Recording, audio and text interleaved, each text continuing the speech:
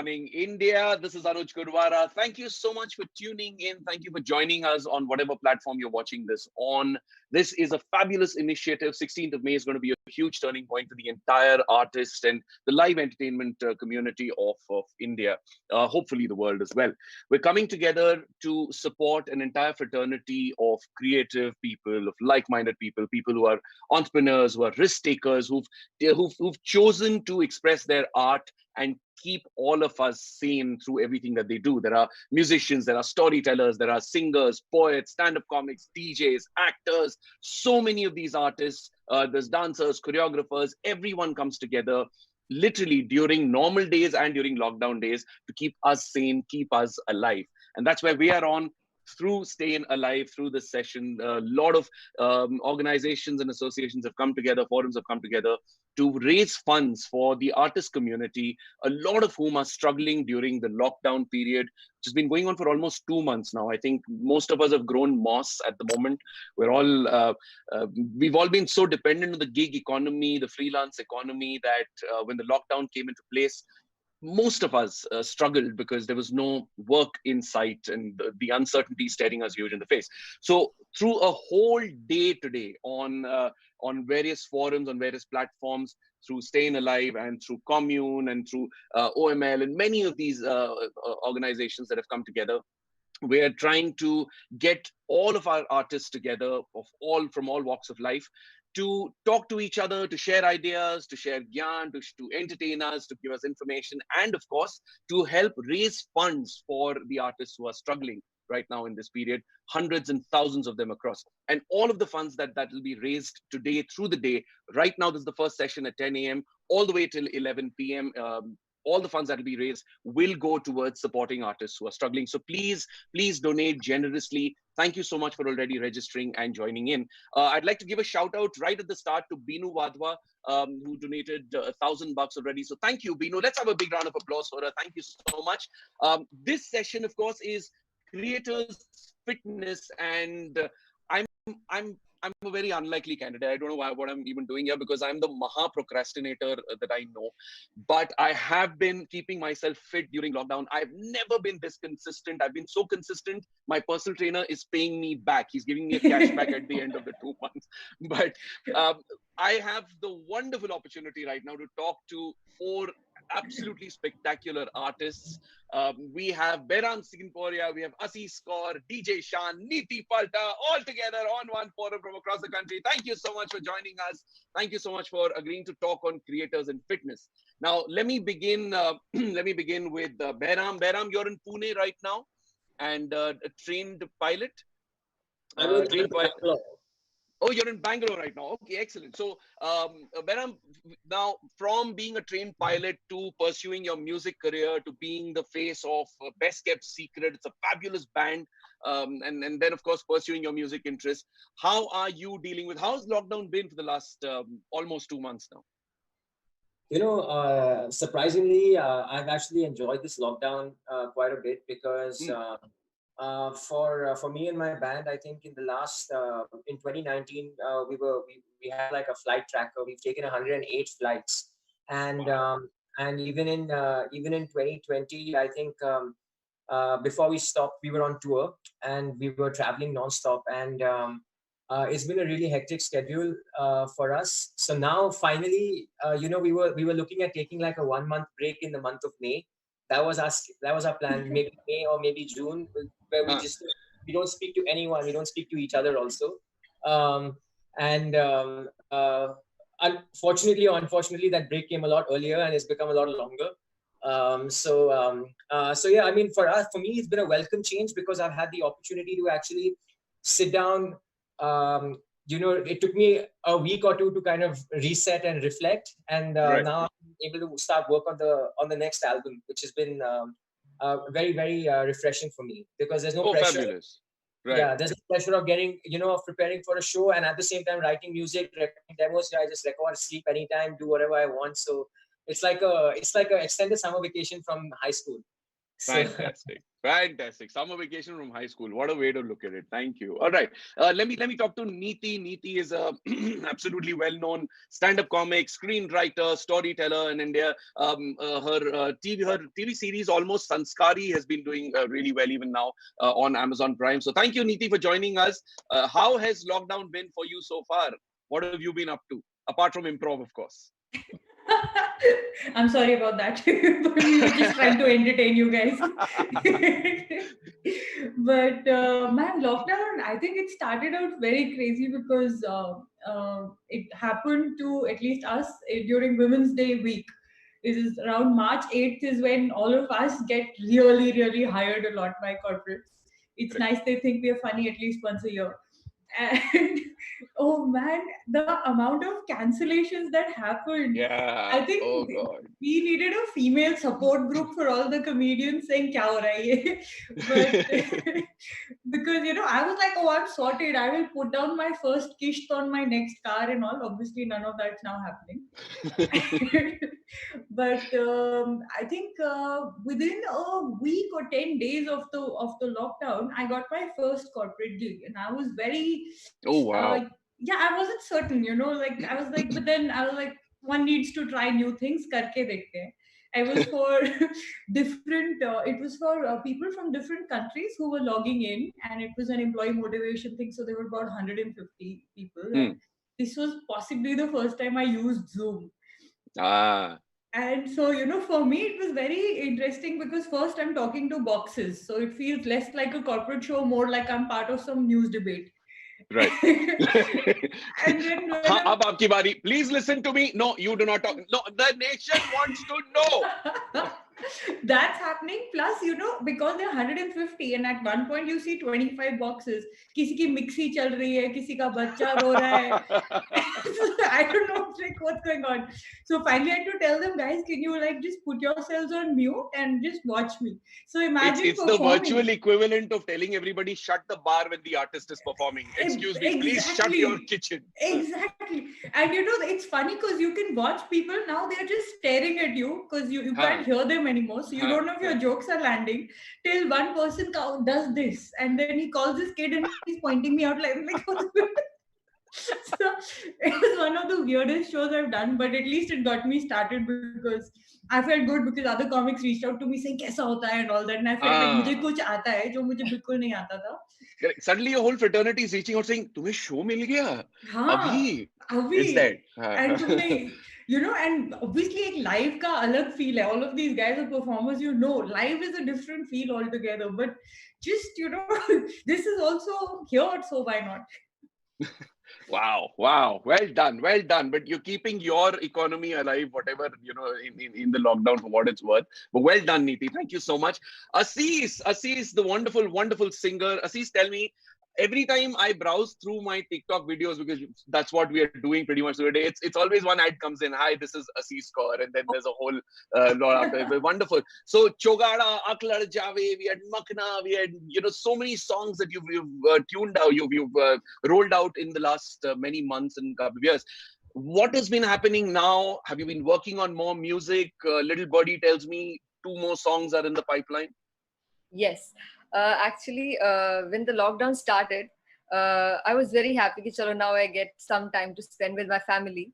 But eventually, like, I am really bored of sitting here back at home. But yeah, it has taught me a lot of things.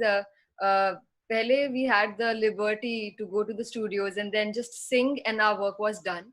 Now I have set up at a home. I learned how to record and then how to send and then process my voice. It's a lot of work. Now I really feel big respect for the people behind us. Absolutely. I mean, just learning how to put a setup at home, because I do voiceovers and I finally had to, make a little setup at home. But if you're looking at the back, that red, gray and the red, those are all acoustic foam panels I have in my room. So, ye seekhna pada. And then, wow, for all the people who put everything together so that artists can come and be the face or the voice of it. That's a huge learning in itself. So what are these 2 songs? What are the 2 songs that you're running out now? There's a very special song actually. We were like planning to release it around April or May, but the thing was audio was ready and we were still figuring out a nice video concept and everything. So lockdown happened. So then we thought we should not release the song, but eventually the team decided we should shoot it from home and then release it for the people, because let's not make everyone wait a lot for the next song. So this happened, and all of a sudden I was very busy in the lockdown for 7 days. I was shooting, waking up, and then doing stuff. Excellent. How does it feel? It finally feels good na being busy. Ki kuch, Now, aaj kuch kiya before I went to sleep. Exactly. Now I know how to record myself, how to shoot a video for myself. A lot of new things I've learned. So good, great process for me. Yeah. Well done. Well done. All right. And DJ Shan, one of India's most followed DJs. Of course, you were at Tomorrowland, very prestigious Tomorrowland. Over 600 million people under the age of 25 follow you, are inspired by you. They follow all of your work. And right now, I'm so sorry, but you are stuck in today land, because again, you wake up tomorrow morning and it's today all over again. Tomorrow kab aayega? Lockdown kab khulega?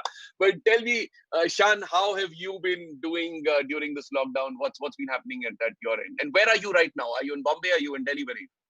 I'm in Mumbai, so I live at home with the family in Bombay, and I think I'm in the same boat as Behra, because we were having a massive tour period, the start of this year, and there was a whole vision of taking a break in May and then going on till June and stuff. And you were excited, you're mentally excited for that break, because you're so exhausted of taking so many flights and traveling to different places.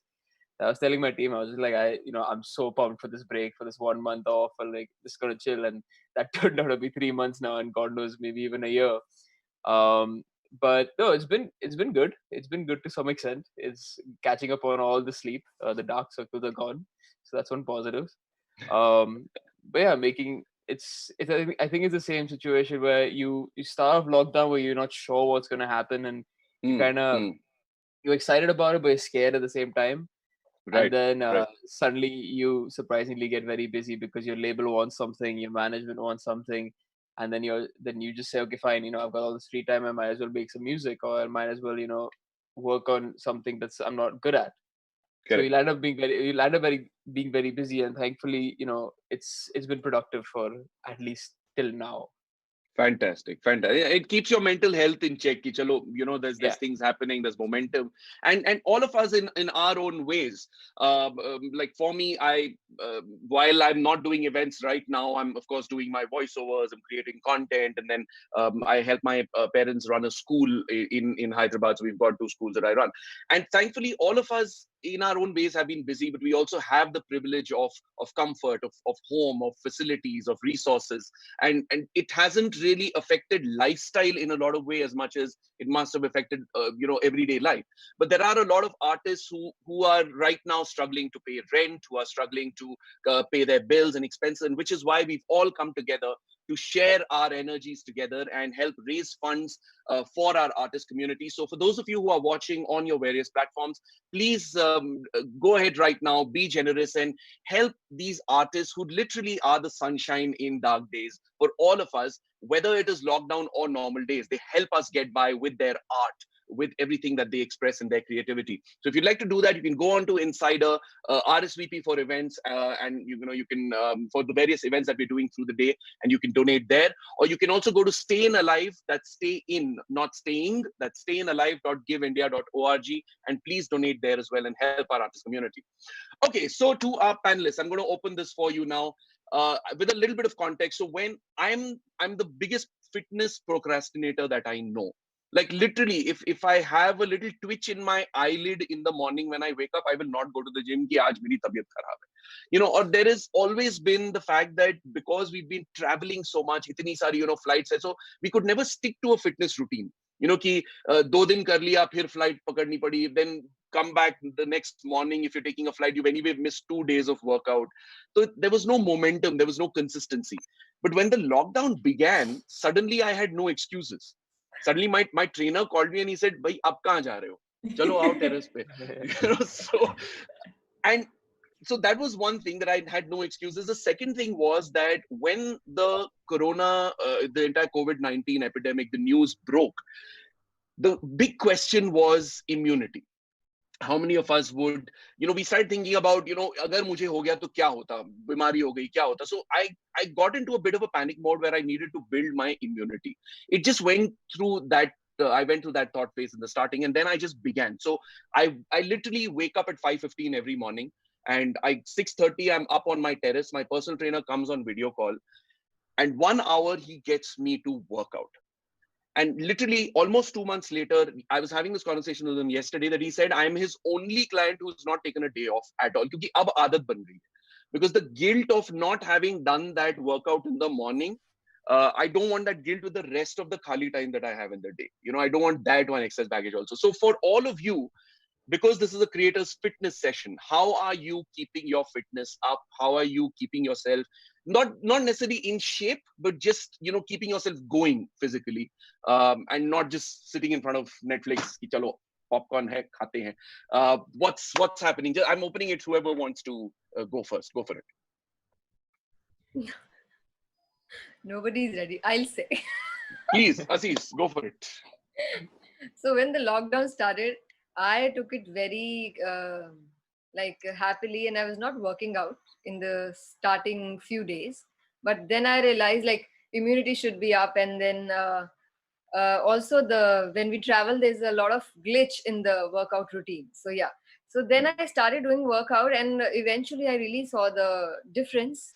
Uh, there's a lot of stamina I've built, and I think it feels great when you work out, and especially if you are done in the first half of the day. Then right. you're not like just क्या कहते हैं ना, अपने आप को कोसते नहीं रहते आप बाद में कि पूरा दिन अरे यार रह गया workout, otherwise पूरा दिन. So but yeah, also being into this industry, it's really important for you to be fit, because you have to perform on stage, and then along with singing, you're dancing and interacting. There's so many things going on. Yes. So yeah, I think right now I'm really into this fitness, and also into vocal fitness also, because there's a lot of time on my hand and I'm not traveling. I can take care of my vocal cords as well as the physical body also. So that's so you do like a riyaz every day in the mornings. Is that how it works? So how much time do you dedicate for it as a singer? So earlier it was like I hardly got any time, so it was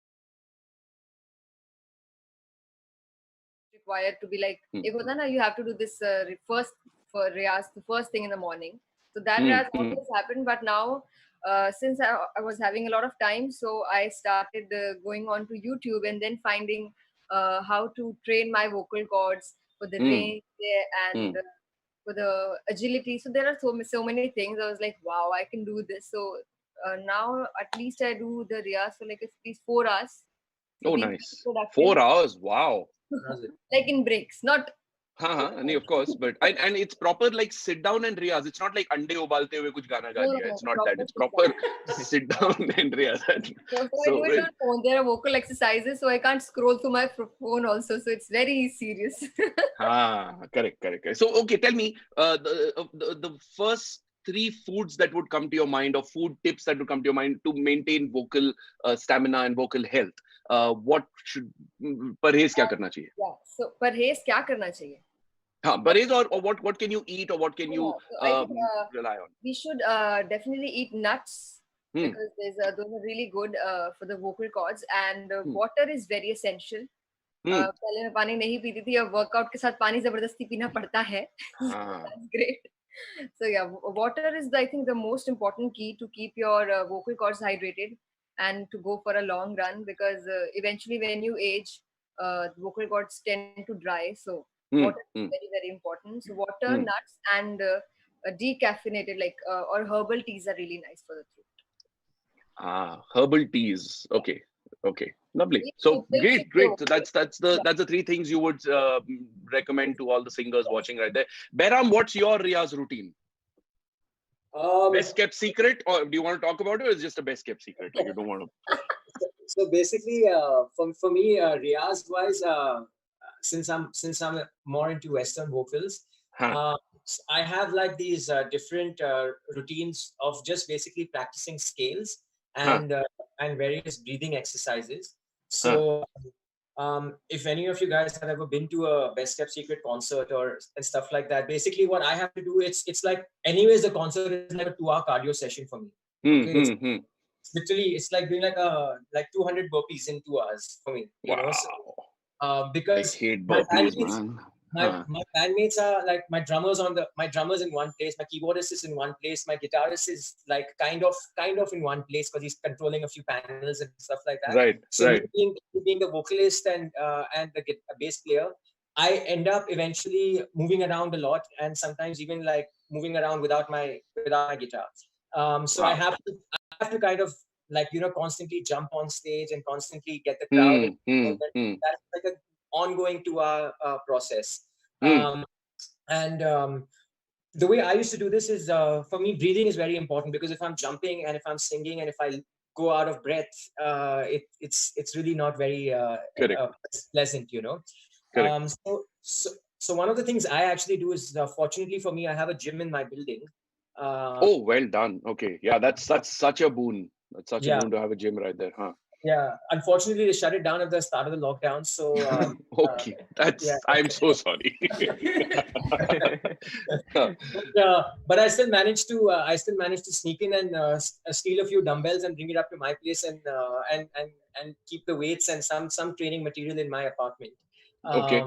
But basically, what I would do is I would go to the gym when I know no one's going to be around at an awkward hour. I'm sorry, we're getting a chat message from somebody who's watching saying, Behram, I'm your neighbor. Where are the dumbbells? Yeah. Rehem karo, Behram. Okay. So, go on. So basically, so you know, what I would do is I would actually run on the treadmill and I sing at the same time. You know, so wow, really? No. Wow. If there's anyone else in the gym, they're gonna get really pissed off. So I do this at a time when there's no one around and it's just me. So what I do is run on the treadmill and sing. Wow. Okay. Yeah. Okay. So sing something now, na. I mean, why don't you? Abhi to baithe hue ho, but if you want, you're free to jog and sing if you like where you are. But sing a few lines for us. Oh wow, you're putting me in the spot now. You know. First of all, it's you're literally in a box, Behram. The spot is square right now. This is like 4 hours before I usually wake up. So my voice is. I'm so sorry. Early morning, 10 o'clock. Aapko humne bula liya. Actually, I do have something to say to what Behram just said. Whose bright idea was this to have a panel at 10 a.m. because fit people would be working out at this hour and not so fit people will be sleeping and not watching the panel discussion anyway. Right idea tha. I literally wore this is my fitness gear because I worked out in the morning and then just before the session was to begin, I went up on my terrace, put the laptop on, and it was just so blazing hot. I had to come into the AC right now. But I know early morning kar lete, but then audience हमारी कितनी जागेगी उस time पे? कोई बोलेगा यार सुबह 6 बजे जगा रहे हो फिर donate करने को भी बोल रहे हो यार, गालियाँ donate करेंगे. But Shan, I want to ask you, like, what's your Riyaz routine? Like, you sit and just like do this for 4 hours, like this is shoulder workout primarily. Yeah, man. Or what's your fitness routine? I've been into being fit for a very long time because when I started DJing in 2010, 2011, I didn't really care about fitness, so I kind of I was a teenager, so you don't really. I wasn't the one that really focused on fitness. I wasn't the popular kid in school, so I didn't have to look good, nothing. And I was like 95 kgs. I was a blob. And then after a while, I think when I graduated and I saw my graduation photo and I was smiling, I had like 3 double chins. I was like, I kind of sat back and I was like, that's not cool. Like, so then I kind of said, okay, fine, I'll focus a little bit on my fitness. I'll look good because it does matter a little bit when you're on stage and, for your press photos or the content that goes out. So then my fitness routine, I think as again, Behram rightly said, it's, I think for every performing artist, it's a cardio workout on stage. And my weekends, used to be like, I used to track my workouts on my watch when I used to play as a cardio session because I would burn 1,000 calories plus. And Wow. Even because I honestly just have to jump on stage a lot and move around. Like I'm not singing or I'm singing to myself. Huh. And I realized how bad my voice was when I had like the Snapchat spectacles and they record your voice. Because when you're Okay. DJing, when you're DJing, you've got the boost. Like I keep my boost volume low, but I kind of vibe to myself. Right. And then I heard my voice in the Snap spectacles. I was like, yeah, that's not gonna happen again. But it's a proper cardio session. Most of my workouts, I was doing a lot of high intensity cardio for a very long time, Hmm. and then I became like I didn't become a stick, but I became very skinny, and I wasn't losing my belly fat, and Hmm. Hmm. I'm honestly fine with that. But Arjun and everyone from Shark Tank team on my international team were like, yo, we need more girl followers. Where's your six pack? And I was like, Oh. fine. But I like the problem is what I've kind of done, as you said, also with the traveling, with you're here for one day, then you travel to another Correct. place, and then last year I was traveling way too much. Means I was playing a show, and then the next morning I was flying to the UK, and then I was coming back for the weekend shows, and Plus jet lag and things like that. Right. yeah, and Right. I've done because I run a sports marketing company on the side, so I have to go to the UK to service some clients and this and that. So I've Wow. done days where I've flown in the morning, done my meetings for the day, and then next morning from the UK flown back for a show in the evening. So I think fitness also really helps with staying mentally sane when you're doing all these things. When you're waking up early, when you're Hmm. running to the Hmm. airport, catching a Hmm. flight, and also keeps your body immunity in check. But Right. I think yeah. So I kept a balance. I still always try to train as much when I used to get to the hotel. Um, my like tour manager is a stick, so he doesn't really care.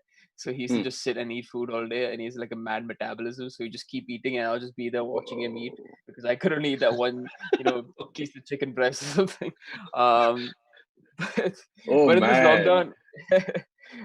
lockdown, I've actually surprisingly, as you said, it's helped be more disciplined.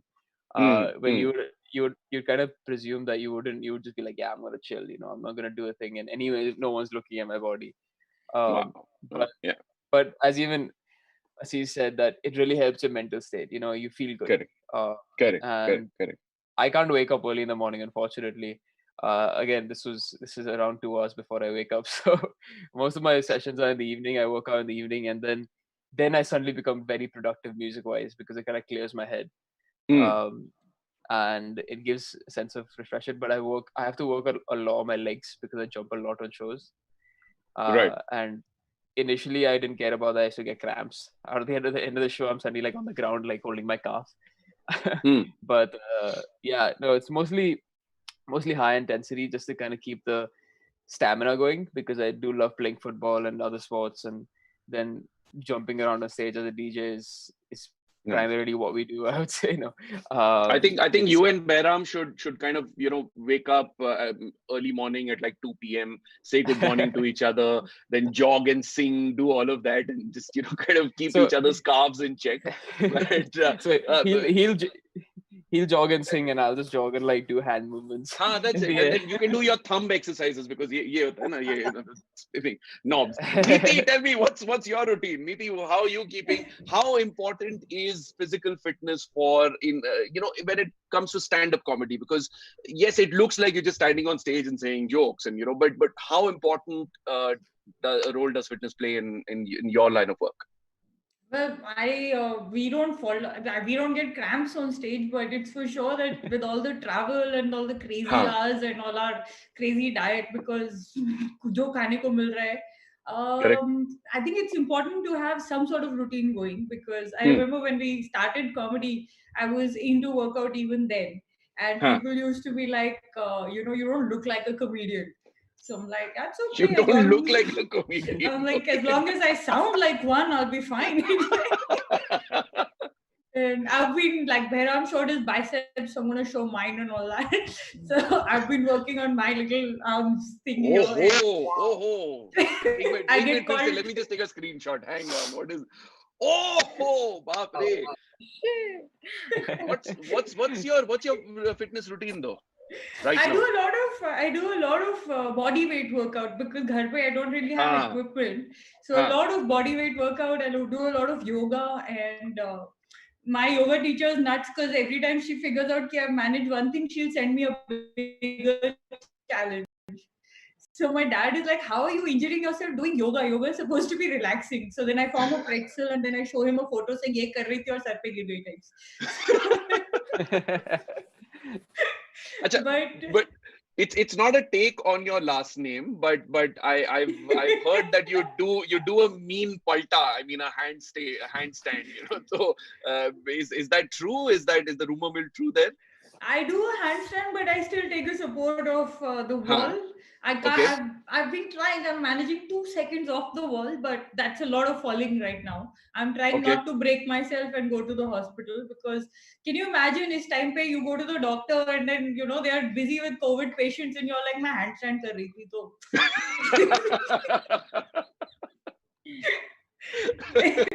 थोड़ा सा explaining में difficulty होगा. Correct. But now, being fit, does it help you create more content? Not just during lockdown. I'm saying even during a normal day, because yes, there's erratic routines. There is all kinds of food that's going in, jet lag. Your mind is not refreshed. Does it help you create more content when you're more mentally fit, not just physically? See, for me personally, it's the adrenaline rush that helps. So any comedian will tell you right after a good show, they are at their creative most. At that point, instead of going partying, most of us like to just sit down and write our thoughts down because we have new thoughts. Same way I get an adrenaline rush from my workout. Right after my workout, I'm just thinking of these million things. Ki, Achha, ye bhi hai, wo bhi hai. Or even while doing Surya Namaskar or while breathing exercise, anything you will all. I'm not the kind who will have this quiet moment to myself ever. So dimag mein kuch. So then you want to write it down. So the adrenaline rush really helps. And now a lot of comedians have gotten into fitness. And I really appreciated that, when we travel, even before a show, they'll go work out. Whereas I'm the kind who has to work out early morning. I have to. Right. Yeah. So if I'm traveling, either I'll work out and then travel, or because I can't do the sham ka thing. So I start calling for a yoga mat into my room ki kuch to karke jao types. Correct. Also, I'm a foodie. So, I mean, I cannot, I know that fitness is whatever, as Shan said, fitness genuinely is like 60-70% diet and the rest of it workout. But mere case mein, I swear it's not true. I think of food all the time. And if I'm Which on of a the diet, two have you I'll made obsess during about lockdown? food. Banana bread, dalgona coffee. Which of the two have you made during lockdown? I made besan ka laddu. Oye, kya baat. And homemade pizza and burger, and that was just to escape tindas being made in the household. So, wow. These are my I had a party. techniques. I had a party the day I learned how to make dal. Like it was just because I'm in Hyderabad and Zomato, Swiggy and all is fully banned here because whatever keep the lockdown proper. But I learned how to make dal and I just partied, man. I was like, ab main bhooka nahi marunga. So, but Aziz, tell us now. Talking about fitness, we spoke about vocal health a little while ago. For people sitting at home, give us a little, a 2-minute window into the kind of riyaz that you do. Like, what would you, if you could give us a little sample of that? So basically, for a 2-minute riyaz is very difficult to tell, but yeah, I'll try. The most important riyaz which every singer should do is kharaj ka riyaz and like straight notes. Okay. So just put on the tanpura on whatever your comfortable scale and then sing like sa, and for 15 minutes just sing sa and try that your breathing is really regular and you can stretch it to the most, like as long as possible. Right. In mind ki aise wo matlab there should not be vibrations or there's no vibrato, ye sab nahi hona chahiye. So it's a very regular riyaz one should do, and apart from that there are so many nice vocal exercises on YouTube, like 15-minute set for vocal dynamics, or you can do vocal extensions. Right. And then that is also very like helpful for singers to like vocal cords are also muscles. जैसे fitness में है, हम धीरे धीरे dumbbells उठाते हैं, हमें आदत हो जाती है कि like ठीक है अभी 5 kgs हो गया, let's go to 7.5. So vocal cords. फिलहाल तो यहाँ सिर्फ बैराम dumbbells उठा रहा है because his neighbor doesn't have any. So same with for vocal cords. If you train your vocal cords, ki for that note you have to hit that note. So इतना open होना चाहिए vocal cords. So it धीरे धीरे करके आदत हो जाती है, and then you train your vocal cords to and smoothly sing that note. So that happens. So if I could ask you to, let's say, just give us a demo of like holding a note, जैसे जो सा होता है उसको hold करना है, तो if you could just so just now was a little bit on the tanpura, which I'm not doing right now. So sure. note is like sa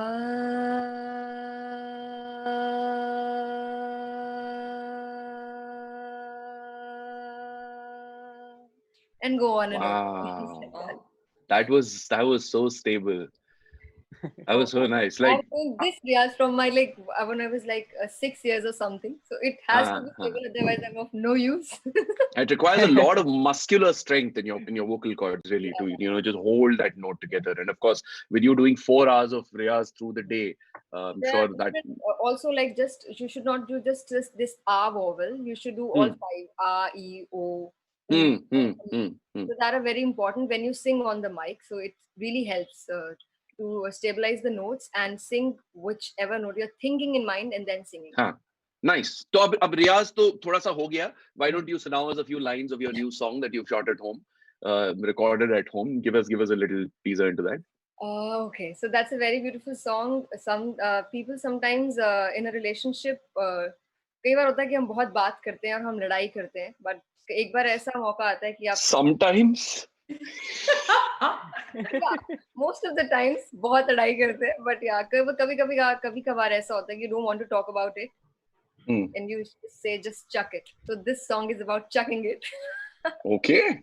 I'm going to download it and play it for someone. Oh my God. Yes. Sorry. Wow. Go on, Aziz. Come on. The song goes like this. ना तुम समझे ना मैं समझी कैसे बदला है सब बीते ना ये दिन रातें ना गुजरे बोलो ऐसा क्यों अब मुझको तो खुद से ज्यादा ही था तुझ पे एतबार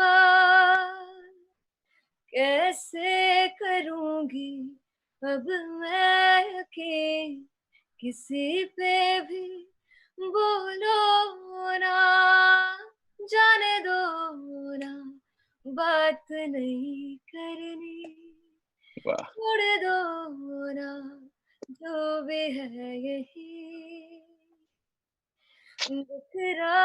बिखरा है ऐसे जो यूं ही रहने दो ना जाने दो ना बात नहीं करनी छोड़ दो ना जो भी है यही.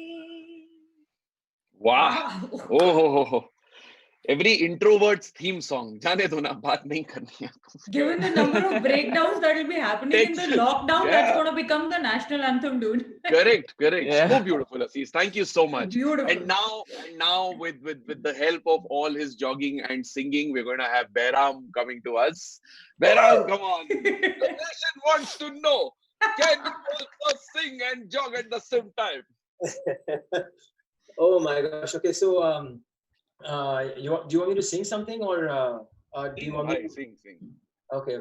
So I'll tell you what. Okay, so there was at the start of this lockdown, what happens on basically on Instagram, I put out some stuff saying, ask if you guys want me to cover a particular song or sing something for you guys, let me know.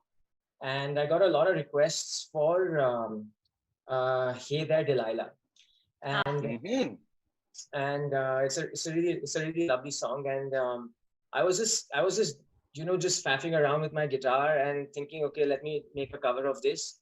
And then I came up with this idea that, okay, you know what, instead of Hey There Delilah, why don't I just fool around and say Hey There Corona, because there was so much at the start of this lockdown, there was so much of this. First of all, there was that chant, go Corona, go, Yeah. So that was one thing. And then there was this whole, at the start of the whole lockdown, at the start of the whole pandemic, there was this rush for toilet paper. People were freaking out if someone's cough or sneezes anywhere around.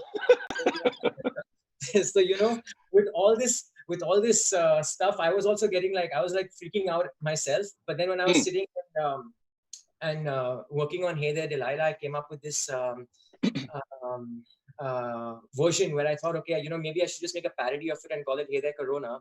And and it actually, for me, it actually ended up becoming viral in a way. It's the one video that's got the most kind of viewership, and it's been playing on radio stations now, from Singapore to Dubai to everywhere. Wow.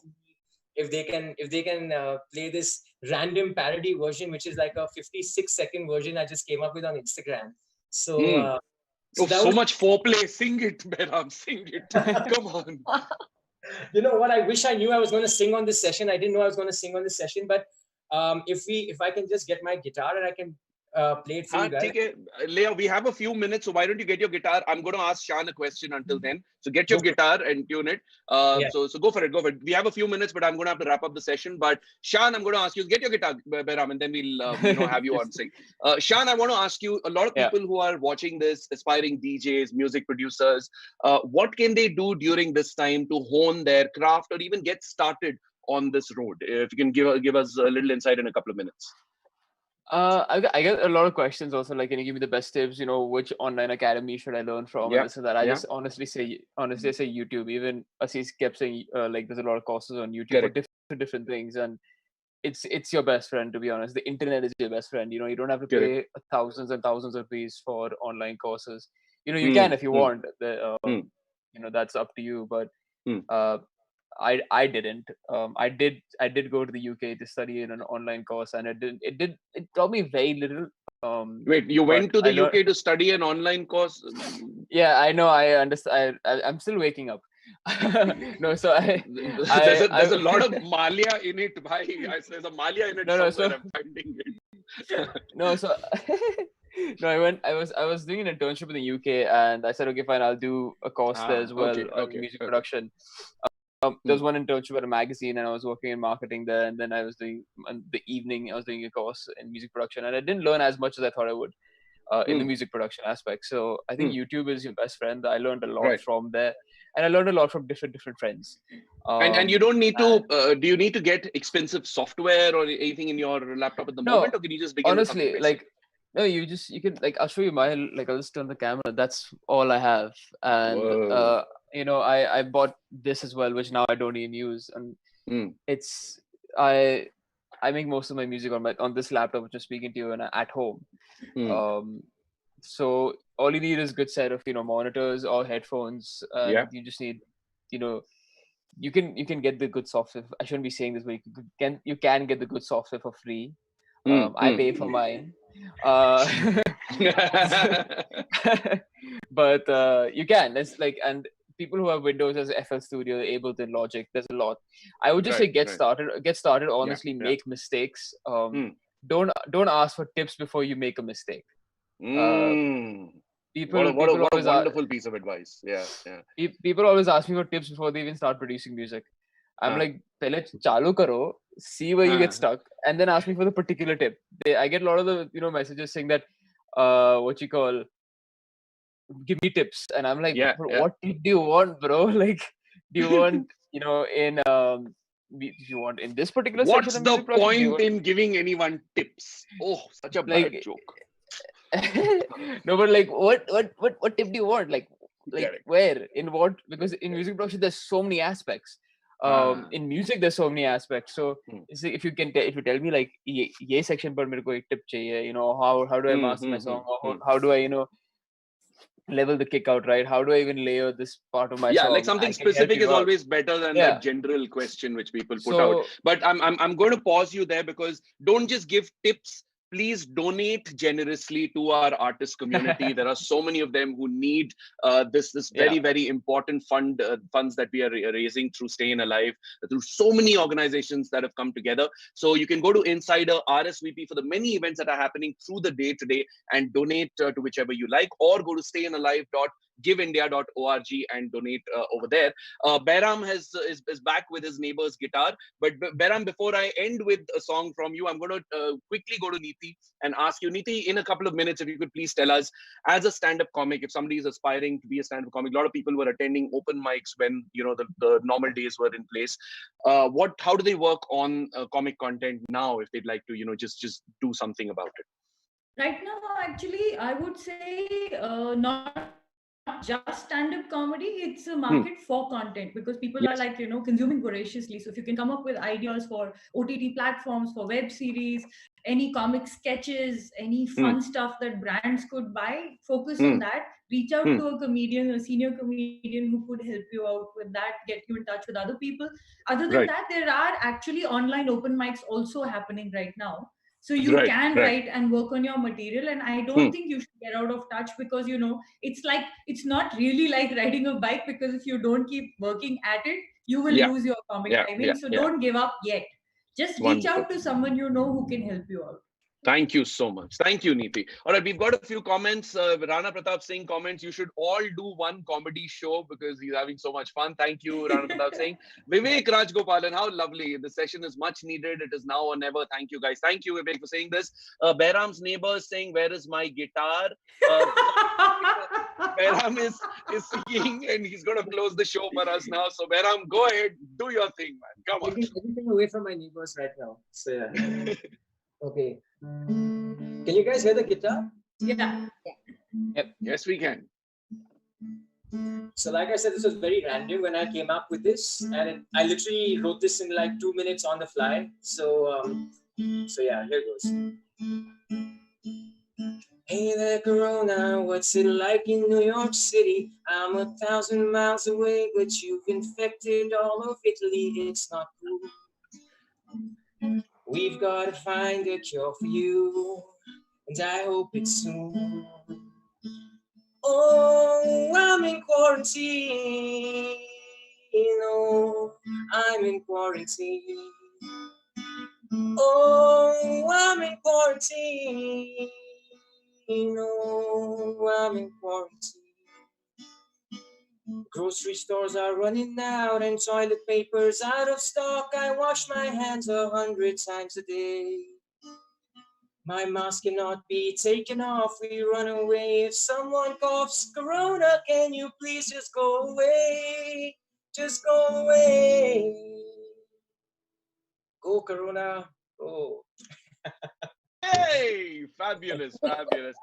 All right. Thank you so much, everyone. Thank you so much. Pankaj Yadav also says the session was, Aziz, your session was amazing. Or we've got lots of comments. For everybody, please, please, please, those who are watching on YouTube, on Facebook, on Zoom right now, please donate. Help our artist community stay afloat during this very, very difficult period of the lockdown. And let's have a round of applause for all of these artists who came together. Thank you so much. Thank you so much for sharing a little part of your day and your insights with us. Wish you all the very best of luck and safe and healthy days ahead. Of course, our next session is very, very interesting. It is dealing with the highs and lows, keeping our mental health afloat.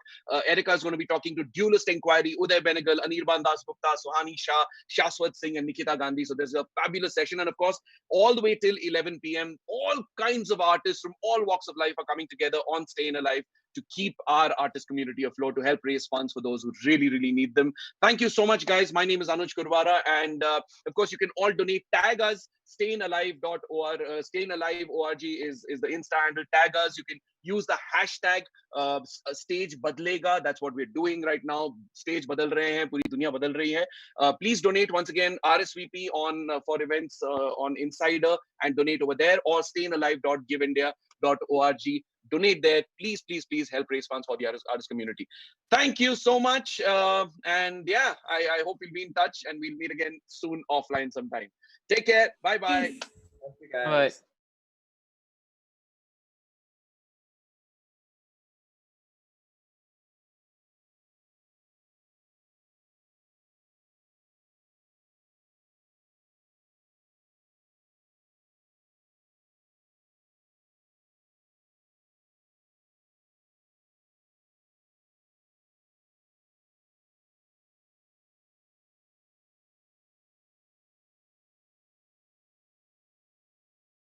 हाँ, मंच बदलेगा पर रंग नहीं, रूप बदलेगा पर रस नहीं। थिएटर नया है, स्पॉटलाइट वही, माइक टेस्टिंग का स्टाइल वही। Hello 1 2 3 4 check, are you ready?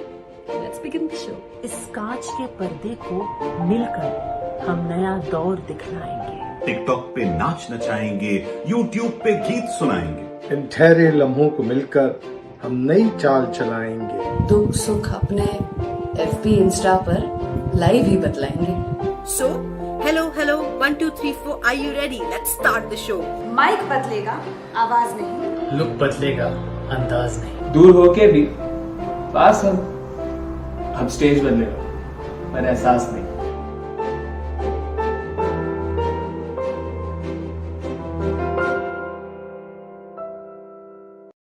In our darkest hour, we turn to our favorite song, our favorite joke. We do a dance step. We listen to a story.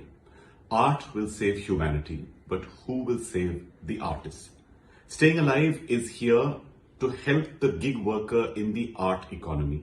And that's why we'd like you to please click on the link, whether you're watching this on YouTube or Facebook. And please also share, put your comments down, be a part of Staying Alive, because there's so much more to come, because we want to make sure that this festival is not just about this festival, but all the festivals in the future. So do your bit for art and the artists.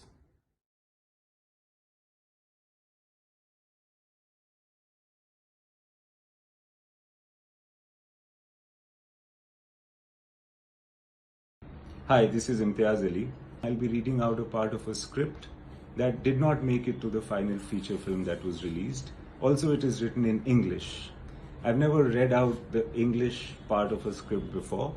I'd appreciate if you are there to watch this, please. I believe that business can bring about change, but art can create a revolution. Over 12 collectives and over 100 artists have come together to support the fraternity of artists on Staying Alive. If you want to donate to it, you can swipe up.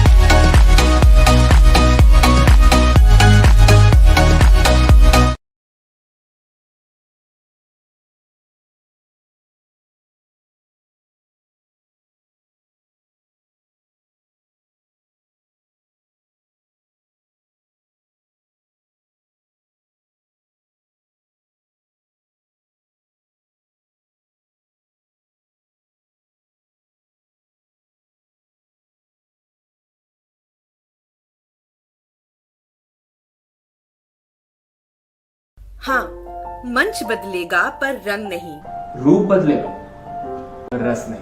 Theatre नया है, spotlight वही। Mic testing का style वही। Hello 1 2 3 4 check.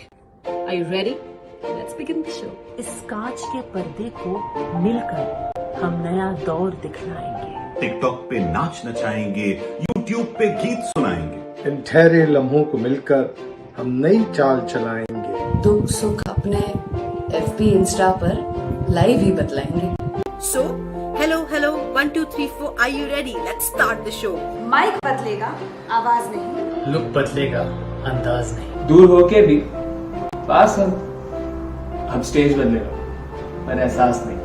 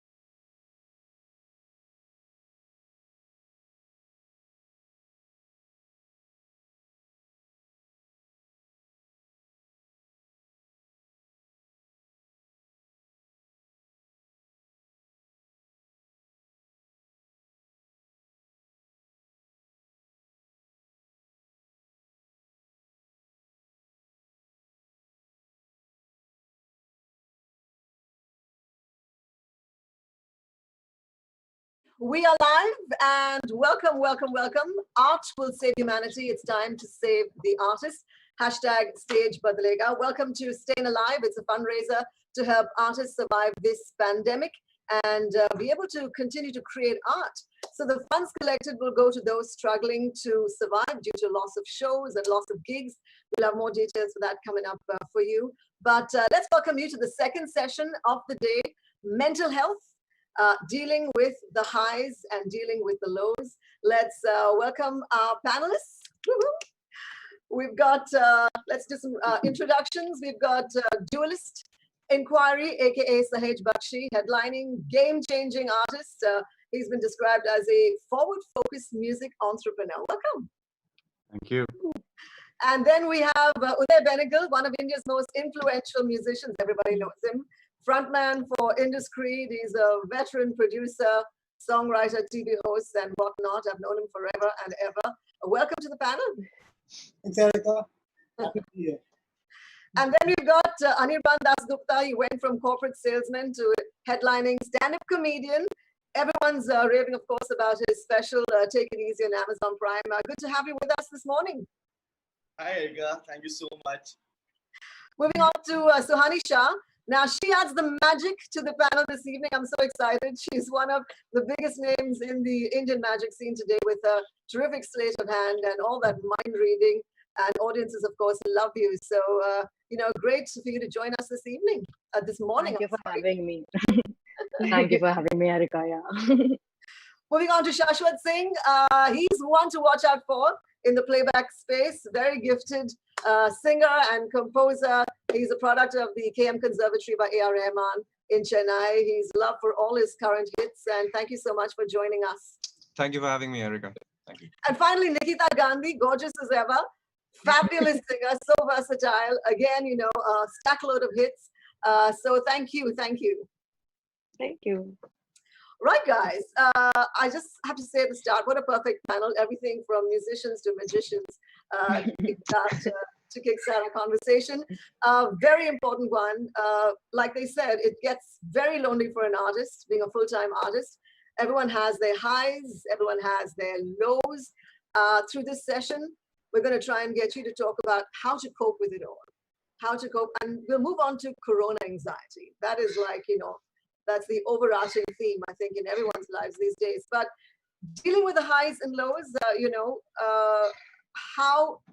what is your story? Everyone enjoys their high. How do you cope, you know, in the dark times? Let's start with you, Sahej. Well, like, I think the first thought that comes to mind is, you know, being an artist with your work and using your own name, it's pretty much as personal as it gets, right? The thing is, there is no job that you can leave and start another one. There isn't, you know, nobody's going to like change their name if things don't work out. So the stakes are really, really high, right? Not to mention that you're kind of like also a self-sustaining business, mostly as an individual. So everything combined into one, it can be like a real solo effort with a lot on the line. And that I find in my experience has often led to a lot of anxiety just because of how high the stakes feel, because it's so personal. Right. To you, Uday, you've sort of, you know, been around in the scene for a couple of decades.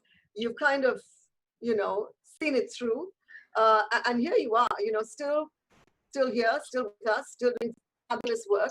But undoubtedly, there would have been some challenges along the way. So talk to us about, you know, when things got really tough for you. I know that you sort of traveled overseas and then you came back to India, had to relocate, resettle, all of that.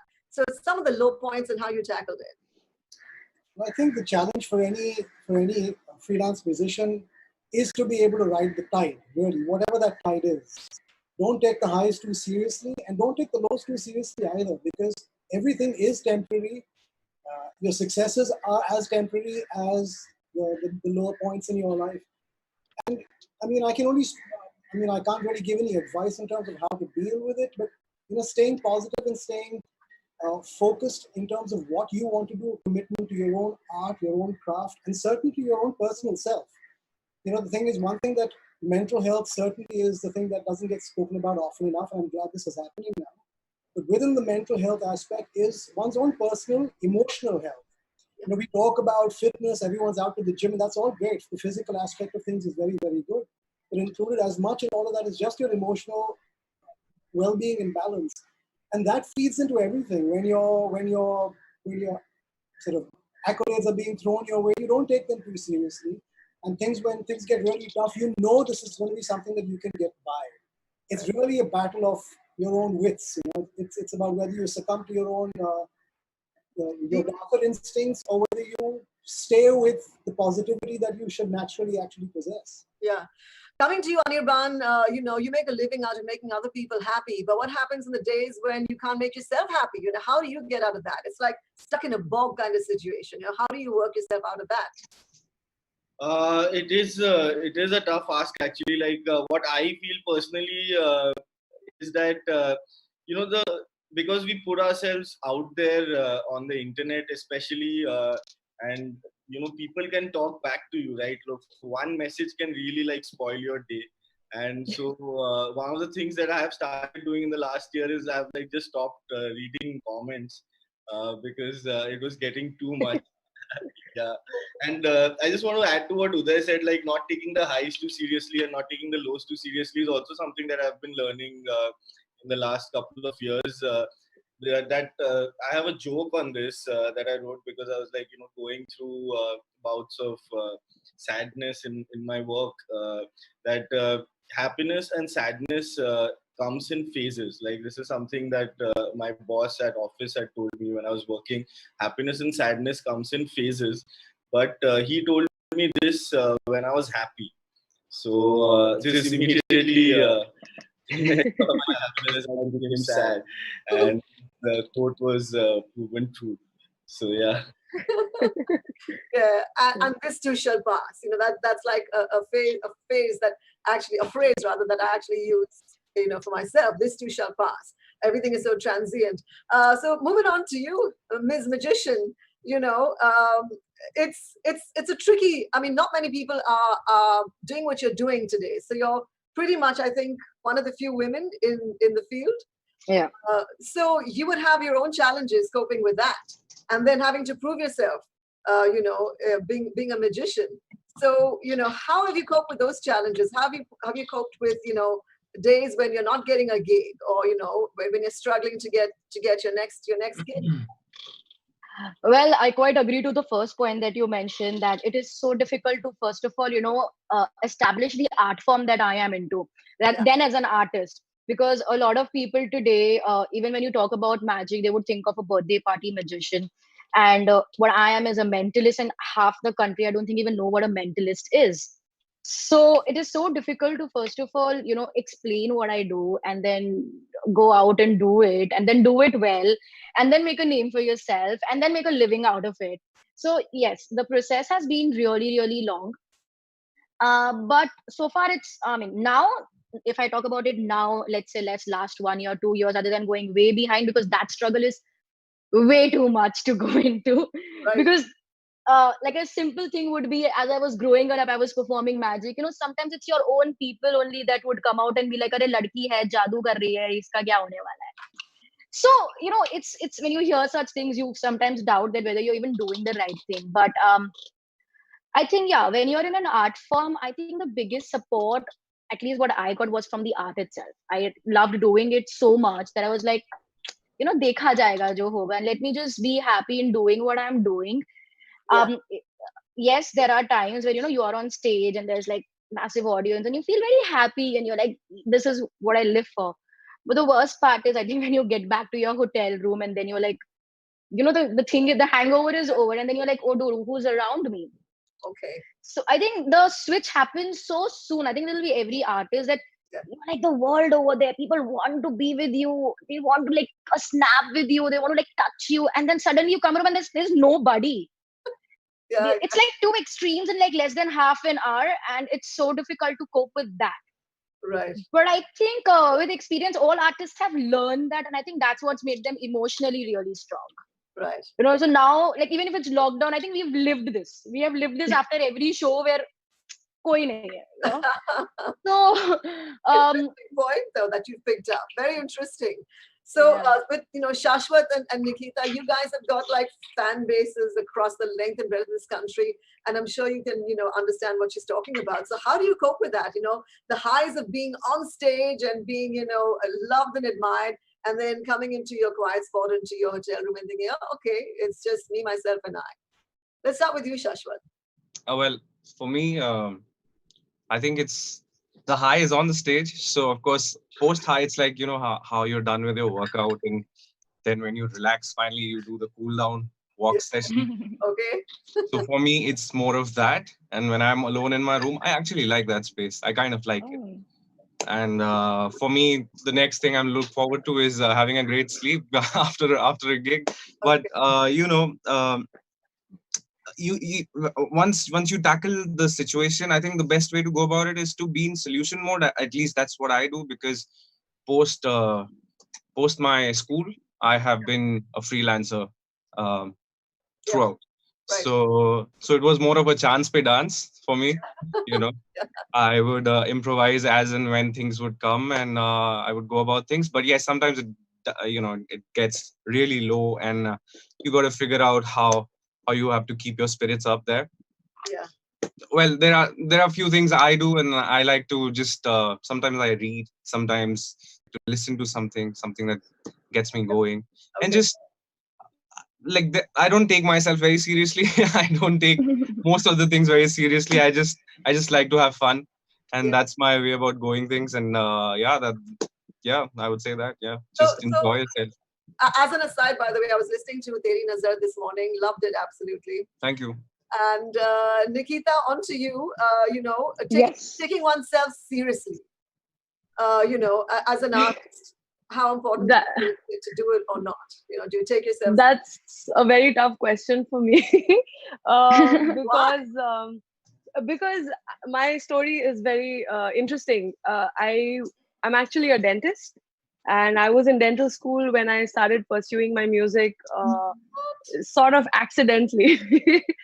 And so I did have a little bit of an existential crisis. Sorry, my she's all I had to change because I couldn't hear anything from the other room. Sorry. So it took me some time to get used to this lifestyle because I'm very like a very pragmatic, systematic person, and being an artist is just the opposite.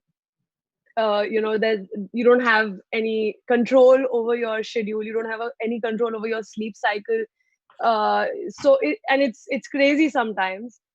So it is challenging to sort of make a really, like, especially for somebody like me who has another background altogether and started pursuing music more accidentally, and it was a crazy story. But the point is that sometimes it's tough to make the decision to choose the path which is sort of unpredictable, and the path which is, and I think now is as good as an example as ever to talk about this unpredictability, because I think right now our entire career is changing. The way the music industry functions is completely changing, because we are gigging artists. We our income, our source of everything is shows and interacting with an audience, and that's something that's been taken away from our lives now. So we're all redefining our purpose, so to speak. So it is something quite extreme to deal with, but at the same time, I think we're all artists, so I think it's part of our creative process to reinvent. So this is also a more macroscopical reinvention of our life. Right. So apparently we're getting a lot of love on YouTube. So everyone, thank you so much for checking in and being part of this panel. I have to move to Corona anxiety because that's top of mind today. Every one of us has their own COVID-19 story. Sahej, it's over to you. How's it been for you thus far? Do you have like a particular COVID-19 story you'd like to share? It doesn't have to be your own, could be, something that you heard or has to do with your friends and family. And there's just so where do you begin? I think the headline is just that, like, for me, I feel like I've gone through several different stages of like almost grieving, Right. Like, I think at first I was just really kind of in disbelief and kind of in denial, I guess, that like, no, it'll come back in a couple of weeks. I mean, like, how can our whole livelihood and the whole industry just kind of freeze or disappear overnight? Right. Followed by some bargaining, and now I'm in a stage of acceptance. Now, what does that stage of acceptance mean? It means that I've just kind of accepted that this is the new normal for now, and that doesn't just apply to our creative careers or to the music industry. It kind of applies to the whole world, that when things do normalize again, lockdowns end and events and all, happen again, it's not going to be like how it was 3 months ago. It's going to be something different. It's going to be an entirely new normal. So from my personal perspective, it's been helpful for me to just allow myself to grieve for a little while. Like, actually, for the first 2-3 weeks of lockdown, I just found myself in a slightly frozen state, like unable to really do anything or make any moves. And in the meantime, you're seeing all these kind of posts on social media about like, all right, I'm going to write my book now. I'm going to finish my album now. Like, this is the time, guys, like, no excuse anymore. You have all the time in the world. And there's this one cartoon that I really liked. I saw it, and I think it was the New Yorker or something. this one cartoon where there's a guy in a little rowboat, right, sitting in the middle of the ocean, and there's like a ocean liner sinking on this side, and there's thunder coming down on that side, and there's a big wave just like all around him, and he's like, now might be the right time to finish my book, and it's just like if that works for you, like if your creative juices get flowing when you're in actual danger, then cool, like please write the book. But like for me, like stress and anxiety is like a slice of the creative pie. Like I draw from those emotions at times, but mainly like I use music to cope with that, right, to cope with my anxiety and stress. But when like it's sort of weird, like writing music and playing events is like a yin and yang. It like they're like two sides of the same coin, right? It's almost like I don't know what exactly to do with my music that I'm writing for gigs when I don't know when the next gig is going to be. So I mean, of course I will release the music and all of that is going to happen, but it just feels like a loss, really. It feels like a loss of something that you knew and loved. And now 2 months into this whole situation, I feel like I'm kind of at peace with it. Like I'm working again, but like I'm not writing lockdown music, like as as you might think. It's not thematically related to any of this, because I can mainly write music when I'm not really thinking about everything. When I read the news, I really don't want to make music anymore, because it's like, like my anxiety kind of becomes a bit unmanageable for a while, and then I'll just play with my cats or listen to some music, and that's it. But cat therapy works. Coming to you, Anirban, and COVID-19 jokes, are they happening? Or are you like done with it, and man, I'm going to focus on the future in a post-COVID-19 world? How are you coping? I have written a few COVID-19 jokes just in case I have to use them, because I think not just comedians, everybody in the world has some corona jokes on Twitter. So it's like sometimes it's when somebody is writing, when everybody is writing on a same topic, it feels a little boring. So I'm a little bored, but I still do have jokes just in case, because that will be the demand. Right. The issue that I am facing during the lockdown is pretty much the same. The whole uncertainty of even when gigs restart. They're saying that it'll be with like 50% capacity. Like they'll sell alternate seats. All this like just makes me think. Okay, everything has changed now. Like this is not the thing I signed up for after quitting my job, because like I was like I feel that I bought an insurance scheme that like and then got cheated out of it. Like it feels and but I realized that it's important to reinvent and adapt to the situation. One thing that has helped me in the past is tapping into what's going on in my mind, and like putting it into my work. So a show that I did recently called Afsos, which is streaming on Amazon Prime, is a show where the protagonist is suicidal, and he wants to die, and he goes through a lot of hassle. He just goes through a lot of hassle to just like kill himself. And when I was writing that show with my friends, that period I felt really nice, because everything that's in my head, I found an outlet for it in a different way. So so that is one thing. So I'm trying to like use that. Even now I'm trying to write some stories, and I'm trying to like tap into what's going on in my head. Right. I'd love for the audiences to jump in if any of you have any questions for any of our panelists, or you just like to talk or vent or share what you're going through. Please, raise your hand. However you do that on Zoom, just raise your hand and we'll get to you and we'll address your questions. Let's move to you, Nikita. So you're here in this COVID-19 world. You've got your fabulous pet. Pet therapy works, I have to say.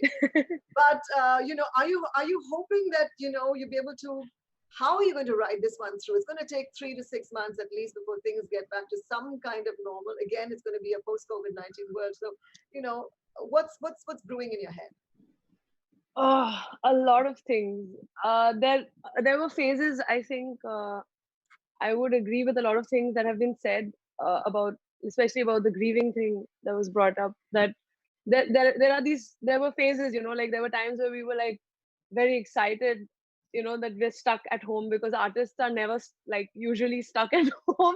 Yeah. We don't really have control, over our lives. Like you're traveling or going to a recording, suddenly in the middle of the night you have to share a recording or something, or whatever. It's usually crazy, and now we're like, it's like we don't have an option but to deal with ourselves. And so it did try to spur a lot of excitement, and I was like, okay, fine, I'm going to write music, I'm going to finish all those sessions, all those projects which have been incomplete or whatever. But there are moments of reality check that you just feel like, oh my god, like, but that's fine for now, but what about tomorrow? What about because I think there are going to be any shows this year for us, and that's pretty much what we do, like gigging artists, singers, performers. That's our main life, and so the main thing is gone. And it's not even a financial issue, because I think we are so much better off than a lot of people, and I think that's what today's conversation is also about.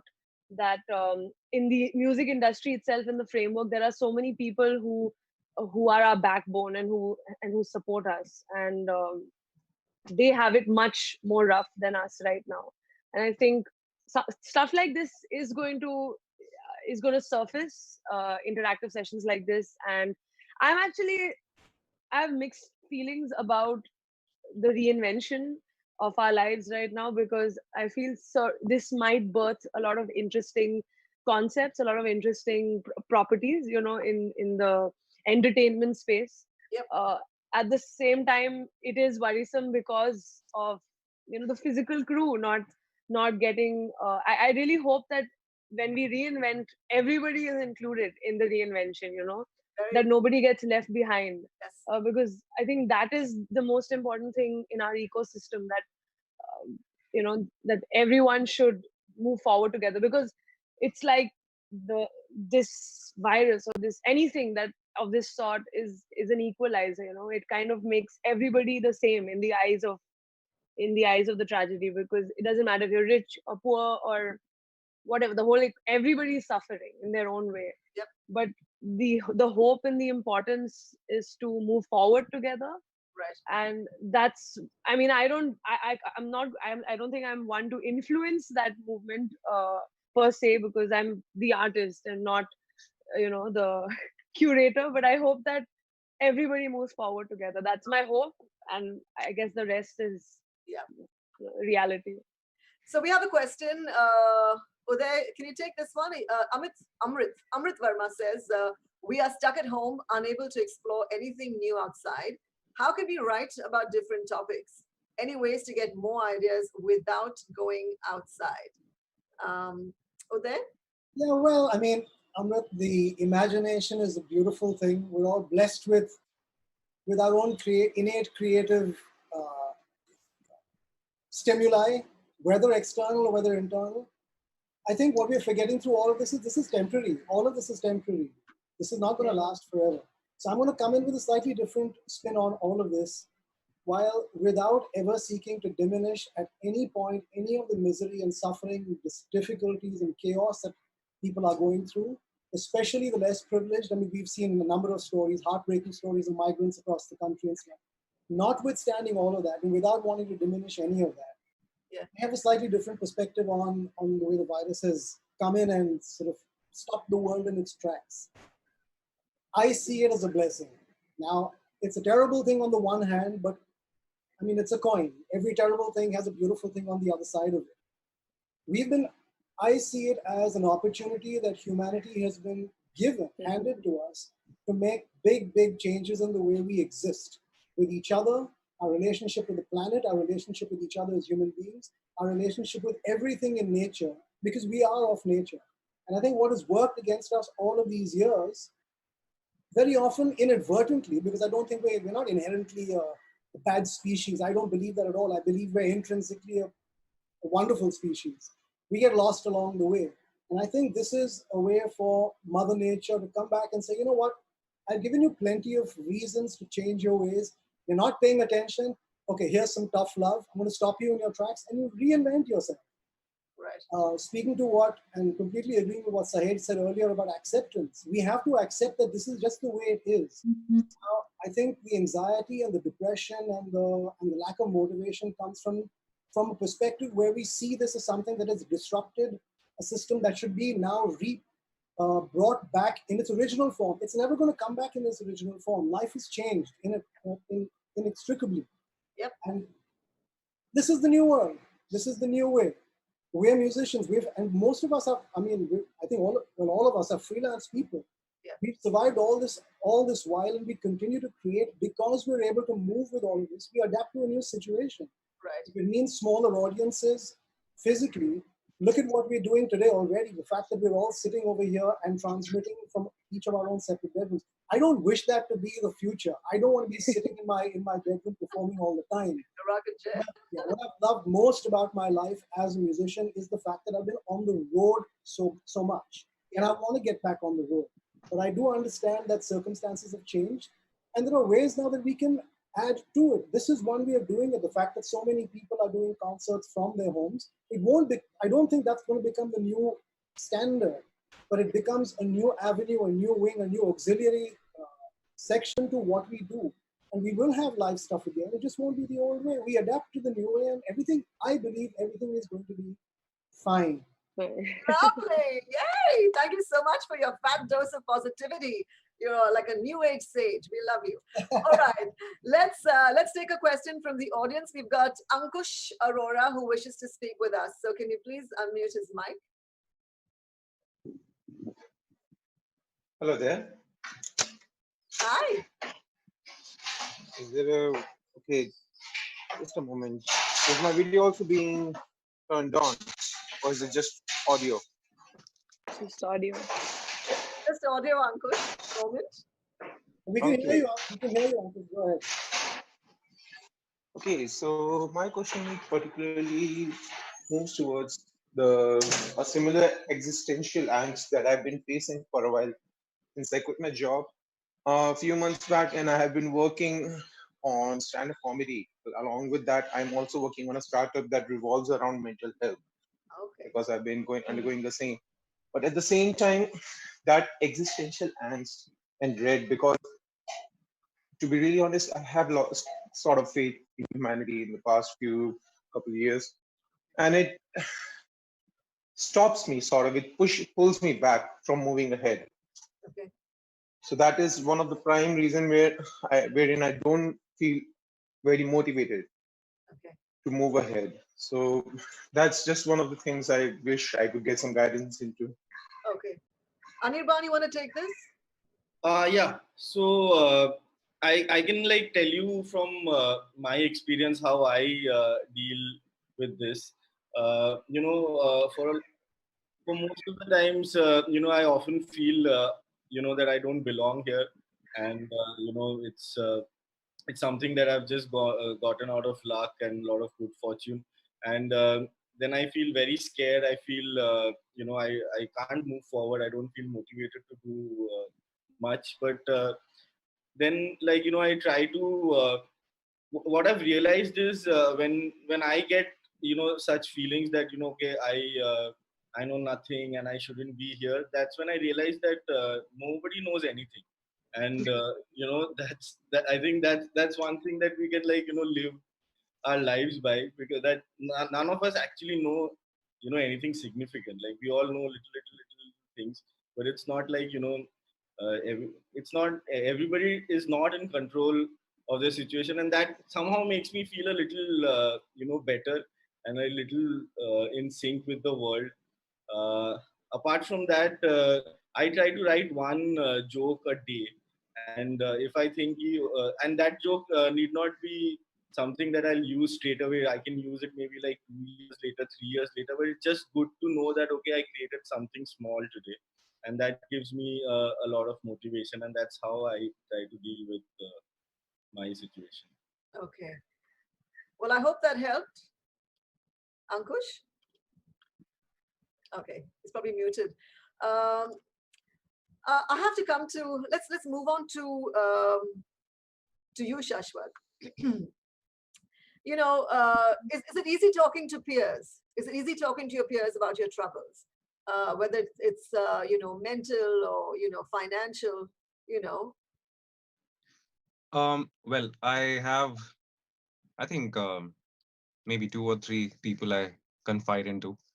And of course, that's probably one friend and a couple of family members. And it's of course not easy because you have to let go of the guard and everything, and you have to really honestly speak about it, about the situation that we are all in and how you're feeling about it. A few days ago, I was having a conversation with Nikita about it, and yes, it is kind of, it is hard, but you got to do it because letting that out, I think, is very essential for just your inner peace. And so for me, I gotta figure out where I'm going with this whole thing once the lockdown is over, because you know, the life is completely new. I just started off with my career, and it's been a couple of years, and this is the point where all the shows and everything were supposed to, all of it was supposed to come, and you know, things were supposed to move on. But now it's a new industry.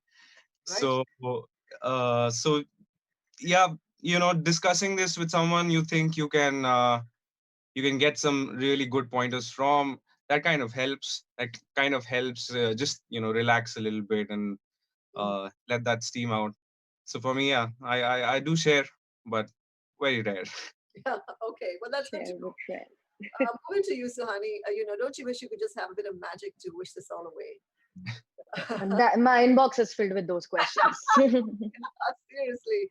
Every day. How do you maintain your creative output levels amidst all this chaos, and trying to find that purpose in your art?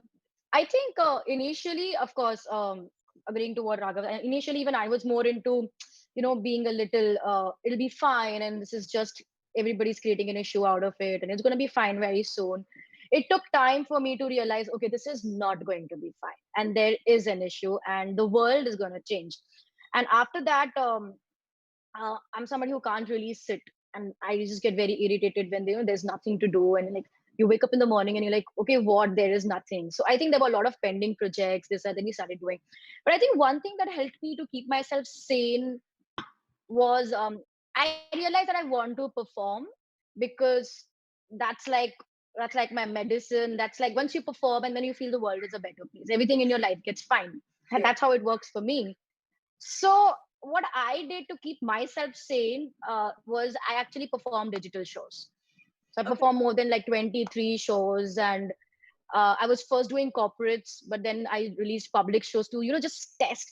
I think this is a time there's nothing to lose. I was like, okay, let's see what happens. You know, I just declared a Zoom show, and people just loved it. I mean, I think even they are as bored as I am. So it was a sold out, and then I did like 15 shows. And the good part is that I never expected it to go so well. All 15 shows, I think they got sold out in less than 2 hours. So the idea was that I actually thought I'm doing this for myself. I still am doing it for myself. I'm not going to really say it. I just wanted to, you know, there were so many acts that I thought, you know, if I could read minds or give the illusion of reading minds from across the screen, entertain people for like 30 minutes in their houses, make them smile. That was wonderful. And when I did my first show, it was something that would never have been possible on my live show. Was I could see people from like different places, different countries on a screen, sitting in the comfort of their houses, talking to each other and doing a show. I think that something I really liked it. Yeah, can I just jump and say, how did that feel? You know, how did that feel? It's different for you as a performer who's used to being like on stage and having them physically in front of you, and now to have them on screen. Yeah, because you can't really hear the applause, you can't really hear their reaction. So it, I think it took time for me to at least 5-6 shows to get the hang of the digital bit. It did not happen in one go. I had to understand as to how would it go about, and how are people going to react, how are going to people respond. It took time, but I think staying with your art form really helps in the lockdown. Having a support system really helps, in these times. Right. Okay, we have another question from Amrit. He says, at a point of time, every struggler thinks about, wanting to quit because he or she's not getting what they want. Then at that moment, how can we motivate, ourselves? Which one of you have ever thought about quitting and then deciding, okay, no, I'm going to give it a go? Hands up. I've thought of quitting so many times. Okay. Okay, Yeah. Sahej, take this question. What, can you repeat the question for me, please? Okay, it's just disappeared off my screen. But basically, Amrit wanted to know, at that point, when you think about quitting, how do you stop yourself and, get back on track? I mean, for me, like what made me want to quit, I mean, quit is a difficult word. It was sort of coming to terms with the fact that certain things are just difficult about my dream job, Like certain things are freaking amazing and I love it. And, there's nothing else I would rather be doing. And meanwhile, there are just a couple of thorns on my side, just like poking me all day and all night long. And it's just like, do I want to get rid of these thorns? But the answer for me has always been like, no, there's no way that I could do that because like I already have the job that I really love, that this is like it's so sort of intrinsically tied with who I am. I mean, I got onto music when I was 8 years old and I'm 32 now. So like frankly, this is not going anywhere. I mean, I am not going anywhere away from my career and from making music, honestly. And I asked myself, even if I was to say stop doing live shows or if I was to stop making this my primary income, I would still make music, every day. Like I would still need to have a studio that I can go sit in and tinker around like, like a scientist. Like I need that, like regardless of whether it's my job or not. And it is my job. So I actually consider myself really lucky. But yeah, the thought crosses your mind. It's been 11 years for me now. So definitely has at times. Okay. Well, I want to jump in and say to those who've joined us in the panel, please spread the word. StayINALIVE continues right through the day today. We're sharing it on social, and please use, when you're sharing it on social, please use the hashtag Stage Badalega and tag it at StayINALIve, StayINALIve.org. I'll say it again, StayINALIve.org. The next session coming up is Artists Mind Your Business, Deconstructing Deals in a Post-COVID-19 World.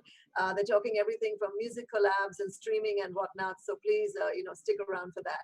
Okay, let's move on to some practical tips, which, people who've joined in the session can take back with them. Something that works, for you. Could be anything. Could be to do with diet or nutrition or, picking up your passion projects, whatever it is. Some practical tips. Uday, you want to say it? I actually want to address something else. It's been on the chat down on the Q&As. Okay, go for it. Yeah, so there's a question from somebody called Subarna, who I'd like to talk to, who says that, okay, let me just read out the question so that everyone's got it. So Subarna says, I'm a 22-year-old. I lost my father on 4th of Jan this year. And before complete lockdown, I was okay, but now I can't ignore all negative thoughts, especially in the last few days of my father, thoughts about my father. Is it possible? It seems impossible to cope with this new life for me. What do I do? So Subarna, I mean, I am, and I'm sure we all are very sorry for your loss, and it can't be easy in any form to lose a parent on the one hand, and certainly to lose a parent and then go straight into a pandemic like this where everyone's lives have been shut down is very, very hard. And I mean, it's easy for me to say, hang in there, and this too shall pass and stuff like that. But only you can really activate it. Now, the way I would deal with a situation like that, I can't tell you what to do, but the way I would deal with a situation like that is, for one, if there's negativity coming to me based on the recent passing away of a parent, allow the negativity to pass, but allow it to pass through. Don't hold it within yourself. It is natural for us to dwell on past memories and to wish that things were different and to wish that your father was still there. But it is a situation that you are in. And the only way you are going to be able to get by it is by accepting the situation. But accepting the situation doesn't mean being in denial of it. If you are sad, feel sad. Allow yourself to feel sad. But allow that sadness to pass through you. while you were doing that, I'm assuming now that you're an artist in some form in the entertainment industry. It doesn't matter if you're not, but if you are an artist, you have a creative outlet. If there's any way you can channel your grief, and I know a lot of people talk about the fact that you must suffer in order to create great art. That is true very often, but if you are suffering and you cannot create your art at the moment, that's fine too. Allow the grief to happen, allow it to pass, and find ways to uplift your spirit. Know in your heart and bring it into your heart that Buddhist cliche of this too shall pass, or all things are impermanent, but they truly are. So I don't want to say hang in there, but I can't think of anything else to say. Hang in there, watch funny movies, exercise as much as you can, meditate if that's something for you, and talk to people, build your relationships with the ones you love, and speak your grief out, let it out, let it free. Thank you so much for that. We have one more from Asiya Khan, who wants to, he asks, please talk about a situation where you joined a new job and you're very excited to meet new people and altogether repaint over some bitter experiences of the last company. So talk about, new beginnings. Would any one of you like to talk about that? Let's, no? Okay, I'll have to pick, can I pick Shashwat? New beginnings, yeah? Yes. Sorry, the question is from? The question is from Asiya Khan. Hi, yeah. I'm sure you're feeling cleansed, being in this new environment, and new beginnings are always beautiful. So I think it's a ride, and you should just take it and you should enjoy it. And I know now that you've joined the new job, now you're back in your house and you're stuck there and you're not able to go meet your colleagues and everything. But yeah, I mean, maybe count the previous experience as some kind of a lesson, and see what good you can take out from there, what all you've seen, what all you've observed from your experience. And yeah, just enjoy the new one and have a good time. That's it. That's pretty much it.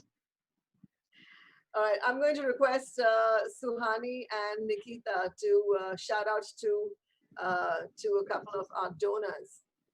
Do you have that little chat? I'm trying to look for it. If someone can Dev Bhatia and Binu Wadhwa. Yeah. Yes, Dev and Binu. Thank you so much for contributing.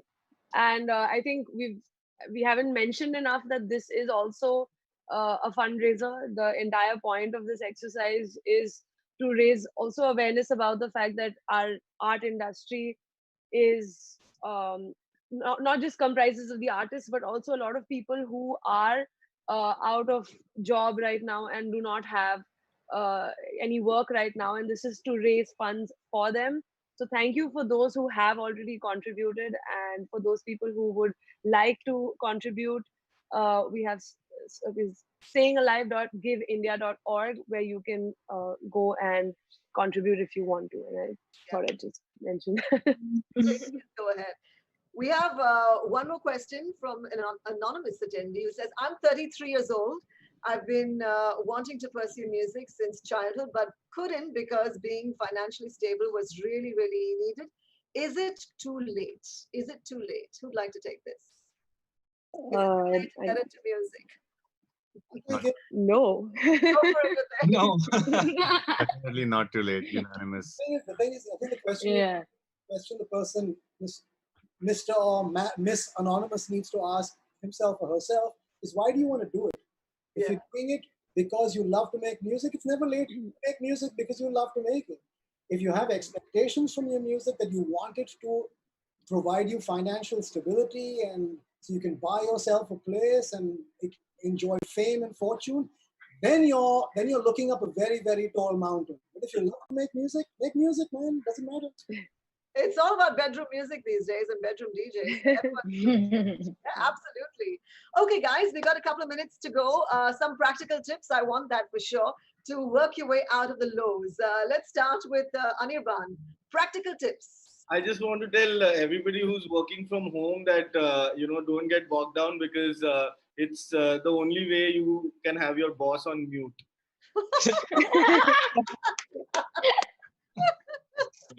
Good one. Suhani? I think that's one thing helping is to have a routine even in the lockdown. I think it helps to keep sane. So if you're having a routine that you're following even in the lockdown, I think it's going to be a really good thing. And giving and helping people in terms of, even if we can't go out, if we give some calls to our maids or talking to the watchmen, and just giving them some concern calls if they are fine and they are feeling good, it is not just going to make them feel happy, it's going to make you feel more responsible as well, and it's a feel good factor as well. I think these two things are something that always works. So have a routine, take care of others around you. Okay. Let's move on to Shashwat. I agree with Suhani there. Just channelizing your time, managing it really well also helps a lot with mental peace, and that's a fact. And just mental health is so. Since we're talking about mental health, have a routine, work out, cook. I have learned so many things to cook. It's not funny. What's the last dish you cooked? What's the last dish you cooked? That was chicken patiala. Excellent. Yeah. It's intense stuff. It's not the easy stuff. Yeah. I believe that. Wow, well done. So I mean, it kind of gives you the sense of achievement at the end of the day, because there's nothing else to do after making the music. Yeah. So yeah, just do something, figure out whatever you like, and get to it, and work out. Do that. Nikita? I think the universe has given us a pause button. It's a great time to reassess things that we don't need, to declutter, and to also, I think I would take what everybody's saying is so true and so applicable. If you have certain things you've not been able to do, the first 3 days of the lockdown, I repainted the entire kitchen because I've been looking at that for so long and it's been bothering me, and then I just went ahead and did it. I think if there's something that, if anything at all, the world is teaching us right now is that life is short and anything can happen. So if there is something on your mind, if it's something you want to say to somebody, or if there's something you've been putting off, just anything at all which is doable in the lockdown, I think it's a great opportunity to just go ahead and do it. If you want to whatever is that kitchen of yours which you want to paint, just do it. If there's somebody you've had a tiff with and you've let it slide or whatever, just talk to them. Everybody's home, everybody just wants to communicate in some way or the other. So I think just hold on to each other, and that's what's going to keep us sane, I guess. Sahej, let's bring you in. Yeah, I'll make it quick since I can see that we're pretty much out of time. But, in our daily lives, we're all really programmed to be on the move. It's one thing to another all the time. And, having to pause without really having a choice can be very uncomfortable. But I think that a lot of people would agree that there are certain unhealthy aspects to always being on the move, always being distracted, not knowing how to sit by yourself, not knowing, not ever thinking about stuff that happened yesterday or last year. So I would say, allow this to happen. Like, that's a practical tip. Like, don't fight the restlessness. Be like, why is this happening? And maybe you'll end up getting in touch with something deeper. Okay, and Uday.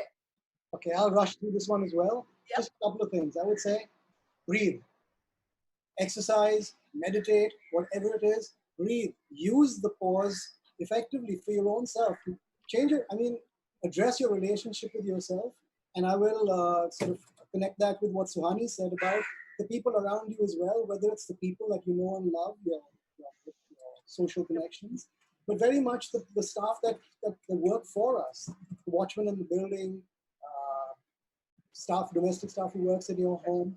This is the time for us to really make our human connections matter.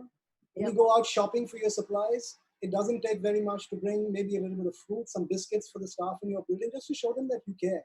Because this is the opportunity for human beings to show that we care about each other, about the planet, about everything. Right.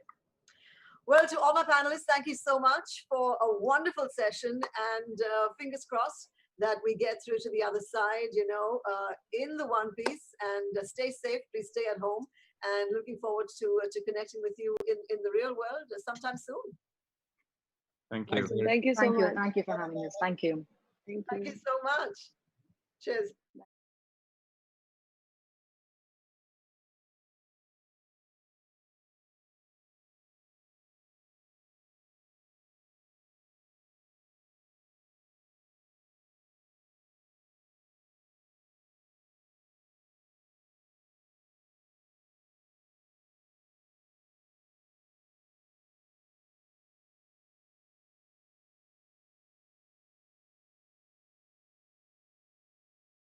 In our darkest hour, we turn to our favorite songs, our favorite films, our favorite stories. Now imagine a world without art. No live concerts to go to, no stand-up comedy gigs to attend. What would that world look like? There are many artists who survive from show to show. They've lost out on confirmed projects and their entire revenue stream with zero income coming in. Many artists who just started out didn't have enough savings to fall back upon. They might have to stop creating. Art will save your humanity, but who will save the artist? Well, it's you. You can save the artist. We have put together a whole day of digital conclave which lets you experience the side of a favorite artist that you've never experienced before.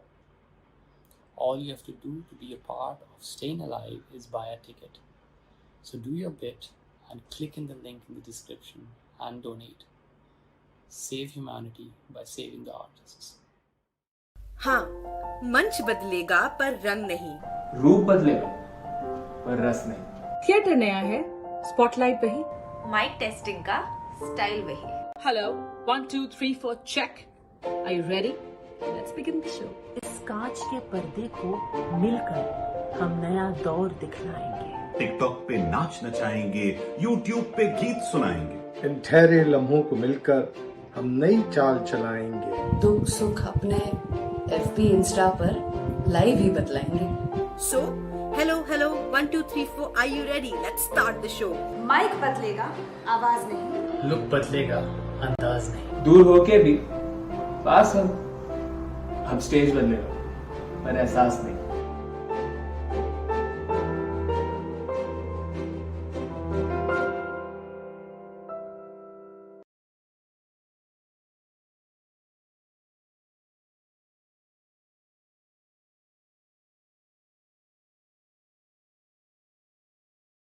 In our darkest hour, we turn to our favorite song, our favorite joke. We do a dance step. We listen to a story.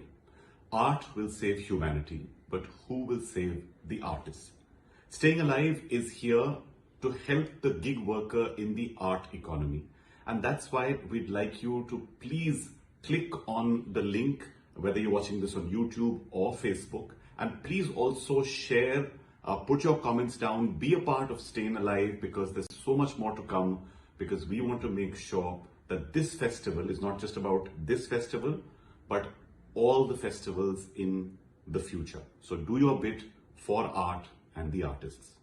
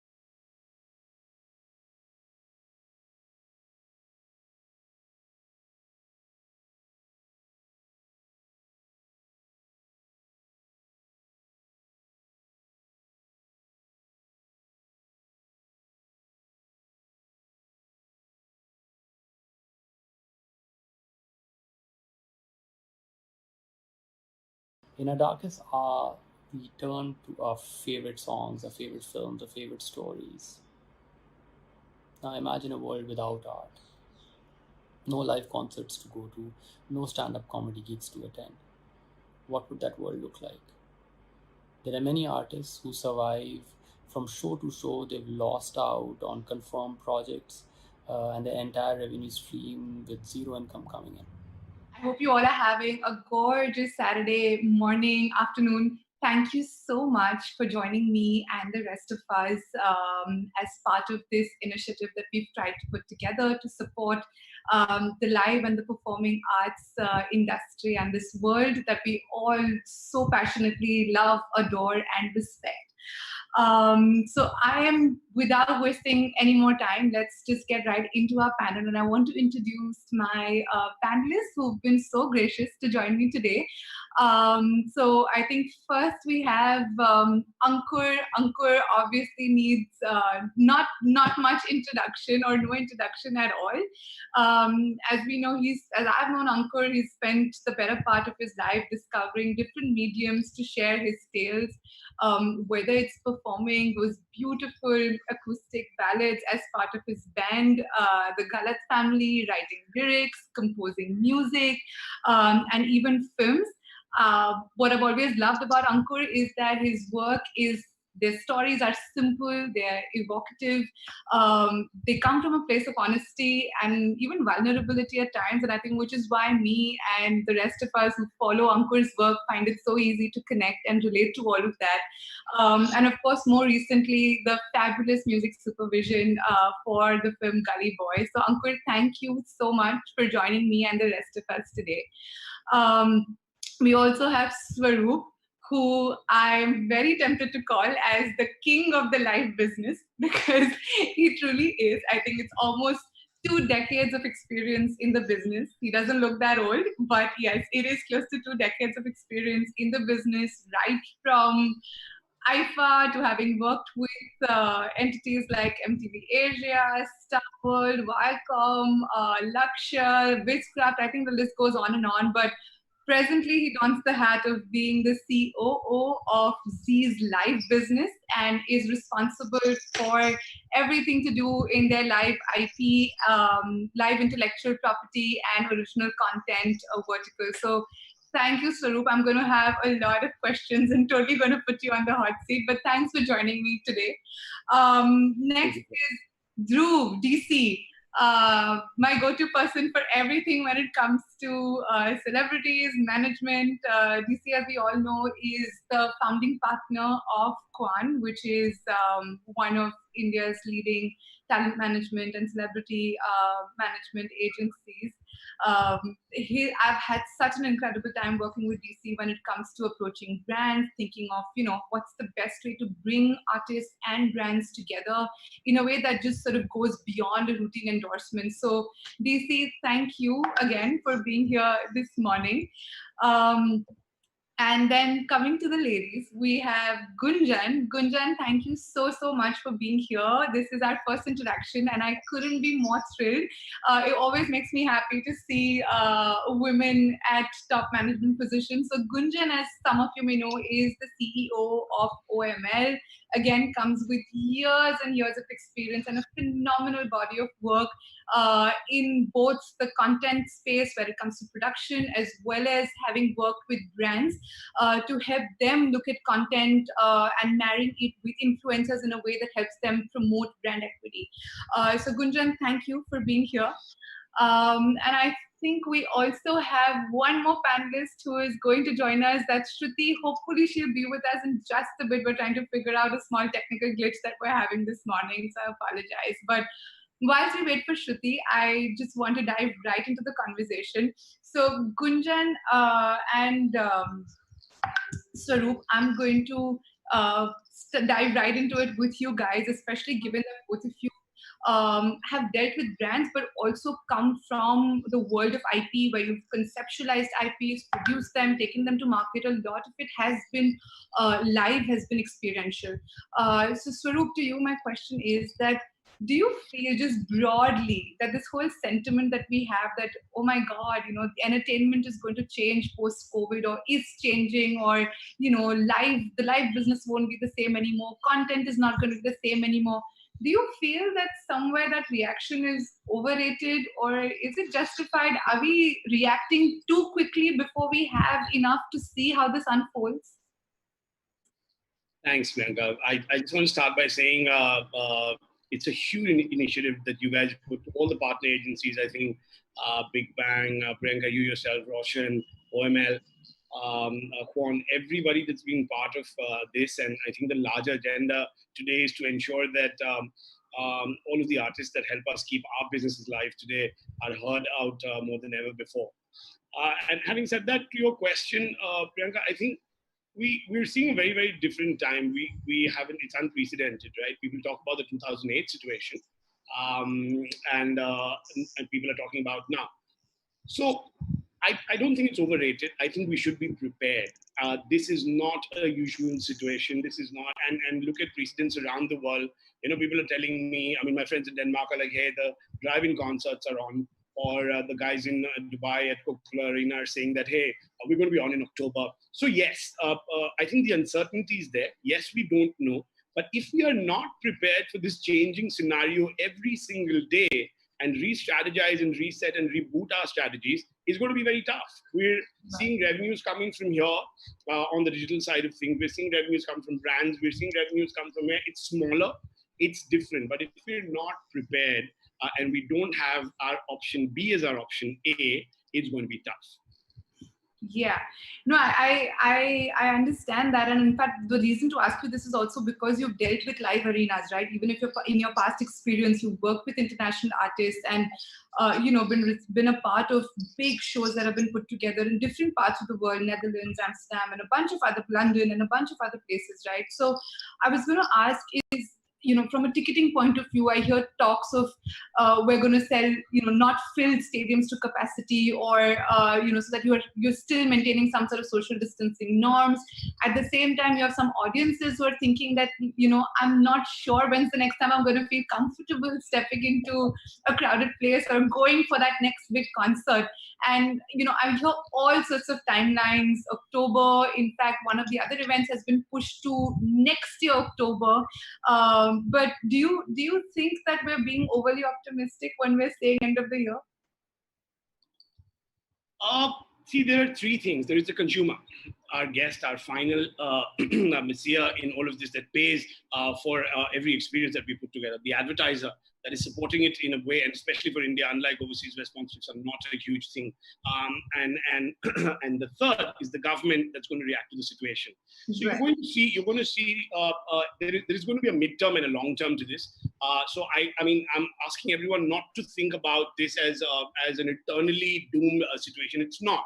There is a midterm. We've seen the short term where everyone course corrected. Every Coachella, every Olympic, every fashion show from Shanghai, the Grand Prix, everything got shut instantly. But when you saw the Shanghai Disneyland open up, and in 10 minutes flat, 7 days of tickets were sold globally, and what you were seeing in Denmark or some part of Europe as well, Australia, New Zealand, Taiwan, Hong Kong as well. What you're seeing is that the consumer may actually be positive while coming out. Yes, the consumer will be worried, will not want to kind of, sit next to each other. But we're talking about the live business, right? We hug and cry when Ankur sings on stage. We're really thrilled when someone scored a 6 and in that IPL stadium. It's not live. It's a very physical game. We're physical about the live business. And the third is the arenas. You will see 35 to 40% attendance. I don't want to sound like someone who's forecasting, but because I'm speaking to the Maharashtra government literally on a daily basis, and so is Gunjan, by the way, and she'll be able to give you a huge fill in this. But I think three things: consumers' mindset will be positive. They will not be overtly worried, but they will come out. I think the stadiums will allow for at least 40 to 50% capacities. And I think the government is going to help. Again, midterm first, long term later, we should be prepared for the midterm for now. 100%. So Gunjan, again, I know Sarup's addressed the whole live bit, but given your experience also.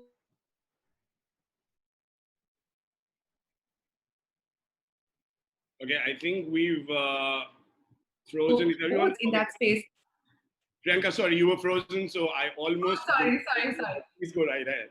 Sorry. So Gunjan, I don't know if you're able to hear me, but I was saying that, given the body of work that OML does with influencers, with creators and brands, one is of course live, but I know that brands, like we were chatting before, do you feel that there is a change in how they're approaching reaching to market, reaching to their consumers, or do you experience any sort of pushback or them just sort of stepping back and saying, what, now's not the time, let's figure out how this goes and we'll decide? So is there any change in the way business is happening day to day at your end?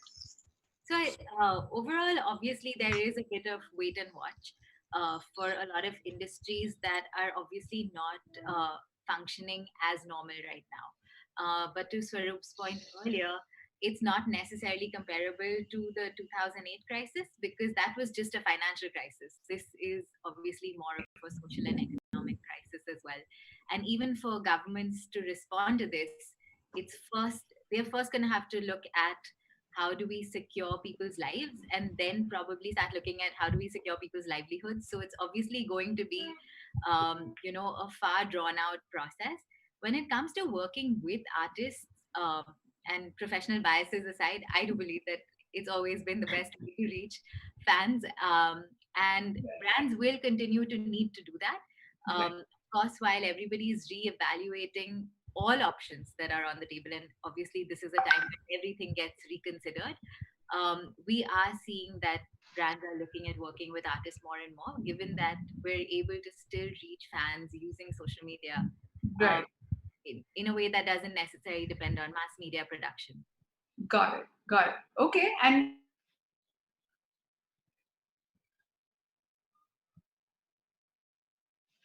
Swaroop, time for you to jump in. So I'm hoping she's going to come back sometime soon. Coming to... She's back. She's not letting me. She won't let me be the host. Okay. Sorry, I thought Sriti was here on this chat. Go on, Priyanka.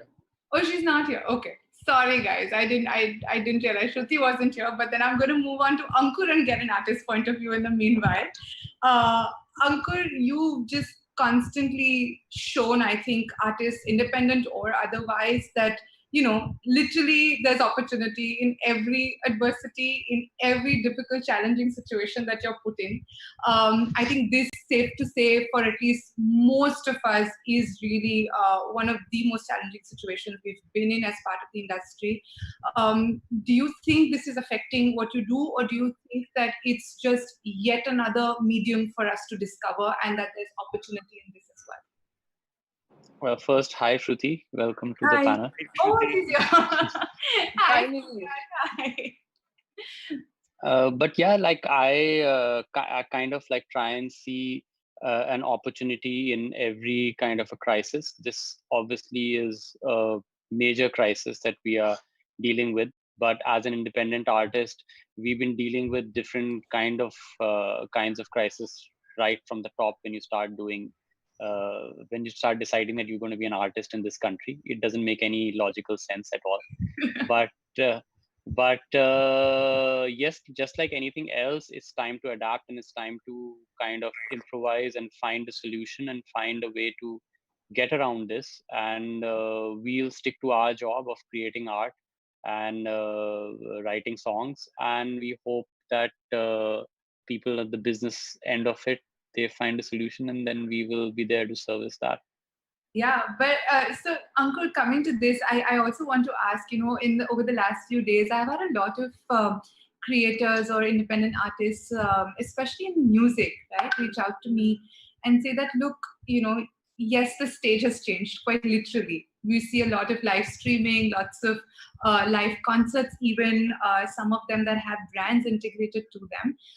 But do you feel that it's not possible for every artist to be able to tap into it? Because not everyone has necessarily had that sort of social media following or that sort of presence. And today, I think they find themselves suddenly caught in this flux between, or have always performed for an actual live audience to today, making sure that there is some sort of online presence. And if not, they perhaps might not be able to tap into this wave of social, online streaming on social media platforms or online concerts that we're seeing. Do you feel that some artists might lose out because of that?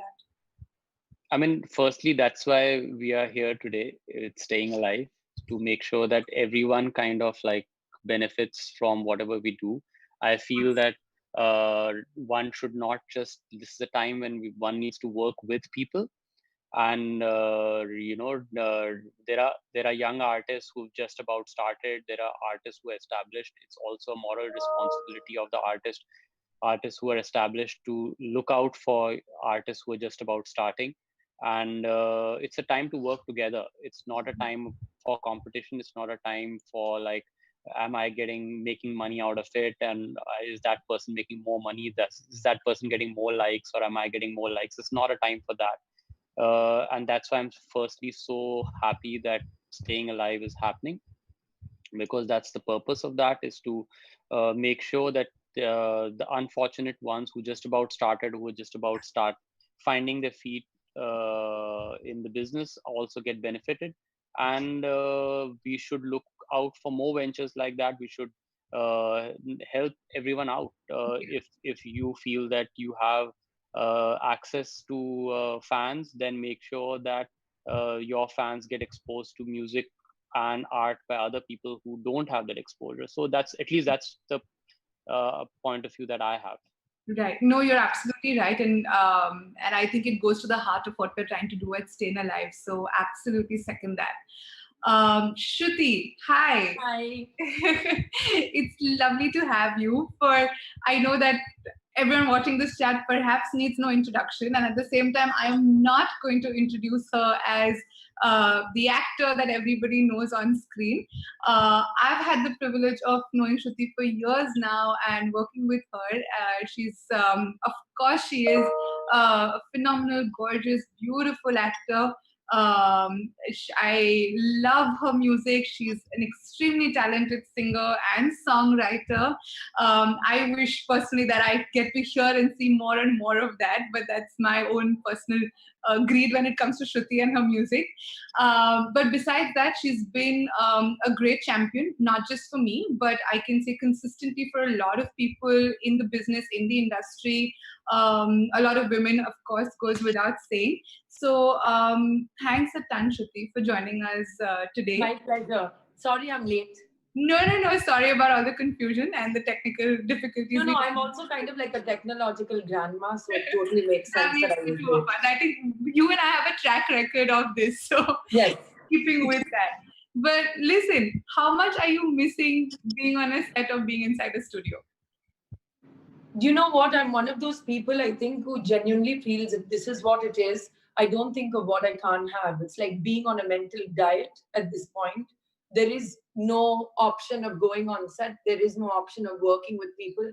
So I'm not even letting my mind go there. And that in a way has been very positive for me to work productively in the given scenario. Of course, I miss it, but I don't think that it's ever going to be the same for a really long time. So I would rather work towards kind of thinking innovatively, even in my own mental state of how to cope with it.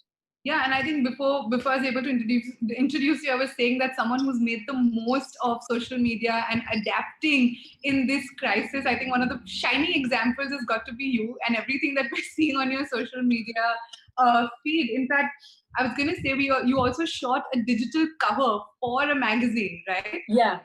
I mean, that in itself is quite game changing. And I mean, finally, I never thought that we'd see a day where actors are not doing an editorial and we're just, doing this cover at home, completely DIY. How does that experience feel in comparison to actually being on a set, having a photographer, having your entire crew? It felt like being a broke musician again. Like I have to do all of this myself. There's no hair and makeup, and you're like, if I want to look a certain way, and I want my music to feel a certain way, and I want people to believe me when they see me immediately. So it was just like going back to like doing everything myself as a musician, which was really fun. But like I said, the thing is, I'm really happy for the fact that people picked up on this really quickly in terms of like, let us try and move forward with this change as opposed to try and stick to the older ways. I think whether it's brands, whether it's magazines, everyone was like, yeah, let's do a digital cover, let's do this, let's do that. So it's been quite productive and positive. Right. So I think before you came in, Shruti, we were saying that, is this whole reaction overrated, that, the business is going to change, the way transactions are done, deals are going to be done, is that going to change? And I think it's quite relevant that we have you here and there's Dhruv also here, because I think between the three of us, we've been able to see a lot of deals and transactions, including during this time, right? So do you feel that things are changing, or is it still business as usual? I mean, of course, when it comes to acting and being on screen, I think the way people are going to consume content is certainly changing. That whole experience of seeing someone on the silver screen, on that big screen, might take some time for all of us to get back to. But do you think, other than it has any sort of difference in how we are seeing deals today for cinema, for artists, for actors? See, the thing is, like, eventually it will get back to a new kind of normal, because I think we're in a moment in history where 10 years from now, 15 years from now, people will look back financially, the decisions that were made, byproduct of this pandemic, will be easier to analyze then. We're in it, so it's always hard to have perspective while you're in the thick of it. I do believe that definitely, very practically speaking, going back to a movie set, yes, we can go back. There might be someone who's infected, which means your lead actor or director is likely to get infected, which means you stall production for 4 weeks then while that person becomes better. Like, it's just logistical stuff which will not allow it to be normal as we know it for a while, which is fine because we'll just have to work around it. And because of that, I think budgets will tighten. I think sets will get smaller. It's not going to be 500 people dancing in embroidery that easily soon. So everything will just get smaller. Musically, though, I think it's like a completely different ball game, because it's not like we were ever making, except for movie music, I don't think independent artists were making Beyonce, Lady Gaga level music videos anyways. It's like the same for us. Right. Okay. Dhruv, I think since you and I have worked together on a bunch of things, and including some of the things that involve Shruti, tell me, we've in this conversation, I think what I understand from everyone is the common sentiment that, look, business is still happening. It may be happening in a different sense, but it's very much there. Brands are very much still trying to find different ways and improvise on how do they reach out to their consumers, to their audiences. And I know you and I have been working on a bunch of stuff, but tell me, do you think that eventually, given that we have no end, no visibility on when this is going to end or how long this is going to last, do you think that fatigue will start setting in at some point? Great question. First of all, thanks everybody. It's lovely to be here, and what a fantastic initiative. Thank you. Fatigue is very much a concern. I think the fact is that I was just seeing yesterday there are a couple of people on my Twitter timeline that were talking about the fact that Instagram is now riddled with advertisements 4 times the amount that they ever were before. But I think that, and it sounds very generic, but I really don't think we can put down the human capability and the artist capability to innovate. And I think what's going to happen is that aspects like digital explosion are understood.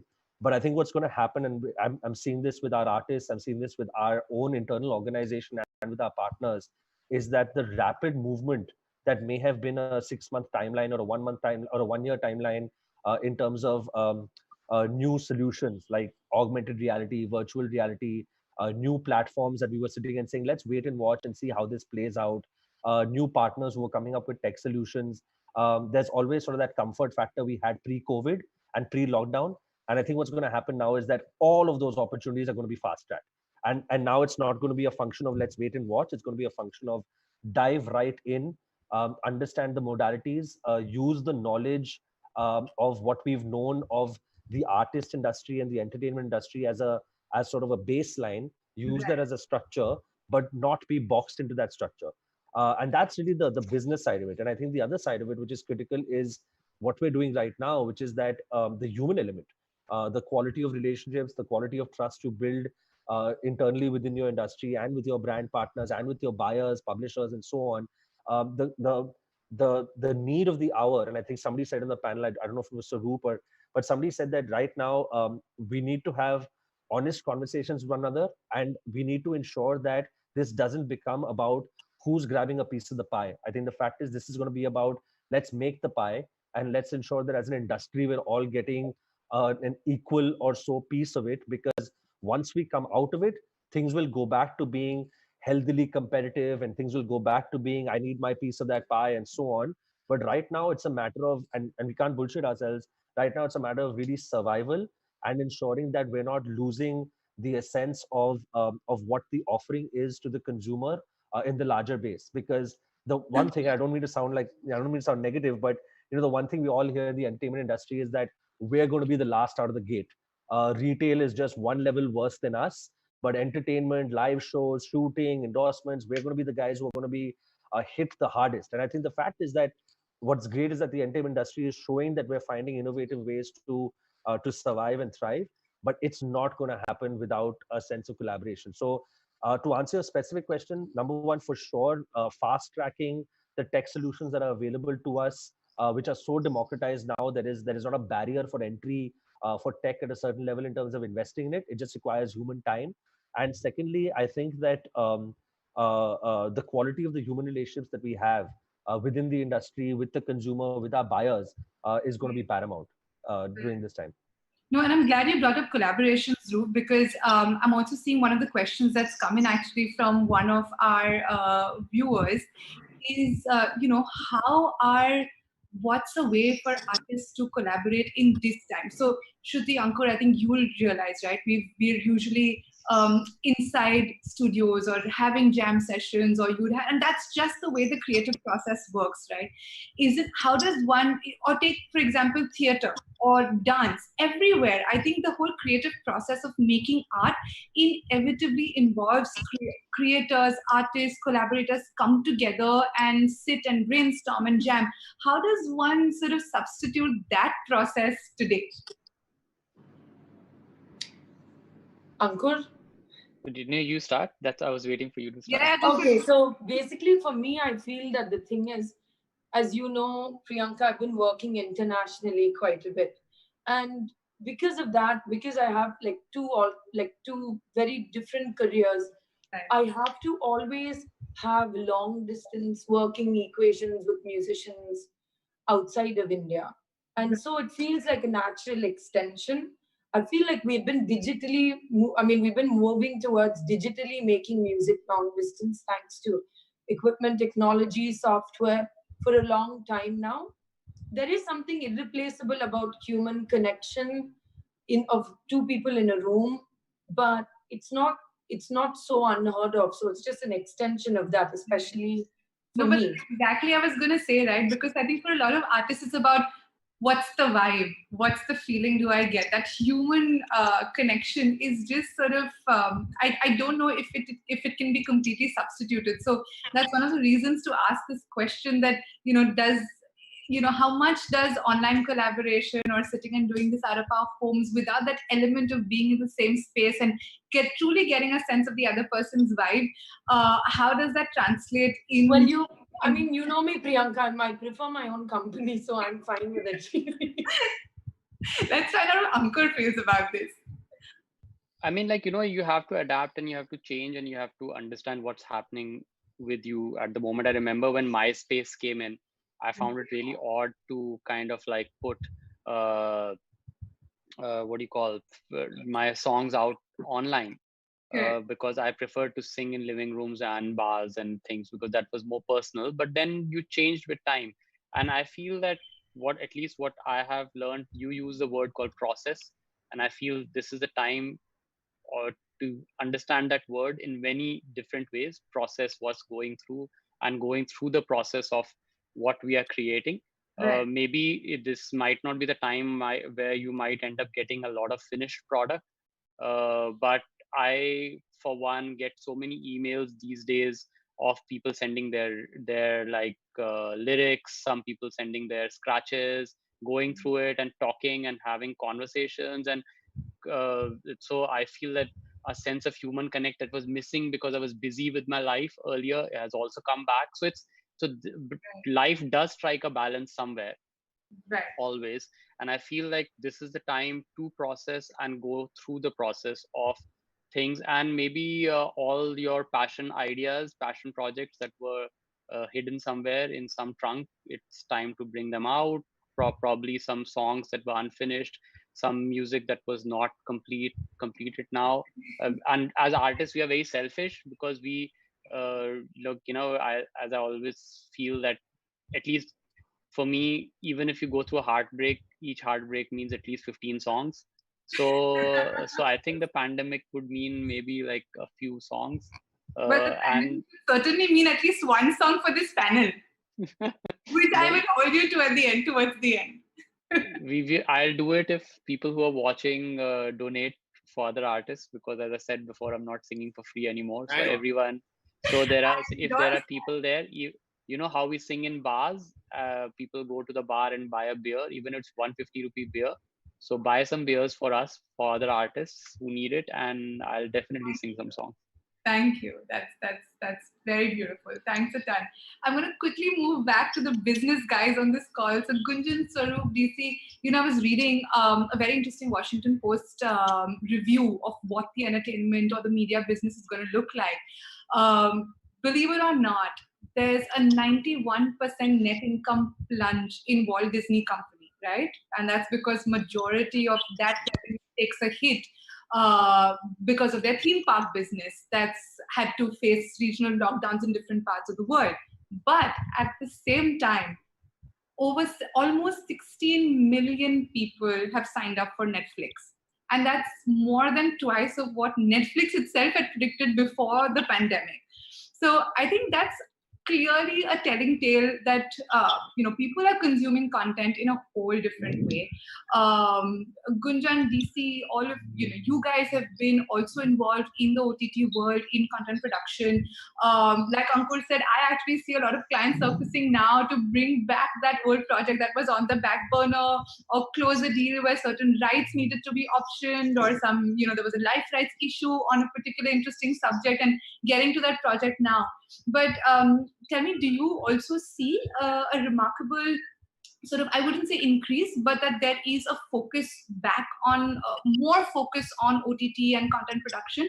I know we can't get into live production, but certainly development and pre-production, are you really also experiencing a lot of conversation, whether it's with the platform, whether it's between brand and creators? What are your thoughts, Gunjan? So that's definitely happening, right? A lot of creators like Ankur are working on ideas that they didn't have time to develop earlier. Right. And those calls are happening with platforms. We are talking to brands, and the volume of conversations across the board has gone up. Similar to the levels of viewership that have gone up for platforms across the board. But the value of those are what we're waiting to see how they convert. And But whether they convert at the same level as before. Sorry? I'm curious to understand, and because again, that's one of the questions that we've received, is that how do you run a writer's room? So I know that there is no real proxy for an in-person meeting, whether it's artists working together, writers working together. However, given that this is the situation we're in, I do believe that there are a lot of people doing the things that they wouldn't have done earlier that would have actually helped with discipline. So for example, putting your ideas down, you don't need to be in that room to actually talk. But if you have the discipline of writing, I believe it really helps, especially for writers at this point of time. But to your point earlier, yes, also you can write in your pajamas now. Yes, more comfortable, get more done. Yeah. But yes, there are conversations with platforms. We are closing deals in terms of packaging, etc. In terms of shoot, we're obviously waiting to see what happens. Some of our projects are still continuing in countries like Kenya and Poland, where we also work. So different countries are sort of flipping the switch at different levels. And actually, maybe it's not even a switch, it's a dial. You dial back and you dial up and dial back down, depending on the situation. And that's what we're really seeing. Right. DC, do you also feel that the way content OTT platforms are approaching content is seeing a more focused approach in this time? Yeah, I think right now it's a mad rush for just acquiring any content that they can. I think, like you said, they're pulling up the old archives. They're trying to acquire South and regional content, and dubbing is at its maximum. And I think there's a wild rush to acquire content. I'll dare say that perhaps it's not all the most qualitative, because right now there's a fire hose kind of demand, water from a fire hose kind of demand, and OTT platforms are trying to meet it. So I don't know how sustainable that is, to be honest, and we'll see how that plays out. But I think what's good is that there's a serious attitude of hustle. There's a serious attitude of let's make the most of the time. Let's find new avenues of content. Let's bring more consumers onto the platform. OTT's biggest challenge was it really breaking beyond the metros? And I think right now is a great time for OTT platforms to think about pricing. I think right now is a great time for OTT platforms to look at acquiring the next set of 50 to 100 million consumers, and to start talking more vernacular and to start talking more deeper. I mean, there's some hilarious stuff going around of OTT platforms globally picking up content about models cutting and gutting fish, and even that's finding audiences today. So I think that it's a bit of it's a bit crazy right now. Development, of course, is fantastic, and I think this hyper growth and hyper demand will peter out in due course. Things will go back to having a bit of a qualitative approach as well. But I think for right now, like I said in the start, for survival and for thriving within this difficult environment, a new environment, let all business go the way it has to go.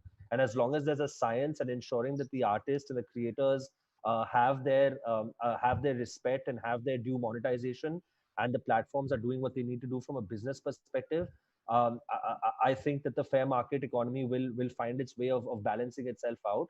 And that again, we have to depend on each other as partial decision makers and drivers of the industry, and hope that the various governments and governmental bodies sort of support and balance it. Okay, so Swaroop, sorry, I'm going to circle back to you. Given that we've understood content and we're seeing content in a whole different sense and with platforms, and marrying that with even how live events take place, right? So today, just the surge of live concerts and live streams that are happening, etc. People are thinking of new IPs that they want to conceptualize and launch in the digital ecosystem. You're even seeing live award shows being announced. I'm seeing one doing the rounds quite aggressively now. Tell me, is it the same as, do you think that it's going to get overcrowded? How does one truly stand out when there is so much to watch? Also, it's different, right? When I go to a live event, I'm there, I'm physically present, as opposed to when I have to watch something live online, I have much more of a discretion. I'm not saying I don't have it in an actual live show. I can obviously choose to leave the event, but more so when it comes to digital and with multiple things happening at the same time. Look at our event today, right? I know that there are 2 other events that are also happening at the same time. What do you think is that secret sauce if a live IP had to stand out on digital platforms? I'll just jump back to one more. I just wanted to add to Ankur's extension on the collaborative bit. I think the digital platforms have made a lot of independent artists and giving them an even playing field. And we're seeing a lot of new people that are songwriters that had come in some contests earlier in some of my shows. They're writing back in, sending some songs. In fact, phenomenal new talent has gotten even digital playing fields depending on the quality of their songwriting or the quality of the content that they possess.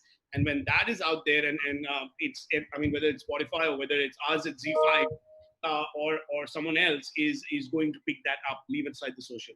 On the digital, on the OTT side, and I am from the Z Media Group, so I'll just give you the Z5 perspective, right, with your Disneyland perspective, right? So while about 91% of Disney revenue stand from the leisure parks, 46% of the subscriptions at Disney Hotstar went up. 44% of Z5 million subscriptions to Disney Plus. Yes, right. So we went up by 47% on Z5. Now please understand that this is not the average Netflix user all right, that we have a demographic target segmentation to. This is the tier 2, which Dhruv was saying, the tier 2, tier 3, or the vernacular, if you may, or the regional, like I prefer to call the markets, is the YouTube watcher is also moving in. You probably have Z5, you have Hotstar, you have Netflix. Most of us have all of that with an Amazon stick and an Apple TV, right? So those have already perpetual subscriptions. Today, the ones that are coming in are very, very new people. So this 40 million people, or sorry, this 40% upside the subscription is happening from people that otherwise consumed raw social media. Now are okay with consuming that on the OTTs, right? So therefore, you'll see a lot of VODs. In fact, Gunjan and I are working on something very, very closely right now, and you'll see that go up on Z International. But it's shot at home. We're taking the chance as a broadcaster to put it up on TV in the UK, in the US, in Canada, in the Middle East, on linear and OTT or not. So if today you have an iPhone 11 Pro Plus, you have an Android 8 Plus, SD channels have recalibrated their settings to ensure that they can show that with basic edit, right? So raw content, to my opinion, is here to stay. I don't think, and I won't go away from what Dhruv is saying, but whether it is fish cutting that gets let's say a few million views if it was YouTube and we were okay with it because it's YouTube, because it's supposed to be there. OTT is also catch-up TV, right? OTT is catch-up TV. They're saying that, hey, why? I mean, you could do 20 million views with someone cutting a 20 kilo fish in Iceland, and you were okay with that. You didn't care about that iPhone camera that it was shot with the darknet. We're simply saying that is expected. On the digital event side, to come into your question on what will stand out, I think if you see what has happened all over, I am supremely impressed by what Naver did with Super M, for example. I mean, the Koreans, I mean, I have to tip my hat to them, right? $26 a piece, $30 a piece, 70,000 tickets. That's 2 million euros. Sorry, euros, not dollars, right? When they did the technology, like Dhruv said again, is democratized to a manner where, depending on where your lockdown is partial, where it is not, how much can you go out even through social distancing. But you saw NIP because a band interacted two ways with their audiences. People paid $30 without having them in front. The Denmark bit that I was telling you as a drive-in was 200 euros a car. Right. Wow. 900 cars parked. 200 euros a car, because each car could take about 4 to 5 people. Right. Now, on the digital IP side, what you see, whether you saw I for India, what you're seeing today, I think quality will drive even raw content. All right. If you saw 52 crores raised by I for India because they had very, very supreme or very, very let's say top end celebrities over there. So I think content on the digital side today, in the digital event side, people will pay. I mean, I think Varun and Omel on Insider are doing something where it's, I think, $3.99 the internet bit.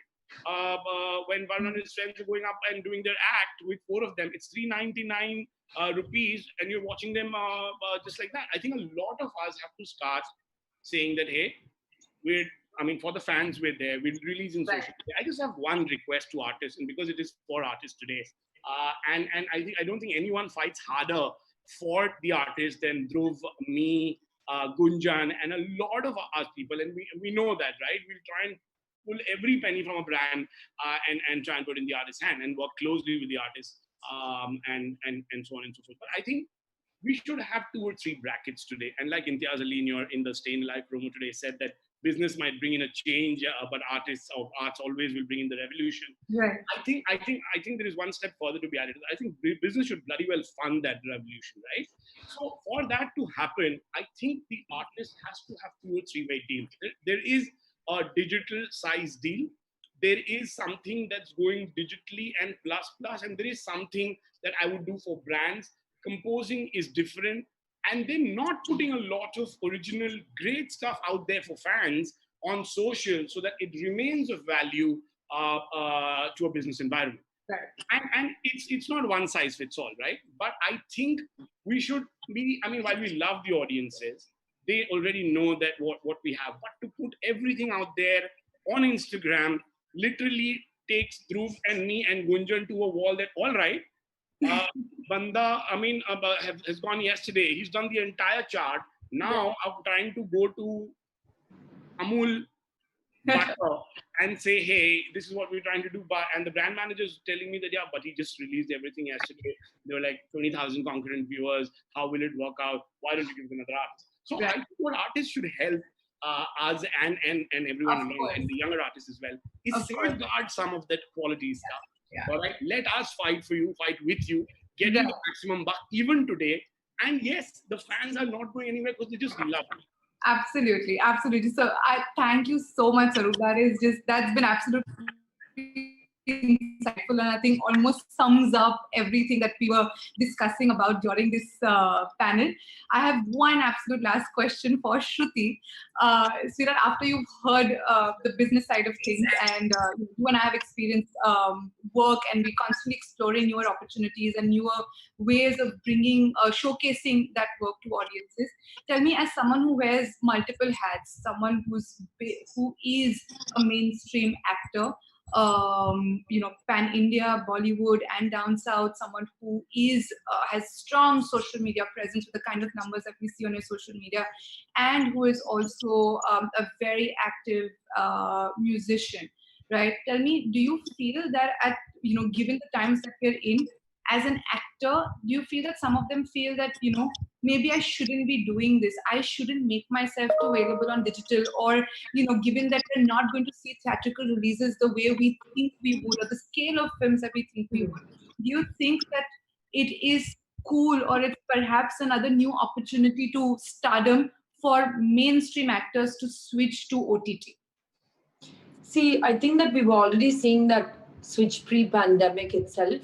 I would say that people were starting to become open. I think reinvention and renovation has to be a constant.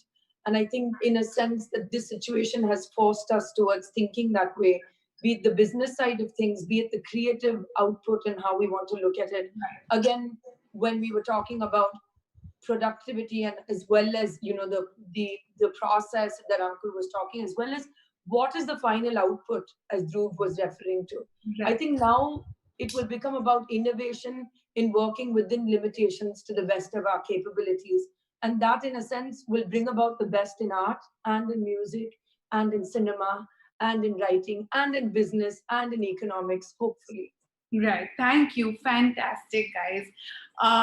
So I think this session is going to be incomplete if I didn't wrap it up in the most perfect way that I can think of, which is, Ankur, I'm going to take you up on that offer very, very shamelessly. And, I know you've put our message across beautifully to everybody who's listening, and I think so have the rest of us today. But if we can also have you say that with a few lines of your beautiful music, then I think I'll that's sing a song, but as long as everyone goes to StayINALIVE.giveindia.org and buy a beer for themselves. 100%. We're getting that Saturday brunch beer happening right now. Yeah. So this is the time you go to that handle and you can just put it out in chat for everyone. And I'll sing a few lines. Okay, done. I'm going to put it out to everybody.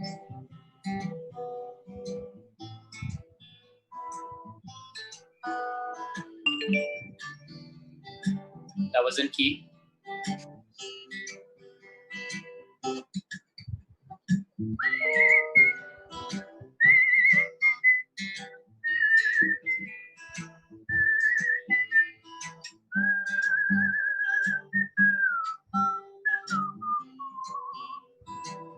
जरा नजर उठा के देखो, बैठे हैं हम ही,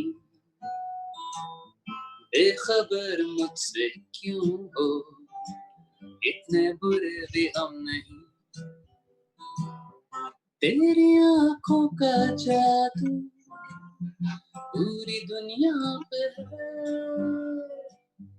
दुनिया की इस भीड़ में सबसे पीछे हम खड़े, सबसे पीछे हम खड़े, is from all the artists. Sriti Jha. Thank you so much. Great, thank you so much, Ankur. So if that music inspired you, as I'm sure it absolutely did, please go donate. The handle is StayINALIVE.giveindia.org. Thank Staying you is without a G. Sorry. Staying is Yes, without a G. staying without a G. You're absolutely right. इतने बुरे भी हम नहीं. Thank you so much, everyone. Thank you, everyone. Thank you. Thank you. Thank you. Lovely. Bye-bye. Bye.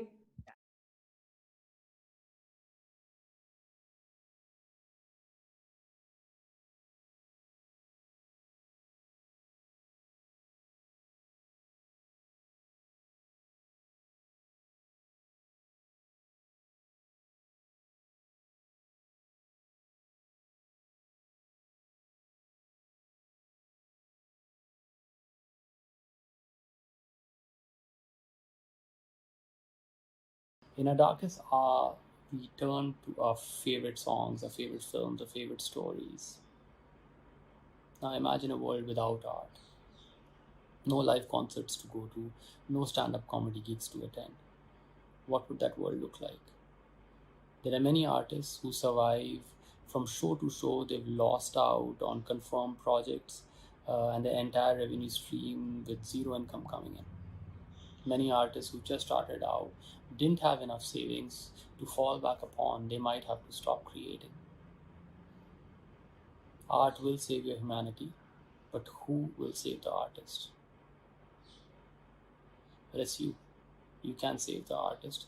We have put together a whole day of digital conclave which lets you experience a side of a favorite artist that you've never experienced before.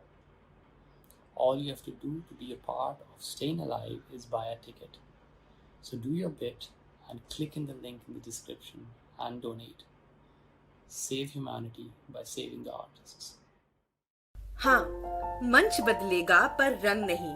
रूप बदलेगा पर रस नहीं. Theatre नया है, spotlight वही. Mic testing का style वही.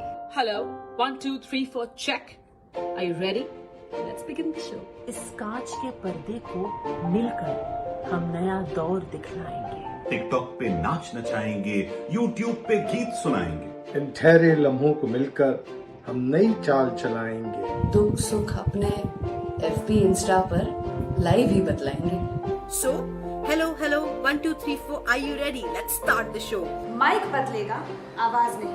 लुक बदलेगा, अंदाज नहीं. दूर होके भी पास हम स्टेज बदलेगा पर एहसास नहीं.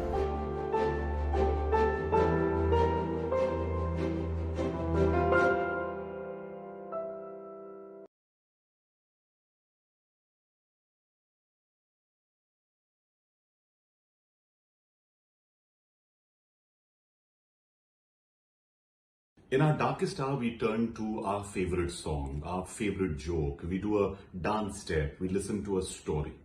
Art will save humanity, but who will save the artist? Staying Alive is here to help the gig worker in the art economy. And that's why we'd like you to please click on the link, whether you're watching this on YouTube or Facebook. And please also share, put your comments down, be a part of Staying Alive, because there's so much more to come, because we want to make sure that this festival is not just about this festival, but all the festivals in the future. So do your bit for art and the artists.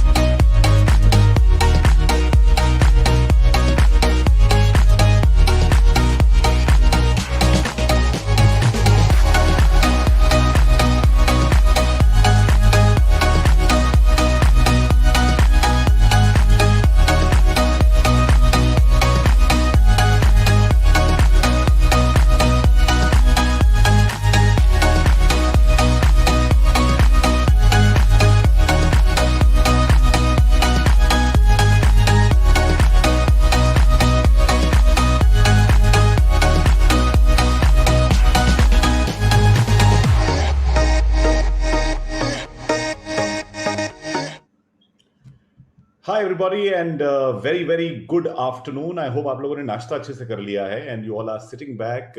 Firstly, wonderful to have all of you here with us. The attendees जो हमारे साथ यहाँ पर personally बैठ के बात कर रहे हैं, जो बाहर YouTube, Facebook पे हम लोगों को देख रहे हैं, हमारे रूबरू हो रहे हैं. आप सबका तहे दिल से शुक्रगुजार हूँ मैं आपका होस्ट हूँ रोशन अब्बास. गिव इंडिया पर हमारी पहल चल रही है to try and collect 25 lakhs is what we're trying to collect there, but of course no amount is too small. We have lots and lots of people who are contributing. You can go and become part of all the sessions that are on through insider.in where we are listed. This is called StayINALIVE. जी हाँ, StayINALIve. Word play है, लेकिन word play के जो बहुत ही माहिर इंसान हैं और बहुत चीज़ों के असल में बहुत चीज़ों में उन्होंने मैं कहूँगा कि हुनर है उनका, उनको मैं लेने वाला हूँ, यहाँ पर बुलाने वाला हूँ. मैं उनको अपना छोटा भाई मानता हूँ और सच में some things I'll tell you about him which genuinely touch me all the time. मतलब हंसाता तो सबको रहता है, सबको खुश रखता है, लेकिन apart from that, what is really unique about him is I think that he's got a very big heart. And if you have a big heart, then you need to go out there and please post on your social media, take pictures from this session. पूरी दुनिया को बताइए कि art will save your humanity. It is time to save the artist. मुझे मालूम है you're all doing so much for so many people. We've all felt in our hearts with what is happening right now. एक unseen चीज आके हम लोग की जिंदगी में उसने एक तरीके का एक लॉकडाउन लगा दिया है और उस लॉकडाउन में कुछ लोग कुछ सीख रहे हैं, कुछ लोग जूझ रहे हैं. Some people are genuinely wondering how to handle this. Many people, some friends ask me saying, how does your day go? I say it goes between gratefulness and guilt. I worked for 30 years in this industry. I started my life when I was 4 years old on stage. That doesn't mean I'm trying to say I'm 34. I'm just trying to say that 30 years is when I got paid for it. The first 20 I didn't.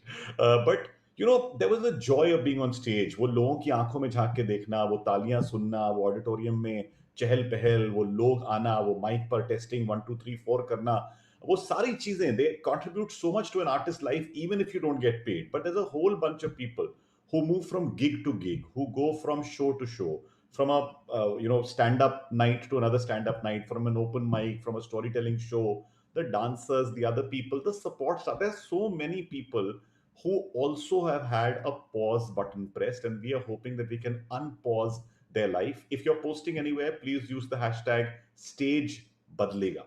Stage बदलेगा क्योंकि जिंदगी का एक stage है, ये भी बदलेगा. और हमारा परफॉर्मेंस का स्टेज, जो कि अब तक शायद एक वो वुडन स्टेज था जिसमें बहुत लोग उसको छू के जाते थे. मैं जब भी स्टेज पर जाता हूँ उसको छू के जाता हूँ क्योंकि मुझे बताया गया था कि आप उस जगह पर जा रहे हैं जो आपको इज्जत देती है, जो आपको नाम देती है, जो आपको शोहरत देती है, और उसकी इज्जत करना is the first thing you do. So I think बहुत जल्दी एक और प्रथा शुरू होगी जहां पर हम लोग शायद स्क्रीन को टच करके लोगों से बात करेंगे या उसके बाद स्टेज पर चढ़ा करेंगे, क्योंकि ये हमारी नई परफॉर्मेंस की जगह है. This is the place where we all are going to be. Please you can see in the chat we got the link for you all to go. Many sessions through the day going on till 11 PM, आज रात 11 बजे तक. मैंने बहुत बात कर ली आप लोगों से, लेकिन अब उस इंसान को ला रहा हूं जिसको लाने के बाद मैं सिर्फ हंसूंगा, वो सिर्फ बात करेंगे. जाकिर हमारे साथ यहाँ पर हैं.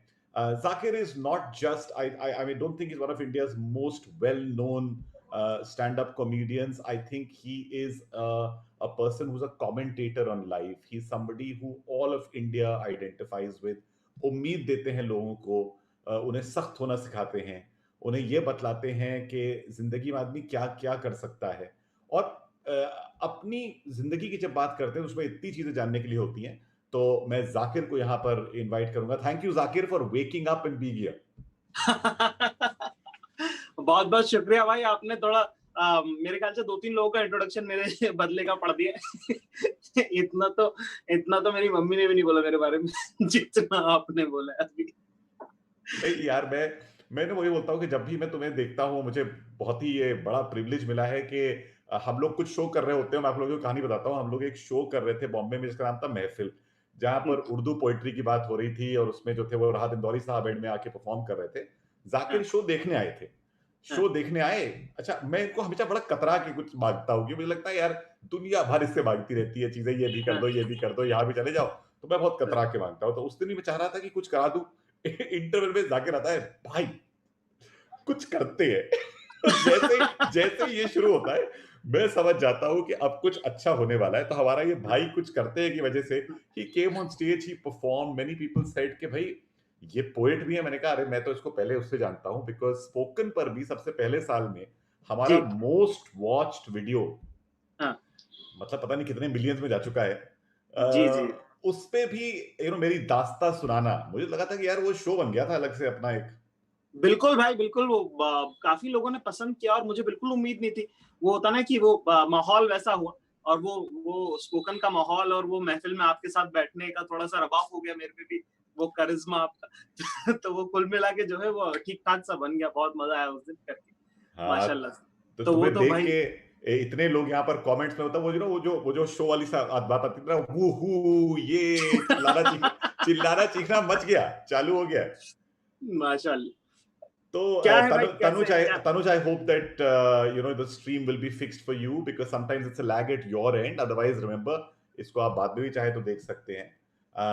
जाकिर भाई की सख्ती, यार ये सख्त लौंडे वाली बात ये कहाँ से शुरू हुआ, कब शुरू हुई थी?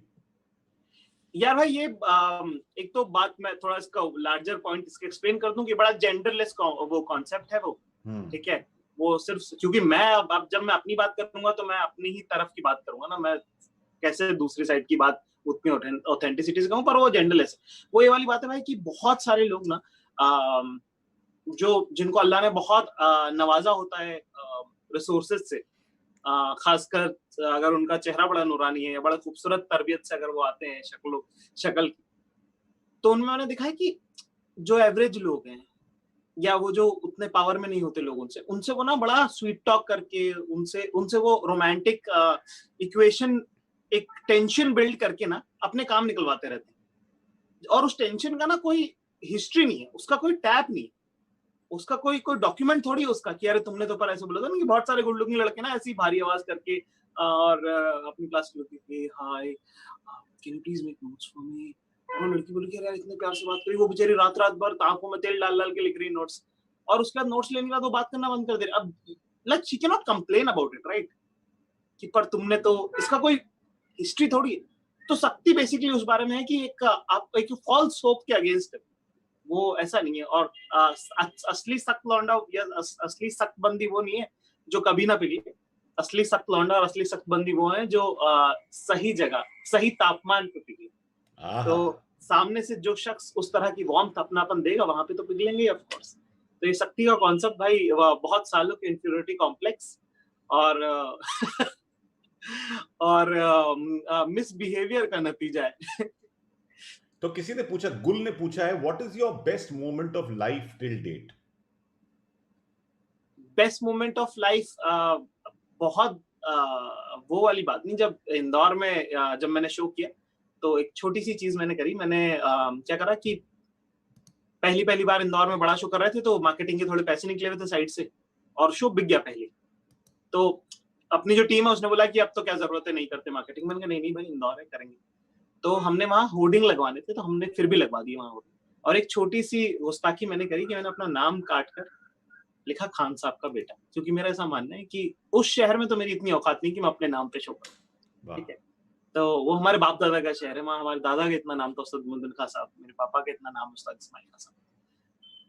तो वो जब हुआ और पापा को जब मेरे ख्याल से उस तरह का रिस्पॉन्स आने लगा तो उन्होंने उस दिन जब मुझे जो फोन किया, आई थिंक वो मेरी जिंदगी का सबसे पीक मानूंगा, शायद वही है। और क्या उसके अलावा क्या ही फर्क पड़ता है भाई, बाकी सब तो बहुत वेरिएबल है यार।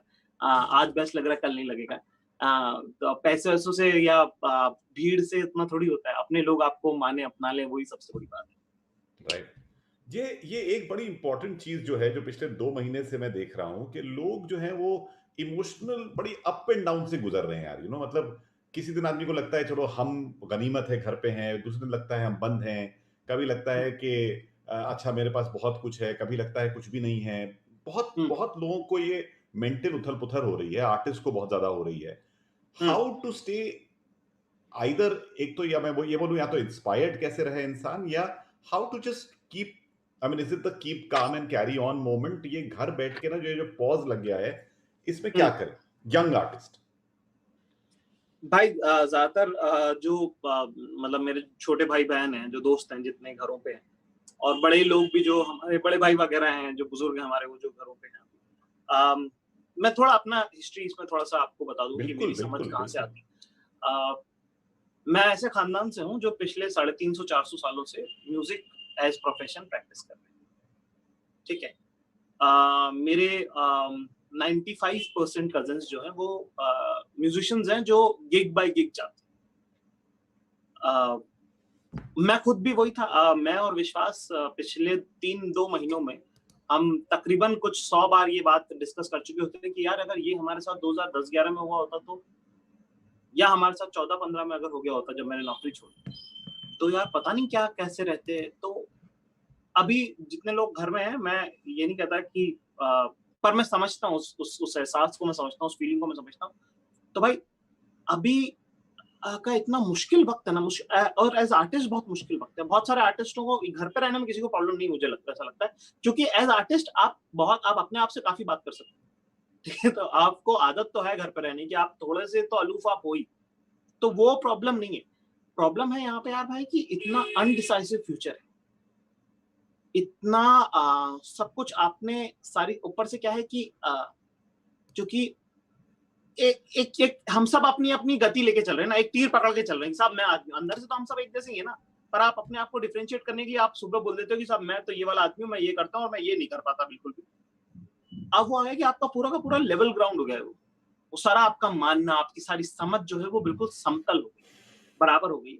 तो मेरा इतना सा कहना है इसके अंदर, और मेरे सब दोस्तों को मेरा इतना सा कहना है कि भाई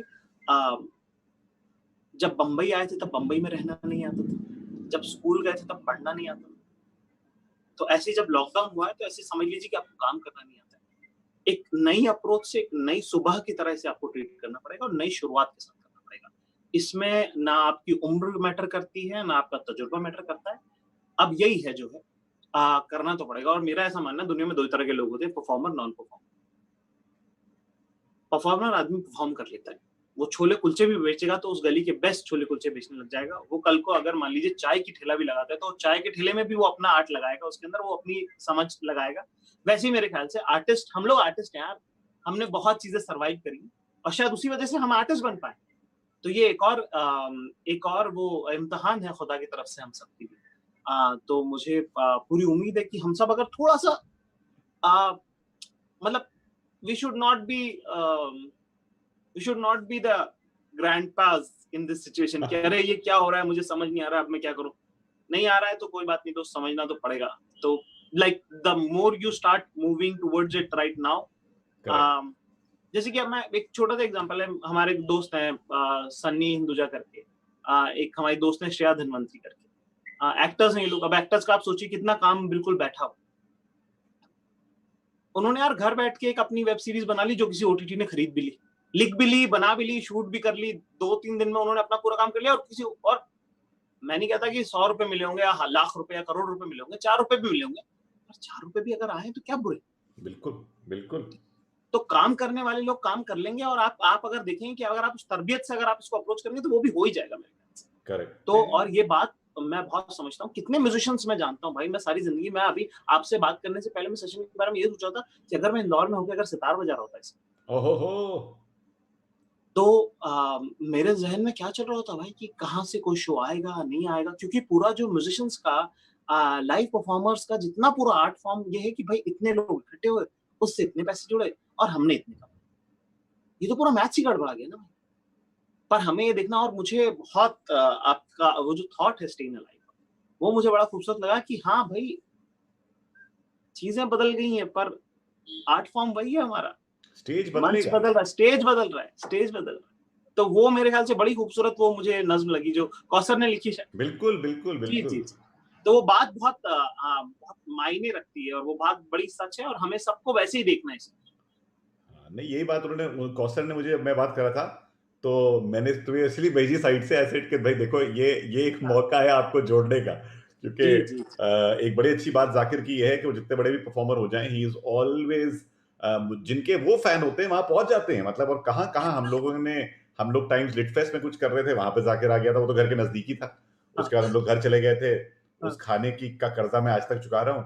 हर बार बिरयानी की पहल हो जाती है, पर चलो इंशाल्लाह वो जल्दी हो जाएगा मोमेंट। भाई शून्य पर सवार हूं की रिक्वेस्ट आ गई है, हमारे पास वक्त कम है, इसलिए मैं कह रहा हूं कि एक बार वो अगर आप सुना सकते हैं।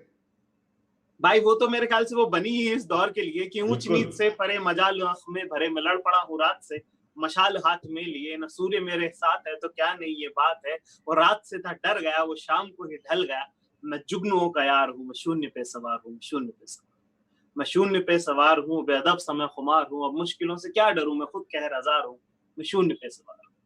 कि हूँ राम का सा तेज मैं, लंकापति सा ज्ञान हूँ, किसकी करूं आराधना, सबसे जो मैं महान हूँ, ब्रह्मांड का मिसार हूँ, मैं जल प्रवाह निहार हूँ, मैं शून्य पे सवार हूँ, शून्य पे सवार। ओहो, तो ये तो भाई ये तो वही ये तो इन्हीं दिनों की है कि जब सब कुछ खत्म हो जाए तो फिर उसके बावजूद भी जो है अपनी लड़ाई जो है लड़ते रहना, उसके बारे में माशाल्लाह से। बिल्कुल बिल्कुल, इतने सारे लोग जो है लव पराशर बोल रहे हैं, my two favourite people in one frame, thank you love, it's so nice.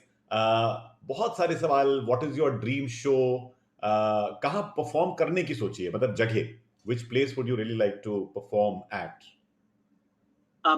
एक बहुत छोटा सा इंदौर में एक रविंद्र नाट्यगृह करके एक ऑडिटोरियम होता, तो मैंने वहां पे एक शो किया हुआ है ना, पर उसमें मैंने मुझे वहां दोबारा करना है और इस कॉन्टेक्स्ट के साथ करना है कि वहां अब्बा जी ने भी कभी बजाया हुआ है, वहाँ पापा ने भी बजाया हुआ है और मैंने भी सितार बजाया हुआ है, और वहां अगर मैं दोबारा कर पाऊँ अच्छे से, तथास्तु जैसा शो अगर मैं वहां कर पाया तो मुझे मेरे लिए बड़ी खुशकिस्मती की बात होगी। दूसरा एल्बर्ट हॉल करके शायद लंदन में है, बिल्कुल वो म्यूजिक वालों को ही मिलता है, तो अगर कभी इतनी हैसियत हुई कि उसका किराया भर पाए कॉमेडी के थ्रू तो इंशाल्लाह वो जरूर करना चाहूंगा, क्योंकि मैं जब छोटा होता था तो पहली बार मुझे जो है एक सितार का कैसेट मिला, शायद वो रवि जी का था, रविशंकर साहब का था, वो एल्बर्ट हॉल का था, तो वो जो है मेरे जहन में नाम रह गया, मुझे एग्जैक्टली ये भी नहीं पता कि वो रविशंकर साहब का था या किसी और का था, पर वो वेन्यू का नाम मेरे जहन में रह गया। उसके बाद फिर मैंने एडेल का एक वीडियो देखा, बड़ा खूबसूरत, अरे बहुत उम्दा समवन लाइक यू गाना उन्होंने गाया है उसमें, और वो वहां का शूट, चलो वहीं जाएंगे, वहीं पर करेंगे, तो इंशाल्लाह जरूर वहीं पर करेंगे। अगर और वॉइस ओवर, इंट्रोडक्शन का वॉइस ओवर मैं करूंगा पीछे से। इंशाल्लाह। चलो वक्त हमारे पास खत्म हो गया है, लेकिन मैं जाते जाते सिर्फ ये कहना चाहता हूं सबसे कि जाकिर हमारे साथ है, और जाकिर हम लोग 25 लाख रेज करने की कोशिश कर रहे हैं। मैं सिर्फ ये चाहता हूं कि एक बार अगर तुम भी पहल कर दोगे, लोगों को बोल दोगे कि वो लोग सब डोनेट कर सकते हैं। मैं भी अपनी तरफ से इसमें कंट्रीब्यूट कर रहा हूँ, अमाउंट बताने वाली बात नहीं है, पर आप की जिंदगी में अगर थोड़ा सा भी, अगर कहीं पे भी आर्टिस्ट ने आपको अपनी किसी खुशी के पल में या किसी गमजदा लम्हे में अगर आपका साथ दिया हो, तो ये शायद वो मौका है जब आपको भी उन्हें पे बैक करना पड़ेगा, और ये मुश्किल वक्त है हम सब के लिए, है ना। एक दूसरे का अगर हाथ थाम के चलेंगे तो ज्यादा बेहतर रहेगा। अभी गिव इंडिया पे आप कंट्रीब्यूट कर सकते हैं, अगर आप देख रहे हैं किसी भी प्लेटफॉर्म पे, तो जरूर डोनेट कीजिएगा, ये हम सब के लिए है, हम सब की तरफ से। आप सबको बहुत बहुत शुक्रिया जिन्होंने कर दिया है, और जो लोग करने वाले हैं उनको मेरा बहुत बहुत धन्यवाद। Thank you very much. Thank you Zakir, thank you. बहुत जल्द मिलेंगे बिरयानी के साथ, बातों के साथ और उम्मीद के साथ। Thank you very much. Thank you. Zakir ने सबके बारे में कह दिया, लेकिन जो दो लोगों ने यहाँ पर इस सेशन में कंट्रीब्यूट करा है, I just want to call them out. Rishi D for the 999 contribution, Ranjit Raina for the 4999 contribution. Thank you very much. Thank you from the bottom of our hearts for doing this. It's really really lovely. Zakir के बाद यहाँ पर क्योंकि ये inspiration club है, तो अलग अलग किस्म की चीजों के इंस्पिरेशन मिलते हैं, और मैंने कोशिश ये करी थी कि सेशन में when Raghav was putting the session together, when the team was putting the session together, we thought let's bring comedians and people, and I'm not saying this because comedians make you laugh. No, I genuinely think that their observations make life much better, really make life so much better. There's always something to learn, always something to get from them. And up next is Vaibhav. Vaibhav, who's joining us here, let me tell you, when I saw the wedding video, when I saw the airline video about यार चलता तो auto pilot पर है तो फिर क्या जरूरत है, but the best one, the biggest lesson was when he talked about users of some mal.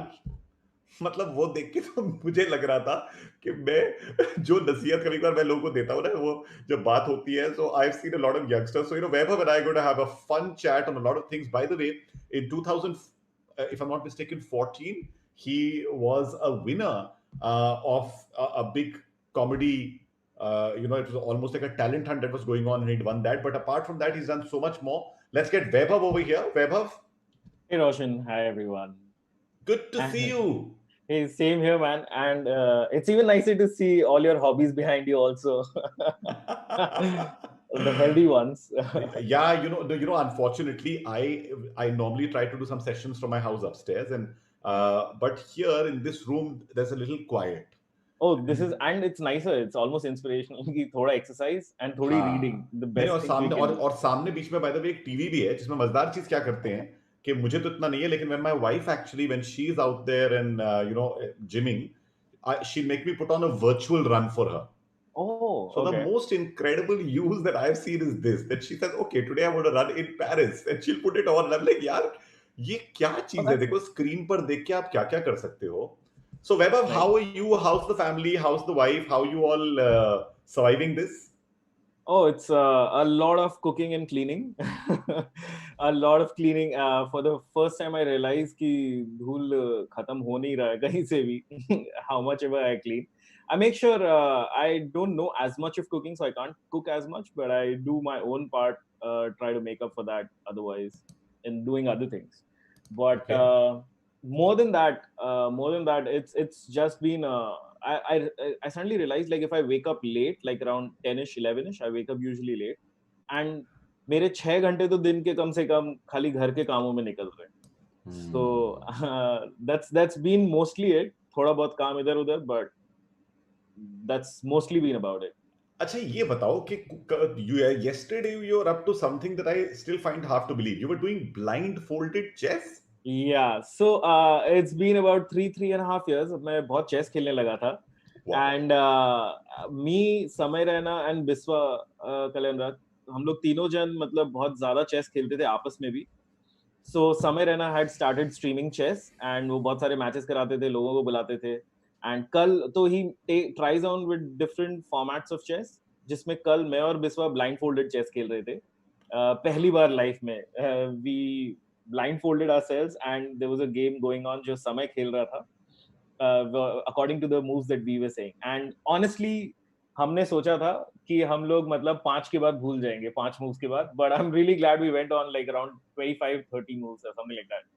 Wow. So yeah, it all started because there's this grandmaster Vidit जो इंडिया में रैंक 2 है अभी, वो मेरे बिस्वा और अनिर्बान दासगुप्ता 3 कॉमेडियंस के साथ साइमल्टेनियस ब्लाइंडफोल्डेड चेस खेला था उन्होंने 3 बोर्ड पे simultaneous, and we were just blown away. So we were like, we have to try this out.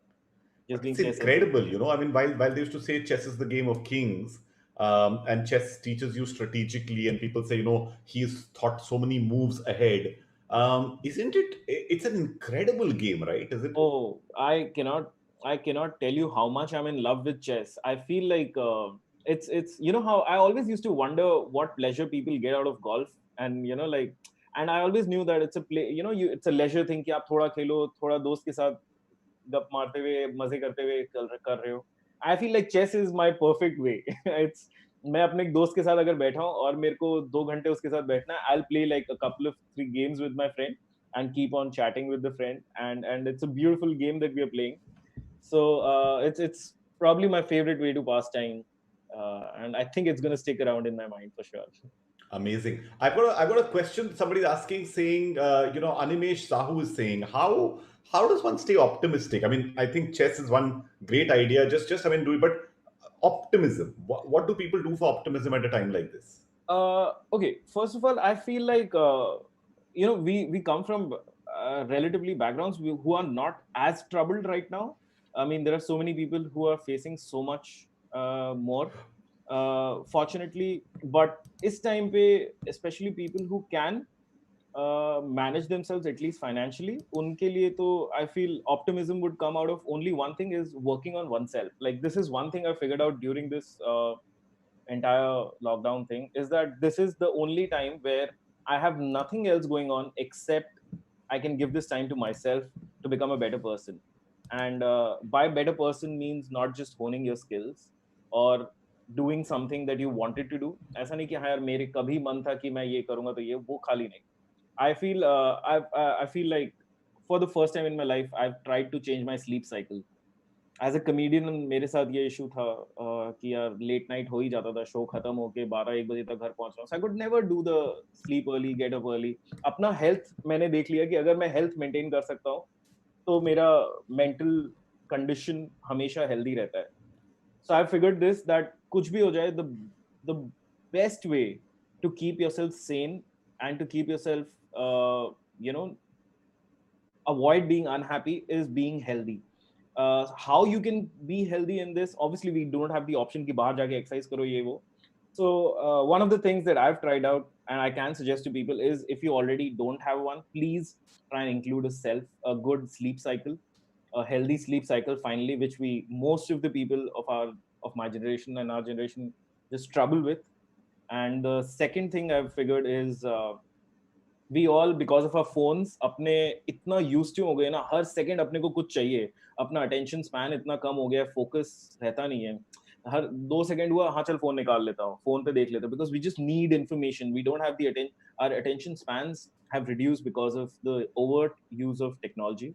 So I feel, and I haven't done this every day, but if we can start doing meditation, थोड़ा सा focus पे help, it just overall helps us and makes us calmer as a person. So these two things, just health, thoda sa meditation, I think these two things really keep me going, keep me in a sane space throughout. Optimism also is just one of the sublet parts of it there. Ladies and gentlemen, we just had Swami Vaibhav with us. I wish this is all it took. I could open an ashram tomorrow. Yes, and that's the one business that is going to do really, really well, because as you know, there's this vocal for local, so let's keep making local things, is what people are talking about. Rahul Shah is saying Ghoda is a respectable animal. So this is actually something which goes on in the chess streams. It's garnered a very loyal audience, I feel, and they reach everywhere. So basically what happens is that on Samay's stream, whenever there are grandmasters, we make sure we don't even use sly cuss words. Like, it's not just like brute cuss words, but like even you can't say the F word also.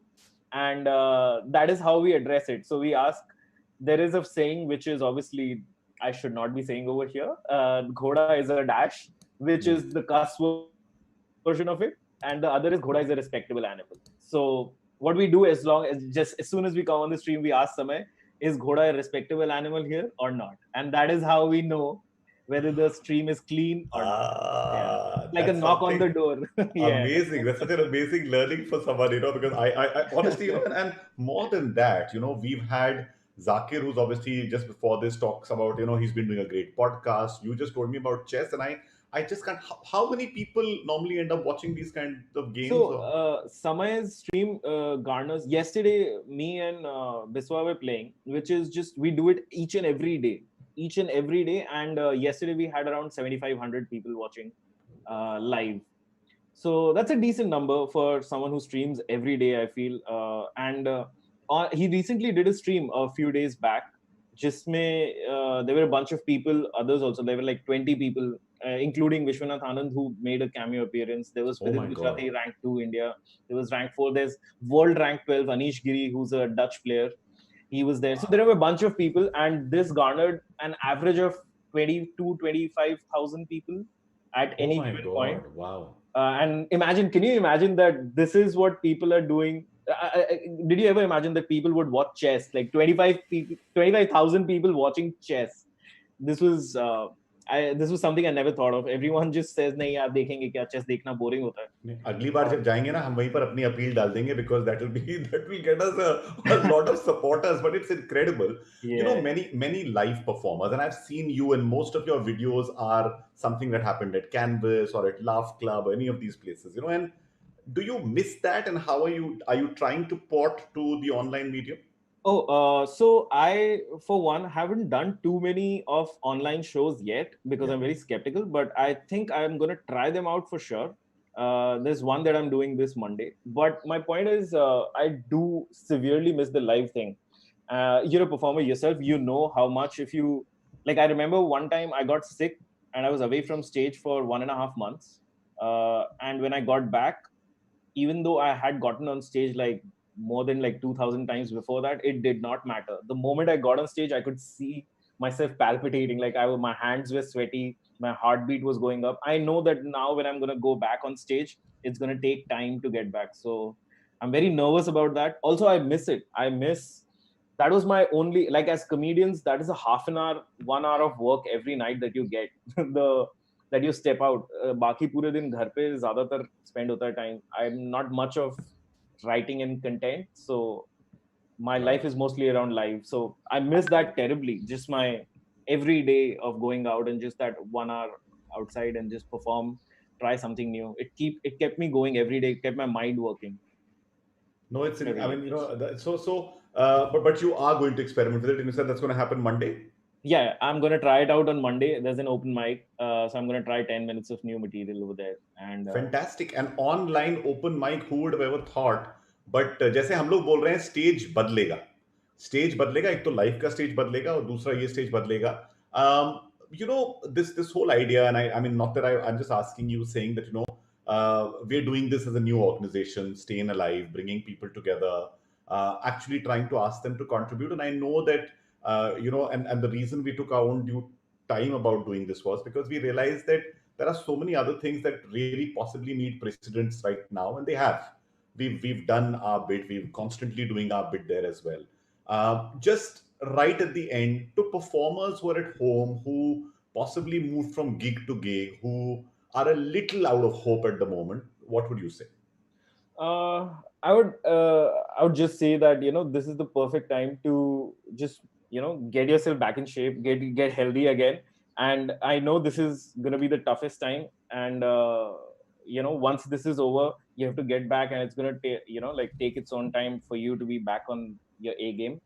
But it's just to sit tight, keep yourself healthy, keep motivated, do something that helps you become a better person, focus on yourself. And once everything goes down, just give everything you have so that you can just do your best again. Because we have no idea how to, like, you know, we cannot wait to just things to get back normal. What's the first thing you're going to do when this all ends? I have to start doing mics. I have to start doing open mics. That is my first thing. I'm not a person who drinks or does any other like kind of like बहुत ज़्यादा social activity. So my only go-to method is just, my only reason I step out of house is to do that. And I'm going to play live chess with friends because that is more fun. So yeah. Absolutely. और वहाँ पर we will, before you start playing live chess, we will check whether घोड़ा वहाँ पर respectable animal है. Absolutely. Thank you so much, Vaibhav, for being with us. Nitya says the charity stream was epic. Thank you so much, Roshan. Thanks for having me. Guys, best of luck. Keep healthy and keep safe. Thank you. Thank you very much. That was Vaibhav, who was here with us. Chess player, that's something that I discovered about him. Honestly, I knew about the comedy part, and there's everybody is doing some really different things, unique things by themselves. Up next is somebody who I can say I have known since he was in junior college. I remember walking into a college festival where, wearing a blonde wig, he serenaded the judges and made such an impression that Zarina Mehta wanted him to immediately start working out of her office at Hungama. I managed to work with him in the early days of making a couple of shows for Hungama, and tab bhi genius tha, abhi genius hai. The one person who says it like it is, and beyond that, you know, he's one person from whom there is so much to learn, whether it is about analytics, whether it is about reinventing yourself, whether it is about just going and getting that whole new look at life and a career now with gaming. I mean, is this India's PewDiePie or much more? बहुत मार पड़ने वाली है. Tanmay is here with us. Give Tanmay a big round of applause. Hello. Can you see me? Is everything okay? Light बहुत कम है तुम्हारे चेहरे पे, तो पहले लाइट इतनी अच्छी थी. तुमने लाइट ऑफ कर दी? You can put it on. I'll fix it. You can fix it. Please fix it. Ladies and gentlemen, we will stare at a chair for about 5 seconds as he goes and fixes the light, because इससे पहले तो तन्मय के चेहरे पे बहुत light आ रही थी. लेकिन ये जो है ना, this is a very special place where Tanmay is. Let me tell you that Tanmay is in his gaming streaming room, which was meant to have been done in so many different ways. इससे ज़्यादा नहीं होगा light, burn out हो जाएगा. अच्छा हाँ ठीक है Can I? Yeah. How's it going, Oshan? All good. You tell me. I realize that every time we ever do a session together, the junior college story comes up. हाँ यार, because you know पहली memory है, सबसे पहली memory वही है. Till date I repeat that story. Which is how did you get started? I'm like, it actually all started at a college festival. Correct. The first gig was television, which was very fun times. No, Giroshan, can you believe how far we've come? My goodness. Nah. कहाँ से कहाँ तक? नहीं, और you know, and what is? I tell you one thing. Give me something. The bot army, OP, bot army. What does this mean? Man. For a boomer like me, please explain. So I'll explain to you where it started. Right. So I started playing games online, and I am terrible at games. So in a game where someone is really bad, like as a joke, they are called bots. Bots in a game are computer generated. They're correct. So bad at playing. It's to get players used to the environment, get their first kill to get their dopamine release, so they feel like playing the game more. Wow. So bots are almost the sacrificial lamb by artificial intelligence to get players addicted. So I started getting called a bot from chat, and since then I've just embraced it, saying yes, I'm a bot. And you know what? Being a bot is the way to live, because when you're a bot, there is only one way, which is up. You can only progress.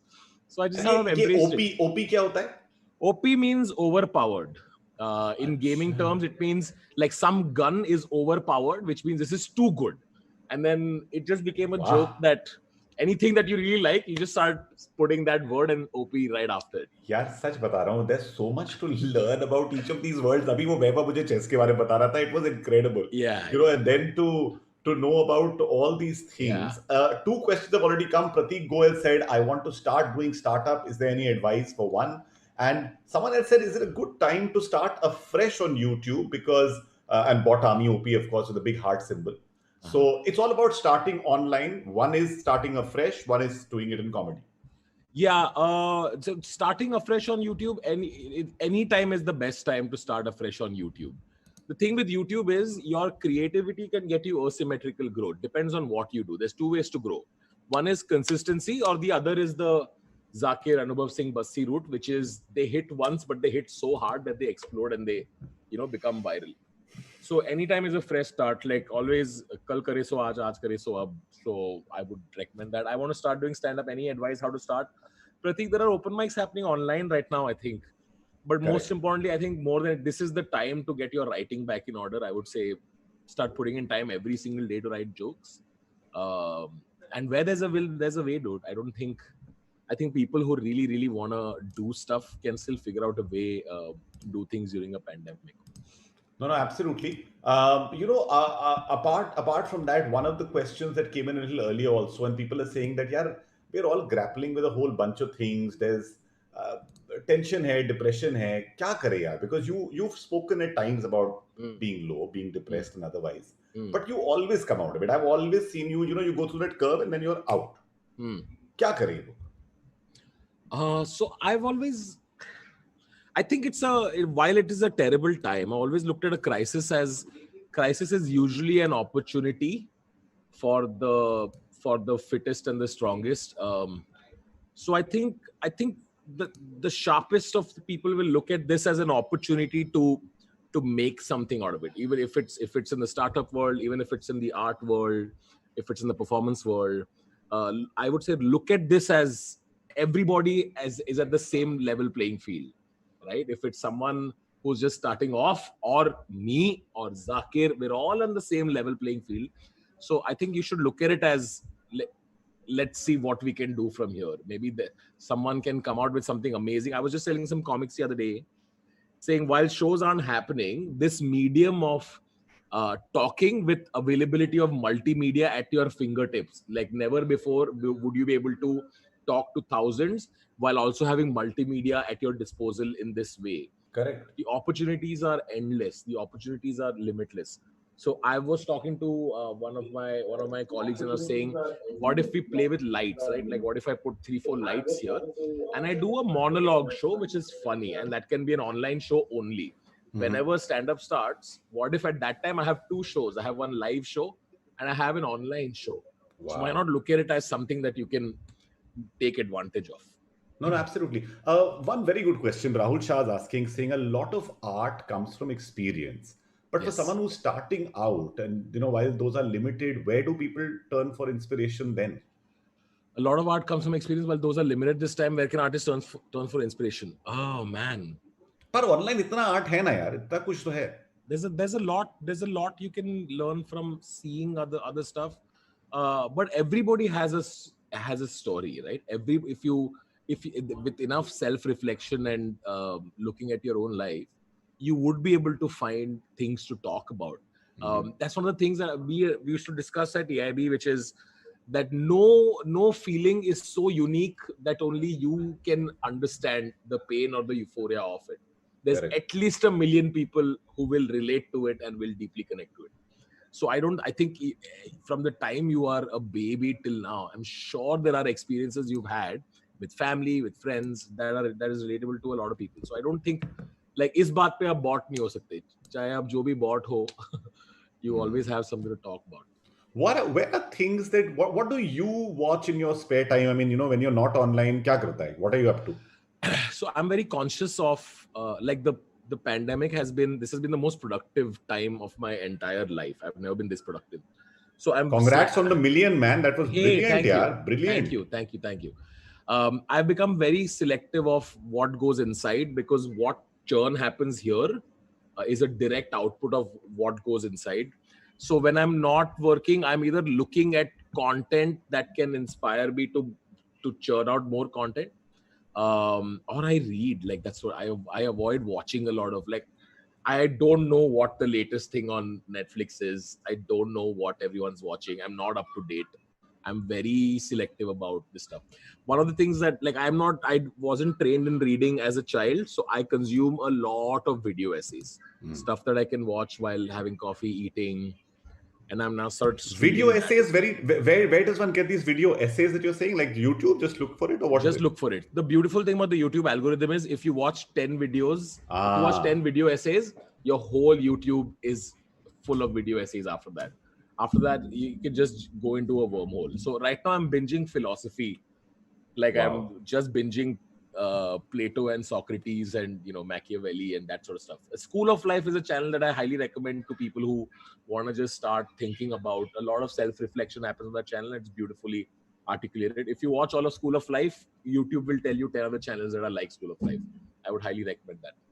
Wow. No, I'm so glad that you've given us one. I was going to, in fact, ask you, saying a couple of things that you'd like people to watch or that they can watch. So School of Life. Check out School of Life. School of Life will give you a great idea. It gives you a realistic idea about life, about romance also, especially romance. I think a lot of young people need to get schooled when it comes to romance. I'm actually working on a video about that.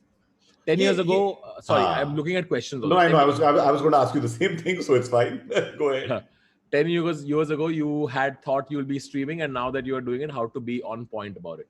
I didn't think 10 years ago that I would be streaming, but I did think it 2 years ago. I started streaming in October end last year, but the thought came to me very early January last year. Like, I know a lot of people have been saying things will be okay and we'll be back to performing. Like, I'm not as optimistic about that. I'm more of a realist there. It's not going to be the same for a few years. But I also think this is a massive opportunity for a lot of artists to not climb up the conventional ladder. Like, I think Samay is a fantastic example of it. Like, he adapted so quickly and he's managed to find an audience that he would have taken much longer to get through the usual route. So I think collaborate, live stream. The idea that gaming is the only thing you can do on live stream has already been shattered. Like, I now write jokes on live stream. Like, it's insane to me the things you can do to keep an audience interested. So yeah, I didn't think I'll be streaming, but I do think that most of my, at least the next few years, is going to be streaming a variety of things. Tanmay, how are you feeling now? I'm feeling good, Kalpit. Thank you for asking. No, so so the whole thing apart from this is that does a person put a lot of their personal experiences into art? That's what anonymous attendee is asking. The Honesty Channel streams help a lot to learn about sketch and joke writing. The Honestly channel. I haven't seen it. How much of personal experience does one put into art? It's all of it, right? I think you're a product of all your personal experiences, and your art is going to be about that. Your worldview is going to be shaped by your experiences. You are what your experiences are. So, what are you? Tell me what ghar pe right now? Who all are there right now? I'm with Naveed, Revant, Raghav, and Akash. Revant and Raghav are extremely young, extremely talented professionals. Revant was someone that I found when I was doing 6 months in Bangalore. I just put on my Instagram story saying I want an editor, and he just showed up to where I was staying. And then one day I was moving back a week later, and I said, "You just want to move to Bombay with me?" But here was a catch: I'm a workaholic. I am going to be streaming. My work hours are going to be crazy. That's on you. He's like, no, I just want to learn. So he just lives. He just came and started living with me. And I think that relationship with your creator editor is so important. I'm able to output this much purely because Raghav and Revant live, breathe what I do. So yeah, that's who I live with. That's amazing. So, acha, ye batao, house work, do you play the nepotistic house owner or what is it? No, I play the... No. Sorry, what's your question? How? No, I'm saying that तू भी कुछ काम करता है या करवाता है? मैं करता हूँ. I have my days where before everybody else is awake, I am up and I am obsessively cleaning the floor, and yeah, I have my days. but tell me, being in a, I turned and set it apart from wanting to meet 2-3 people because my family is here with me and stuff, and thankfully with the grace of God, one is well provided for. One is really realizing that there were a lot of things that one just did maybe to fill time, or what were those things that you've cancelled, saying ye nahi, ab to ye nahi karna? I don't think I'm ever going to go back to working at an office and wanting an office, or I don't think I'm ever going to do that. I'm very I realize how much time goes in travel. It's a crazy amount. I realize how much time goes in I think a social activity takes way more time than you think. I am very, very happy talking to friends. I'm able to connect way more with friends now than I did earlier because it's that easy to just click a link and then have a conversation and then bounce back. So I don't think I'm going to go back to that. So one or two people asking about collaborations, and of course some people saying how to feel less depressed in this time. How to feel less depressed in this time? Oh man, that's a tough one. Man, I don't have an answer to that, man. But I know that having a routine really helps. If you can find 2 or 3 things that are constant in your daily routine, that's what really helped me feel less sad over the last year. A routine will help. It's very... So what's your routine? Give me just a little bit of an idea. Yeah, so I am at this computer by 2 p.m. compulsorily. So my phone starts going off by 1 p.m. Once I'm here, my wake up and get into the groove mode is between 2 to 4. That's when I schedule anything that doesn't require me to really consume anything, where I'm chilling, having fun, catching up with the day. 4 to 8 p.m. is my creative hour. If I need to get some stuff written, done, shot. So that's when I shoot. That's when I script videos. That's when I write sketches. That's when I shoot videos. 8 p.m. onwards, I'm prepping for live streaming because I go live either from 9:30, 10 till all the way till 2. Once 2 is done, then you're unwinding for the day. Between 2 to 4, I'm unwinding. So it's catch-up calls with friends, ideating for the next day, building a task list. Then I'm in bed by 2:33. I read and I fall asleep by 4 or 5. But yeah, I give myself. My sleep cycle is very messed up. Roshan is looking at me like, the generation of today. No. I'll tell you what. I'm actually thinking, saying, yeah, my son sleeps at about 3:34 and he's gaming and he's streaming and it's okay. I swear to you, I'm so glad that I know all of you, because sometimes what happens is that I generally think of saying, acha, he's 18. Who else? Acha, Zakir is doing this. Sab theek hai. I think if you're getting 8 hours of relax and rest, it's fine. I don't think it's... Yeah, that keeps changing though. We've got the last 2 minutes, but I wanted to ask you two quick things. One is that somebody talks about saying, Tanmay, the master chef, are you cooking? I am cooking. I have challenged Kavita's kitchen for a collaboration you could have never ever imagined. Wow. What is it? Kanda poha? I made kanda bhajia poha in the last video. But this time I'm going to bake something in the next video, hopefully. So I am on a trip of...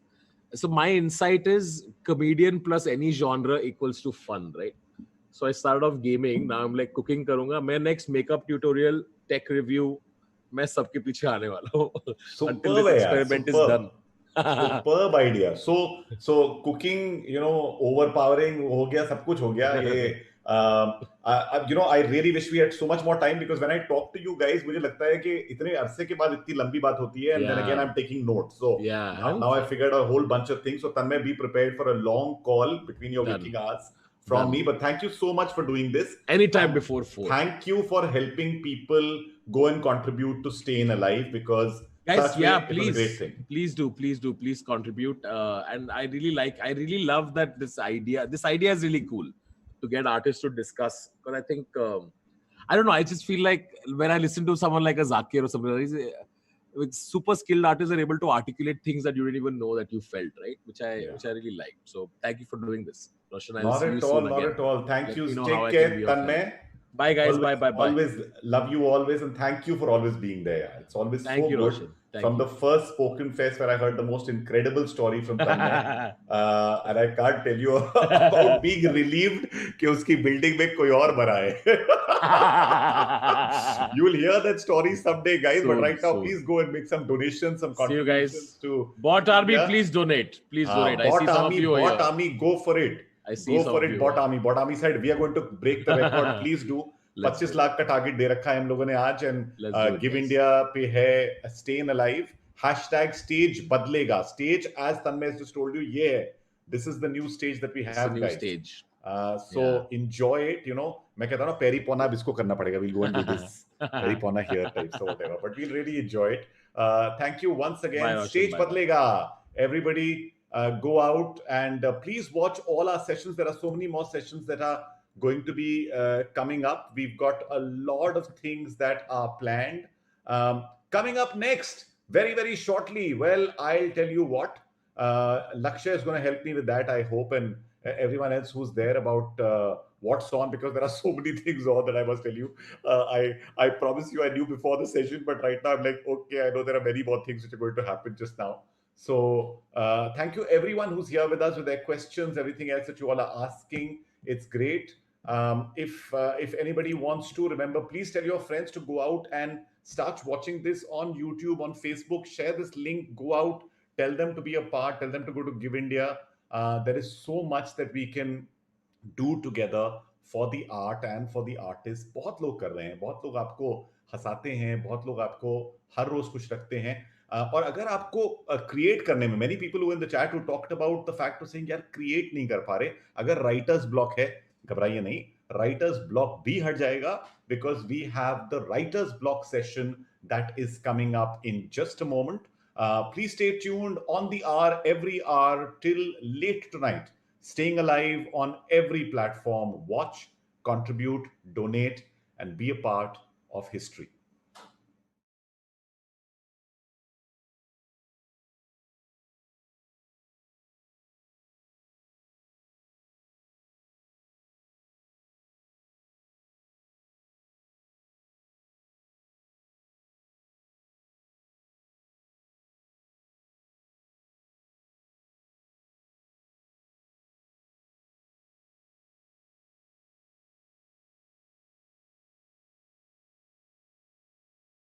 In our darkest hour, we turn to our favorite song, our favorite joke. We do a dance step. We listen to a story. Art will save humanity, but who will save the artist? StayINALIVE is here to help the gig worker in the art economy. And that's why we'd like you to please click on the link, whether you're watching this on YouTube or Facebook. And please also share, put your comments down, be a part of StayINALIVE, because there's so much more to come, because we want to make sure that this festival is not just about this festival, but all the festivals in the future. So do your bit for art and the artists. हाँ, मंच बदलेगा पर रंग नहीं, रूप बदलेगा पर रस नहीं। थिएटर नया है, स्पॉटलाइट वही, माइक टेस्टिंग का स्टाइल वही। Hello 1 2 3 4 check, are you ready? Let's begin the show. इस कांच के पर्दे को मिलकर हम नया दौर दिखलाएंगे। टिकटॉक पे नाच नचाएंगे, यूट्यूब पे गीत सुनाएंगे। इन ठहरे लम्हों को मिलकर हम नई चाल चलाएंगे। दुख सुख अपने FB इंस्टा पर लाइव ही बतलाएंगे। So, hello 1 2 3 4 are you ready? Let's start the show. Mic बदलेगा, आवाज नहीं। लुक बदलेगा, अंदाज नहीं। दूर होके भी पास हम। अब स्टेज बदलेगा पर एहसास नहीं।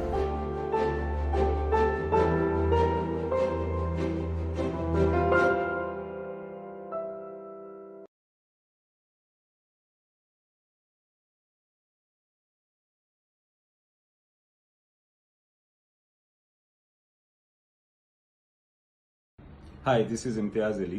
I'll be reading out a part of a script that did not make it to the final feature film that was released. Also, it is written in English. I've never read out the English part of a script before. I'd appreciate if you are there to watch this, please. I believe that business can bring about change, but art can create a revolution.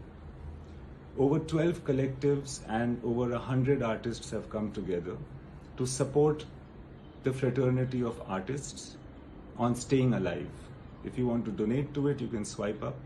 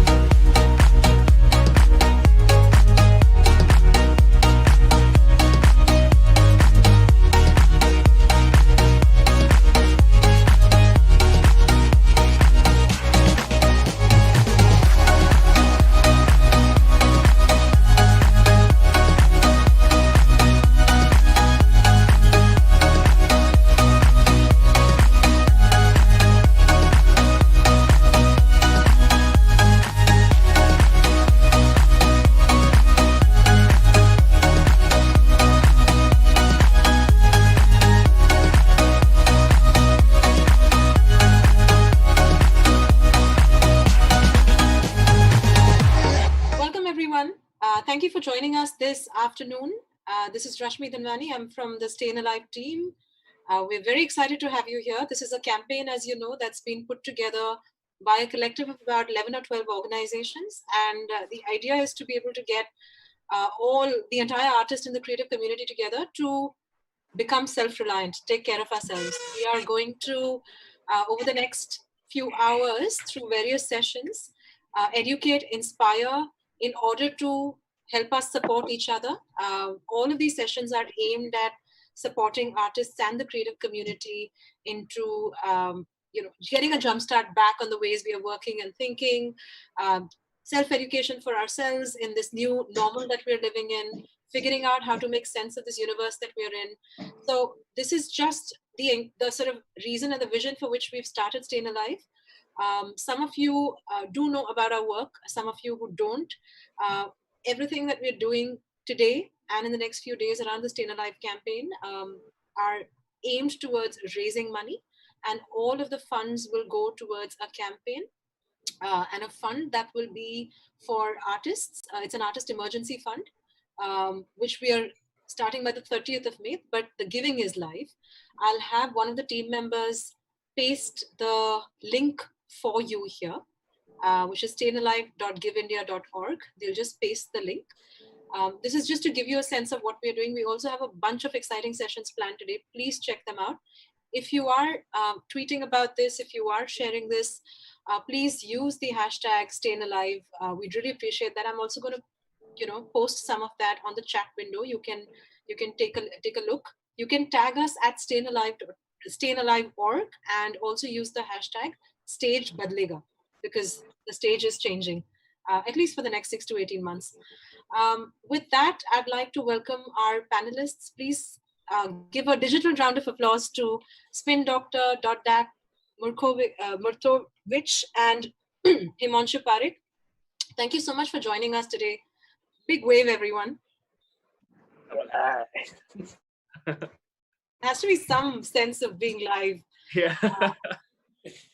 Great. So I'm going to also, we don't have that much time, so I'm not going to spend a lot of time on their biographies. We'll be posting that on the chat window as well. Please take a look at it.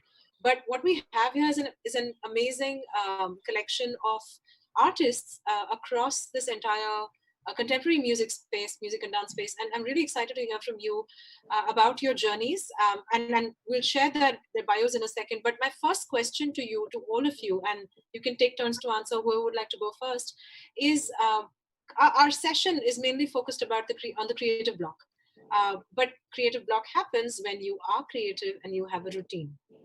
You are used to creating on a regular basis. So to begin with, I'd just like to understand from each one of you, what is your creative routine? How do you start creating? What is the process that brings you into making your music or work?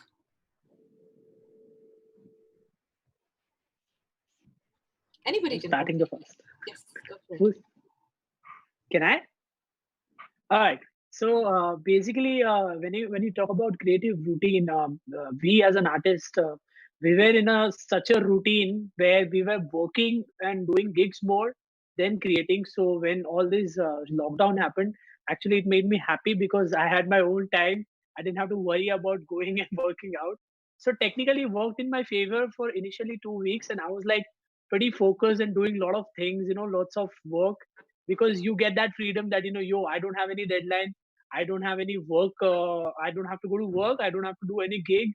I don't have to catch flights. So technically all the artists, I think initially for first or 2 weeks, they were like, all pumped up, and they were like, yo, I'm going to do this. I'm going to do that.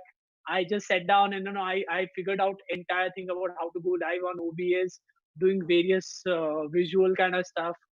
And yeah, I learned a lot initial 2 weeks, and then it kind of gradually faded for everybody. So let's talk about the second part, the actual block later. But yeah, that's how the whole thing started for now. Can I go next? Please, yeah.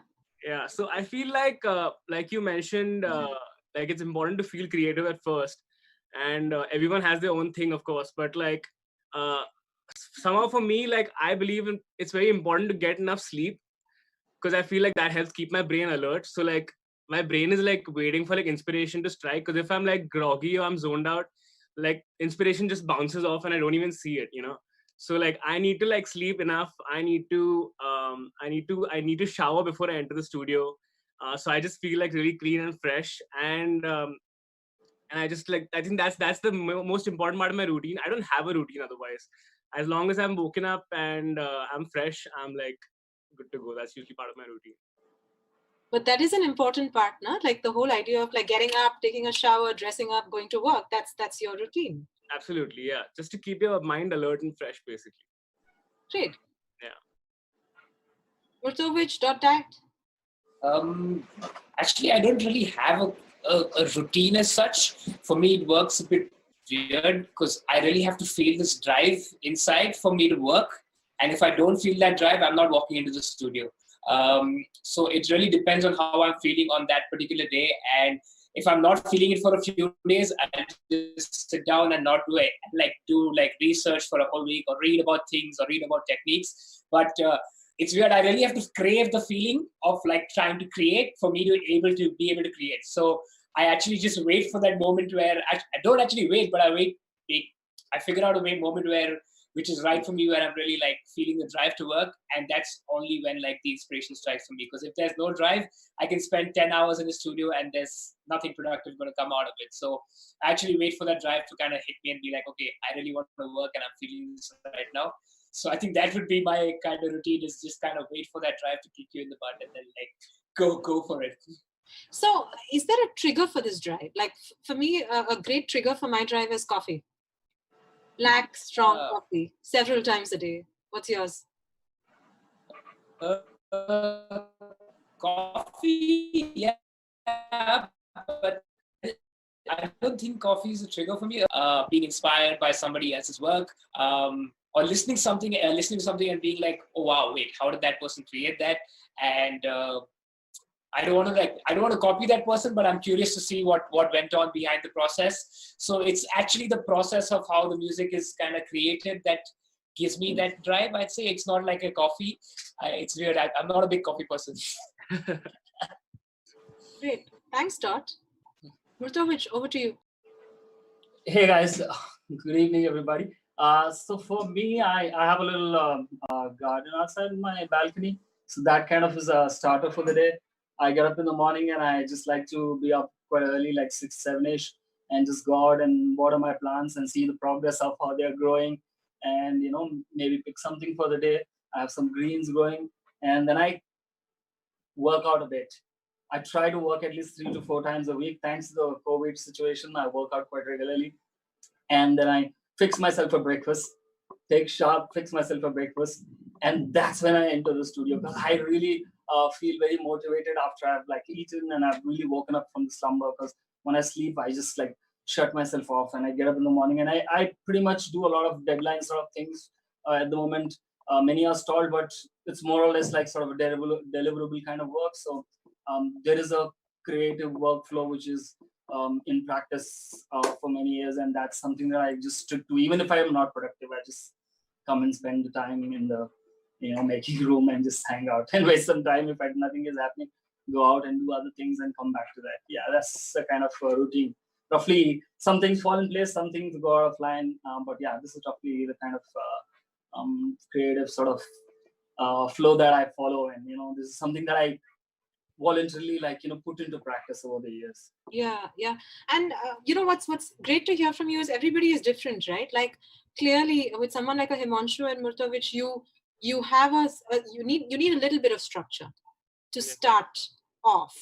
For you, Murtovich, it's the greens, right? It's watering, and a lot of people say that plants or earth gives them that connection to as a trigger. Himanshu, for you spoke about sleep is absolutely important, which is, all of these are scientific.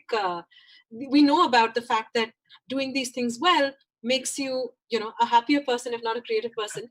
Yeah. But clearly in your case that works for you, but in the case of Spin or Dot, for you're waiting for that inspiration to strike, and there are things that may happen to give you there, but once you're there, you're extremely productive. I think that just goes to show that every creative person creates differently, and hence it's important for all of us, and all the attendees are here, is for us to understand what is our creative routine, gets us into the space of creating.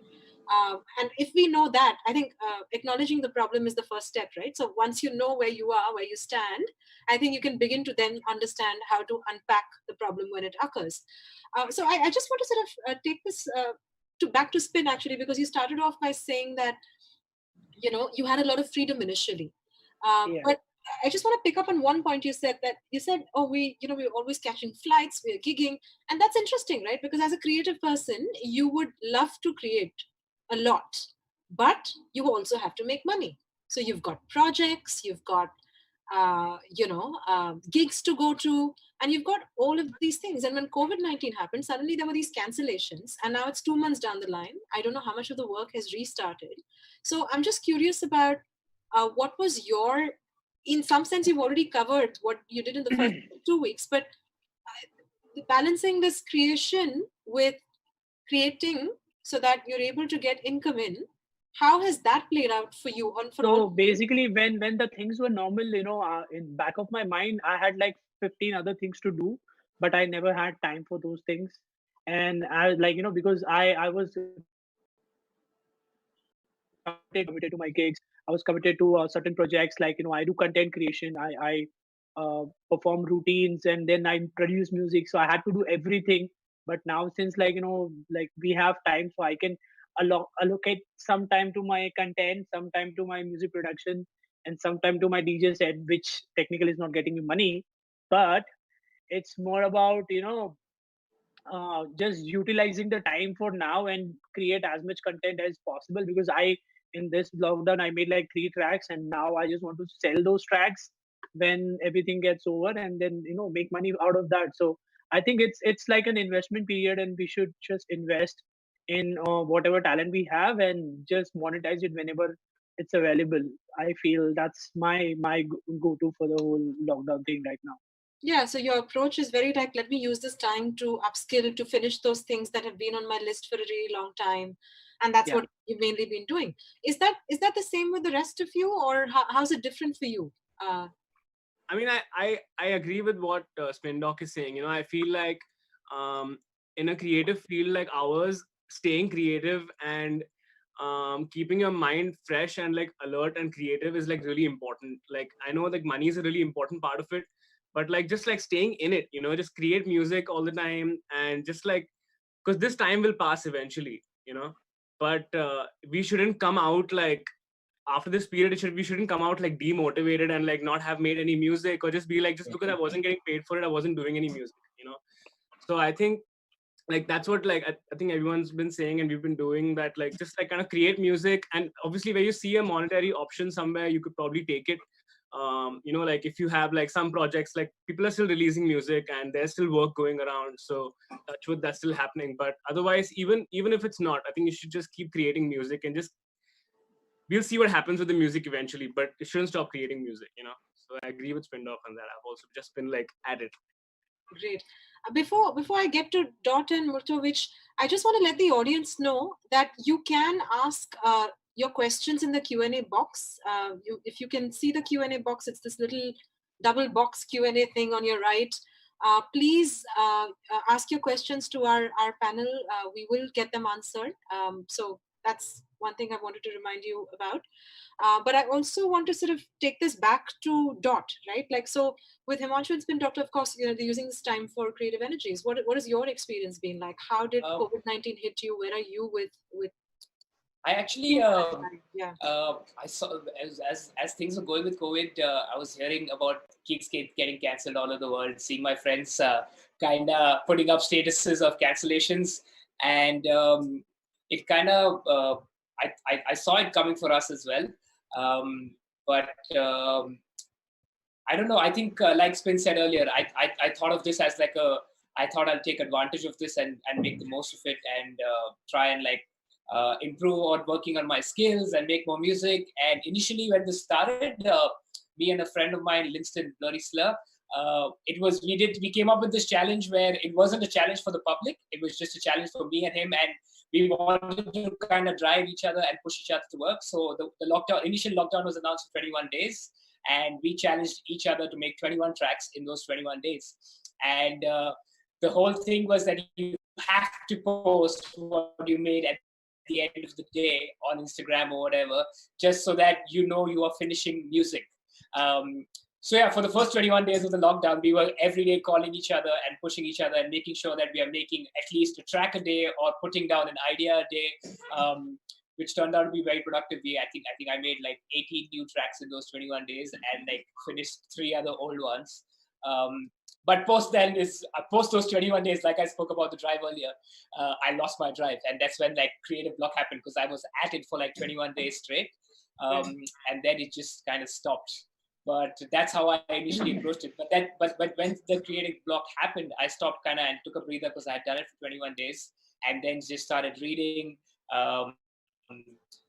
like looking for things and like starting to like learn new techniques and like getting to know my gear better. So you don't always have to be creative, I'd say, but you can always be in the studio and be doing something to kind of enhance your creative process further later on. Thank you, Dot. That's really amazing. First of all, 21 tracks in 21 days. That's fantastic. Yeah, it was crazy. I couldn't believe it myself, because it was a bit crazy. I thought like I usually do like one or in like 2-3 days, and then like I'm like, okay, cool. Yeah. 21 days was quite amazing. Yeah. And what's interesting in what you said here also is the challenge, right? And I know that I have a few dancer friends, and they've been giving each other challenges, creative challenges. I think there's an Instagram account called Art Alone Together. And what they've done is they just give these challenges. They give a Pablo Neruda poem, and they ask dancers to come back with a 1.5 minute improvised movement piece, which they shared, right? So it's interesting because, and that's the thing, right? Artists can create alone, but can also, have room to engage with each other and use each other as a way to create. And that's kind of very interesting in terms of how it worked so beautifully for you, very clearly. So I'm going to pick up on that bit in a second, but something for the audience, to think about. Maybe just, buddy up with your friends, make a smaller group of co-artists, maybe different disciplines, use a creative trigger to maybe think about how to create, how to restart creation. Murtovich, over to you. Would you like to share a little bit about what happened with COVID-19 and how did you navigate? I mean, mine is a really weird one. The thing is that I've been working on a couple of ongoing projects which are in the collaborative space, and for me there were a lot of delivery dates and other things which were like in this month, and I was hyperventilating because I have work, but I am not as many artists. I think you're not always satisfied with what you create. There are sometimes you just create for creating because you're also creating a whole gamut of things, and sometimes you have to compromise on your personal sort of quotient also. So for me it was really great to have more time to work, and also we worked on a theatrical opera earlier the last couple of years, which is a Bharatanatyam dance opera with Carnatic and electronic music. So we put out a couple of albums which was pending for a couple of years. For many reasons we didn't put it out earlier, so that came out. We put out a music video. All of this happened just because all this happened. I don't say that this is a great thing to happen, but the silver lining here for me personally has been just all these things just fell into place, and I found more time to write more music. I've been very productive, and I'm also very fortunate to be quarantined with my 2 interns who work with me at the studio. I have a lot of a semi-professional studio where I have 2 interns who are working with me and also learning, and plus they work on the projects as well with me. So they are there. So it's nice to sort of rub off inspirations of each other. We wrote a whole lot of material, more than an album actually, about 20 tracks in the last 40 days of being in. I haven't gone out from maybe say post-Holi. That's the last time I went out to do a gig in Pune, and that was it.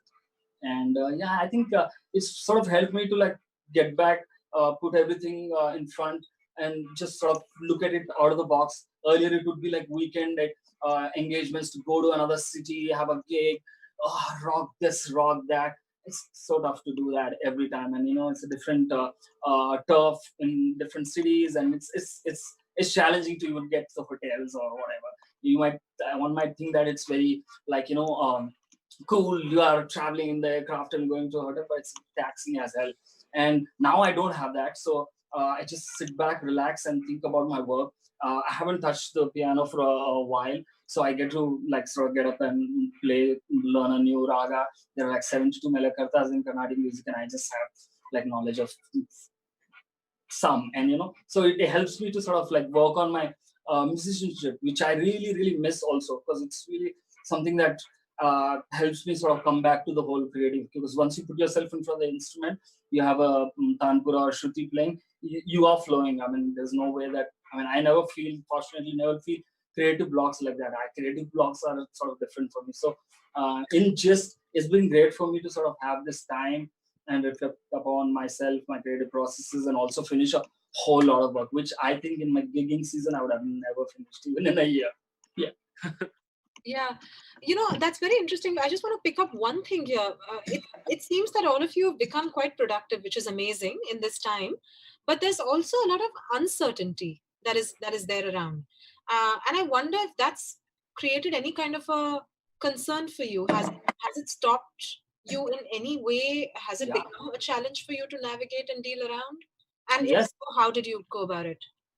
The thing is that if you're a functional studio, I'm a semi sort of professional, but it's a professional studio. I run a bunch of studio. Like I'm doing a Netflix project, I'm doing a movie project where I'm doing like part scores, and it's also like back and forth between two creative teams and a lot of critique, and so there's always like this like deliverable sort of standpoint, right? And I have a couple of people who work with me. That's their job as well, and I have to look out for them as well, and I can't, and also I have to look out for myself. I got a car, I have to pay for that. I have to pay for all these things. My family lives far away, I live by myself here, and so it's been crazy in a way to like first face it, but over the years I've found like this sort of sanctity to approach things with a little more calmer mind. Initially, first week I was all panicked because everything stopped and most of the work is already done, but they wouldn't pay me the second, and it looked really weird on my part to go out and say, hey, listen, why did you just pay me the second installment? That is not happening. But bills don't stop. Your responsibility towards your organization or something that you are, because it's an art community, right? It's small and everybody's very passionately intertwined, and it's a work, sort of a family work, So yeah, this was very difficult initially to understand, but thanks to some savings and other things, I think it's okay. It's afloat, Thank you so much, Murtovich. I'm going to take the rest of your responses, but in about a second, I know that we have to wind down for our YouTube audience. For the Zoom audience, please stay on. Our conversation is continuing. However, for the YouTube audience, join us on Zoom next time if you can, please. We'll have an extended conversation. But for now, I'll do a quick roundup for all of you. I think what we broadly discussed here is the fact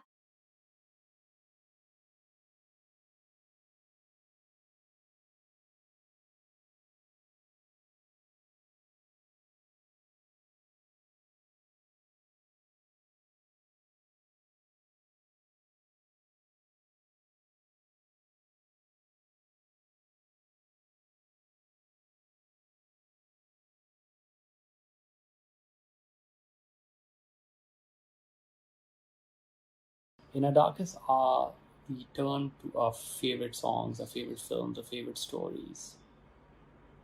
Now imagine a world without art. No live concerts to go to, no stand-up comedy gigs to attend. What would that world look like? There are many artists who survive from show to show. They've lost out on confirmed projects and the entire revenue stream with zero income coming in. Many artists who just started out didn't have enough savings to fall back upon. They might have to stop creating. Art will save your humanity, but who will save the artist? Well, it's you. You can save the artist. We have put together a whole day of digital conclave which lets you experience the side of a favorite artist that you've never experienced before. All you have to do to be a part of StayINALIVE is buy a ticket. So do your bit and click in the link in the description and donate. Save humanity by saving the artists. हाँ, मंच बदलेगा पर रंग नहीं. रूप बदलेगा पर रस नहीं.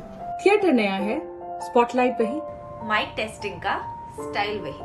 Hello, 1 2 3 4 check. Are you ready? Let's begin the show. इस कांच के पर्दे को मिलकर हम नया दौर दिखलाएंगे. टिकटॉक पे नाच नचाएंगे, यूट्यूब पे गीत सुनाएंगे. इन ठहरे लम्हों को मिलकर हम नई चाल चलाएंगे. दुख सुख अपने FB इंस्टा पर लाइव ही बतलाएंगे. So, hello, 1, 2, 3, 4. Are you ready? Let's start the show. Mic बदलेगा, आवाज नहीं. लुक बदलेगा, अंदाज नहीं. दूर होके भी पास हम.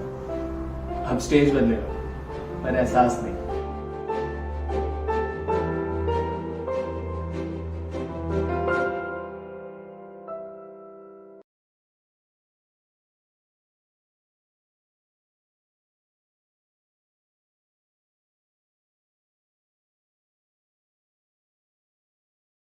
Hi, this is Imtiaz Ali. I'll be reading out a part of a script that did not make it to the final feature film that was released. Also, it is written in English. I've never read out the English part of a script before. I'd appreciate if you are there to watch this, please. I believe that business can bring about change, but art can create a revolution. Over 12 collectives and over 100 artists have come together to support the fraternity of artists on StayINALIVE. If you want to donate to it, you can swipe up.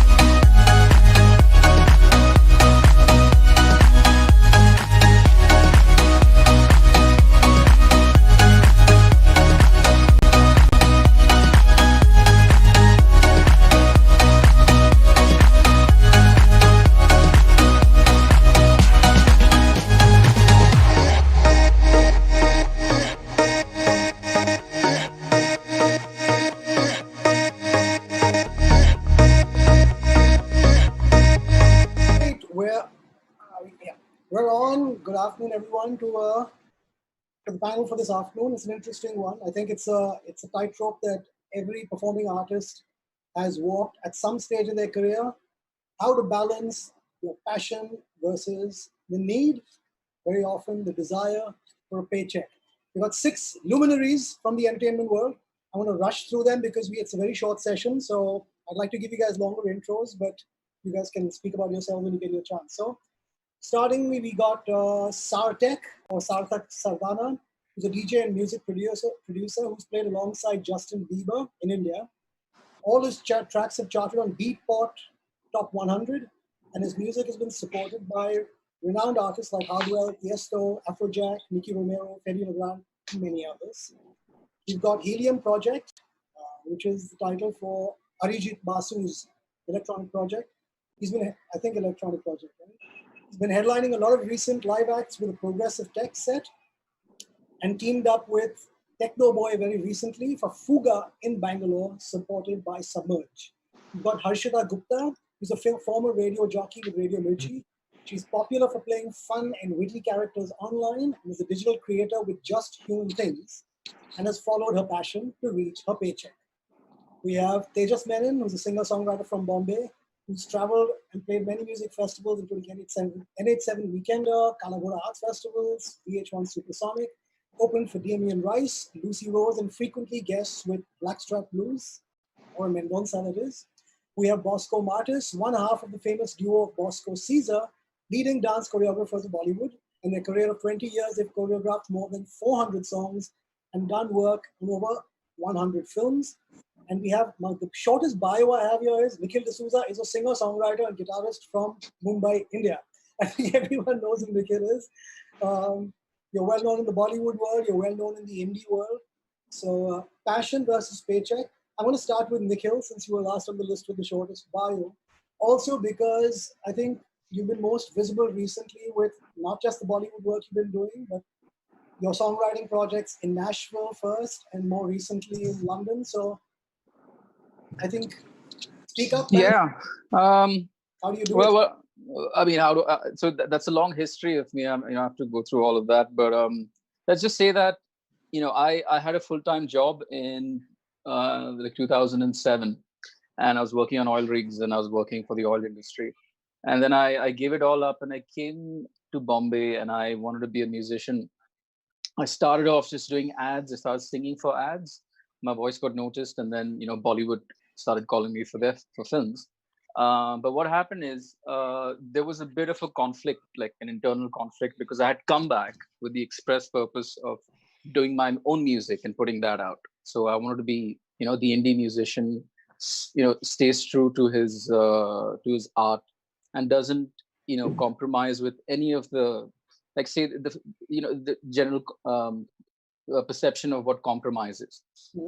So that's what I wanted to do. And so even though I had some really big songs out, like Sham from Aisha, Mere Bina from Crook, and Anjana Anjani, and a bunch of songs, I made it a point to really, if I was called for a gig, that I would only play the indie music.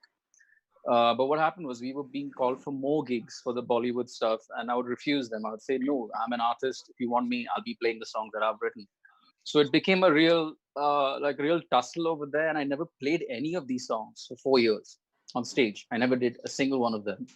You didn't do the indie stuff or the Bollywood stuff?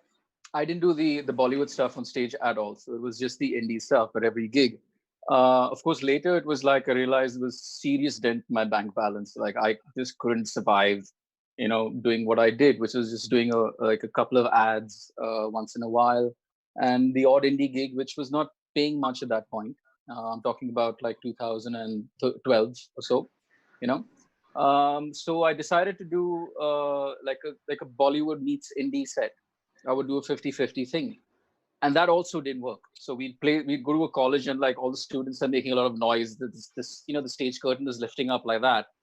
And then these guys are expecting me to be like they're expecting that. But instead they're hearing is something like, this must be the place. And they're all like, what? Like, what is this song? We've never heard it. So it would just be a real dip. And I realized after that I needed to separate out the two things. So a Bollywood gig by itself and an indie gig by itself, you don't mix them up because your audience has probably not been introduced to that side of you as much as they should be to accept that in the way that they're expecting this gig to be. They're there for a concert. They're there for a Bollywood night, a celebrity night. They are expecting certain things. And there might be a way to give them these songs, but it is certainly not, doing 8 songs that they don't know. And like say 5 or 6 or 7 that they do know. So I learned pretty. My quick question for you is, how do you separate the two? Do you make sure, is the publicity enough to specify that this is a strictly Bollywood gig or this is a strictly indie gig, so that there's no confusion with the audience? Yeah, that's exactly how you do it. So we expressly tell the promoters that, hey, if this is an indie gig, and say it's at a venue in Bombay or a venue in Bangalore, then they can't use the the Bollywood songs to promote it, because then the audience that comes in is expecting only that, and we can't let them down. So what we've done is at gigs, like say in a set of 16 songs, we play 14 indie songs and 2 of the Bollywood songs that work well in the set, and that's what we do for the indie songs. Sorry, Nikhil, But yeah, I'm going to sort of move on. Go on. I don't want to cut you, but I want to get everybody else to speak as well. Because we've only got this 20-minute window for, and we'll come back to these for the longer Zoom session. But right now, so I'm going to jump to So we go from singer-songwriter to dancer and choreographer. Bosco, you've been around for a long, long time. I would imagine, your name is associated with Bollywood, but was it Bollywood that drew you to dance to begin with, or were there other forms of dance that you started with and then moved into Bollywood? Do you do both? How do you balance the two? So actually, starting off from where we, Caesar and me, actually, it's Bosco Caesar. So we both were football players, passionate about sports. And from school, we kind of progressed into dancing, knowing that sports will not lead us anywhere, because the football and the kind of grounds that we play on is a little destructive the way we injure our bodies and stuff. So we started, dancing became something that we wanted to root for, because we could easily fly out places, have great food, and live in the best of the hotels and be backup dancers for singers. And so our first, we got into competition. We kind of won some competitions, local competitions, and then we were noticed by Rakshan and Sagrika. So they were the indie pop stars. So they did a show called Onida Pinnacle Awards, which happened in Delhi. That was our first experience to a stage. And that's how we progressed. And then we got in touch with Rageshwari, and we did our first music video called Oishava. And from there on, it was no looking back, because I think indie music videos were really cruising at that point of time. And then came, Pradeep Sarkar, who gave us Mission Kashmir. And from there on, it was no looking back.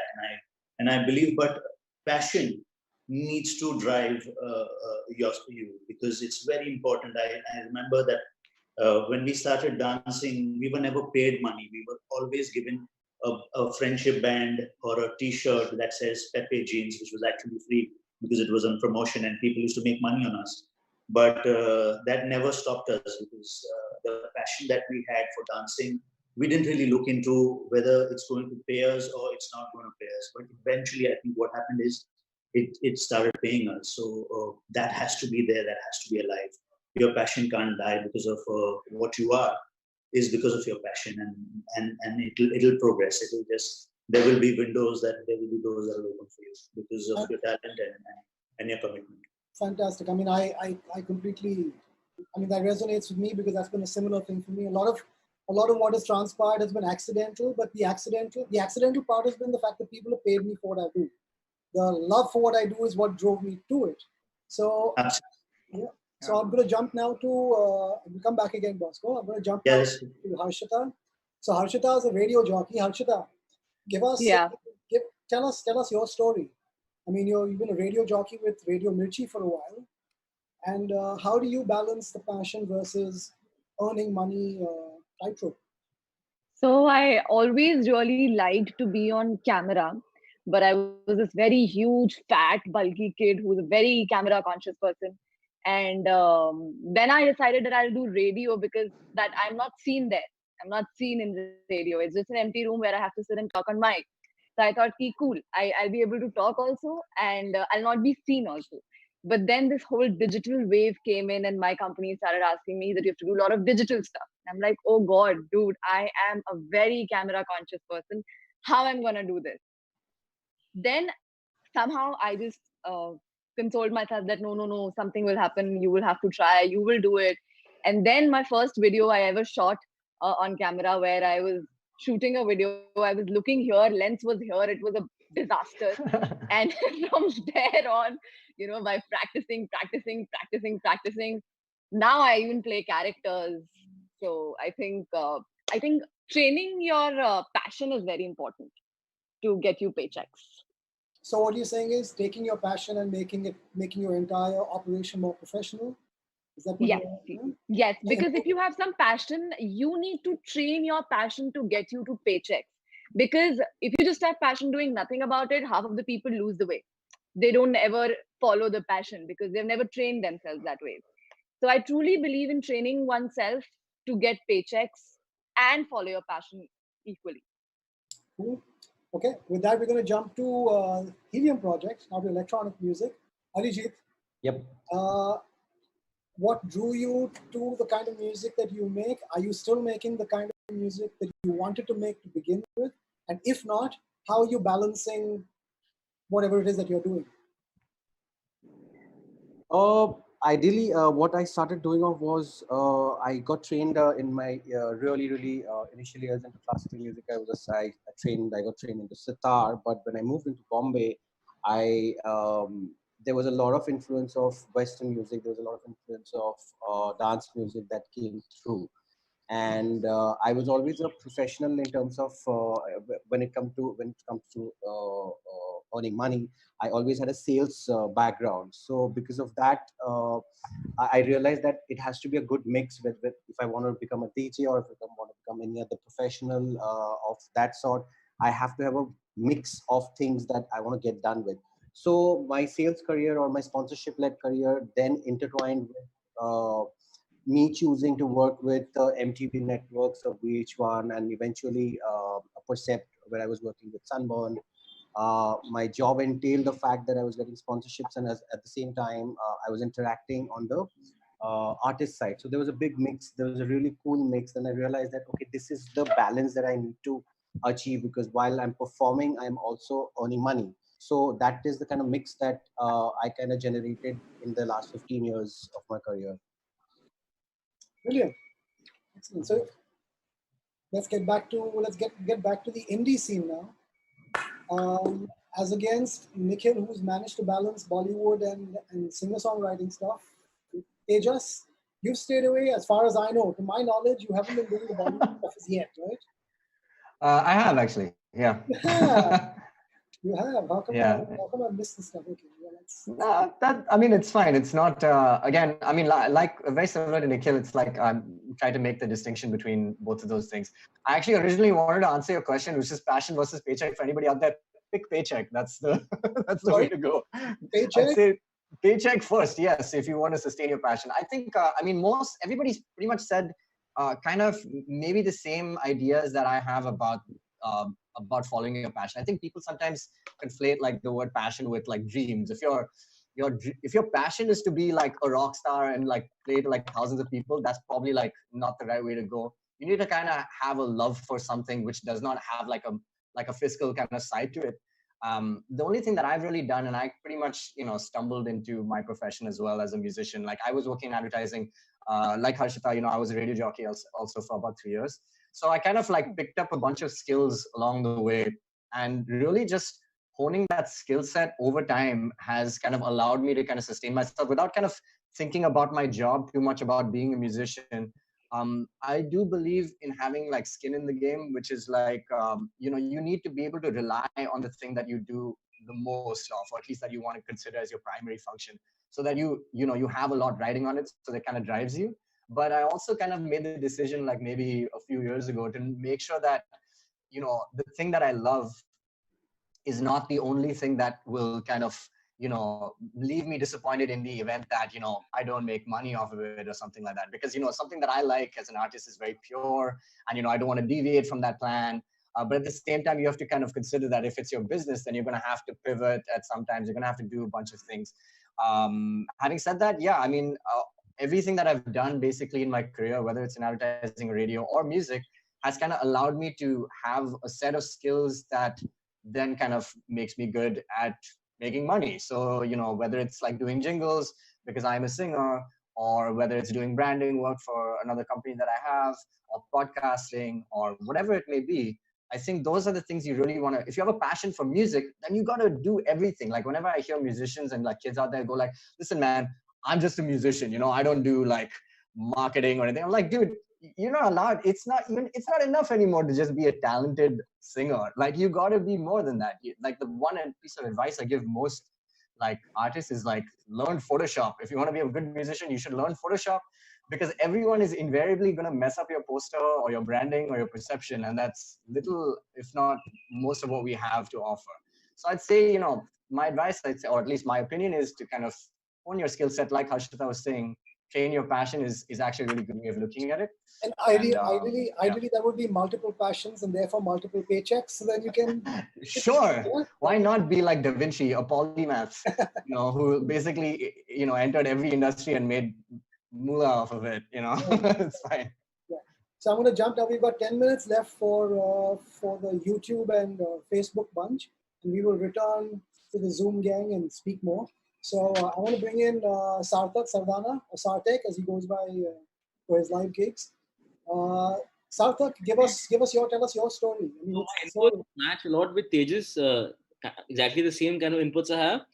But so I come from a family full of chartered accountants. So it's a rule in my family. When a child is born, you have to be a CA. So I'm actually a student. But luckily, this music thing became very big for me, and the whole career shift happened. But when I meet people, when I do gigs, when I meet with fans, when I meet with new producers, I feel there's a very big misconception between what is a passion, what you love doing. So passion is something which is going to sustain throughout your life. And people think that if they like music, they like painting, they like cooking, that's what they love to do. It can't pay them. So I saw this Venn diagram, which I really believe in, is what pays well, what you're good at, and what you love doing. So you have to be in the center of that. You can't. So passion can get you money. Having said that, passion can get you money, but money can never. You can never follow money for so much money. You cannot follow your passion again, right? Amen. It's a big confusion there, but I would still stick on the passion side because after when I'm 60, the zeros might not matter that much. The stories which I'll have of traveling and meeting new people, doing this Zoom conference, will make a big difference. Which is very much part of the passion, which is the reason why I think any of us got into whatever we're doing, is the love for what we do. I think that's really what the passion is, the love for what we do, but the love enough to create and express ourselves, that all the crap that comes with it. I think a lot of people don't see that, because when you see a marquee name and you see people who are already getting attention, getting big gigs, getting big audiences, getting big songs and movies and all that kind of stuff, it's very, very easy for the person viewing that to not even consider the fact that there was a considerably long road of struggle, potholes, smooth pavement, everything. And that can only be sustained really if you've got the love for what you want to do. I mean, it's a question I often ask people is, are you making music? Because it's musicians who come to me. Do you want to make music because you want to be famous, rich and famous, or do you want to make music because you love making music? You start with that question and a lot of answers, then everything falls into place. So we're going to wrap up the YouTube and Facebook bunch right now. So whoever's been watching us on YouTube and Facebook, thank you for tuning in. We are continuing on.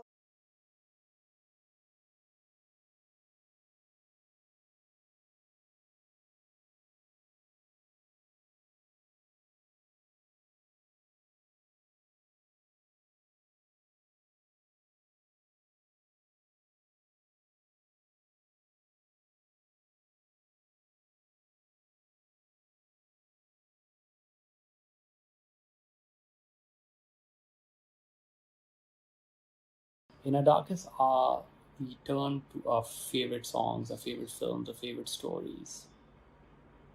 Now imagine a world without art. No live concerts to go to, no stand-up comedy gigs to attend. What would that world look like? There are many artists who survive from show to show. They've lost out on confirmed projects and the entire revenue stream with zero income coming in. Many artists who just started out didn't have enough savings to fall back upon. They might have to stop creating. Art will save your humanity, but who will save the artist? Well, it's you. You can save the artist. We have put together a whole day of digital conclave which lets you experience the side of a favorite artist that you've never experienced before. All you have to do to be a part of StayINALIVE is buy a ticket. So do your bit and click in the link in the description and donate. save humanity by saving the artists. हाँ, मंच बदलेगा पर रंग नहीं. रूप बदलेगा पर रस नहीं. थिएटर नया है, स्पॉटलाइट वही. माइक टेस्टिंग का स्टाइल वही. Hello 1 2 3 4 check. Are you ready? Let's begin the show. इस कांच के पर्दे को मिलकर हम नया दौर दिखलाएंगे. टिकटॉक पे नाच नचाएंगे, यूट्यूब पे गीत सुनाएंगे. इन ठहरे लम्हों को मिलकर हम नई चाल चलाएंगे. दुख सुख अपने FB इंस्टा पर लाइव ही बतलाएंगे. So, hello 1 2 3 4 are you ready? Let's start the show.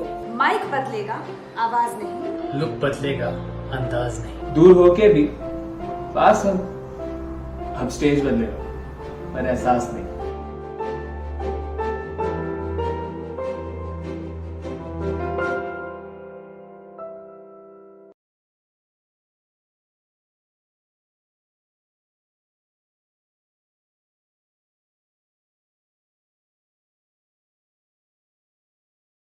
Hi, this is Imtiaz Ali. I'll be reading out a part of a script that did not make it to the final feature film that was released. Also, it is written in English. I've never read out the English part of a script before. I'd appreciate if you are there to watch this, please. I believe that business can bring about change, but art can create a revolution. Over 12 collectives and over 100 artists have come together to support the fraternity of artists on StayINaLIVE. If you want to donate to it, you can swipe up.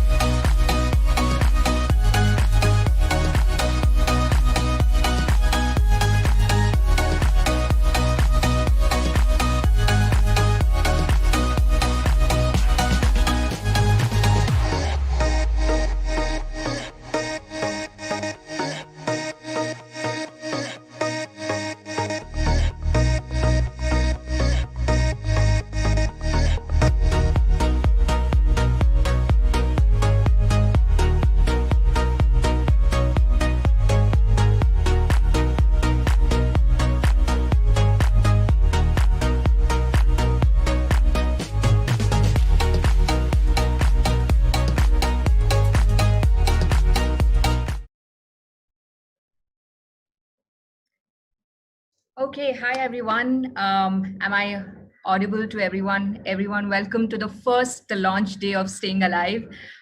Thank you so much. Firstly, thank you for everybody who's tuned into this session. We all have worked very hard, and this is only the beginning. Like I said, this is the first day of what we are trying to do with Staying Alive as a platform, which is really for the artists, by the artists and art lovers. And with these discussions, with this support of the panelists that are here and everybody else who's joining in, we hope to only make this body a body that everybody can reach out to, especially performing artists, because I think that's lacking today. So before we begin, I would really, really like to first thank the panelists and do a quick introduction. We have some lovely ladies, so I'm going to begin with them. Our first guest is Priya Malik. Priya, thank you for joining in. I'm sure none of you all need the introductions, but everybody knows Priya is an actor, a comic, a writer. I think her videos, many videos have inspired a whole lot of people and of course have gone viral multiple times. Also part of a very, content related film called Sheer Kurma. Priya, thank you for joining us. Thank you so much for having me. Thank you. We also have Ritu Agarwal. Ritu is a singer. And hi Ritu. Hi Mega. Her on The Voice, of course, the girl with the guitar.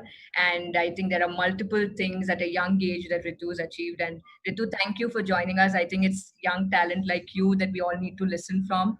And from Thank you so much for having me. Most welcome. Thank you for joining us. We also have Prashasti Singh. Prashasti, welcome to the first day of Staying Alive. Prashasti is a stand-up comic, a writer, actor, improviser. All your bios are just so multifaceted. I was so excited when I was getting introduced to all of y'all. So thank you. Prashasti, of course, was part of Comic Stan, is part of another show on MX Player, Kiski Sarkar. Interestingly, also an MBA from IIM Lucknow, if I've got that right. Yeah. So very interesting we are going to hear from you about the journey from MBA and numbers and presentations to comedy. Thank you, Prashasti. My pleasure. Thank you so much for having me. Yeah. And then we have Jidnya, who's been changing her bindis and looking very pretty. Welcome, Jidnya, to the session. Thank you for joining us. Jidnya is a poet, a writer, a storyteller, and I think her key kind of USP, as we say, is that she really writes from the heart, and I think her feelings are usually what we see in her various, expressions in dance, design, whatever the case may be. So, Jidnya, thank you for joining us. Much for having me here. Thank you. And now the two young gentlemen, we have Sarvesh from Sick Flip. Like I asked Sarvesh, Sarvesh or Sick Flip, we are both kind of together, so he said Sarvesh is fine. But, this is Sick Flip is obviously known to kind of bring together the whole electronic music, travel, and the collaboration, the whole space, bringing it together, obviously with a lot of instrumentation.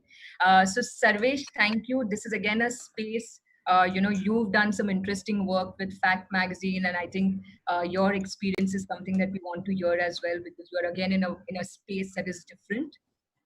Thank you so much for having me. Really looking forward to this. And last but not the least, we have Vaibhav Pani from the Yellow Diary. Like I said, he's again a man who creates music on strings. Vaibhav, also a former MNC slave, as he called himself. So a beautiful transition into a different kind of a life and now. So thank you, Vaibhav, for joining us.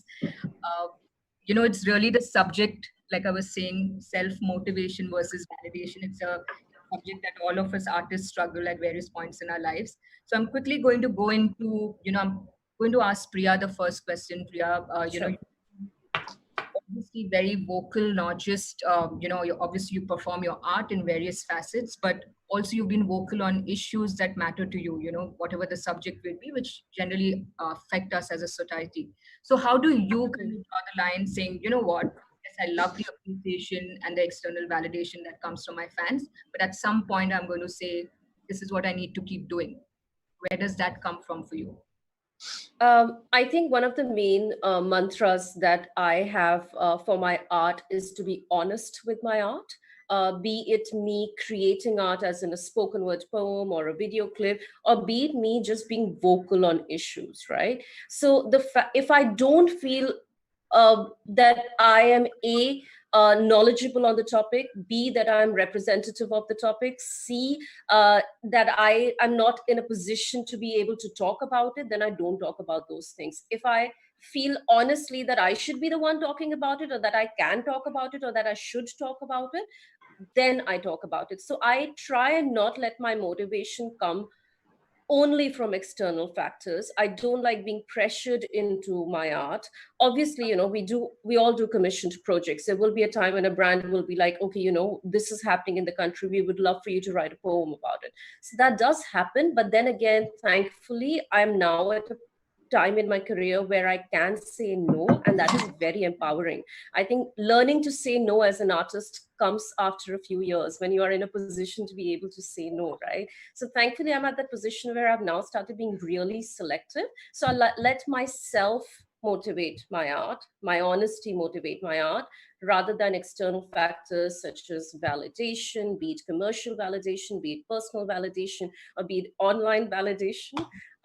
So that's something that I think I've grown up in the last 2 years, and started reflecting in my work as well.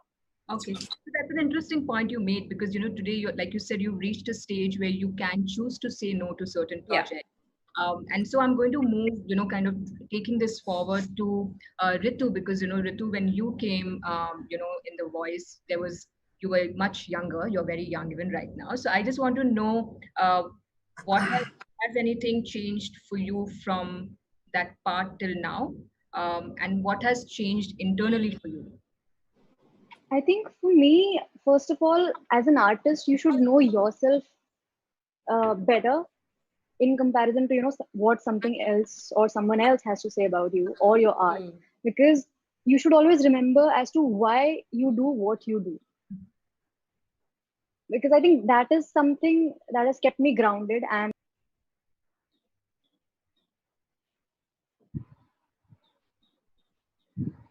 I think we are losing Ritu's voice. Hello, am I audible? Yes, now you are. I was on mute, I guess. Okay. Yeah. So as I was saying, that while I was on The Voice, I was still learning and getting used to the environment that I was at that point of time. But now I am currently shifting into a phase called as an independent artist, and I'm trying to be who I am first, and then moving on to the factors like external validation and everything like that. So I think firstly, it all comes down to what I want to do and what I want to create. Right. But I think, I mean, let's be honest, a validation also includes all the praises that people shower upon us on our performance, right? Yeah.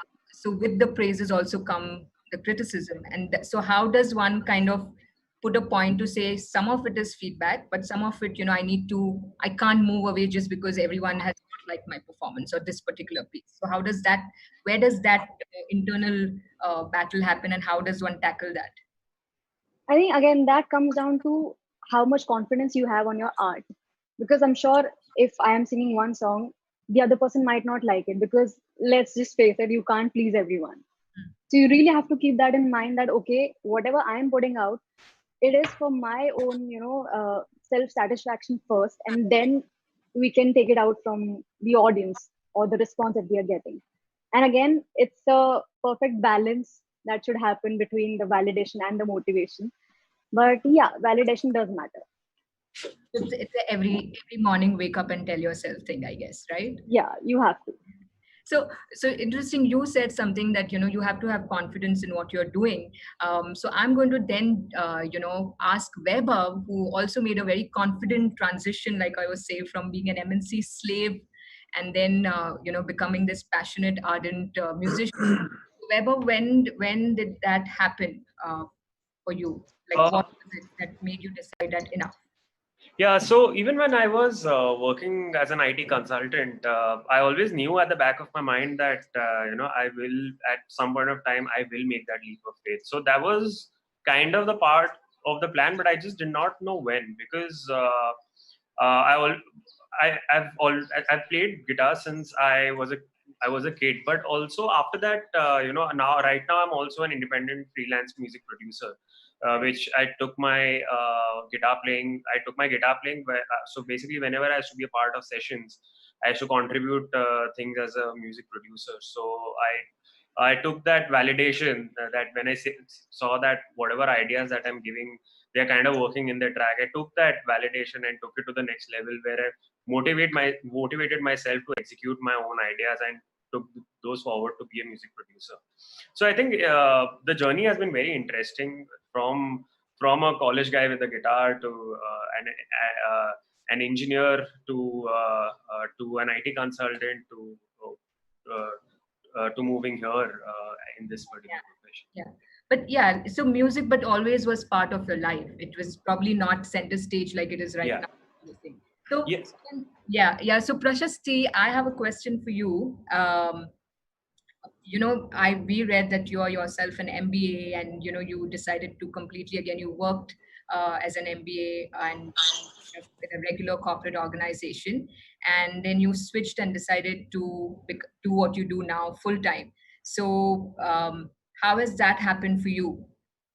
For me, actually, to be honest, when I listen to the rest of you, I realize that I have worked all my life pre my stand-up stint for validation and only validation.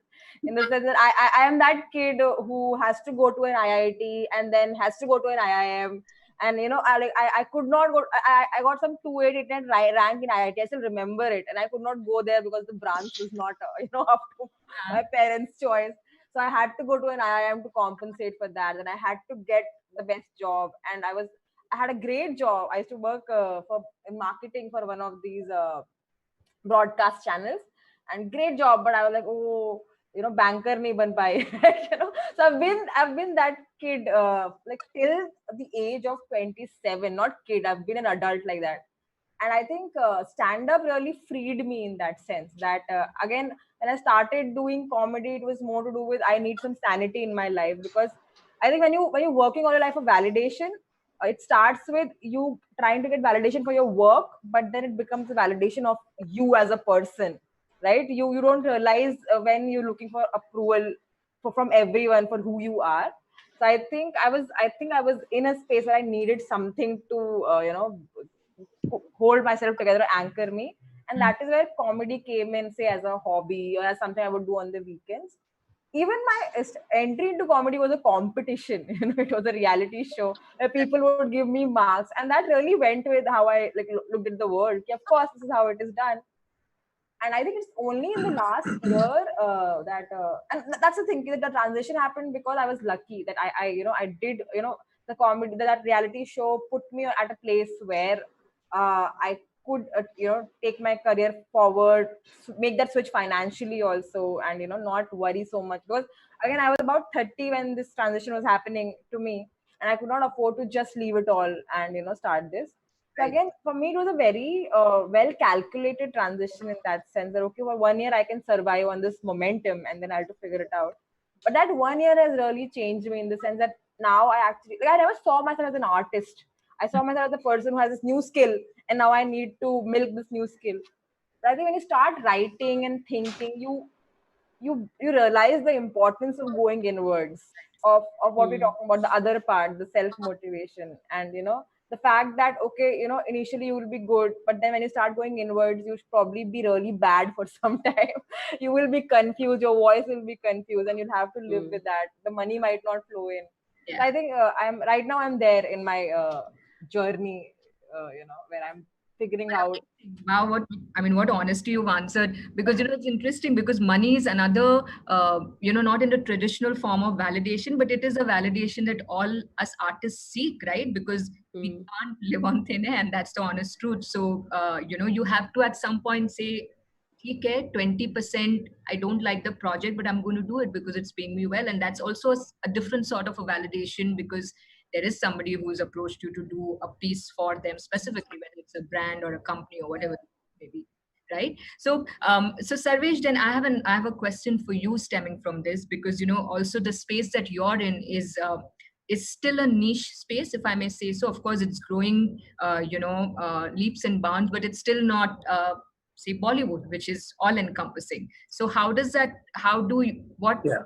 What do you tell yourself every day when you're going to work to say, this is what I'm meant to do? And yes, there is a group that likes me. There is a group that may never hear of me, but this is what I'm going to do. So what keeps you going?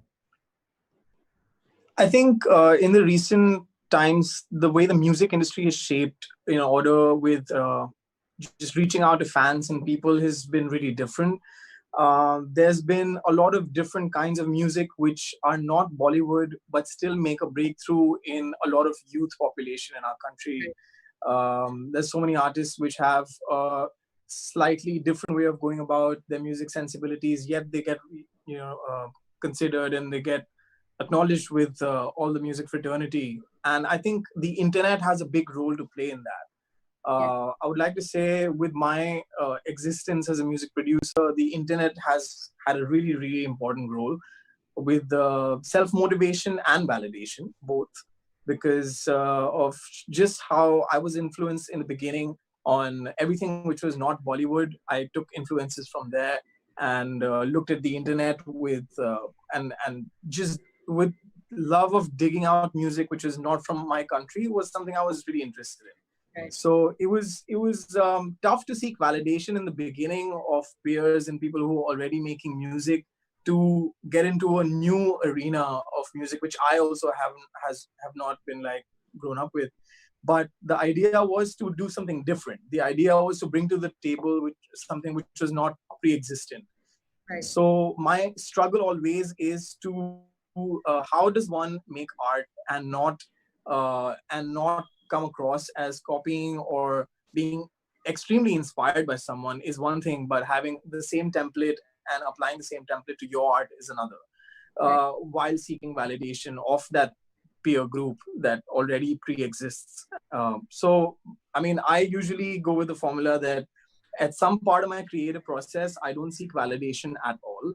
I just go in, I just look inwards and trust my instincts on what kind of music I'm liking that week, that month, that day, and I go behind that idea as much as I can.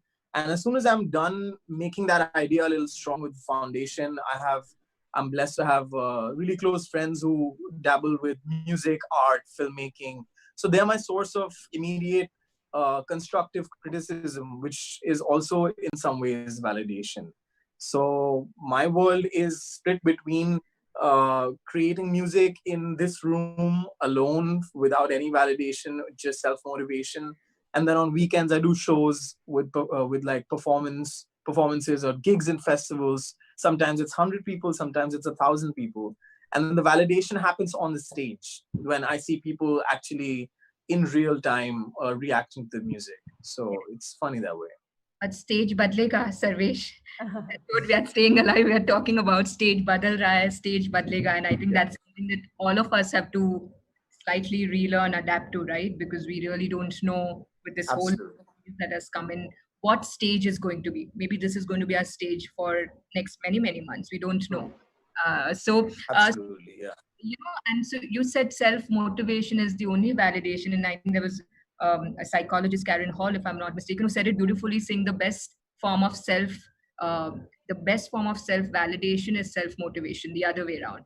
Sorry, I lost you there for a second. Can you hear me? Can the rest of you all hear me? Yeah.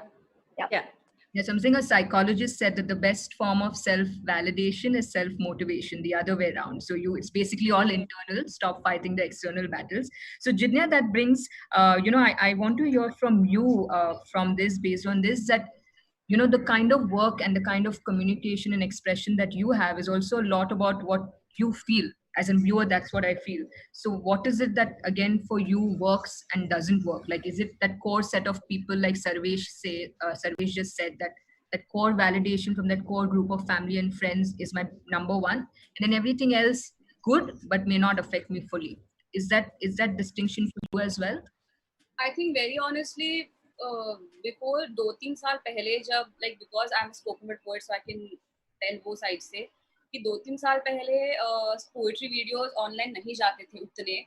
तो वो time पे जो भी मैं लिखती थी, whatever I used to write, I used to post it on Instagram or just save it in my keep. But after a point, for the longest time, I did not want to come out with a video because I knew for a fact that once I have a video there, I will want validation. I will feel sad if people don't like it. I will feel sad if I don't have enough views or enough likes. I will feel sad if I don't get famous enough. So for the longest time, I was not ready to do that. But then I wrote a piece. 3-4 mahine baad, a friend suggested that Jitna, you should come out with this piece. And then my first video came out. And after that, I actually started feeling bad when log us pe criticism dete the ya fir us pe negative comments aate the. So uske baad maine ek cheez realize ki after a point of when you are constantly coming out with content for social media, somewhere you start writing ye soch ke ki ha maybe this might work on social media. So for quite some time, everything I was writing was very social media based. Ki, okay, I should write about this because this is the it thing and this might work. But then I realized after a point of time ki if I'm doing that, I'm not being true to myself, which is ironical because everything I write about is about how I look at life and everything. So that transition came. It took me time to realize that at the end of the day, if I am not honest with what I write, सामने वाला इंसान कितना भी उसको like करे, मेरे को यहाँ पे खुशी नहीं मिलने वाली है. Because ये social media, all of this is very very temporary. Yeah. अगर Instagram या YouTube बंद हो गया ना, तो 90% of social media stars का career खत्म हो जाएगा.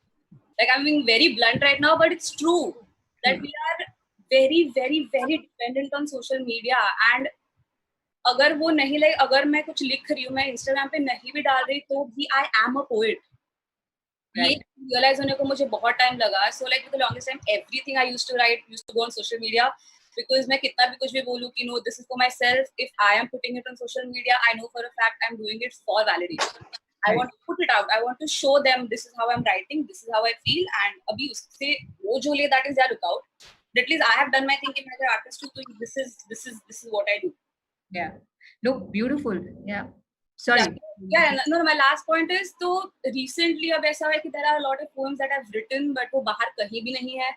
Because I realized कि मैंने लिखना शुरू किया था खुद के लिए, और अगर मैं 3-4 साल बाद खुद के लिए अगर नहीं लिखूंगी तो there's no point at all. Because for me, art is not about achievement. For me, it's an experience. And if I'm not going to experience it completely just because I want to reach somewhere, then there's no point. Because that's not why I started doing that.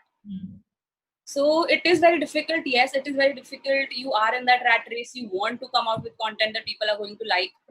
At the end of the day, you yourself have to draw a line for yourself. And there is one thing I read, Akbar Narukar ke artist hai, uski line thi ki self-love is the very, very first romance. So I think this works here also, like you said, self-validation is self-motivation. So I think it's that, if I write something, if I'm happy with what I've written, if I feel good that मैंने ये लिखा है, तो मुझे नहीं फर्क पड़ना चाहिए अगर ये चीज बाहर आ रही है नहीं आ रही है, because I have done what I had to do. Right. No, amazing, and in fact, your point about the fact that just because I don't put it out on Instagram doesn't mean I cease to be a poet. I'm still a poet. I'm still a writer. And similarly for whatever art each one of us is pursuing. And, there's Aditi Mangaldas, who's a very, very renowned Kathak dancer. She started putting out videos of her rehearsals, once this lockdown started. And people started trolling her as well. And she said, rehearsals are messy. I'm sharing my process because there are a lot of young Kathak dancers, and this is exactly what she said. I don't cease to be a Kathak dancer just because this particular video is not showing me in full costume and not showing the perfect form. So Priya, for you, Jitnya was sharing that sometimes one puts out, depending on what kind of art form, one puts out content for the platform because that it will work on that particular platform. Does that decision making sometimes come into your play? Because you, as an artist, we want to perform, right? So does that come into play sometimes to say, let me not do this, let me do this because it will work? No, because I realized that it doesn't. So as I was talking about the fact that honest art is very important, and audience are actually much more intelligent than we give them credit for. I've been a school teacher at one point in time, and I used to say the same thing about students, that if you don't know the answer to a question and you try to fake it with them, they're the first ones who are going to get to know. The same thing is with the audience. If you're going to try and fake your art, if you're going to try and talk about something, कि ये लोग सुनेंगे, ये तो viral हो जाएगा, तो वो आपके audience को पता चलने लगता है. और आपको तो पता होता ही है, तो आप ना रात को सो सकते हैं, ना सुबह उठ के अपने आप को आंखों से आंखें मिला के देख सकते हैं. So I think it is very important to not do that. But how did I learn that? By doing exactly that. So obviously, you know, we have all been there, done that. But at the end of the day, I don't think that works. And I don't think that should be the way for any artist to go. It is so easy to fall into that race, you know, that race horse syndrome. मैं भी अब इस दौड़ में भागती हूँ, चलो बाकी घोड़ों के साथ. लेकिन नहीं, अगर आप नहीं बने हो उसके लिए, वो आपका टॉपिक नहीं है, वो आपका एरिया नहीं है, तो मत करिए. Because again, your audience will realize it and you will lose an honest audience base. Yeah, absolutely. I think you're right. I think the authenticity comes up, even though, you know, some of us may sometimes believe that we can project a certain image, but I think short term, right? Like you're saying, eventually it is who you are that will come across in that small mobile screen of yours. Yeah. Right? So, you know, Prashasti, for you, again, just from the space that you are in, right? Comedy, I'm going to ask a slightly different question because, you know, A, comedy, and B, a female comedian, right? And without getting, you know, because that's a whole different subject and that's my personal subject, but I will get reminders, so I won't go there. But is it slightly different?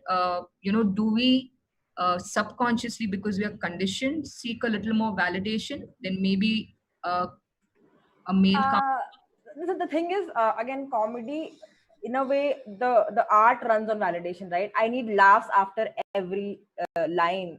Otherwise, as in, you know, and you have to really tune yourself to come to a space where you realize, okay, this is validation on my jokes, not on me. So first of all of us who do comedy, you know, need people to laugh. When I'm talking to you guys also, I'm like, are they smiling? Are they, you know, my brain is now, you know, attuned to that every line should get a response.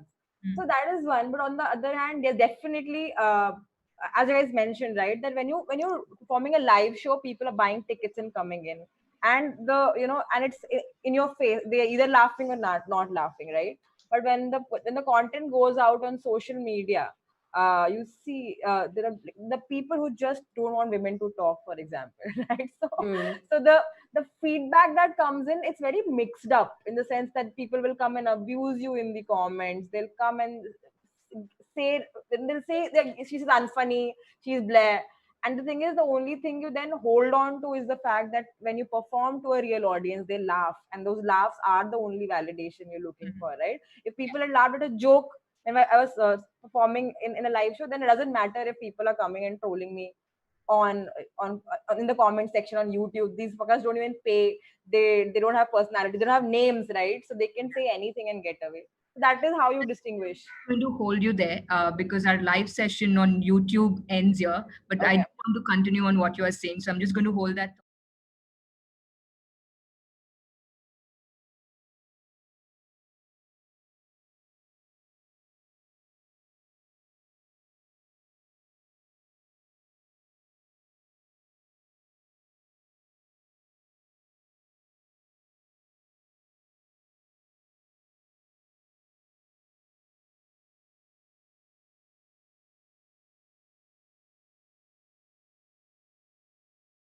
In our darkest hour, we turn to our favorite song, our favorite joke. We do a dance step. We listen to a story.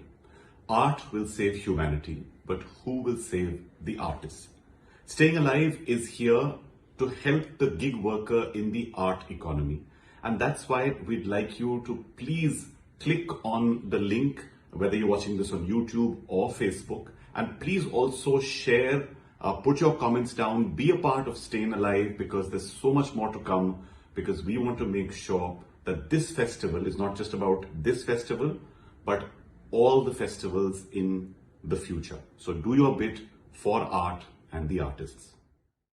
हाँ, मंच बदलेगा पर रंग नहीं. रूप बदलेगा पर रस नहीं. थिएटर नया है, स्पॉटलाइट वही. माइक टेस्टिंग का स्टाइल वही. Hello, 1 2 3 4 check. Are you ready? Let's begin the show. इस कांच के पर्दे को मिलकर हम नया दौर दिखलाएंगे. टिकटॉक पे नाच नचाएंगे, यूट्यूब पे गीत सुनाएंगे. इन ठहरे लम्हों को मिलकर हम नई चाल चलाएंगे. दुख सुख अपने FB इंस्टा पर लाइव ही बतलाएंगे. So, hello, 1 2 3 4. Are you ready? Let's start the show. Mic बदलेगा, आवाज नहीं. लुक बदलेगा, अंदाज नहीं। दूर होके भी पास हम स्टेज बदले हो पर एहसास नहीं।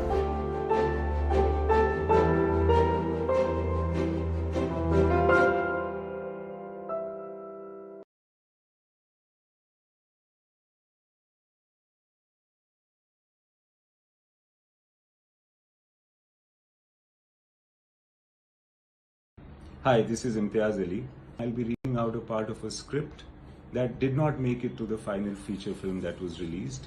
Also, it is written in English. I've never read out the English part of a script before. I'd appreciate if you are there to watch this, please. I believe that business can bring about change, but art can create a revolution. Over 12 collectives and over 100 artists have come together to support the fraternity of artists on Staying Alive. If you want to donate to it, you can swipe up.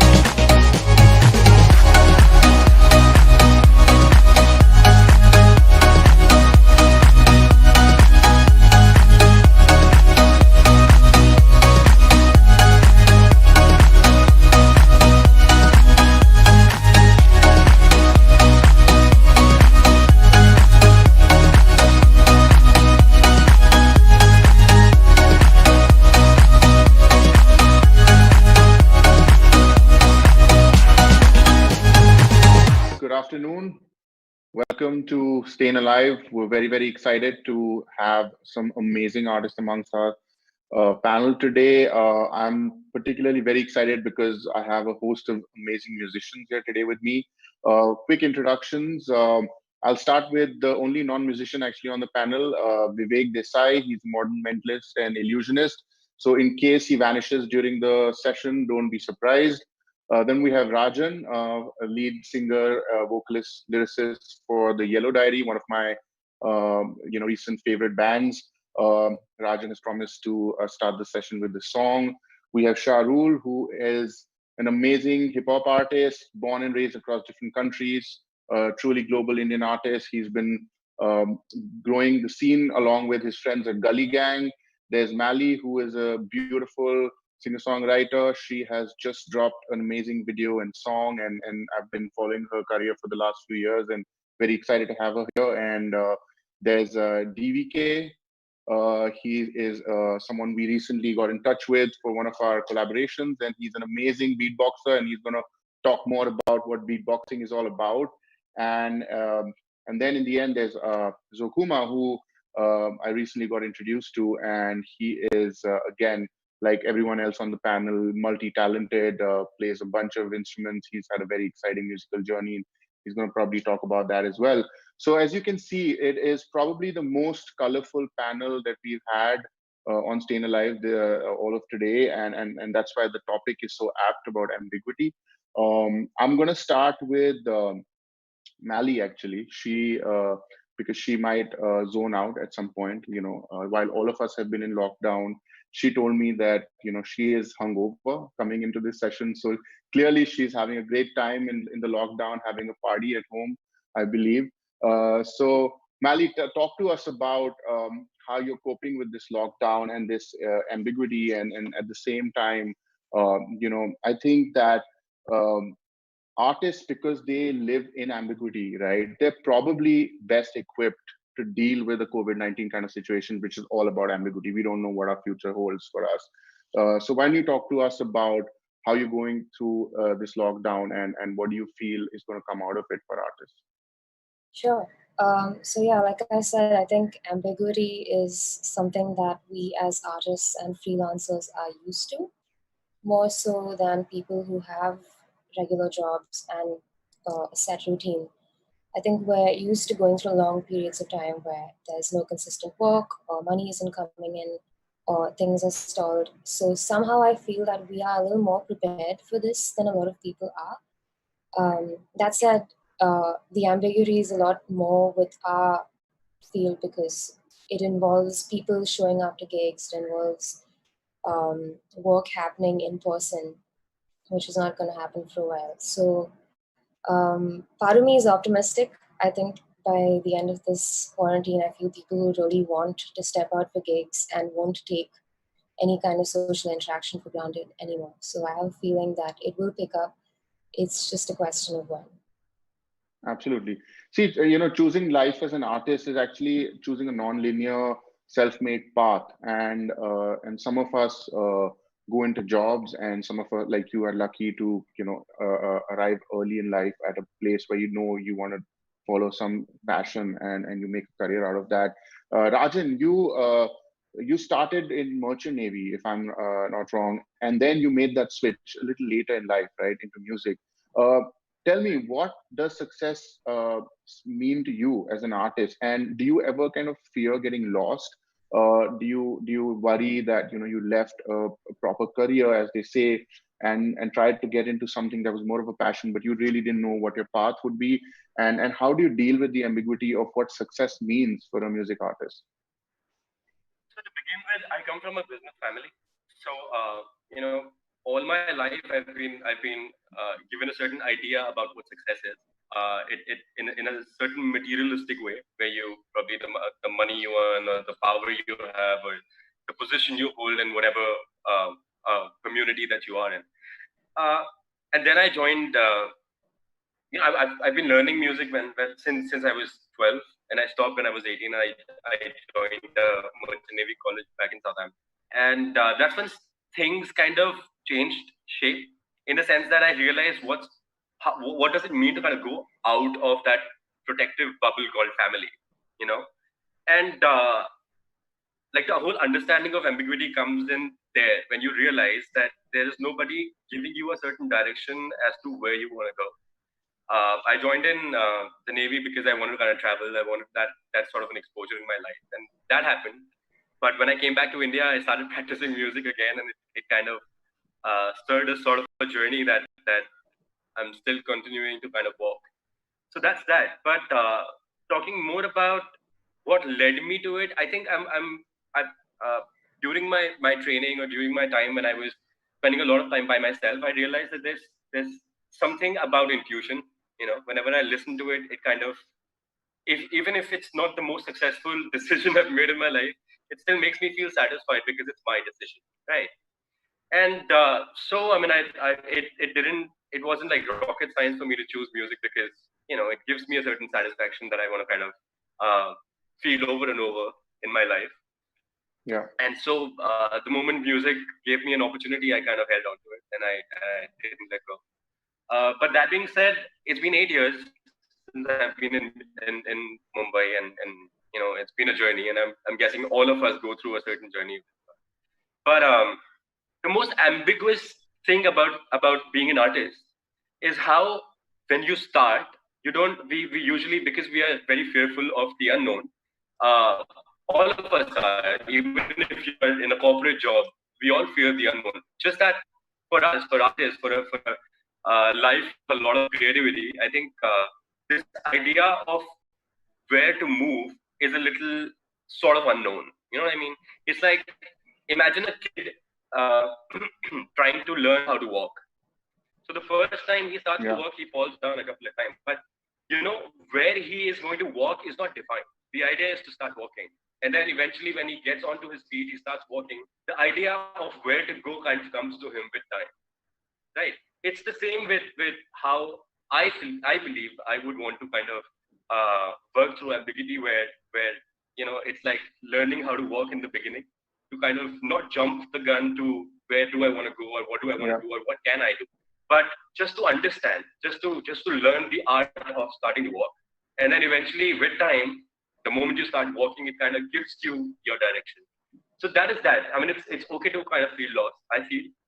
But at the same time, the decisions you make, you have to understand that those decisions belong to you. Your choices are yours because nobody else would take them.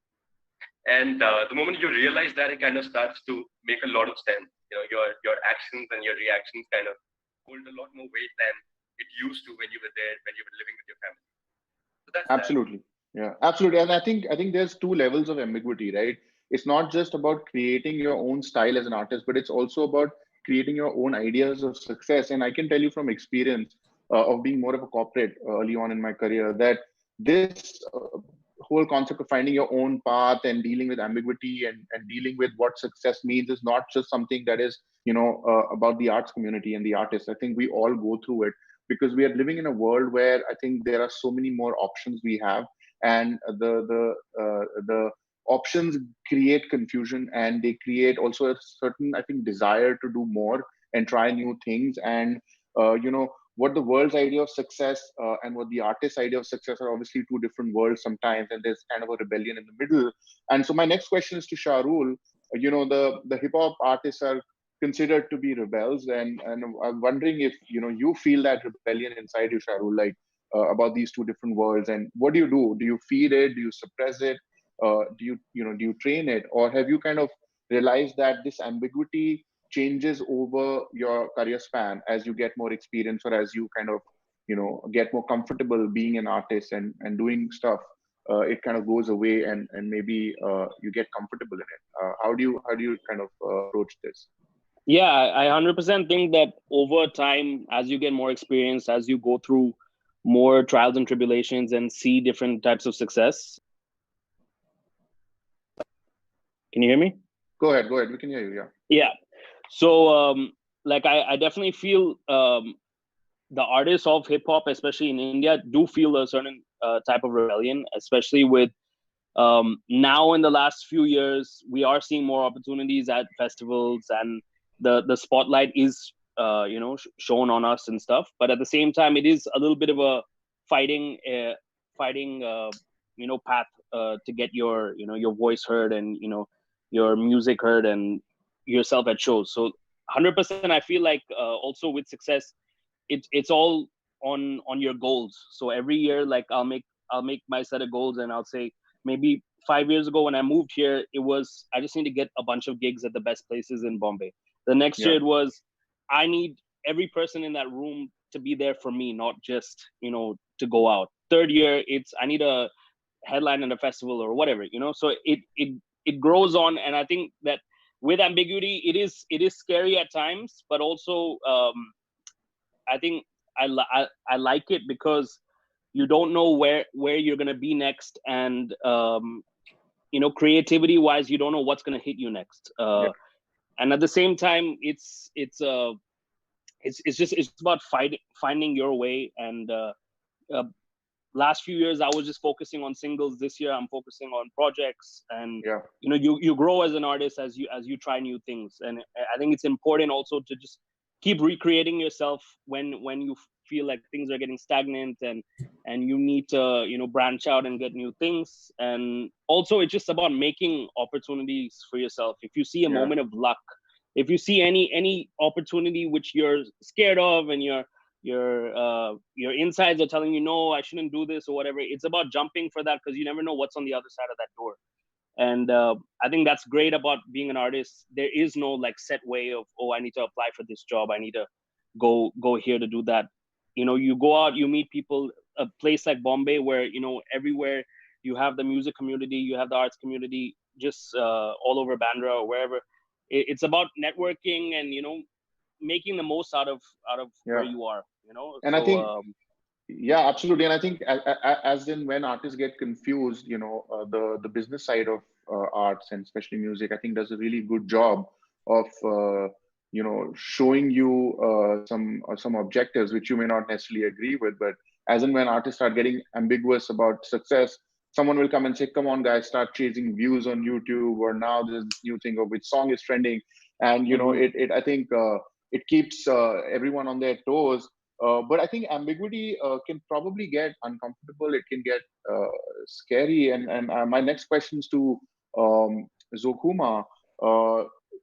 What do you think? You grew up in a household where obviously there was your parents, were around. You were around music growing up. Your parents encouraged it.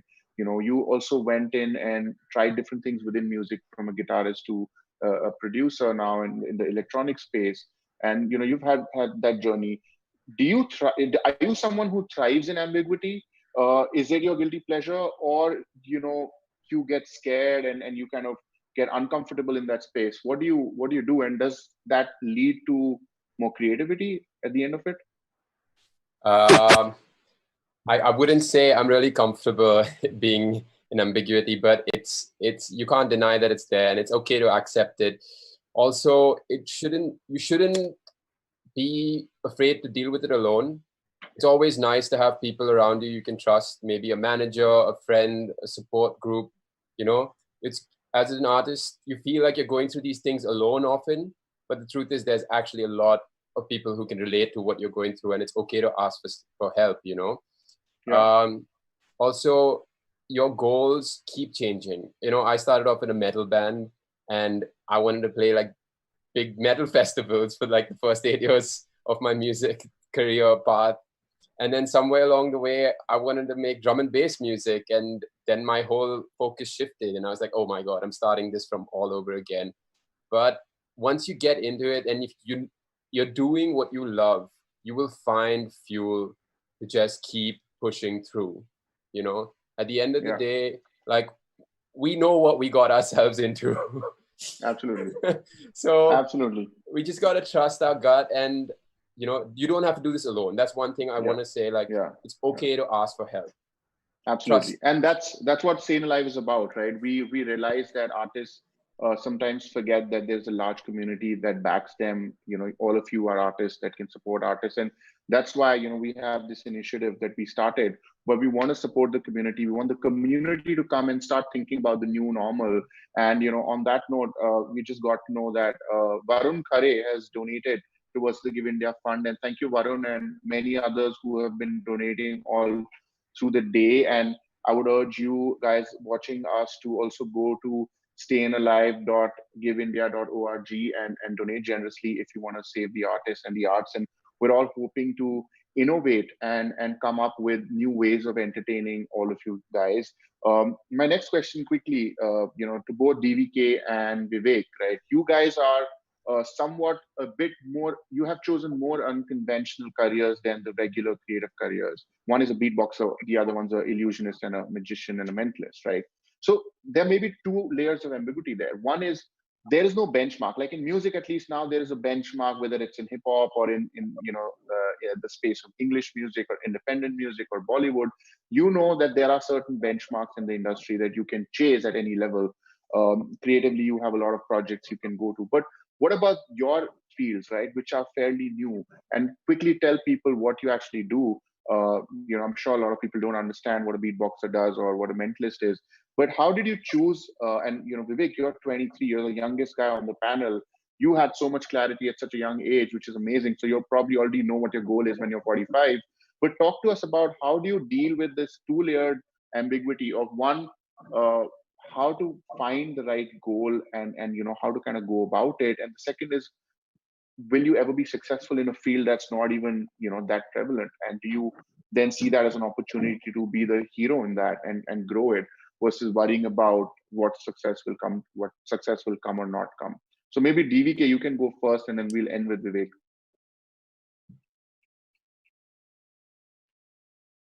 His mic's on mute. Vivek, you want to take it first? Yeah, sure. Okay. So just to quickly first explain what a mentalist does, Gaurav, can you unmute yourself as well, very quickly? Sure. Okay, perfect. Do me a favor, just name any card now. Name any card quickly. Like you want me to unmute and then name a card? Yeah, unmute and just name a name a card. Like say out any card loudly. Two of spades, four of diamonds, any card. Ace of spades. Ace of spades. Okay, very common option. I'll just spread through the cards here, so you can make sure they're all different, right? And right, pretty fair. What I want you to do right now is also just think of any friend's name. Go ahead. Think of any friend's name and name it out loud. Name the friend out loud now. Ishan. Ishan. Okay, so you spell it I-S-H-A-N, right? Double A. Okay. I-S-H-A-N. I-S-H-A-N. Correct? What was your card? Ace of spades. Yeah. Amazing. So we know. Yeah. Basically, across video, there's a limit to what you can do, of course, but it's more or less that you show the ability to have access to information that you normally would not have. So in this case, I predicted what card you would pick as well as the name you would say well beforehand. Also, I had no idea you would say Ishan with 2 A's. Yeah. With 1 A as well. Yeah. So that's what mentalism basically is. Mentalism, magic, pretty much under the same umbrella. Mentalism is what you say when you want to charge higher corporate rates. But except that, Vivek, we had this discussion yesterday. So you already knew I was going to say Ace of Spades and Ishan. And this is what a marketer does, He also builds an illusion. Now I can't transfer the money, man. I thought we had a deal. He will reveal it one day later. No, but I think we also have some of the attendees here wanting to ask some questions. So I don't know if DVK's mic is back. Yeah. Okay, great. Yeah, I'm back. Yeah. So quickly tell us about your journey and how do you deal with this two-layered ambiguity, and then we'll quickly take that Q&A, and then we have to stop because we have another panel right after us in I think about 5 minutes. Yeah. So basically, beatboxing is an art of mimicking drum beats by using one's mouth, tongue, and lips. What basically Wikipedia defines. But at the same time, for me, it's more of feel and musicality because over a period of time, the definition of beatboxing has evolved. Earlier then, beatboxer used to focus on technicalities more, but now it has become more musical, and basically they try to balance the musicality and technicalities. For sure, beatboxing is very niche. It has just come up. Some people know it, some people don't know it. But if we talk about ambiguity, I think I love it. I don't know. I think it might be weird, but I really feel good to be vulnerable. It's really good to be vulnerable, because you think that what steps you have to take to like how to go forward, and just be yourself. And I think basically if you have mastered your art and if you are continuously working towards it, so nothing should fear you. Or yeah, and that is the thing, because like the lockdown happened, but Yeah. I was not much disturbed with that, because then I knew that I can devote myself and practice basically, which I Yeah. really wanted to do, and Yeah. have time for myself. And defining success, I think defining anything prevents growth. So it's I think so I don't define anything that this I have to do this, so this is the success, or these are the parameters, or these are the Yeah. standards. Yeah. So I think because you're very lucky to be an artist. हम बहुत lucky है कि हम music कर रहे हैं, या we are doing we are engaged ourselves in art creative field. So you just have to enjoy art. Obviously it sometimes bother everyone, because this Correct. is like a bread and butter, कि gigs होंगे या नहीं होंगे, या फिर कब ये situation normal होगी. But at the same time you have इतना सारा वक्त, so ज़ाया ना करते हुए you should just focus on yourself and make new things. So Absolutely. yeah. So we're gonna quickly pass on to the next panel. And it's interesting panel for anyone who still feels that there's ambiguity in their life, because the panel is about creative mentors and if every artist needs one.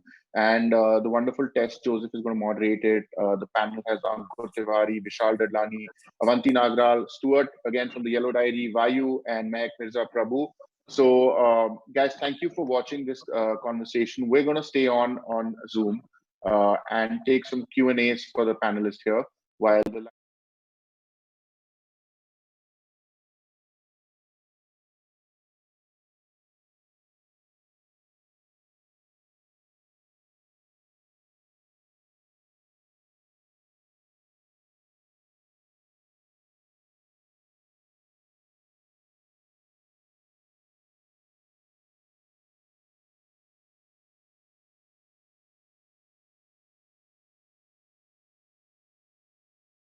In our darkest hour, we turn to our favorite songs, our favorite films, our favorite stories.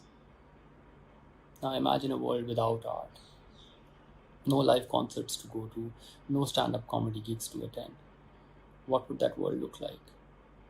There are many artists who survive from show to show. They've lost out on confirmed projects and the entire revenue stream with zero income coming in. Many artists who just started out didn't have enough savings to fall back upon. They might have to stop creating. Art will save your humanity, but who will save the artist? Well, it's you. You can save the artist. We have put together a whole day of digital conclave which lets you experience the side of a favorite artist that you've never experienced before. All you have to do to be a part of StayINALIVE is buy a ticket. So do your bit and click in the link in the description and donate. Save humanity by saving the artists. हाँ, मंच बदलेगा पर रंग नहीं. रूप बदलेगा पर रस नहीं. थिएटर नया है, स्पॉटलाइट वही. माइक टेस्टिंग का स्टाइल वही. Hello 1 2 3 4 check. Are you ready? Let's begin the show. इस कांच के पर्दे को मिलकर हम नया दौर दिखलाएंगे. टिकटॉक पे नाच नचाएंगे, यूट्यूब पे गीत सुनाएंगे. इन ठहरे लम्हों को मिलकर हम नई चाल चलाएंगे. दुख सुख अपने FB इंस्टा पर लाइव ही बतलाएंगे. So, hello, 1 2 3 4. Are you ready? Let's start the show. Mic बदलेगा, आवाज नहीं. लुक बदलेगा, अंदाज नहीं. दूर होके भी पास हम. अब स्टेज बदलेगा, पर एहसास नहीं.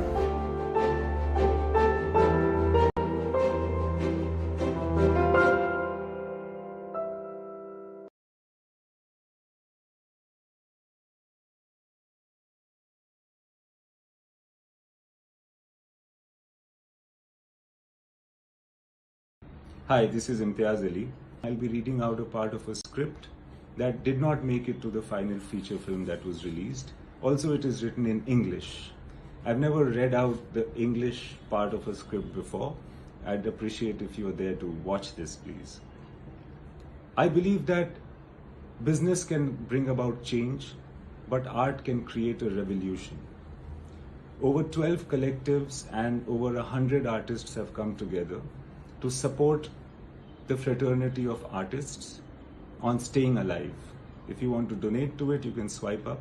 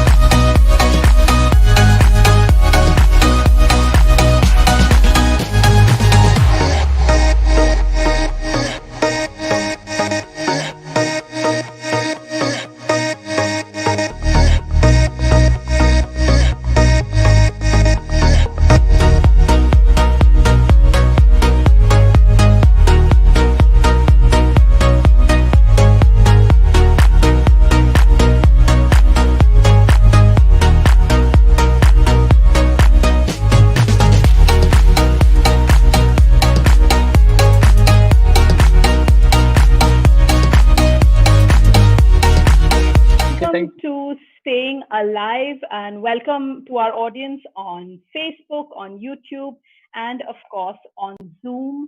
I want to remind everybody why we're doing this. We're doing this really to try and build a fund that can support artists who have felt the brunt of this entire COVID lockdown, some of who have been without work, some of who are finding it very hard to make ends meet. And these are artists who have been there almost every day, performing, making you laugh, making you sing, sharing their music, sharing their art. Today's session is all about creative mentors.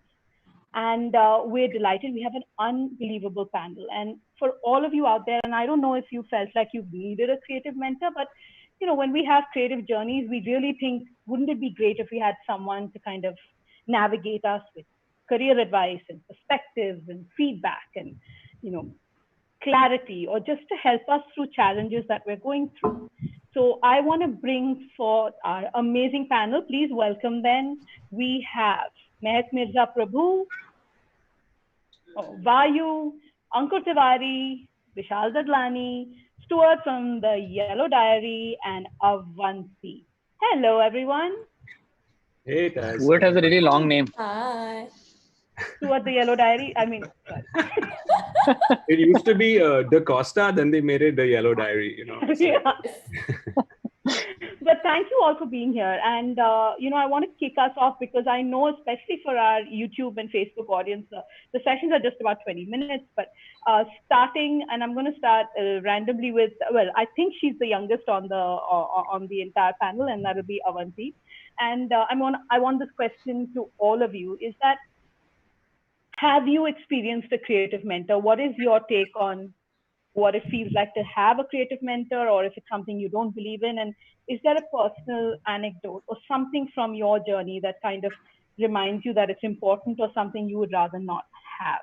As an artist, as someone, you know, we artists who've been here for anything over a decade, to someone as young as you, Avanti, who's very new to the business.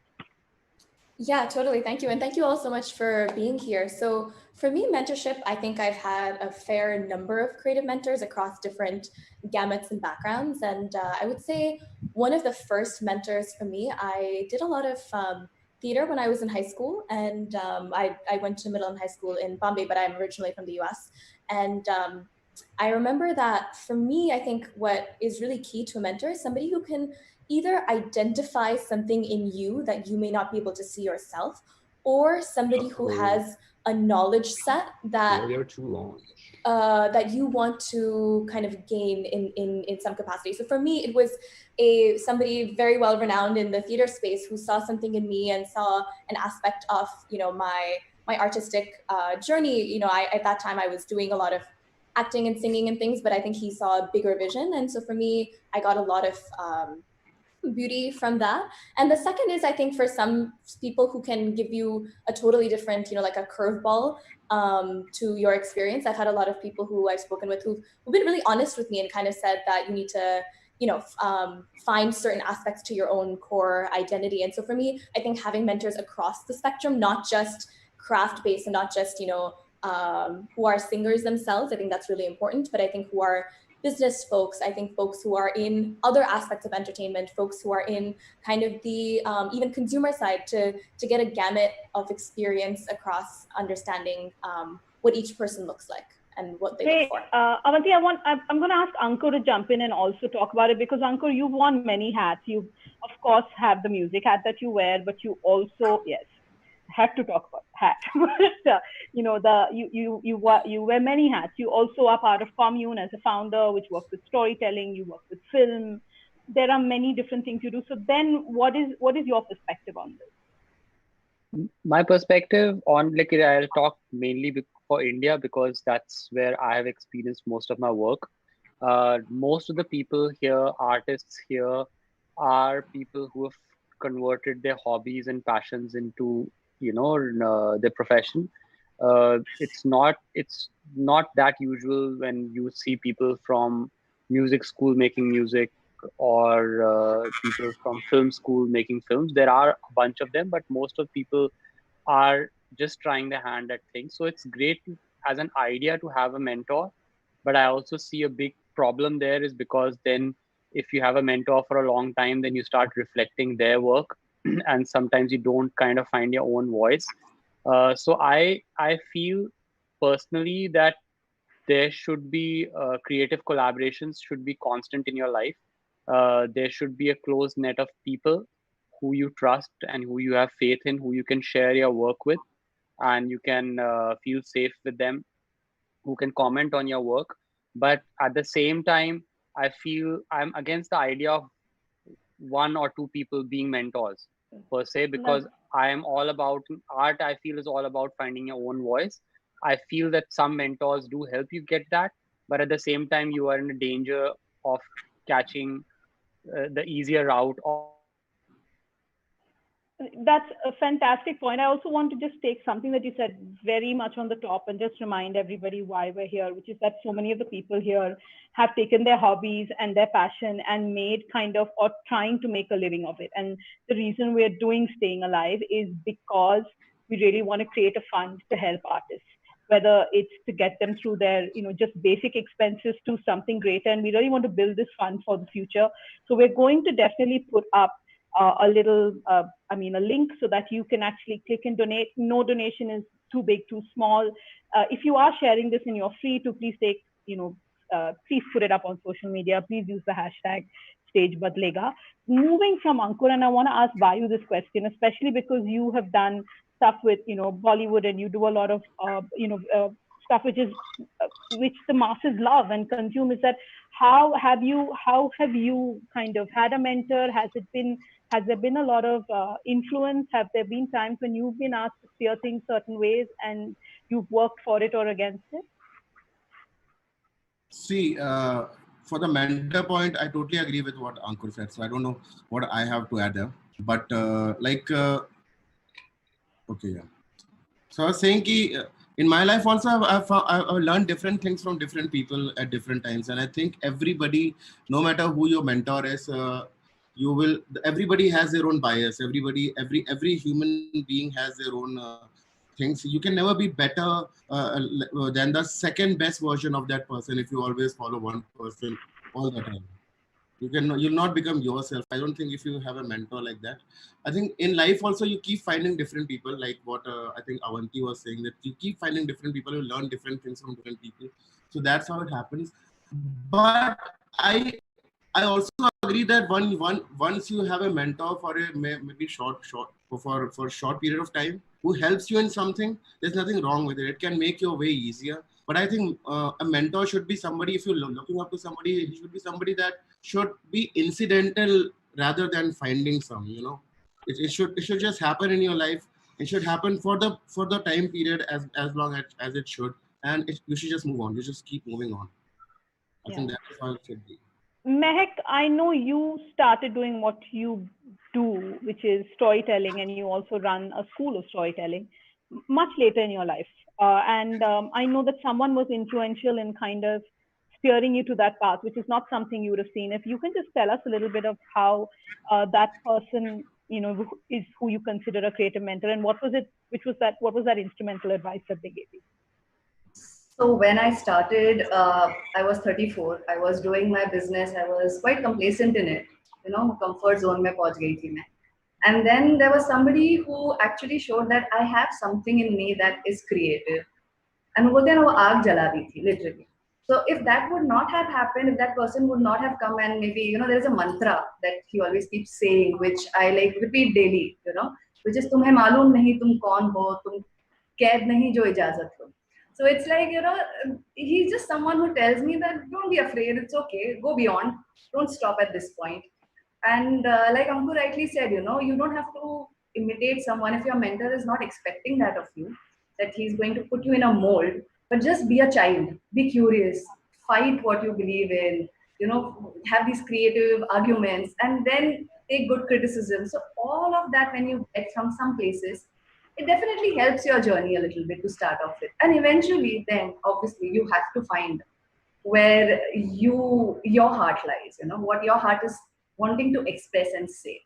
So yeah, that's what I think. Vishal, for somebody who's been here for a long time, and what is your take on this? Have you experienced having a mentor? Do you feel it's something that you've been doing also in the industry? I mean, you've been judging also, so has that journey kind of taken different paths?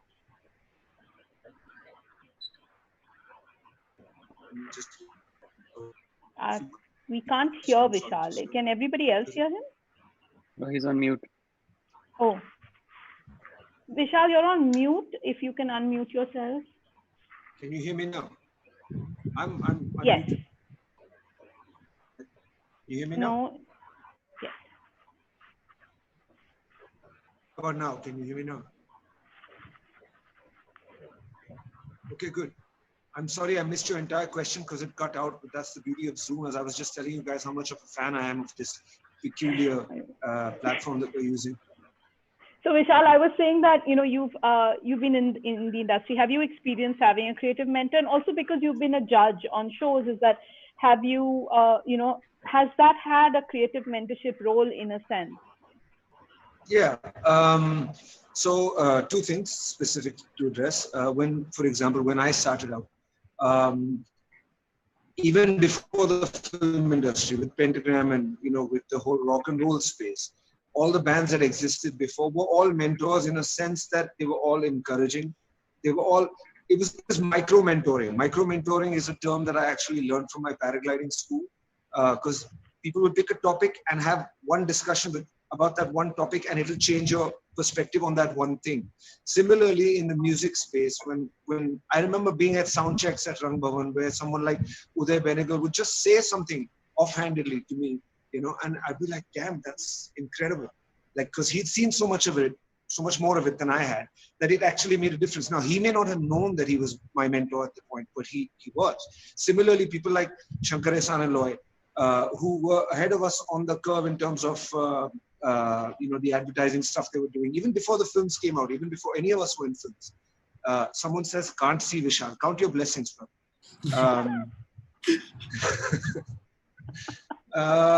Anyway, so the point is, yeah, I mean, mentorship doesn't have to be an organized structure. Mentorship doesn't have to be somewhere where I teach you to be like me.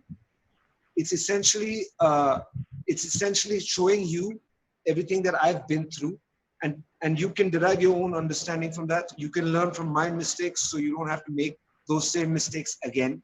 It just saves that much time, the way I see it. I think it's a wonderful thing. I have had many mentors. I have many mentors. Every single musician I meet teaches me something, because I know nothing about music. This is the reality of it. Everything I've learned from listening to music and listening to other people and hanging with musicians.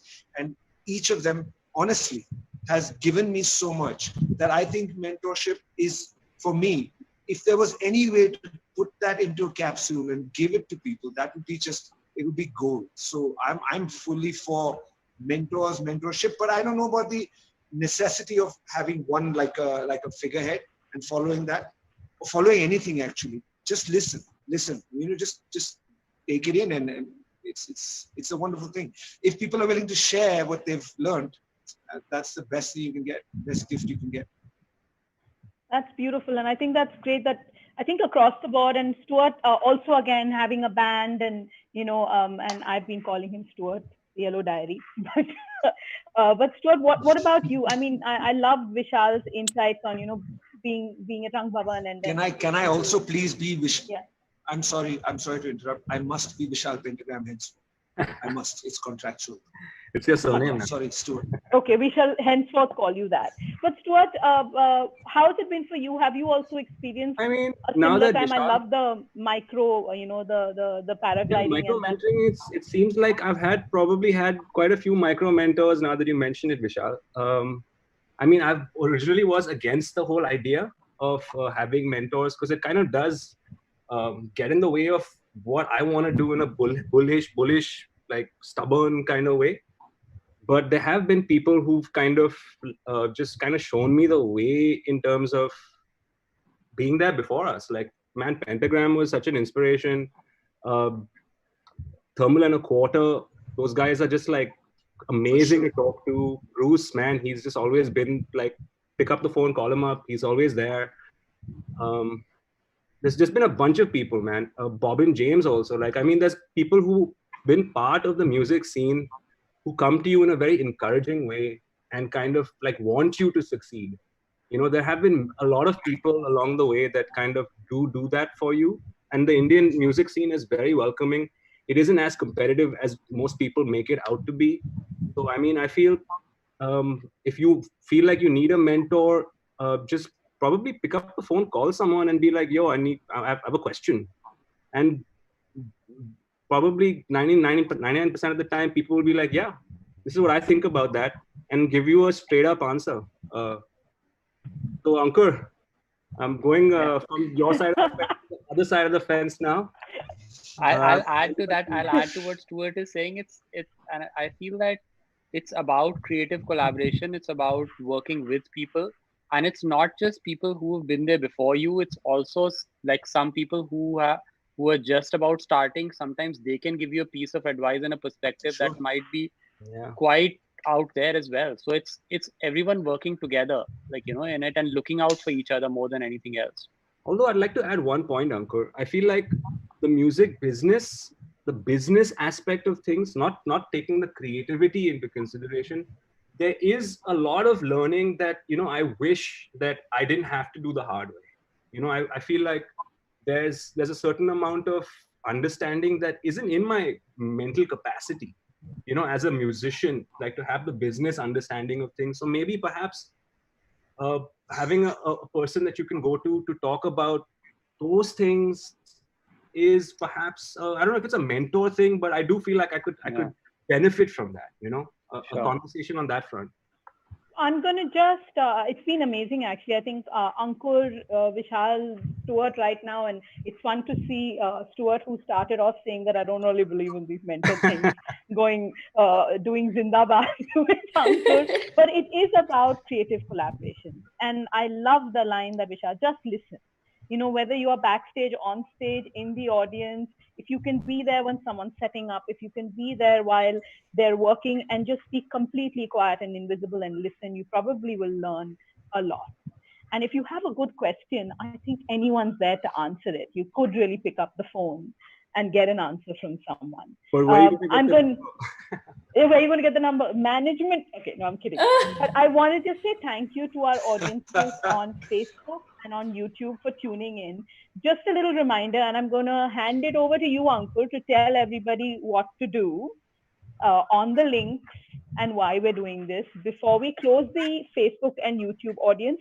And then everyone who's on Zoom, we're going to continue this for a while. There are some questions which are here. Please add a few more and we'll continue the chat for a while before we close it. We all are here trying to raise money for people who are not so fortunate when it comes to finances right now. Artists who are not so fortunate. When the times are dark, we do turn to art to save us. And now it's our turn to save the artist. So we have a link down here, which is somewhere there. Do we see it? I don't know. Say yes. Okay. So that link is there. We have to click on that link and donate. It's like we're hanging out in a bar and we go to the bar and get a beer. So buy a few beers and help the artists. Yes, there it is.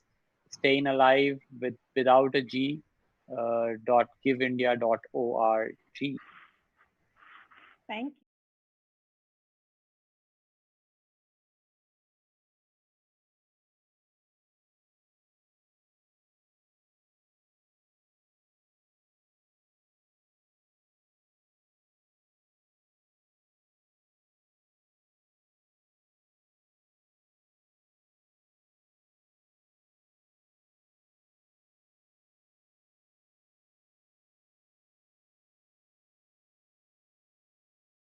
In our darkest hour, we turn to our favorite songs, our favorite films, our favorite stories. Now imagine a world without art. No live concerts to go to, no stand-up comedy gigs to attend. What would that world look like? There are many artists who survive from show to show. They've lost out on confirmed projects and the entire revenue stream with zero income coming in. Many artists who just started out didn't have enough savings to fall back upon. They might have to stop creating. Art will save your humanity, but who will save the artist? But it's you. You can save the artist. We have put together a whole day of digital conclave which lets you experience a side of a favorite artist that you've never experienced before. All you have to do to be a part of StayINALIVE is buy a ticket. So do your bit and click in the link in the description and donate. Save humanity by saving the artists. हाँ, मंच बदलेगा पर रंग नहीं. रूप बदलेगा पर रस नहीं. थिएटर नया है, स्पॉटलाइट वही. माइक टेस्टिंग का स्टाइल वही. Hello 1 2 3 4 check. Are you ready? Let's begin the show. इस कांच के पर्दे को मिलकर हम नया दौर दिखलाएंगे. टिकटॉक पे नाच नचाएंगे, यूट्यूब पे गीत सुनाएंगे. इन ठहरे लम्हों को मिलकर हम नई चाल चलाएंगे. दुख सुख अपने FB इंस्टा पर लाइव ही बतलाएंगे. So, hello, 1 2 3 4. Are you ready? Let's start the show. Mic बदलेगा, आवाज नहीं. लुक बदलेगा, अंदाज नहीं. दूर होके भी पास हम. अब स्टेज बदलेगा पर एहसास नहीं.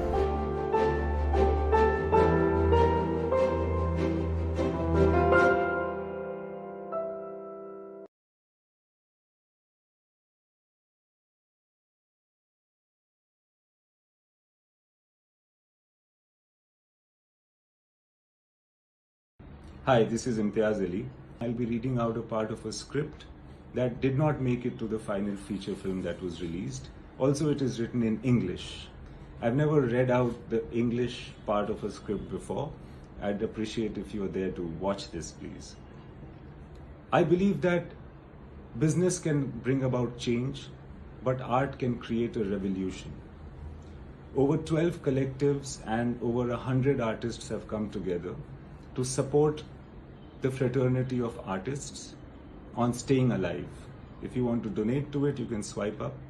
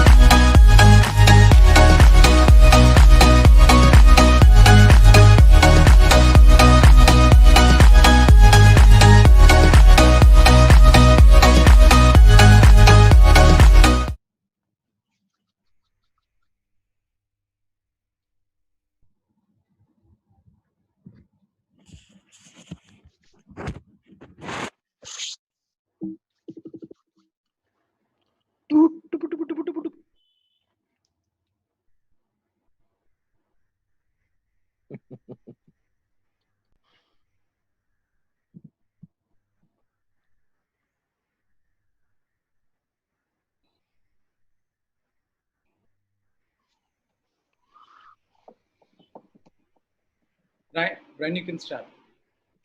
Just want to say hi to everyone out there who's tuned in. Firstly, thank you for tuning in. Never thought we'd be able to pull people to listen to what we have to say, but I'm not the stand-up comic in the pack. Just want to let you know that we have many people from the tribe of artists and talent who are going to chat with us, and we're going to figure out their worlds, good, bad, ugly, and see how best we can add to the joys of being artists, to the joys of being talent. So we're meeting today. The primary purpose is to get together, should I say, a community of creators and figure out how important it is in their world to network. Okay, we have with us, like I said, a whole host of people with tons of talent. We have singers, we have writers and actors, we have stand-up comedians, we have instrumentalists, we have DJs, so and some who do a fair bit of pretty much all that I've said. So it's going to be a fun chat, and I'm deliberately saying I want to make it a fun chat, but I want to make it an informative chat. So I'm going to kind of break some of the formal or the formalities of the rules that we normally follow in webinars. I don't like the word to begin with. So we're going to try and make this as real a chat as possible with a couple of rules. Don't say unprecedented and don't say new normal. Yeah. No, I'm kidding. I'm kidding. Use whatever adjectives you want. It's just that all of us are tired of a few of the adjectives over the last 60 days or thereabouts.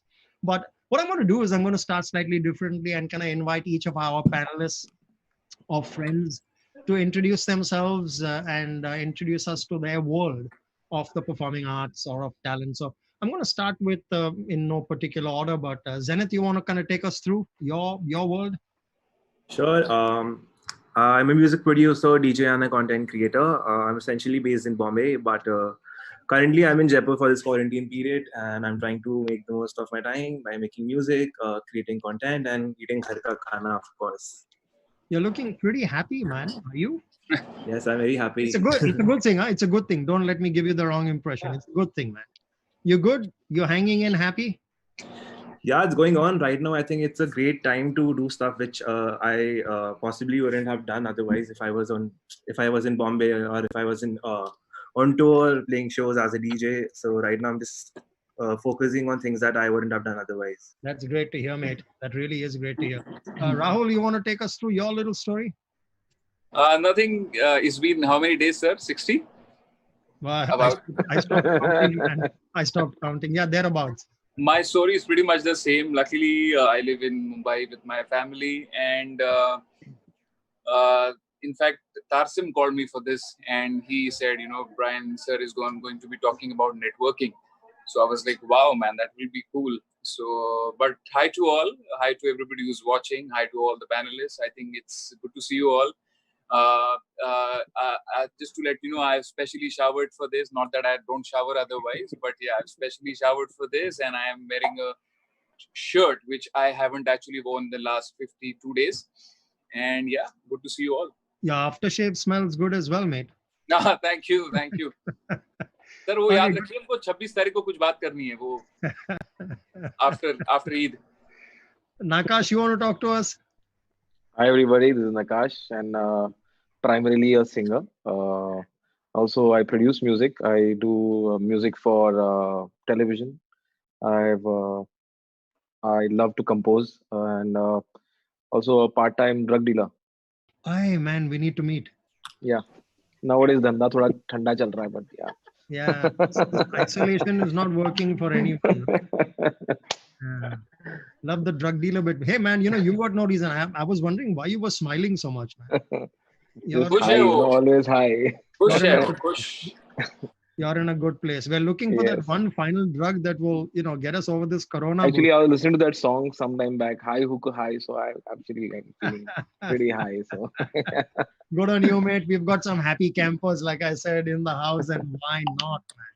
Why not? Okay, Saurabh, you want to chat with us? Yeah. Well, firstly, hi everyone, because I don't think except for Shankar I've ever met you all. So hi, my name is Saurabh. Guys, I'm a stand-up comedian and writer.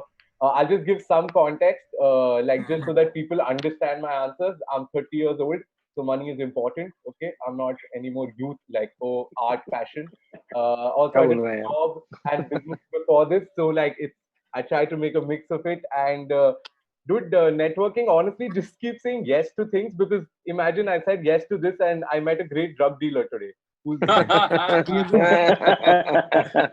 I have already won. I don't know about the people watching, but I have won already. Wow. There you go, man. There you go. Power of positivity. Yeah. There you go. Listen, and you believe in sharing, right? Oh, 100%. 100%. I'm gonna give you my address as well. Absolutely. We need to make this happy. सब लोग अपना number डाल दो इधर chat में, मैं करता हूँ जुगाड़, टेंशन नहीं. अपना ड्रग एंड केमिस्ट का पूरा दुकान है. Yeah, okay. Sri Chugani. Hi, Brian. Thank you. My name is Shankar Chugani. I'm a stand-up comic, primarily based in Bangalore.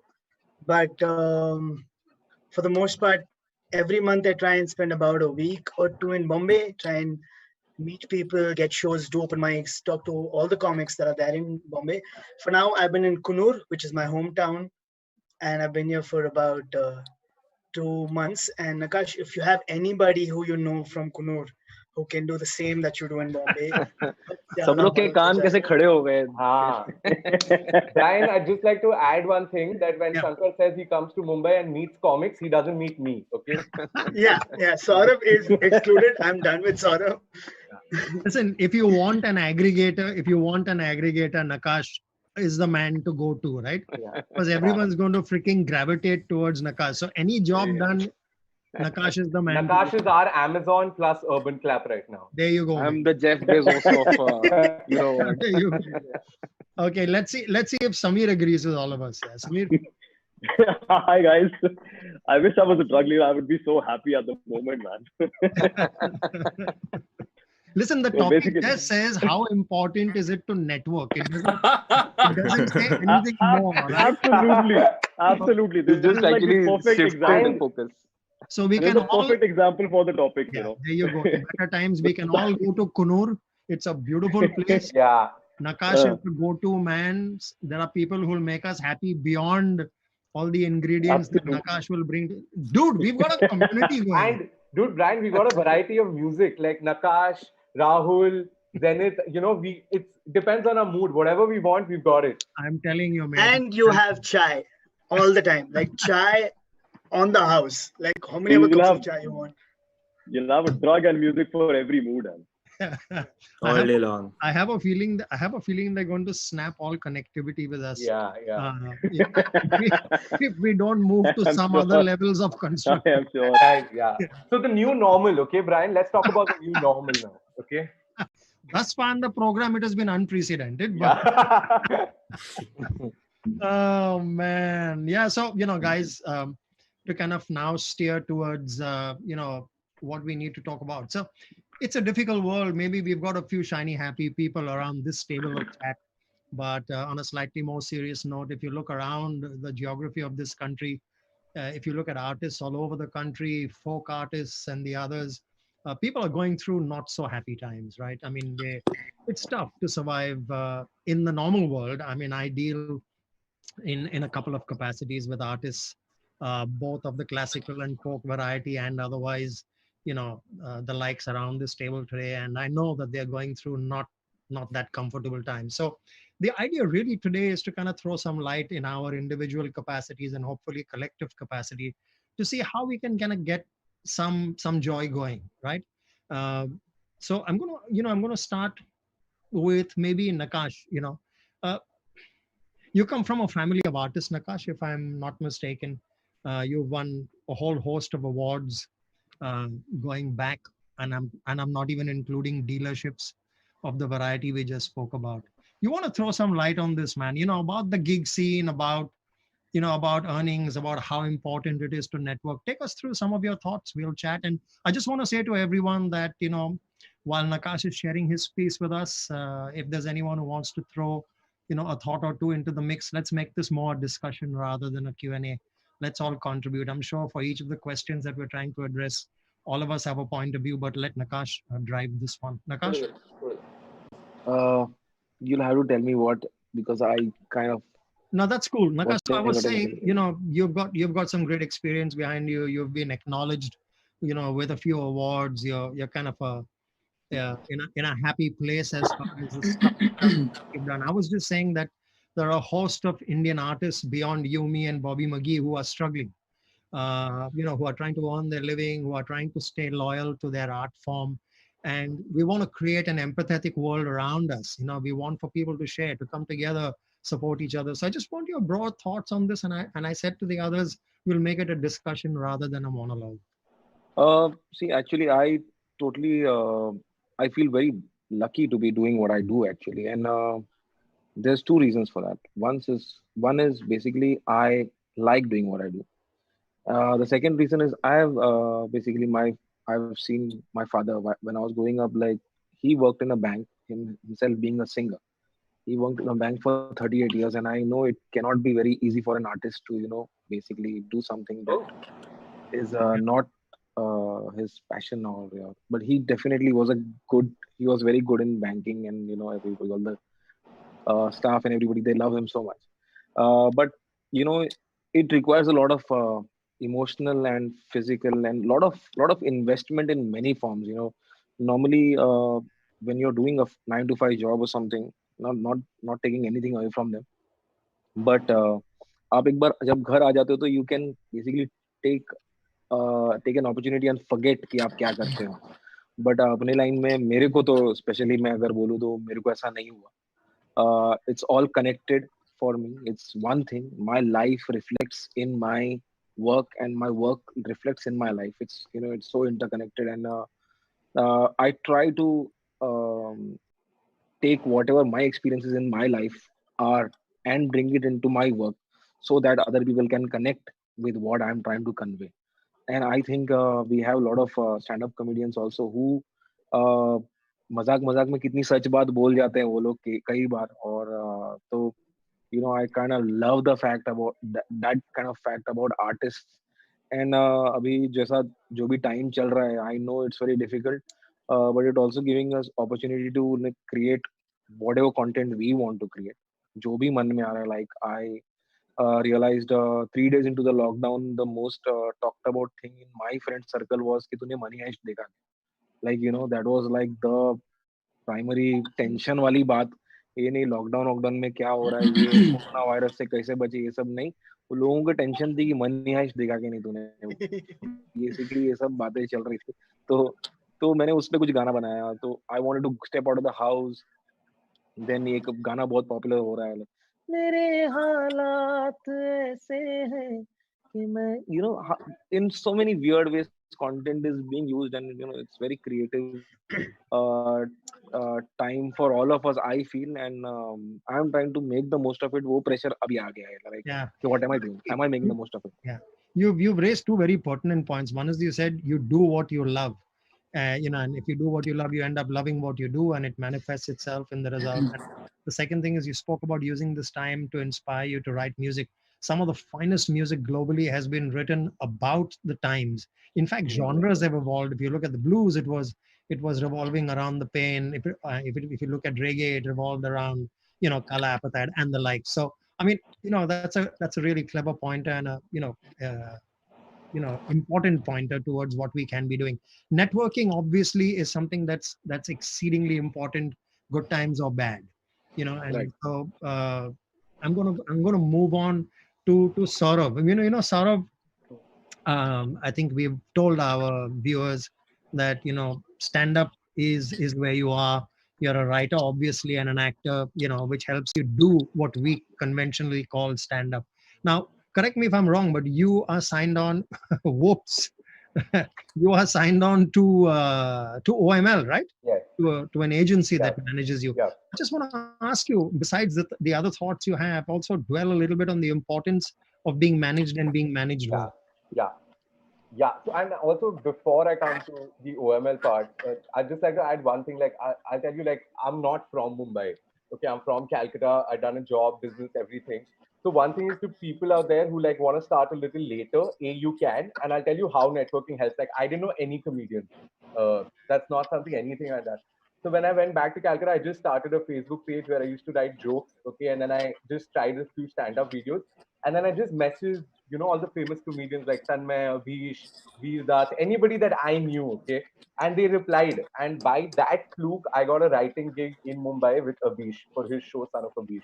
So I just want to tell people sometimes, it's that chicken and egg story that you're like networking, but I don't know anyone only how to network. So sometimes just message people. It's not, networking isn't like sitting with a wine in like some fancy conference room. Just try your luck. What's the harm? Right. The harm? Just do it. Otherwise, I wouldn't have been here. And then, so coming to the OML part, then of course you take it step by step. Like at least, obviously, my knowledge is limited to stand up and writing. Like see, when I came to Bombay, I needed money to survive. So writing happened because of that. Like stand up is my real passion. But I was like, you write some scripts funny. Like nowadays, all ads, all digital stuff. Everyone wants to be funny. But brand managers, if you are watching this, just listen to us. Anyway, so I'm saying, okay. What was that you said? What was that you said? I said, brand managers, if you're listening to us, just we are the funny ones. Sometimes they come back, I'm like, buddy, we are in front of the audience every day. Okay.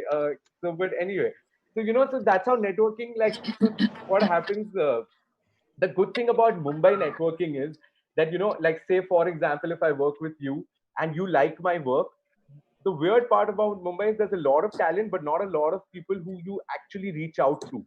And there could be a number of reasons, affordability, time, everything. So like, wow, the crow was like, sort of that. Yeah. The crow was like, can he just please shut up and talk about drugs?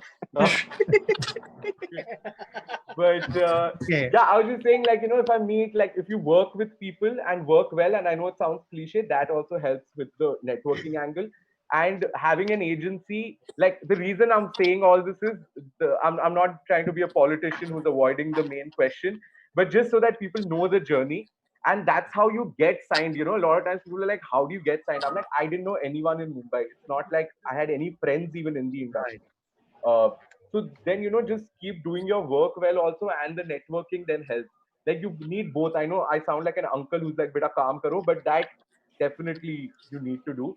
And help, dude, being managed by an agency, honestly, is, I feel very lucky because I've done a job, I've done a business, okay? And like Nakash was saying, to get to do what I love, and at the same time earn some money. Like I don't think I earn a lot, but like to have still a decent living, it's an insane like privilege, I would say, especially in today's day and age. And the agency part helps because, dude, I don't know everybody. Right. I've been in Mumbai for like 3 years. So that's subjective, and I get your drift. Yeah, I want to move on to Samir. Samir, talk to us about what your journey has been very quickly and importantly. Sorry, before Samir answers, Shankar, what are you having? Are you having milk? Chai. Oh. Chai. Chai white क्यों दिख रही है यार? You'll sort your family problems out. Yeah, अच्छा, okay. Yeah, sorry. Okay, yeah, okay. Oh, Samir. अभी ठीक हो गया. Yeah, it's the light Samir, angle. your go. Yeah. So hi guys. So basically, I started my career as a DJ. So I've been DJing for more than 16 years. Then I did my audio engineering, and now I've been running a band called the Collective Project for the last 4.5 years. And Wow. I've been working a lot on folk music, a lot on Indian classical music, but in a very new age electronic manner, So all the music which all the youngsters have stopped listening to, or they don't have much interest in listening to. So I'm trying to revive that, so that everyone listens, because I love folk music from my place. I'm from Chandigarh. Wow. Folk music of Punjab, I love it. So I just want, everyone to listen to, still listen to all that beautiful music. Okay. So I'm giving that. So I'm going to come back to you, Samir. I'm sorry to interrupt. I'm going to come back to you, but I want to get I want to get Rahul in. Rahul, I just want you to kind of take us through, your ratio of work, Bollywood versus gigs. How does networking work for you? See, I feel firstly, networking is a very personal thing. Okay, either you have it or you don't have it. Some people do it because it comes to them naturally. Like if at all I think I can network, I think that is because of the person that I am. I like making friends. I like having conversations. Some people do it because it's a necessity, because the whole world, if you see, so it all works in relationships. Okay, Rahul, can I jump in here? I've just been prompted that we unfortunately will continue our conversation, obviously, but there are some people who will leave us on certain platforms. So I just want to say I'm sorry we couldn't get too much in the 20-25 minutes thus far. For those of you who are staying on, hey, we'll give you a lot more to ponder over. But I just Okay. want to say hi and maybe bye to some of our friends on Facebook and YouTube. We'll continue the conversation. So sorry, you were saying, Rahul, please continue.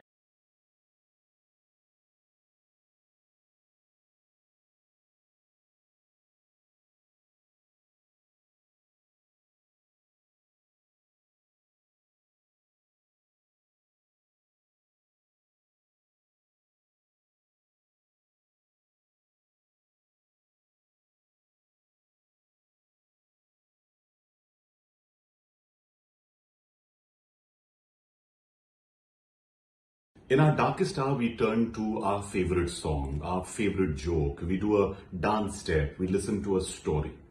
Art will save humanity, but who will save the artist?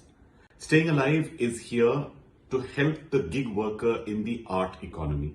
And that's why we'd like you to please click on the link, whether you're watching this on YouTube or Facebook. And please also share, put your comments down, be a part of Staying Alive, because there's so much more to come, because we want to make sure that this festival is not just about this festival, but all the festivals in the future. So do your bit for art and the artists.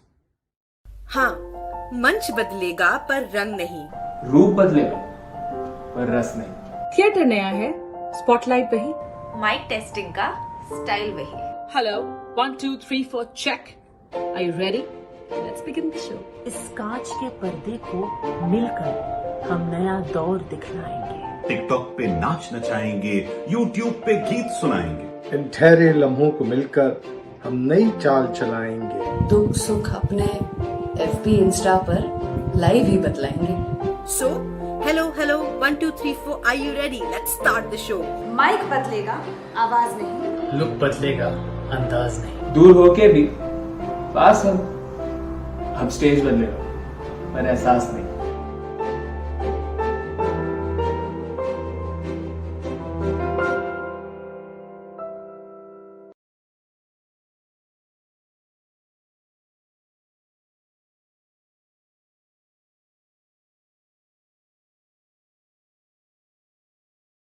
Hi, this is Imtiaz Ali.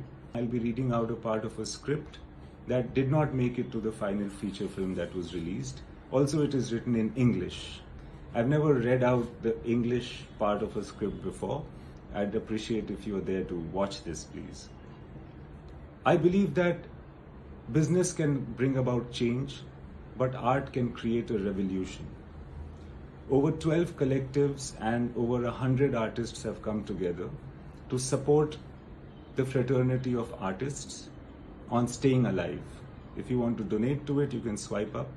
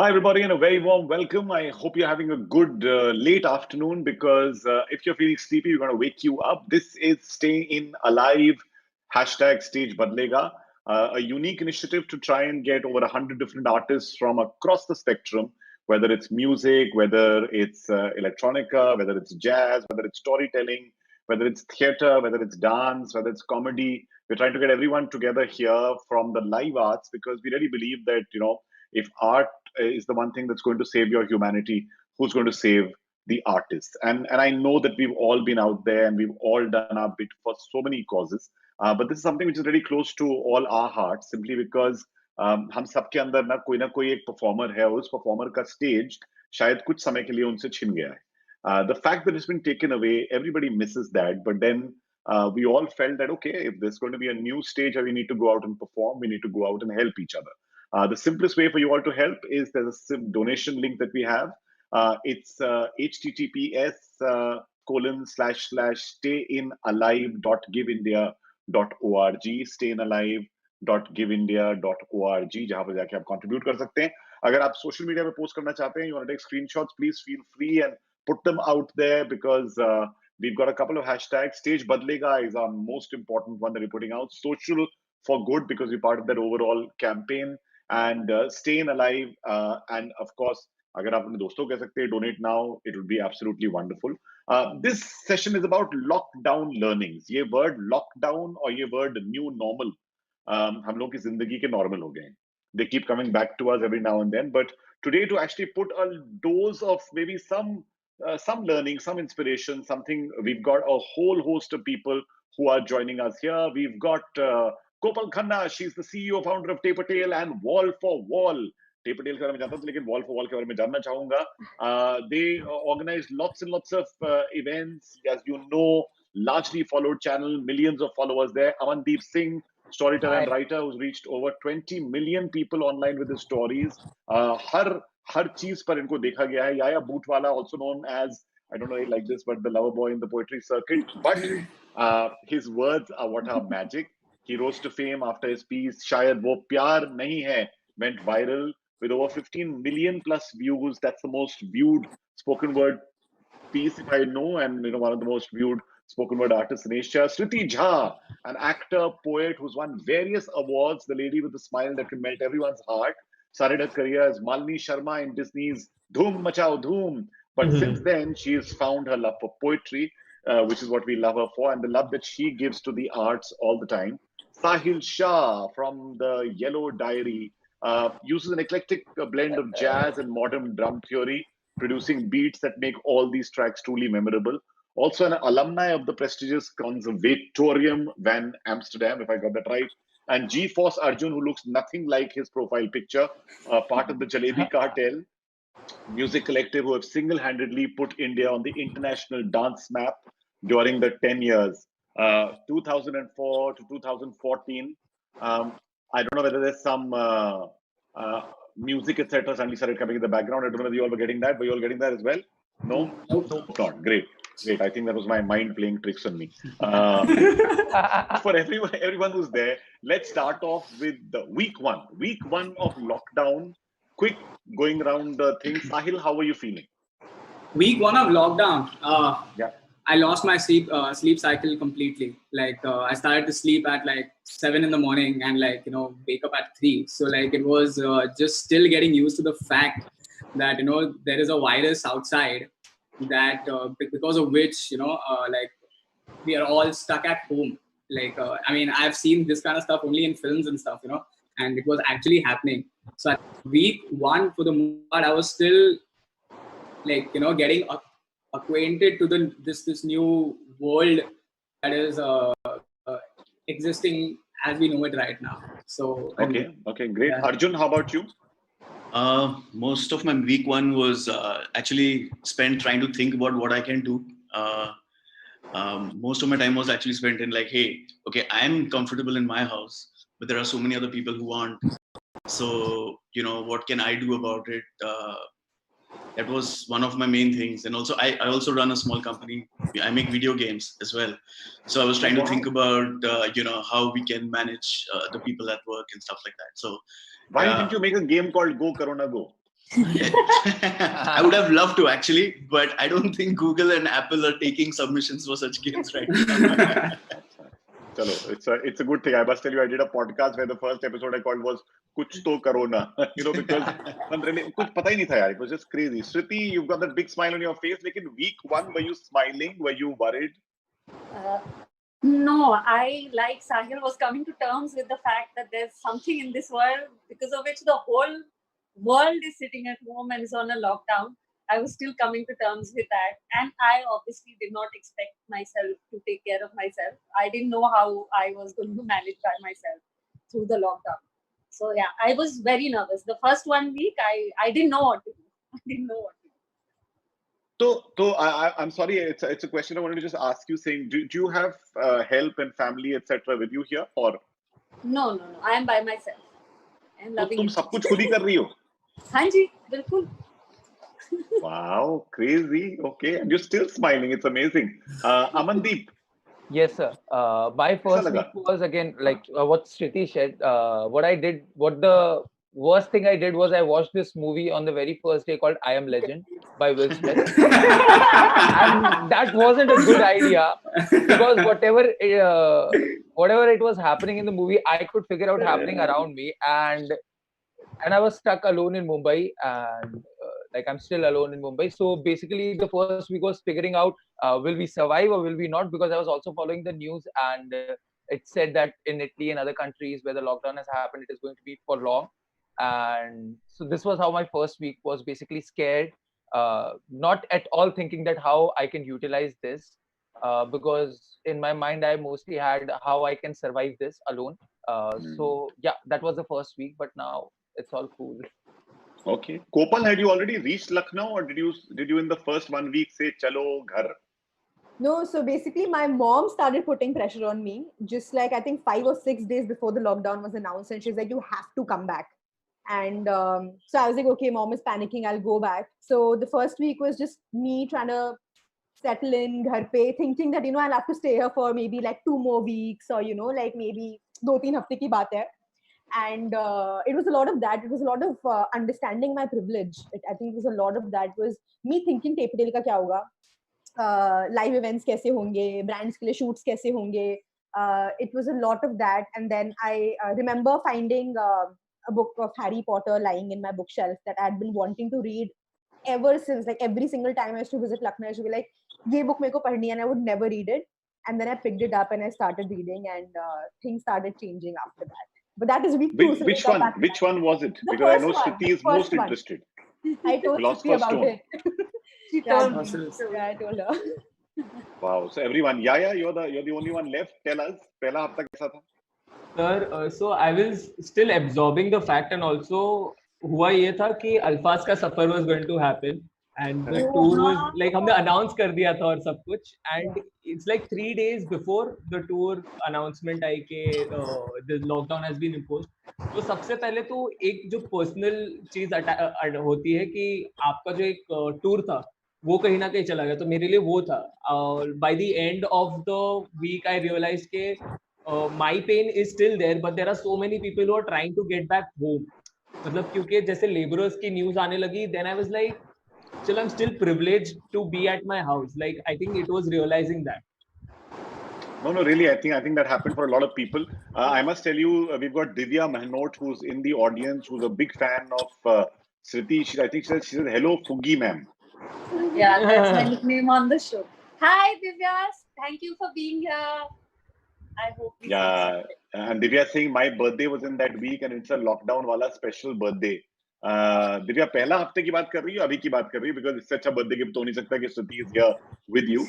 But very good. Mohita saying hello, Amandeep, and of course, if any of you have any questions, please put them in the Q&A. Chat में मत डालिएगा, वरना मेरी गर्दन यूं ही चलती रहती है.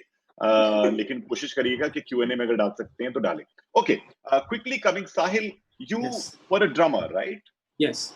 And suddenly you told me you took up something. Tell us what have been the learnings and a couple of things that you did in your own life during this period of time.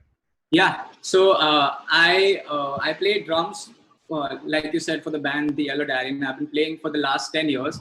And what like the piano essentially was something that I was really intrigued of. Like I did want to learn how to play it. And I did study a bit of it in my school, but I didn't really get time to gain control over the instrument as such. And once I got into week 2, it kind of struck me that this is like I finally have the gift of time, and the best thing I can do is to pick up this one thing that has been at the back of my head and try to just spend my time trying to study it and try to get better at it in whichever way I possibly can, you know what I'm saying? So that was essentially the idea. And then slowly I started to make some few beats, take a clip of me playing drums to it, put it up on Instagram. And that somehow that whole process, like the flow happened. And I mean, I feel that I'm right now better at what I do than I was when the lockdown started, you know what I'm saying? So it's kind of like I've tried to follow like a growth, like a upward sloping curve, in my work, because like these things can really get to you, and it can kind of make you feel a little low because all the work has dried up. There is no gigs. We came out of a very heavy tour, and like we finally had set ourselves up to a point where we like the next time we go on tour, we'll be doing a lot, and like there'll be a lot more shows. And suddenly we've all been pushed back like 6-8 months back, So just trying to make the best of the time and trying to keep yourself like, keep the positivity high. Yeah. But that's why I think everyone's trying to do their own things at that level. Sriti, what were your learnings, during this time? Oh, so many. First of all, I think I am enough. I can be responsible for myself and take care of myself. And also, I think this lockdown for me personally has been very peaceful and very fulfilling somehow. Although I have not written anything and not created anything, so I am rethinking the existing life that I had, and there's some changes need to be made to that, and look for more peace in life, and just apart from running to things and just living every day after the other. I am enough. It's a beautiful, beautiful thought that you've just put down there. By the way, let me tell you that Tess is learning, which I've just learned, was that she can do Zoom without pants. So she actually said that, I can do that, just makeup and earrings is enough and whatever, etc. And she can roam around in shorts if she wants to. It's just that life can be easy and you don't need. So there's this whole movement of waist up dressing. Everyone is only thinking that Amandeep का तो इसके नीचे लुंगी है. So, okay. Let me check. Arjun, what about you? What was something that you picked up, 1 or 2 learnings that you've had? So a couple of things actually. Go ahead. So like I said earlier, I was really worried about a lot of people how they are dealing with this whole situation, and I wanted to do a little bit, so that I can help out. And obviously I have only like a limited skill set. So I reached out to like a couple of schools, music production schools in Delhi, and told them that, hey, you know what, I'm available. Students, or even, people who have graduated and so forth, who are making music, who are just starting out their careers. For them, this is like a really difficult period because, you want to hone your skills by performing and so on, and you don't have that anymore.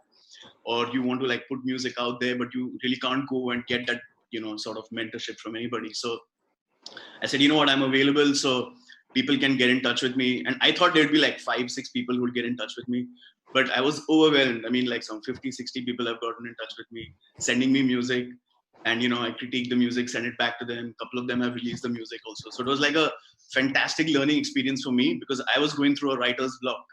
And after listening to like so much music, varied music from so many different people, I think I wrote a song after some 7 months and just finished it like a week ago. So that was like a massive. Are we gonna get a preview? It's sorry, no. Don't worry. Just share the link with us, or share your handle with us so we can post it there. There are 2 questions that have come for Sriti. So while I'm coming to everyone else, I want to quickly ask you. Sriti, Sai is asking, which book are you reading now? I am reading this book called The City of Mirrors by Justin Cronin. It's the 3rd of a trilogy, and it's obviously based in post-apocalyptic future. The world has ended and people are starting a new world order, and the troubles that come with it. इतना सच मत पढ़ो. And there is another interesting one which has just come in again from Sai, because I think she's a big fan, saying just being with yourself and your thoughts, how does it feel? What? To you, how does it feel to just be मैं और मेरी तन्हाई अक्सर ये बातें करते हैं, कैसा लग रहा है? मुझे बहुत मजा आ रहा है. मुझे अकेले रहना बहुत पसंद है. मुझे ये बहुत ही ज्यादा अच्छा लग रहा है. मैं कभी-कभी दिन में I just sit and just look at the sky, and I don't know whether I've looked at the sky for half an hour or 2 hours. And you put lots of pictures of it also, I've seen. Yes. Everything I see, the internet sees. But it's very good. It's beautiful to see that. वक्त मिल रहा है, लोगों को वक्त मिल रहा है, as you can see, for all the creators who are watching, because this is really for artists and creators who are there and anybody else as well. Lekin everybody is trying at some level to be productive, one thing, and people are discovering a side of themselves that they didn't know. Moving on, Kopal, क्या discover किया अपने बारे में apart from the Peephole series? I think the biggest thing that I've learned about myself, and this is a very serious one, is that I can get really competitive while playing Ludo.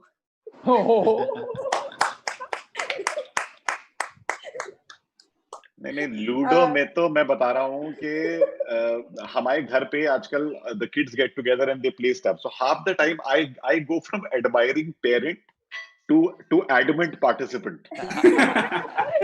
मुझे कभी लगता है वाह मेरे बच्चे, फिर मुझे लगता है क्या मुझसे आगे मेरी पक्की गोटी मारोगे तो हाँ मेरी गोटी मारी ऐसा करा all this keeps happening. Yeah, there have been like serious fights in the house because of this. Yeah. But Deepti is saying she would kill in a Ludo tournament. Deepti will keep all any sharp objects to be kept away from Deepti. Also, I must tell you, Aparna Pridarshini is saying it's so good to be listening to a dynamic panel, guys. Even the energy that you all give across the screen, I can't tell you how much of a difference it makes to people's lives. So really beautiful. I love this energy which is in the room.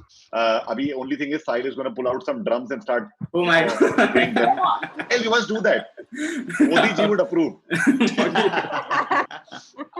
कुछ तो बजाओ. अरे, I wish I had my instrument with me right now. I would have loved to do it. I know. I'm sorry. Next time we'll try to figure out a way to do some. Yes, absolutely. Some collaborations here. Yeah, I'll pull out the guitar for sure. Amandeep एक anonymous attendee ने एक सवाल पूछा है, आप कभी Punjabi content क्यों नहीं पोस्ट करते हैं? Well, I have posted. मैंने 3-4 बार पंजाबी कंटेंट डाला है, and उसके साथ उसका हिंदी अनुवाद भी है, वो भी डाला, अनुवाद वो भी डाला है. The problem that I face with Punjabi content is कि मुझे पंजाबी लिखनी नहीं आती, गुरमुखी लिखनी नहीं आती है. तो इसीलिए I refrain from doing that. One, because मैं पंजाब में अमृतसर या पंजाब के आसपास कहीं भी born and brought up या grow नहीं किया हूँ, तो मेरी जितनी भी पंजाबी की knowledge है वो मेरे family में बात करने से आती है. Which is not the typical Punjabi that is followed worldwide. So मेरी पंजाबी में थोड़ी हिंदी आती है. So that's why I stay away. But जितना भी होता है, I try putting it. Yeah. Great. Okay. Anybody else a learning that you've had, Yaya? I mean, what are you super competitive at, or are you learning how to groom yourself beautifully?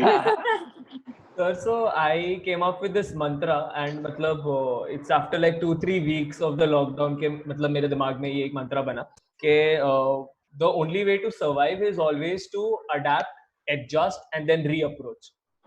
So that is what I've been doing throughout. क्योंकि तो like एक weird incident था कि जैसे मैं guitar play करना सीखना चाहता था, तो मेरे गिटार की strings टूट गई.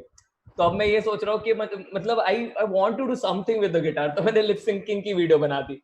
Like as stupid as it sounds, but it was very fun for me because I got to spend time. And also I think मैंने अपने dad का एक बहुत अलग रूप देखा है. So my father is like a complete workaholic person. पूरा time वो काम में ही रहेंगे, अपनी shop से बहुत late आएंगे. And हमारे घर के सामने sea view है. And he had placed an armchair there near the balcony. कि वो किसी दिन बैठकर वो व्यू देखेंगे, but he never got the time. So during the lockdown, he's gotten the time कि वो बैठकर वो दरिया देख सकते हैं. And I realize it's such a small thing, but it matters so big.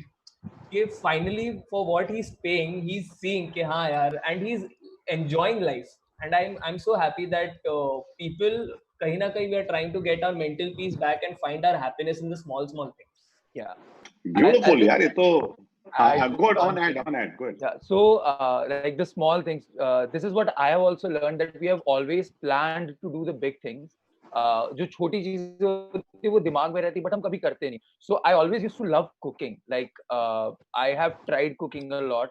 Her bar like कभी अच्छा बनता था, कभी नहीं. But I will always like, I was that guy कि यार चलो बनाते हैं. So even while staying in hostel या घर पे भी, whenever I go or get time, I try making small things, but this lockdown helped me like turn into a proper chef.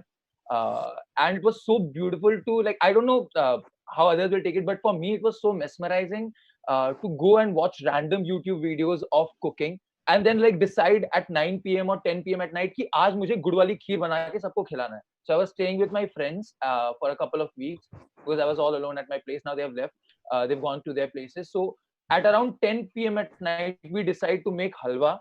And one of friend's mom has a birthday. We decide to convert the halwa into a cake and celebrate her birthday.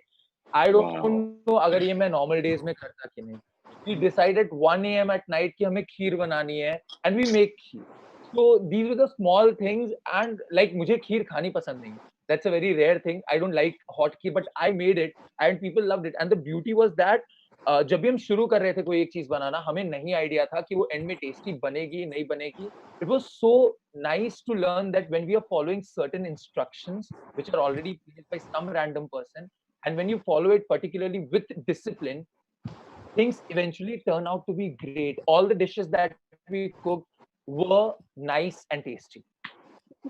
Wow. Very good. You're actually putting your trust in someone else's hands and getting something unique out of it. Yeah, it's amazing. Kopal ma'am, etc. Parents को कैसे समझाएं कि tension मत लो in these times. We are fine and staying safe. Very good question. Very good questions, यार. कि जो लोग घर पे अलग हैं अपने माँ बाप से, वो कैसे समझाएं उनको कि हम ठीक हैं. Aman, you should start this because you're away from your family. Yeah, it's very tough. Like every day my dad calls me thrice. जबकि पहले एक बार call आता था. And it was fixed a 5-minute conversation like, hi, how are you? क्या चल रहा है? आज क्या किया? If you need anything, let me know. Every time my dad calls, every time he says this, कि please घर से बाहर मत निकलना. Please ये मत करना. Please वो मत करना. And at the same time, he's telling me that he's going out to get the essentials. And I'm telling it, मुझे जाना पड़ेगा ये लेने के लिए. Like नहीं मत जाओ. Like अगर खाने का सामान नहीं होगा घर पे तो मैं कैसे होऊंगा? And every time, like this is a 4-set instruction जो उनका हर रोज क्या कर रहे हो? अच्छा ठीक है. बाहर तो नहीं निकले? नहीं. वहां पर आसपास कोई प्रॉब्लम तो नहीं है? नहीं. तुम्हें कुछ चाहिए? नहीं. He knows he cannot provide me anything right now, but he asks this question, कुछ चाहिए क्या भी? And every time there's a train opening or there's a news of flight coming, like flights running and all, is like the next moment I have a call ki aa jao. So that is a very tough thing. And at the same time, I'm also worried because my mom and dad, they're both alone, and I know like right now मुझे पता है technology के हिसाब से I can order foods or I can somehow manage things online, but they can't. So at the same time, it's mutual. So I'm telling him कि कैसे आप online food order कर सकते हो. So my friends who stay there, I'm trying to get local contacts from where food online वो सब चीजें हो सकती है. And my dad at the same time, whenever he's calling, he's just giving me an insight of what's happening in the job location where he's working, which is a very different perspective which I'm learning from him. Got it. Honestly, I think a lot of people are going through a tough time in terms of just, if your parents are at home, I think just do this. Make sure you call them. Make sure you tell them you're safe in the morning. Tell them you're safe in the evening. That's all they want to really know. I have to keep telling my dad occasionally saying कि आप घर से बाहर मत निकलिएगा, क्योंकि वो excited हो जाते हैं कि मैं walk पे जाऊंगा तो क्या हो जाएगा. So one day I had a big argument with him about, so what, I'm now so old and whatever. And I said, listen, there are so many other things to do, but I think it's just a thing we all need to live with and handle. 2 or 3 really fun questions. Kopal, auntie cool कब बनेगी? Auntie is a very I love auntie. Yeah, took it in some other way. अबे पागल है क्या तू? You started laughing like anything. मेरा दिमाग सही नहीं है, मेरे को पता है। कोपल को जवाब दो कोपल, जवाब। आंटी कूल बनेगी कि नहीं? But auntie difficult. I've been trying. She comes every morning to my house and I talk to her, and it's just very difficult to have a normal conversation with her. It's really difficult, but I'm trying. So maybe, but I don't know. You just have to watch the series. Stay tuned. Exactly. Yeah. It's so amazing. Krishna. Agle episode.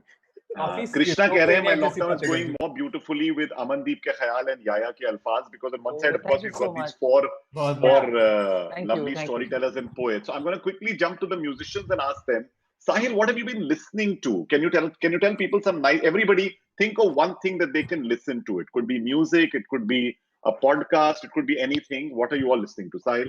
So I've been listening to a lot of hip hop. Like that's like my new love. All I do from like 5 to 8 in the evening is to just put on a hip hop playlist and just play 2 songs for like 2-3 hours. और वो time किधर pass हो जाता है, I lose track of it. So I think like guys like Anderson .Paak is like one artist that I've heard a lot lately. If Great, you guys great. Okay, Anderson Paak is there. Arjun, what about you? What are you listening to, or anything that you want to share with people in terms of something calm and cool? Well, what I'm listening to is not really very calm. Okay, but, that's all right. But yeah, I mean, so I'm like a metalhead at heart, even though my music is like completely the opposite. So I've been taking the time to actually go back to my roots and listen to some really old school heavy metal and stuff like that whenever I get a chance to. And it's been really nice. Yeah, going back. एक तरफ heavy metal हो गया, hip hop हो गया, अब देखें कि कोपल क्या सुन रही है. कोपल? You know, my mom has that, I don't know, I think you call it caravan. Caravan. Yes. I have been listening to all those songs and it's so amazing. I purane gaane, I love old Bollywood music. So I've been listening to a lot of R.D. Burman and Mohammed Rafi. Wow. And also Raghav Niatal. Not bad. Yeah. Sriti, what about you? I found this. It's so on YouTube there is this 1 hour thing with all Gulzar songs and him reciting some poetry. तो मैं generally वो play करती हूँ जब मुझे बर्तन धोना होता है. और उसमें ना एक टाइम के बाद ना वो वाले गाने आने लगते हैं. So पहले आप सुन रहे हो कुछ तो वो शाम भी अजीब थी, something like that, and you switch to Dhanno की आंखों में. नहीं तो ये अच्छी चीज है. याया, क्या सुन रहे हो? सर मैं एक्चुअली आजकल पॉडकास्ट ज्यादा सुन रहा हूँ. सो लाइक मैंने जाकिर भाई की उम्मीद सुनी. I think I love that. उसके बाद Abhish Mathews, unexperts and like 3-4 more podcast. और फिर इन पॉडकास्ट के बीच में मैं थोड़ी गजलें सुन लेता हूँ. मतलब आई थिंक पता नहीं अंदर का एक सूफी थोड़ा जाग उठा है, गजलें सुनना चाहता है पूरे. You know उस दिन किसी ने मुझे व्हाट्सएप पे ना वो पुरानी गुलाम अली की वो दिल में एक लहर का एक वीडियो भेजा. और मजा क्या आता है कि आजकल हम लोग म्यूजिक वीडियो देखते थे. उस जमाने में सिर्फ वो हारमोनियम लेके दिल में एक लहर, उनका चेहरा भी पूरा घूमता है, हाथ भी सो ब्यूटीफुल. जस्ट सीइंग वो अंदाज देखना अलग लगता है. अमनदीप क्या सुन रहे हो? So I've been listening to एक दो चीजें. एक तो कल खत्म हुई हैं. So All India Radio did this initiative with Ruskin Bond sir, and every night at 10:10 he was coming to share one of his stories and then a question answer session. So I like that he did for 15 days and मैंने हर एक सुना है. In fact मैंने repeat करके सुना है उसे. सुबह भी एक बार telecast आता था. And this has been the most beautiful thing for me. Amazing. तो ये कहाँ पर आ रहा है ये? ये खत्म हो गया सर. कल लास्ट था, ऑल इंडिया रेडियो पे आता था. सो प्रसार भारती, तुम लोग ऐसी चीजें करते होगे. And the stories are still there. YouTube पे उनके चैनल पर मिल सकती है. And apart from that, so what I am trying to do is बहुत पुराने पंजाबी गाने जो मैं कभी नहीं सुन पाता था when someone asked about the writing in Punjabi.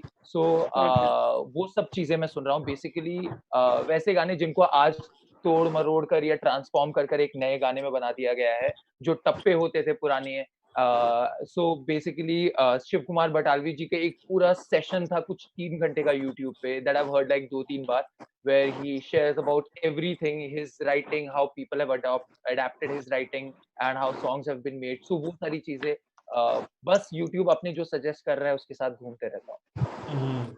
हाँ, मतलब ये YouTube और Netflix के जो सजेशन वाला होता है ना, ये बड़ा डेंजरस है. And then you can't stop. It's like क्या ही कर. And now the only thing I tell myself is ये नहीं करेगा तो क्या ही कर लेगा. चल यही देख ले. It's good enough. There's a very interesting question, Yaya, which has come saying, why are you called Yaya? He's an agreeable person. Yaya. So Yaya का मतलब the meaning a lot of people don't know. So it basically means to give life. तो मैं हमेशा सबको यही कहता हूँ कि पेरेंट्स को पहले से ही पता था कि घर में ऐसे एक पोएट जन्म लेने वाला है, तो नाम से ही शुरुआत कर दी कि ले बेटा तू थोड़ा कुछ यूनिक ही रख. So I think that's the only reason. वरना I think it's also like I feel my name is very special for me. मतलब मैं एक impact create करूँ उसके पहले मेरा नाम एक impact create कर देता था. ये कौन है? ये कौन है? No, it's a very interesting name as it is or whatever. So I'm going to quickly ask everyone one thing. Is there something you unlearned? हम lockdown learnings की बात कर रहे हैं. बहुत अच्छी learnings, playlists, self-awareness की things आप लोगों ने बताई हैं. Something that you unlearned. Sahil, you want to start? Yeah, sure. Sriti, yeah. Well, there was this. I mean, I would get impatient very quickly, very soon. Like my temperament would shift very quickly from one thing to the other, and I feel like spending this time in the house. There's no two ways about the fact that you can't get through with this without being patient. Like that's. So I kind of like in this whole process I've somehow let go of that Absolutely. bit, and I've learned just how to be a more patient guy. Like, Great. Sriti? I think my answer is also patience. I would earlier give up on things very easily. और मैंने कुछ 4 pizza जला के 5वां pizza बनाया है. So I think I'm learning not to give up and keep trying and again till I achieve what I want to achieve. I think that I've learned something. Kopal? I think with me, it's been, like I always thought that there's like a certain way of doing things. Like for instance, whether it's events or whether it's whatever, right? Like we had a big event planned for Tape Tale in April, and that obviously couldn't happen, right? So we decided to do it online. And exactly like that, there've been so many things where I had these preconceived notions that there's certain ways of doing certain things, but it's beautiful how everybody adapts to change. And I think that has been like a very big learning for me. Unlearning for me because. Unlearning, yeah. No, great. Arjun? I think what she said was pretty much for me as well, because I'm used to working with a lot of people together, and going forward, using that process was becoming really difficult. So I had to unlearn that. So that's like a way to change the way you think, actually. So now, all these conversations are happening online or on the phone and things, discussing ideas with different people on without actually being there, and trusting people actually with, whatever work you're doing. That was something that was really important that came out of this whole thing. So the whole way of thinking has changed. So I had to change that and adapt to something new, which has been working out. And I guess like all of us are similarly, moving forward because of this situation, I think. Amazing. I love the fact that you said that we are trusting people more, because it's really true. I mean, running a company which has an HR department, and that's the event life that I lead. And this whole thing about work from home, which people started, and the head of HR of talent for all of Group M, she put out something where she turned and said that, listen, you've just got to be a lot more trusting. You can't, micromanagement, people calling every 10 minutes, ye kar diya. We learned, the first week, I must tell you, at Commune, I was like, karenge kya? And then we just got everybody on a call, and now we do this 1-hour morning call, which is so much fun. We always try to include one small activity. We give people a tasks they put it down themselves for the week, and it's great fun. We celebrated one of our colleagues' birthdays online, and what we did was to surprise her. We all changed our virtual backdrop to her picture. It was such a small little thing, but it made such a difference. I just felt that, हम लोग छोटी छोटी चीजें करना सीख रहे हैं, जो मुझे बहुत अच्छा लगता है. क्या अनलर्न किया याया? Yaya and Aman are left. So I'm quickly asking them. Sir तो आई अनलर्न द फैक्ट के मतलब मैं अब खुद से उतना टॉक्सिक नहीं हूँ. I am trying to be less toxic to myself because I have always been a person like I feel a lot of people just go very harsh on themselves. And Mera, during the lockdown, I've just tried to be a little less harsh on myself. जैसे even the podcast that I'm working on, तो उसके अंदर एक line लिखी है मैंने कि the major fact is कि कभी कभार रुक जाना अपने ख्वाबों के साथ धोखा करना नहीं होता. So sometimes just taking that pause is important, and I'm realizing that. You know, मुझे तुम लोगों को सुन के इतना अच्छा लगता है. Look, there's already snapping. So I thought even I should. We should all snap. Come on. Yeah, it's just such a lovely moment. Aman. Yeah. Sir, unlearn किया. I have always been this timetable wala person. My everyday task is like मैं सुबह उठूंगा and I'll decide for what time I'm going to do this, for what time I'm going to do this. And in this lockdown, I've let it go. It's like ठीक है. If I'm sitting with something, maybe a diary or a book for like half an hour, if I've decided, I'll go for an hour or even more. So that is one thing I'm learning. And like what Yaya said, being less harsh on myself. It's okay to take a pause, because that pause at that interval also means that you can again start things from a different perspective and a different phase. So that's it. Very good. There are lots of questions for you all. So I'm going to just take a pause and quickly answer some of these questions. Yashika is saying, Yaya, how does one be less harsh on themselves?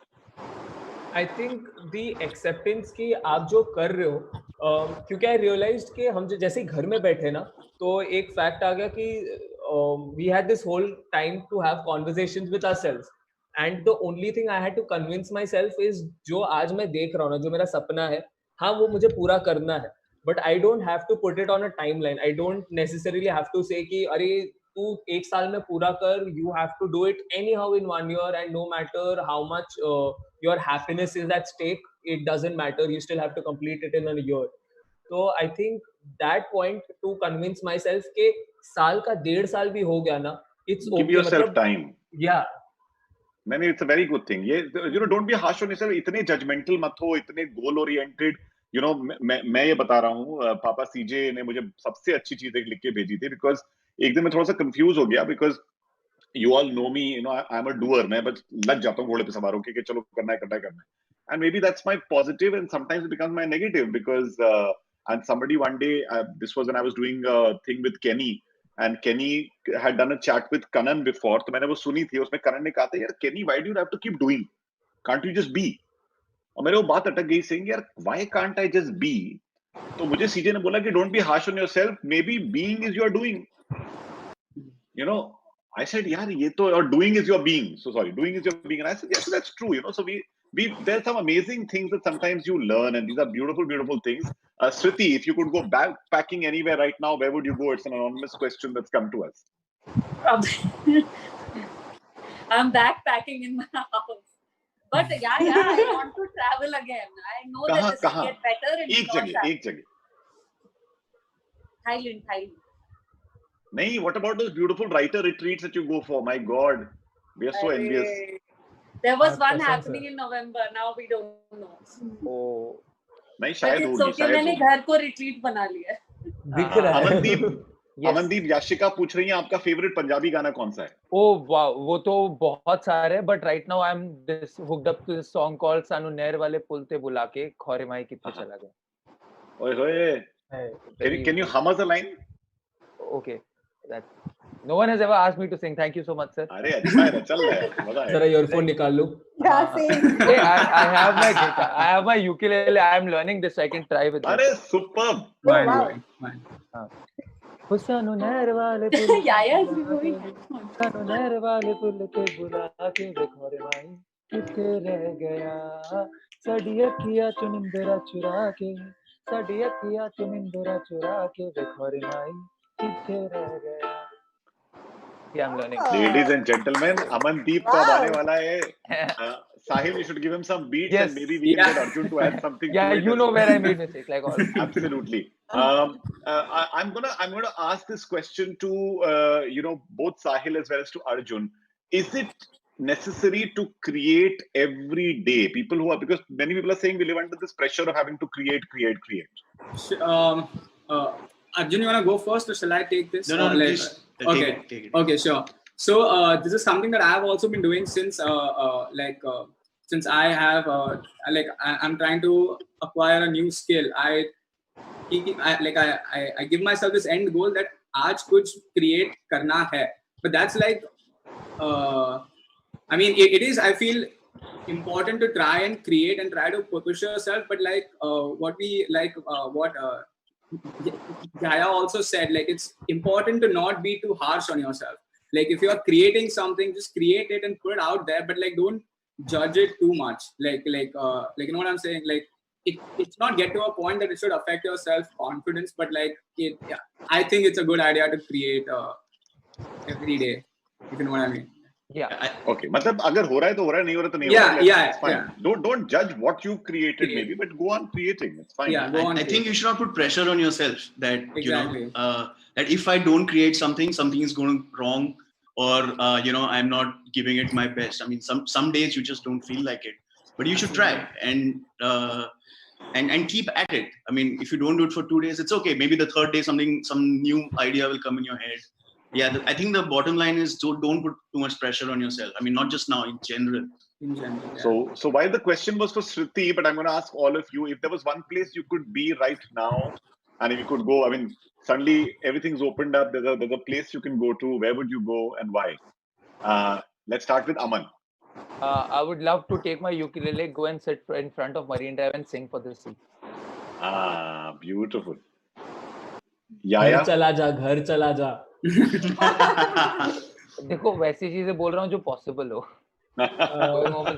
Like my house is 1900 kilometers. So for me also it's Marines, but there is this particular spot. तो Marines पे जहाँ bridge है ना, जहाँ से हम bridge उतरते हैं, वहाँ पे जो spot है वो basically मेरे लिए बहुत ज़्यादा special है. And मैं बहुत whenever I'm confused or whenever I feel lost or I need motivation, so I'd go and sit there.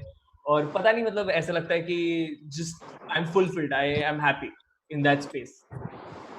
You cross the breeze and you catch the bridge.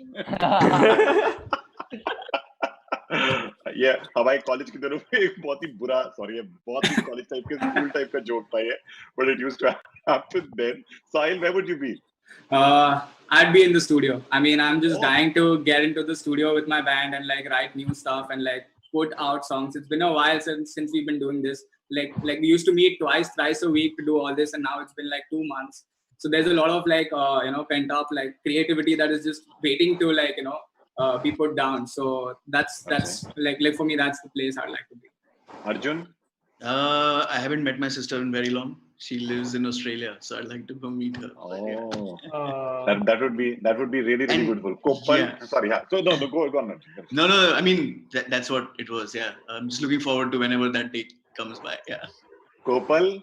Yeah, I love how we can be anywhere in the world, but most of us are choosing to be in Bombay. That just shows how much all of us love Bombay, and I think same for me. I'm starting to miss Bombay a little now, and I would love to be back in Bombay and just be in my house, start my regular office. I love my regular life, so I would love to go back to that. Yeah. Okay. If I may add, I think it's also for most of the artists. मैं stage miss कर रहा हूँ, and I'm sure a part of us is missing that. Absolutely. Yes. Oh, man, I second that totally. Just the fact of being on stage and playing a performance for a crowd is something that I really miss. That's so cool. Yes, exactly. No, I know. In fact, when Kausar sent us this beautiful poem that she wrote, and yesterday we made that into a video, and उसमें से 2 लोग तो यहीं पर हैं, Yaya and Koppal, who were able to take part and be part of it. It was so good. And it was edited immediately. Everybody sent their videos, and Farhan edited it for us. So thank you, Farhan, for doing that. Tag Labs for all the lovely work you guys are doing, the entire team. I mean, all that you're seeing, if you go and see on YouTube, on Facebook, everything that's been put together, the team that's done it has done such a great job. So for everybody who's working on this, all the organizations who are working, really, guys, I know that today, aaj humne ek pehal kari hai, but we've said that this foundation is going to go on. It's not only done for this time, guys. So I read somebody's comments and I can make out the cynicism sometimes. किसी ने कहा funds कैसे आएंगे, कहाँ जाएंगे? Everything in this is totally transparent. This is going to be an organization that belongs to every artist. That's why it was important that it doesn't become one collective. That's why it has everyone from OML to Quant to Tapertail to Big Bang to Commune to Tabarasa to Shark and Ink, Unmute. I mean, I don't know. I might be forgetting a few names, but everyone who's come on board, and there are more people joining. Today, in the day, we've had over 10 other organizations who've called saying, "Arey, but why are we not a part?" Because, we had limited time to do this. But everybody who's there, please reach out. This is just the beginning. Every week there's going to be something, of course, not at this scale, but there'll be something happening, because if you can give today, you will make for your tomorrows. I'm sorry, I'm going back there once again. I want all of you to just do a really short appeal to everybody who's there to contribute to StayINALIVE.giveindia.org. I mean, feel free to do it, and to your fans, to everybody who's there. Sahil, I'm going to start with you. Yeah, Why sure. should people contribute to the arts? I mean, I think arts is one thing that'll be like the last to get back on its feet if we leave it up to the government. You know what I'm saying? Like that'll not come in the priority of things that will get back on its feet. So I think we as artists really need that help, and I think it like the tagline says, like artists will help save the Humanity. save yours. Yeah. Humanity. So like it's important for you all to like help us out in these tough times, and we'll come back to you soon. Sriti? Yeah, it's already very difficult for artists to survive anyway when there is no lockdown, and after the lockdown, especially the gig artists, it's going to get more difficult. And there's so much good art and so much passion out there to continue that art. So please do donate on StayINLive. StayINALIVE.giveindia.org. Just go right now, or just save the website when you have the money. Then you contribute. Correct, absolutely. Kopal. Yeah, no, exactly what everybody said. These are strange times, and I think art as a community needs you right now. So whatever you can do, whatever, no contribution is small. Nothing, literally nothing. Like 10 rupees, 100 rupees, anything counts, and do whatever you can to help. It's a great initiative. Thank you so much, Roshan. No, not at all. I think it's everyone. I mean, all the people are doing this. Yaya, what would you like? Talk to all your fans. Sir मैं बस ये कहना चाहूँगा कि जब हम artist कहते हैं तो उसमें वो लोग भी आ जाते हैं जो हमारे फिल्मों में पीछे डांस करते हैं, या फिर वो एक्टर्स जो साइड एक्टर्स होते हैं जिनको कोई पहचान नहीं मिलती. उनके लिए जिंदगी वैसे ही बहुत मुश्किल है, क्योंकि when you think of as being an artist तो आप दो चीजें सोचते हो कि मुझे पहचान चाहिए और थोड़ा बहुत पैसा मिल जाएगा तो अच्छा है. उन बेचारों के पास पहचान नहीं मिल पाती बहुतों को, और अभी पैसा भी नहीं मिल पा रहा है. And I feel it is so tough for them. Like we are still a little privileged, but those people out there, I feel like they really need it out, because hand in hand वाला scene होता है कि project पर project basis पे पैसा. नहीं, बिल्कुल. I mean, I saw a couple of people doing something unique. I mean, I forget the name of the comedian, but someone in Delhi said that, bhai, इतने सारे young comedians who he knew and he did something on his own, or the dancers who perform at shows which are daily shows, अगर वो off हो गए और stage पे वो क्या करें? They are part of large collectives who are coming together. Exactly. So that's stuff like that which is happening. Arjun, what about you?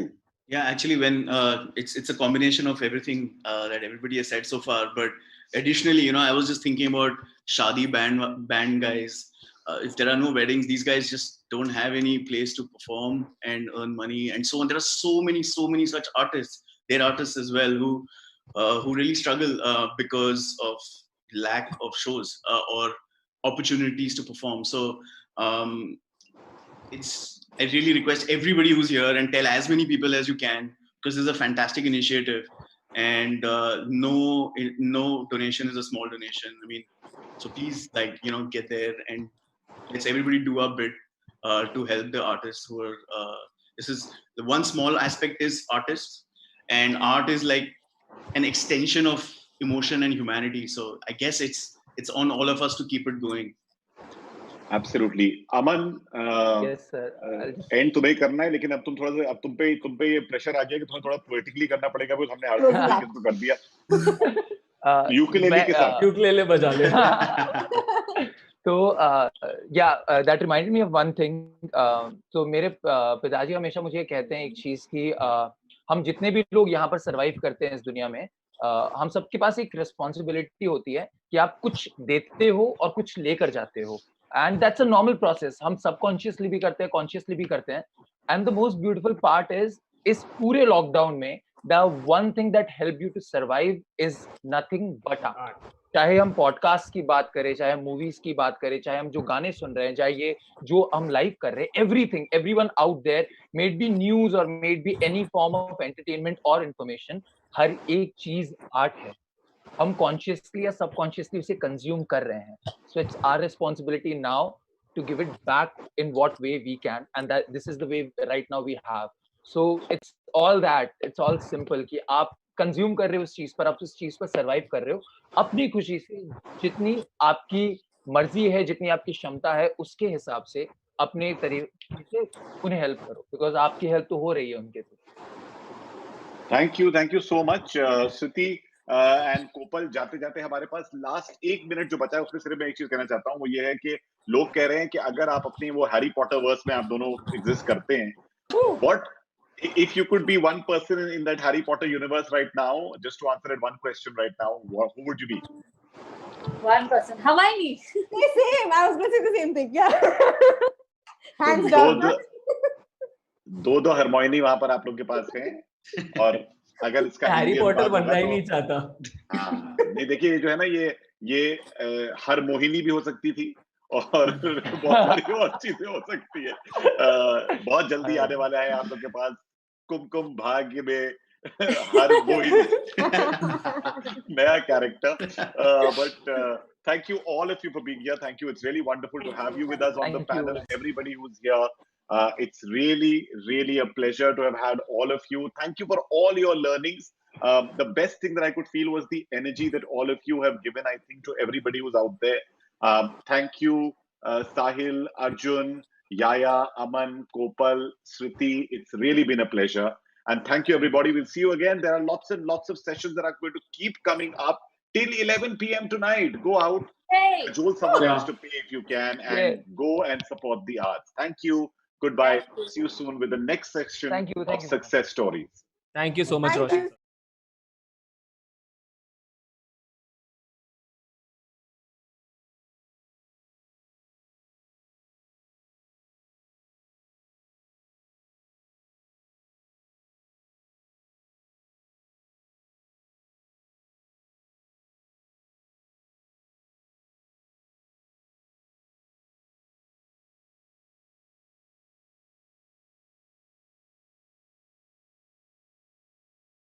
In our darkest hour, we turn to our favorite song, our favorite joke. We do a dance step. We listen to a story. Art will save humanity, but who will save the artist? Staying Alive is here to help the gig worker in the art economy.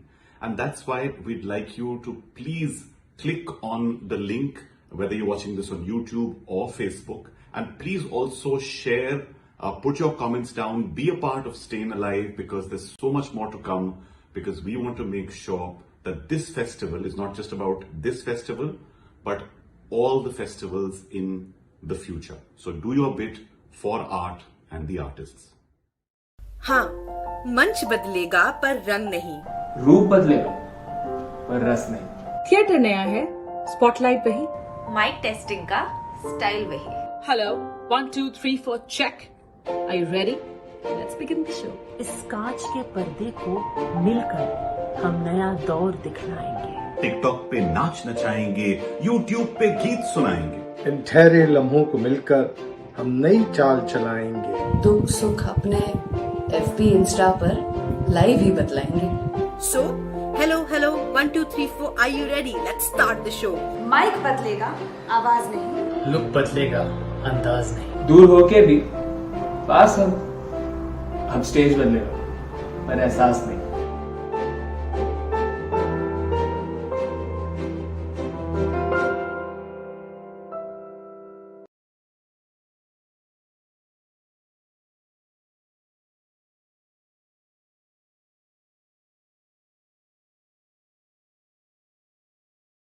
Hi, this is Imtiaz Ali.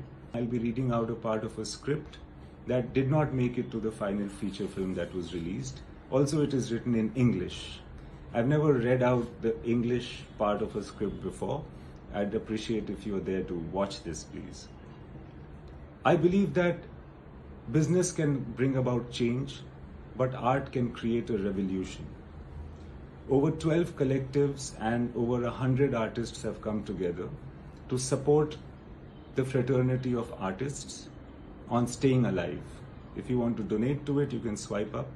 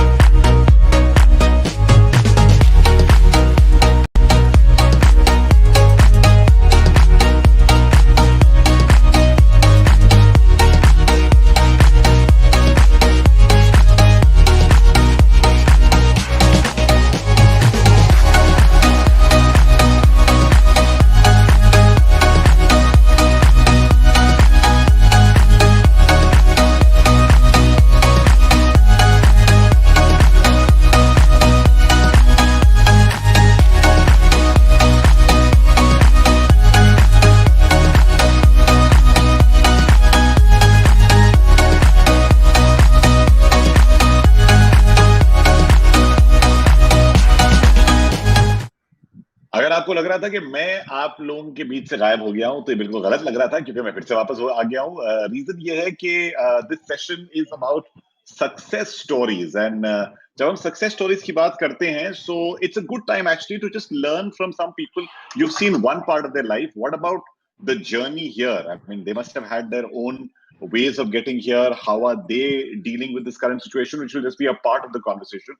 पर अगर आपके कोई भी सवाल है, उनको आप मुझे भेज सकते हैं यहाँ पर on Facebook, on YouTube, of course, in the comments and chat. That's very, very good if you can do that. But you know, many of us sometimes look up to a set of people and look and say कि यहाँ तक कैसे पहुंचे होंगे यार, यहाँ पहुंच गए, कुछ इन्फ्लुएंस होगा, कुछ और होगा। लेकिन अगर आप देखेंगे तो you will realise that there is really so much effort that goes into becoming what a person is. And so we've got 4 very diverse people here right now. हमारे साथ हैं Shilpa Rao. As you know, Shilpa has the most melodious voice. बहुत ही इनके well known गाने तो से नैना, खुदा जाने, मलंग, मेहरबान, बुलिया, मन मर्जियां, कलंक, कितने सारे गाने हैं। So thank you, Shilpa, for being here with us. Thank you, Roshan. Thank you, everybody who's here. It's an honor to be here, and yeah, it's weird also to be in our respective homes and have this chat. This is the first time I'm doing this, but yeah, don't worry about it. I think you know we are all getting used to. I spoke to a friend of mine who said that she was busy all day doing press interviews, and I said, "What for?" She says, "No, my web show is launching, so all the interviews are happening at home." At home. तो अब यही हो रहा है, लेकिन लोग घर में अलग-अलग कोने ढूंढ रहे हैं so that the frame looks different. Yes. We've also got Shreya here with us. Shreya Pilgaonkar, एक film and theatre actor हैं from Mumbai, a sociology graduate from St. Xavier's College. You know, she's done a lot of work, and of course, you all would have seen her in Mirzapur and the Netflix original House Arrest. She started her career with Fan in terms of films, लेकिन अब सब इनके fan बन चुके हैं. Currently playing lots of parts, including doing a play which we've been a part of. It's been really wonderful to see Shreya in that avatar. So Shreya, thank you so much for being here with us. Thank you so much, Roshan. And thank you for giving me an opportunity in lockdown. Oh, please, not at all. It was so much fun, and you know, मैंने पहली बार जब show किया तो and में introduce करा श्रेया, फिर मुझे message आया श्रेया. तो मैं फिर से वही मिस्टेक करने वाला था. नेजी को सब लोग जानते हैं, क्विंटेसेंशियल बम्बई के फ्लाई बॉय. इनका रैप जो है वो मुझे लगता है कॉन्शियस देसी रैप है.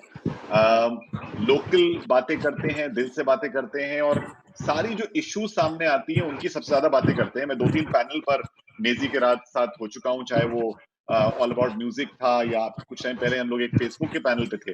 और वहां पर मैं देख रहा था कि जो भी बात है वो एकदम दिल से निकल के आती है नेजी की. तो नेजी भाई, thank you for being here with us. Thank you guys, एक नंबर.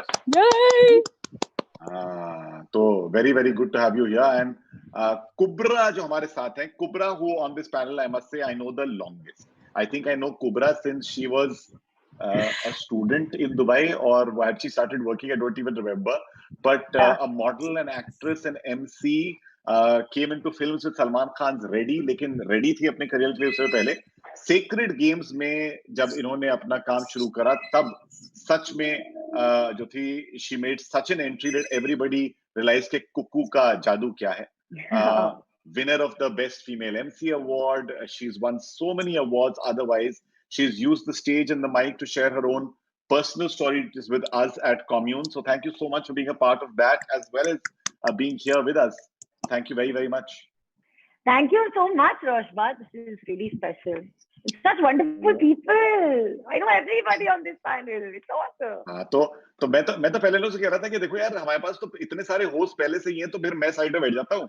ये लोग पूछ लेंगे because ये सबके सब एंकर है. They've all done their own bits or whatever. You know, I'm going to start this off by saying that lockdown की वजह से बहुत लोगों को लग रहा है जैसे कि उनकी लाइफ में एक पॉज का बटन दब गया है. बहुत लोगों को लग रहा है कि शायद अगर वो लोग कुछ कर रहे थे स्पेशल लाइफ में, वो एकदम से एक it's almost a moment जब किसी ने एक full stop लगा दिया है. लेकिन were you ever in your life, and I'm not asking about now, आपकी जिंदगी में कभी ऐसा एक मोमेंट आया था जब आपने इस करियर की पहल पर थे? Shilpa, I'm going to start with you. When you felt that something had happened which was like a pause or a full stop, how did you deal with it if it happened? Well, I think that comes after every project is over. And, freelancers like us, we go through this every year. There are times when you are doing a lot of work because what people see is the work that's released. But there's so much back-end work that we do in studios, in auditions, in shoots, in screen tests, like so many actors do. A lot of our recorded work doesn't come out; it gets delayed. So we are going through a lot of these full stops and commas and pauses in our lives. And every year I feel, okay, I think I'm done. So this year is it. Iske baad aur ho gaya ye. I think I should resume my studies, which I left at some point. So I have these, stop blocks every year. But then again, there's some sort of a song, and then you feel that there's something else that you need to say. You're not done talking, and you keep putting out work every year. So, of course, this stop is definitely not something any of us imagined. I mean, even if I ask my parents or my grandparents, I mean, they've not seen anything like this. So this is a different kind of stop. For freelancers, it's not so much of a our whole world's not turned upside down. But for a normal office goer, for them, I think it's too much of a shock, because our plans keep changing all the time. You know it yourself. You make a plan and suddenly some project comes in and you cancel all your tickets and you're back in the studio. We're quite used to changing day-to-day plans, but for a lot of people, it's not a normal way to keep changing plans. Right. So, there are a lot of people who made plans for the year, for the next 5 years, next 10 years, So I think what the new normal is going to be like, where do you see yourself 5 years from now? I think you should ask yourself, where do you see yourself 24 hours from now? That should be what we should be asking. So I think that's a good place to start, because many people are suddenly saying that try to live it day by day rather than live it with these big, मेरा 2020 का गोल ये था और मेरा अगला गोल ये था, लेकिन अभी तो लोग बस मैनेज ही कर लें तो बहुत बड़ी बात है. मैं नेजी से पूछना चाहता हूँ कि नेजी भाई, आपकी तो म्यूजिक में ही मुझे नजर आता है कि इतनी बार आप जद्दोजहद की करते हैं, आप बात करते हैं लोगों की स्ट्रगल की. आपकी अपनी स्ट्रगल इतनी वेल नोन है कि लोगों ने तो उस पे बड़े बड़े पर्दे पे चीजें कर दी है. लेकिन कोई ऐसा टाइम था आपकी लाइफ में जब आपको लगा था कि लाइफ पर एक पॉज आ गया है, और फिर उससे कैसे निकले? जी बिल्कुल, मेरी लाइफ में तो अच्छा खासा पॉज आया था. जैसे ये जब से ये शुरू हुआ है, जब से हम क्वारंटाइन हुए, मुझे ऐसा लग रहा है कि ये सब तो मैं देख चुका हूँ ऑलरेडी. मैंने अपने लाइफ में इतनी सारी चीजें सही है, और इतने ब्रेक, इतने पॉज, इतने स्टॉप्स, और ऐसे दौर से गुजर चुका हूँ कि मुझे मैं अंदर रह के आ चुका हूँ भाई कितने दिन तक. तो मुझे मतलब कैद रहने का और आइसोलेशन में रहने का और ये सब चीजों की मुझे आदत थी पहले से. तो मेरे लिए काफी आसान रहा ये क्वारंटाइन का समय, कि मुझे पहले से एक्सपीरियंस था कि मैंने सेल्फ आइसोलेशन में अपने आप को डाला था 2017-18 में. तो मेरे साथ ये ऑलरेडी हो चुका था, तो मेरे लिए काफी आसान हुआ इसमें अपने आप को समा जाना, या अपने आप को इसके भीतर लेकर आना. चलो, कम से कम कोई है जो कह रहा है कि भाई मुझे लगा था कि ऐसा आइसोलेशन में देख चुका हूँ. जिंदगी लोगों की देखिए कैसे कैसे उनको रस्तों से ले जाती है कि पता ही लगता है कि कब वो एक्सपीरियंस किसी और तरीके से वापस आ जाए. Kubra, your career has gone from being a person who used to wait backstage to being waited upon backstage. and you know that there are so many people who sometimes, even now, you and I have talked about this, react to it saying, oh, ye to hamari Kubra thi and whatever. But like, how do you handle it? How do you handle it today? And when this kind of pause must have happened, I mean, I remember the Dubai to Bombay move must have been one shift, or being with your mom and your brother and then moving all of these things. You've seen so many different moments, right? Roshba, I think, I never considered any moment like during the career to be a pause as such. Always try to do something in between. And I think when I moved to Bombay, I didn't want to wait on one particular project to happen or one particular event to happen. I always kept keeping myself busy doing something or the other. I always called it work. I always called it, an investment of your mind, of your space. But after a point, I realized I was some sort of a wholesale artist, like आप महीने में शायद 20 event कर रहे हो और आपके पास time नहीं मिल रहा है. So you're on this, wheel, which, you're constantly running against in this really weird time space. So then I realized I needed a pause. And that's when I used to take pauses. I used to go away into the mountains or go away into, these adventure trips, whether it's diving for a week, or climbing a mountain where you're away from everything and taking deliberate pauses. And that's when you realize how important a pause is. So if you are somebody, for example, who's never had a pause in their life, this is a good time to actually experience what it takes to, push that button down and be like, I have so much more to like offer within me, but I can only discover that if I calm down for 1 second. If you don't calm down, you'll never understand and you'll keep chasing the same goal. If you have one. No, I totally get what you're saying. Shreya, मैंने सबसे तो पूछ लिया है उनकी जिंदगी के बारे में, whatever. We all know of you when you burst upon the scene and suddenly, you're a household name post Mirzapur. You were noticed before, but Mirzapur suddenly, was there ever a moment before that you said, I'm going to give this up? You were doing theater, you were happy with that. Was that enough for you? No, never. I mean, not once did the thought come to me that I have to give it up. Also, because my parents are in the same field. I mean, my God, are they in the field or have they defined the field? I mean, there's so much love for them. Yes. So, I mean, the fact that I'm fortunate to be in a house of artists, I was told from the very beginning that I decided to do this, that please know that it's going to be exciting, but everyone's path is going to be different. आपको किसी के साथ भी आपकी journey compare नहीं करनी है. And forget, it's a combination of talent, luck, opportunity. It's not always कि आप मेहनत करो और हमेशा आपको उतना ही उसी वक्त मिलेगा. So patience is such an important aspect. So somewhere emotionally, mentally, I was in tune, but no actors ever prepared for all that comes with it, right? But instinctively, I knew that, मैंने कभी खुद का career 5 या 10 साल का नहीं देखा है, जो हमेशा actresses को बताया जाता है कि अच्छा आपकी क्या उम्र हो गई है, अच्छा 30 हो, अभी 2-3 साल ही बाकी है. मतलब वो एक पहले लोगों का एट्रीब्यूट था. मैं खुद का करियर 50-60 साल का देखती हूँ, तो फिर मुझे डर ही नहीं है किस बात का, So I don't play it in terms of the age. Am I not getting something right now? So what does that mean? So because I have a larger view of it, I think the patience comes naturally. And what I seek for myself becomes different and not decisions made out of fear. Okay, great.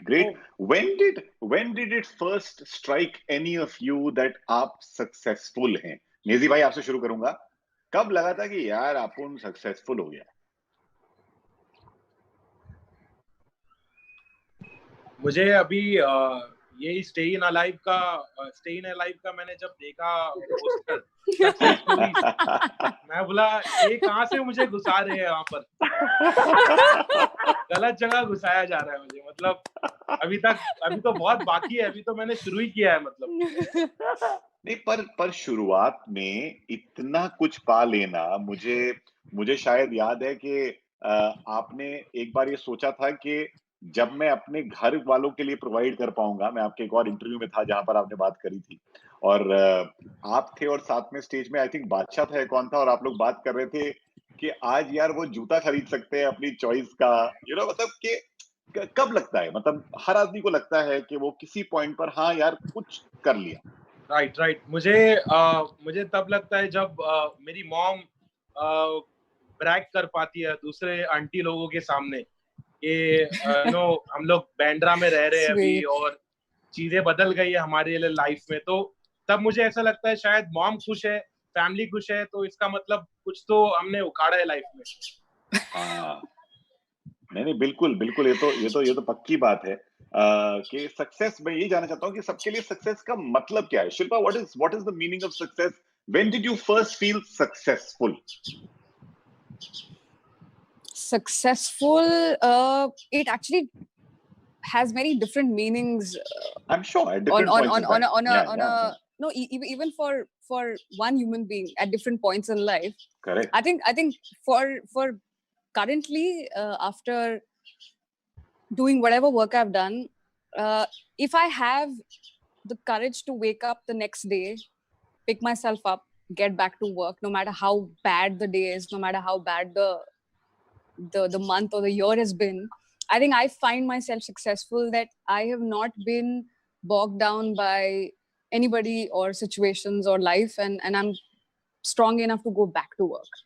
So that for me, that becomes a successful day for me, that I've had that much confidence in my own self that, no matter what, I'm gonna get back. Nobody can put me down. So for me, that very different. That's success for me. Yeah. Kubra's giving a big hug across the screen. Virtual hugs to all of you guys. Come on. Virtual hugs. Bilkul. It's ab yahi hoga. Do you know that today I was seeing that on Facebook there is an emoji they have launched, which is a virtual hug. Wow. Oh really? Yeah. They just did it because they said that this is the one thing people are actually missing. तो हमारी digital life भी हम लोगों की जिंदगी की जो चाह होती है उसको रिफ्लेक्ट करती है, तो वो एक नई इमोजी आ गई है. कुबरा, same question, and I'm not going to change it. When did you feel success? I wouldn't lie. It was Sacred Games, I think, because you're constantly trying to fight for validation, and you're like, hey, look at me, pick me, find me. I'm amazing. I'm trying. Please. And then finally, you do this one project and everybody reaches out to you and discovers you and then puts you, on in a different bracket. And you've been struggling to get out of one bracket into another. And finally, organically, one day when you're probably least expecting it happens. I think that changes a lot of things. It really does. The funny thing about success, I think, is that when you have something that you call success, then your dreams become bigger. And then you want a bigger success. And then it's just a very, your success and your goals are kind of, they grow. They have their own evolution and they have their own growth. And I think it's lovely. It's a very interesting. However, I think true success will be the day that you can, we can get rid of that little accent which you still carry with you sometimes. I think it is Danish. I'm talking to him a lot these days. I know that. It's Danish. I have to stop talking to him. I have not noticed this that day when he messaged me. I was watching one or two of his videos and I just heard you. I felt, kuch ho raha hai.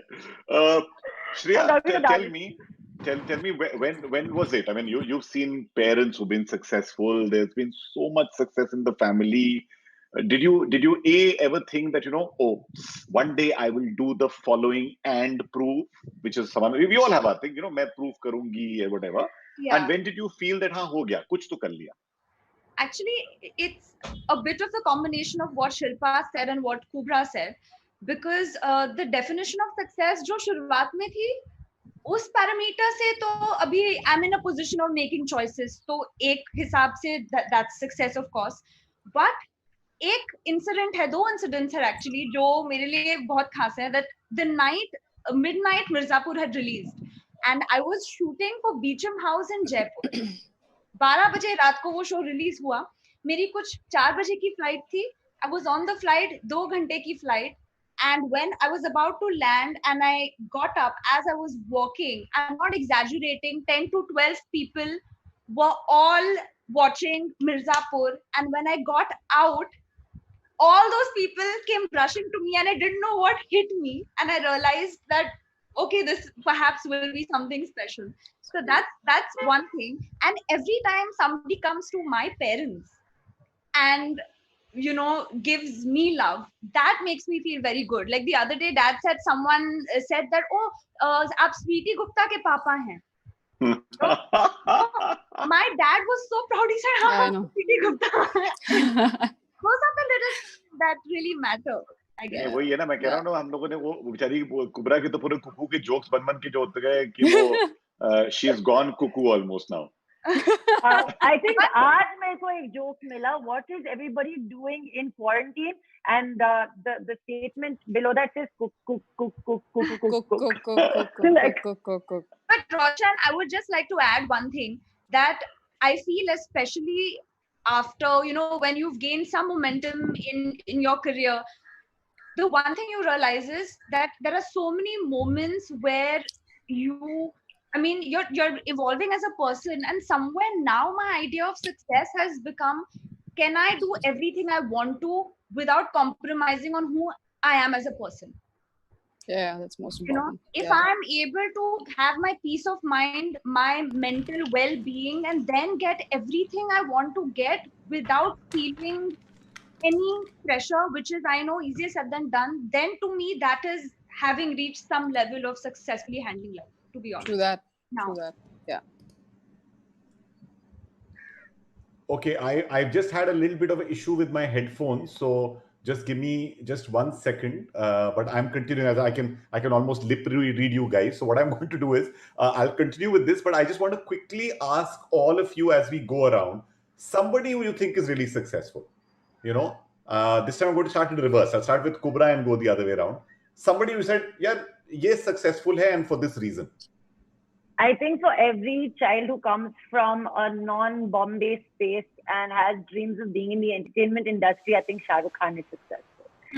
And, he immortalized dreams with like Chand Tare Tod Lao.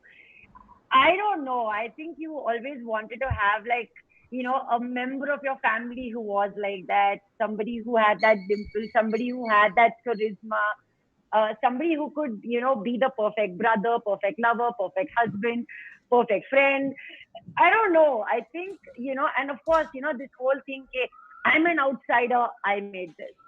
I'm nobody, I built everything from the scratch. And these lovely stories that have become iconic stories, ke ek din Shah Rukh Khan yahan pe khada tha aur bandstand pe khade hoke Shah Rukh Khan ne kaha ki one day I'm going to own this city.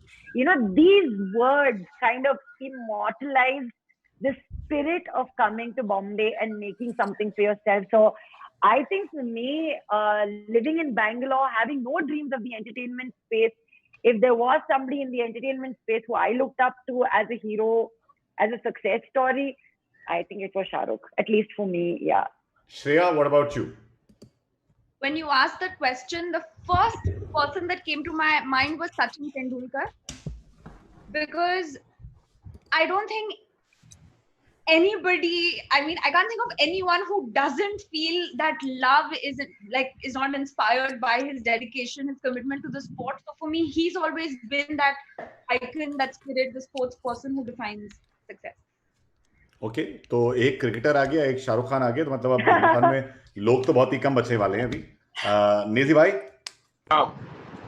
कौन है successful आपके हिसाब से? कभी किसको देखा था और कहा था यार ये सक्सेस होती है? भाई मुझे रणवीर सिंह लगता है successful. Yes.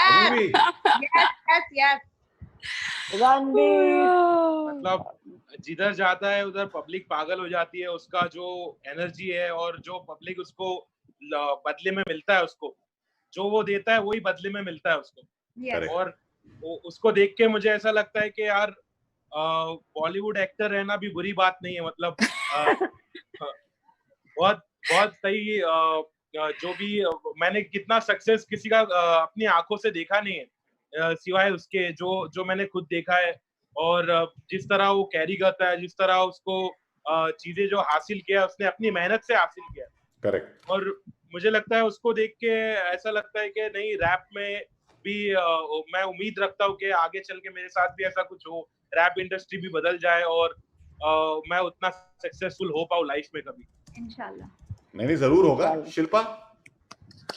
Well, for me, I think there are a lot of people who do very, very good work. I mean, for example, I'm a huge, Tata family, like loyalist, because my entire family, my parents, grandparents, even before that, we've been a part of Tata family. So whenever success comes to my mind, I think of people like Ratan Tata, who've done such great work in what they do. Plus, they do so much for people. For example, people like Iqbal Banu, who sang ghazals, but then the poetry also stood for a change in society, questioning the government. For example, you cannot tell me what to do. I know what I should be doing. You cannot force things on me. Faisab, by his poetry, where as in artists have that power, and in fact it's their role in society to question that imbalance that's there in society, amongst people, between governance and people. So if my art, and anybody who does whatever they do and can make a change in society for the good, I think those people are successful. So these people who I named, their art and then their work stood for change in society. So I think that's something of an importance for me. Yeah. No, absolutely. I want to ask some very, people have asked this on some of our feeds, saying, what are the habits of successful people? I'm going to start with you, Shreya, that just a couple of habits that you would say that you've noticed and that you would like to say, or some that you have inculcated since all your successes in what you all have achieved. Well, I don't know if I've been successful to inculcate it yet, but I can tell you what I aspire is people who I have observed who are successful in that sense truly work on their craft because of the genuine passion they have, and it's not as much as how it's perceived, but putting that effort into the craft much more than figuring out the other aspects. So for an actor, more than figuring out stuff like, okay, PR, how am I coming across, my social media, really working on where is the act in the acting, Yeah. the effort that goes into that sincerely, and without not letting the expectations come in the way as much, because the minute that happens, it can get to you. So I feel somewhere successful people tend to surrender a little bit also. Many successful people feel कि यार जिस चीज ने successful बनाया, जैसे ही पैसा, नाम, शोहरत वगैरह आती है, हम उससे अलग होने लगते हैं. Does that happen, Shreya? अलग नहीं, पर आपको लगता है कि और बहुत कुछ चीजें भी उसके साथ आपको करनी पड़ती हैं. मतलब आज के जमाने में सिर्फ ये कहकर नहीं चलेगा कि अच्छा मैं काम कर रही हूँ, अच्छा फिर वो PR का भी देखना पड़ता है, फिर वो आपको सोशल मीडिया का भी देखना पड़ता है. So it's not just about acting, it's become much more about many other aspects, and then you see people who are not performing but who are good at the other aspects and they're doing very well. So for a second you question saying, what am I doing? And it gets into that self doubt space, which is dangerous. So कहीं ना कहीं वो grounding आपको आपके वे में पकड़ना पड़ेगा. कुबरा के लिए सक्सेस होती है जिस दिन उनकी घर पे उनकी जो बिल्ली होती है, वो उसका दिन अच्छा गुजरता है, because half the time everything she posts is about Shefu Seth, and Shefu Seth ate and Shefu Seth had a bath and ये हुआ और वो हुआ है. Yes, he had a bath. Yes. In fact, I had to just open a door for him, which is why I popped out. I could see the concerned parent in you coming out. Yeah, I think I can only be a concerned parent to one child, and that is Shifu for now. But yeah. Are we still talking about success? Yeah, we are. But even that is, because I can talk about Shifu for days. I know that this could become a conversation only about my family and Jerry Dull's book, My Family and Other Animals. There's so many of these crazy things that we all have done. But that's what I was just saying. That do you feel that after getting success, and the author of Eat, Love, Pray said this, that I wrote a very successful book, and then after that somebody said, "Oh my God, now what you going to do?" And she was like, what do you mean? I'll write again. So, but look at the expectation and लोग का expectation. Naezy भाई का गाना आ गया, लोग कह रहे हैं अगला वाला उससे बड़ा hit बनेगा. Shilpa, it's the same. So ये expectation का बोझ एक तरफ, दूसरी तरफ as Shreya said, हम ये कैरी करें, सोशल मीडिया भी कर दो, पोस्ट भी कर दो, वीडियो भी कर दो, ये भी बेच दो, वो भी खरीद लो, यहाँ भी पहुंच जाओ, वहां भी खड़े हो जाओ, इसके बारे में भी लिख दो, उसके बारे में भी कमेंट कर दो, एक अलग जिंदगी शुरू हो जाती है. क्या ये कभी कभी हमको अपनी सक्सेस से दूर करती है कुबरा? I think इसीलिए you have to decide to take pauses in your life, because कभी कभार ना ये भसड़ ज्यादा हो जाती है, हमारे काम से ज्यादा ये भसड़ हो जाती है. And honestly, like I don't know if I've had this conversation with you, Roshba, before, but I remember, मतलब आज भी मुझसे पूछा जाता है, oh, don't you consider Cuckoo to be like your greatest character, और इसके आगे क्या होगा? I'm like, इसके आगे भी हम काम ही करेंगे, और हमारा एक ही job है, और एक ही responsibility है towards what we do, and that is to keep doing something that's honest and to the best of your ability. अब शायद वो तीर हर बार निशाने पे ना लगे, मगर कौन डिसाइड करता है कि निशाना कहाँ पे लगा है? And who decides where does that arrow actually need to land at the end of the day? If I know that I have given my 100% or I have given my best to that particular project, I think I should be happy and satisfied, and that is where everyone needs to draw the line. But in most cases, when, like how Shreya said, we are not just actors today, we are brands, we are products, and we seem to have a shelf life. I think that is why everybody needs a pause in their life. It's only then can you renew your energies, come back and give your 100% to something new, and not allow the pressure, because at the end of the day, the pressure is on the outside. How much of the pressure do you want to take inside you and stir it up inside you? That's up to you. Very good point. Naezy, मैं यही पूछ रहा था कि जावेद साहब का एक शेर है, मुझे बहुत अच्छा लगता है. गिन गिन के सिक्के हाथ मेरा खुरदुरा हुआ, जाती रही लम्स की नमी बुरा हुआ. कुछ फीलिंग ही नहीं रही. इतने सिक्के गिन लिए कि हाथ खुरदुरा हो गया, सारी फीलिंग चली गई. बहुत बड़ी बात बोल गए थे. लगता है कभी कभार कि हम लोग अपनी सच्चाई, जिस सच्चाई से पैदा होते हैं, भाई तुमने वो गुर्बत के दिन देखे, तुमने वो पुलिस को देखा, तुमने वो लोगों को चेस करते देखा, एकदम से तुम्हें जाके 5 स्टार में डाल दिया गया. तुम अपनी उस जिंदगी के साथ कैसे अभी भी रह पाते हो जिससे कि तुम्हारी क्रिएटिविटी ना मरे? जो तुमने कहा कि तुमने 2 साल जो अलग लिए, क्या इसी वजह से लिए? क्या वजह? जी बिल्कुल, मैंने इस वजह से ही ब्रेक लिया कि मुझे लाइफ में जो चाहिए था सब कुछ मिल गया एक साथ. मुझे 1-2 साल में वो सब मिल गया जो मुझे चाहिए था. पूरी दुनिया मिल गई मुझे. मैं इंटरनेशनल ट्रिप्स कर रहा हूँ, होटलों में घूम रहा हूँ, रह रहा हूँ, कपड़े पहन रहा हूँ ब्रांडेड, जो मुझे चाहिए थे, जो शूज, कैप वगैरह, चश्मे वगैरह, लड़कियां, हर चीज, पॉपुलैरिटी, फेम, मुझे 2-3 साल में सब कुछ मिल गया. तो उसके बाद जो हंगर होता है ना, जो भूख होती है, वो भूख मेरी कम होने लगी. तो ब्रेक लेने से मुझे यही पता चला कि ये सब चीजें आते जाते रहने वाली है. जो असली चीज है वो तुम्हारे अंदर है, और उस चीज को मैंने ब्रेक लेके समझा, और उस चीज को मैंने बाहर निकाला, और उस चीज को फर्क नहीं पड़ने दिया सक्सेस से. मुझे कितना भी सक्सेस मिले, मेरे अंदर की जो चीज है, जो मेरा फाउंडेशन है, जहाँ से मैं अपने आर्ट को लेकर आ रहा हूँ बाहर, वो उस चीज को बदलने नहीं दिया. सक्सेस कितना भी हो जाए, या सक्सेस आए या परेशानी आए, वो चीज नहीं वो फाउंडेशन नहीं बदल सकती. तो वो सेल्फ डिस्कवरी के लिए मैंने ब्रेक लिया, और मुझे इस बात का पता चला. और आज भी मुझे ऐसा लगता है सब कुछ मैंने हासिल कर लिया है. मैं मर्सिडीज में घूम रहा हूँ, मैं मेरे फैमिली में जितना सक्सेसफुल मैं हुआ शायद कोई उतना है भी नहीं. तो ये सब मैं हासिल करने के बाद मुझे लगता है कि अभी तक मैंने कुछ किया नहीं है. अभी मुझे इन सब को कैपिटलाइज करना है और इसको बड़ा करना है, और अपने कॉम्पिटिटर्स बदलते गया. मेरे को ऐसा लगा मेरे फैमिली वाले बंदे के साथ मुझे कम्पीट नहीं करना चाहिए, मुझे कम्पीट करना चाहिए उस बाहर वाले बंदे के साथ जो मुझसे आगे है लाइफ में.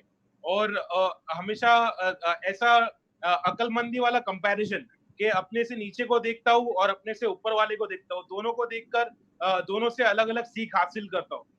कि अपने से नीचे तब देखता हूँ जब ऐसा लगता है मुझे कि मेरे पास बहुत है, और अपने से ऊपर जब देखता हूँ, जब मुझे ऐसा लगता है मेरे पास बहुत कम है, तो दोनों चीज को एक बैलेंस में बना के रखता हूँ। और सक्सेस का मजा लेने नहीं मिला मुझे अभी तक। मतलब काम में ही लगाओ, पब्लिक की उम्मीद बढ़ गई है कि अच्छा गाना आएगा, अभी और अच्छा गाना आएगा, अभी नया एल्बम और अच्छा आएगा, इंटरनेशनल कोलैबोरेशन होगा, ये होगा वो होगा, तो पब्लिक की उम्मीद बढ़ते जाती है, तो इंसान सक्सेस का मजा नहीं ले पाता है, उसमें ही मेहनत में जुटा हुआ रहता है कि मैं उनकी उम्मीद पर कैसे खरा उतर पाऊं। बहुत बड़ी बात बोल गया। यही होता है। देखो मैं इसलिए सवाल पूछ रहा हूँ बिकॉज मैं सिर्फ ये नहीं चाहता था कि लोग चकाचौंध हो जाएं 4 सक्सेसफुल लोगों को देख के। सबके पास घर हैं, सबके पास अच्छी आमदनी है, लोग यहाँ पूछ रहे हैं मिर्जापुर 2 कब आएगा, मिर्जापुर 2 कब आएगा। ये मुझे यहाँ पूछा जा रहा है श्रेया। और मैं सिर्फ एक बात कहनी है कि ये सवाल उनसे पूछा जाए जो जिंदा है, जो मर चुके हैं उनको मत पूछो। मैं यही लोगों से कहने वाला था कि अरे भाई वो तो आखिरी एपिसोड में अब सबके सब ऐसे देख रहे हैं कि नहीं नहीं नहीं ये नहीं हो सकता। आई प्रॉमिस यू, जब एपिसोड खत्म हो रही थी, ये आपके फेवरेट कैरेक्टर के साथ होता है, कुकू के साथ होता है। सेकंड वाले मैंने कहा कि कुकू वापस आएगी। मुझे किसी ने बोला कि देखो कुकू जो थी ना वो मरी नहीं थी। मुझे पूरी कहानी बता दी। लोग अपनी अपनी, this is called fan fiction, लोग अपना अपना फैन फिक्शन बना देते हैं। शिल्पा ये मैं जानना चाहता हूँ कि इतनी बड़ी बात यहाँ पर सब लोगों ने कहा है। One is the pressure of success, one is this dealing with success, one is losing your muse to success, one is this whole problem of living up to other people's expectations, managing the brand, managing your social media.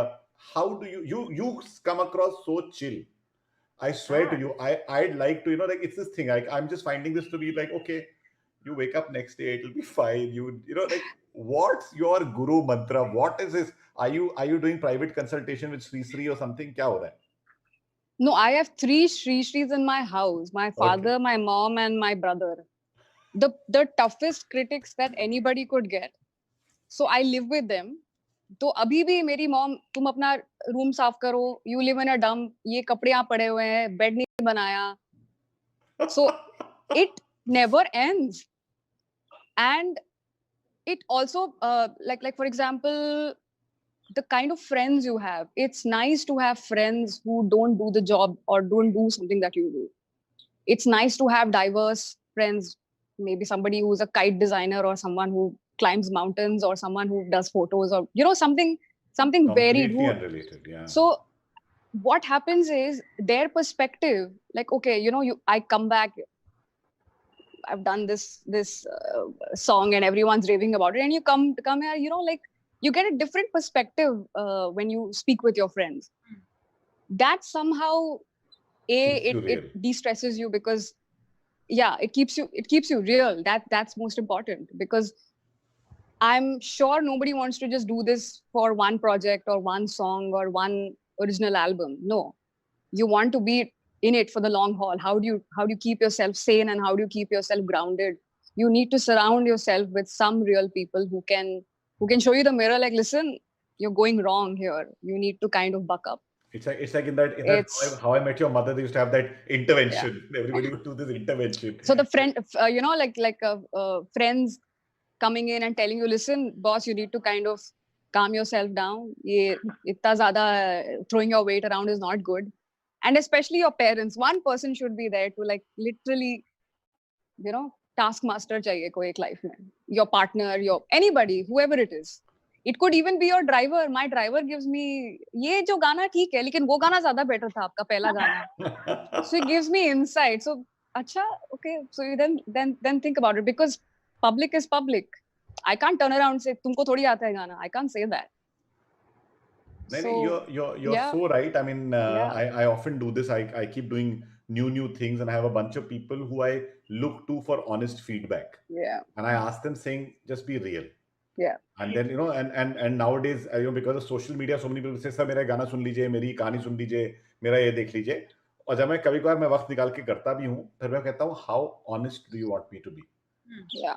Because I can now be brutally honest sometimes, and sometimes the other person can't take it. उनसे नहीं हो पाता है, and I have to just tell them. That's what's so important. नेदी भाई, कौन कान खींचता है आपका जब आप थोड़ा सा उड़ने लगते हो? हाँ, मुझे तो जरूरत है ऐसे लोगों की. मेरा कोई कान नहीं खींच पाता है ब्रो. ऑनेस्टली, मैं सबके कान मैं ही खींच रहा हूँ. मतलब मेरी मॉम है जो मुझे जमीन पर लाती है, बराबर जगह पर लाती है मेरी मॉम। और जैसा शिल्पा बोल रही थी कि ड्राइवर, मेरा भी ड्राइवर बहुत ब्रूटल है, मुझे बोल देता है वो ये वाला गाना मुझे अच्छा नहीं लग रहा है, वो वाला गाना अच्छा लग रहा है, ऐसा।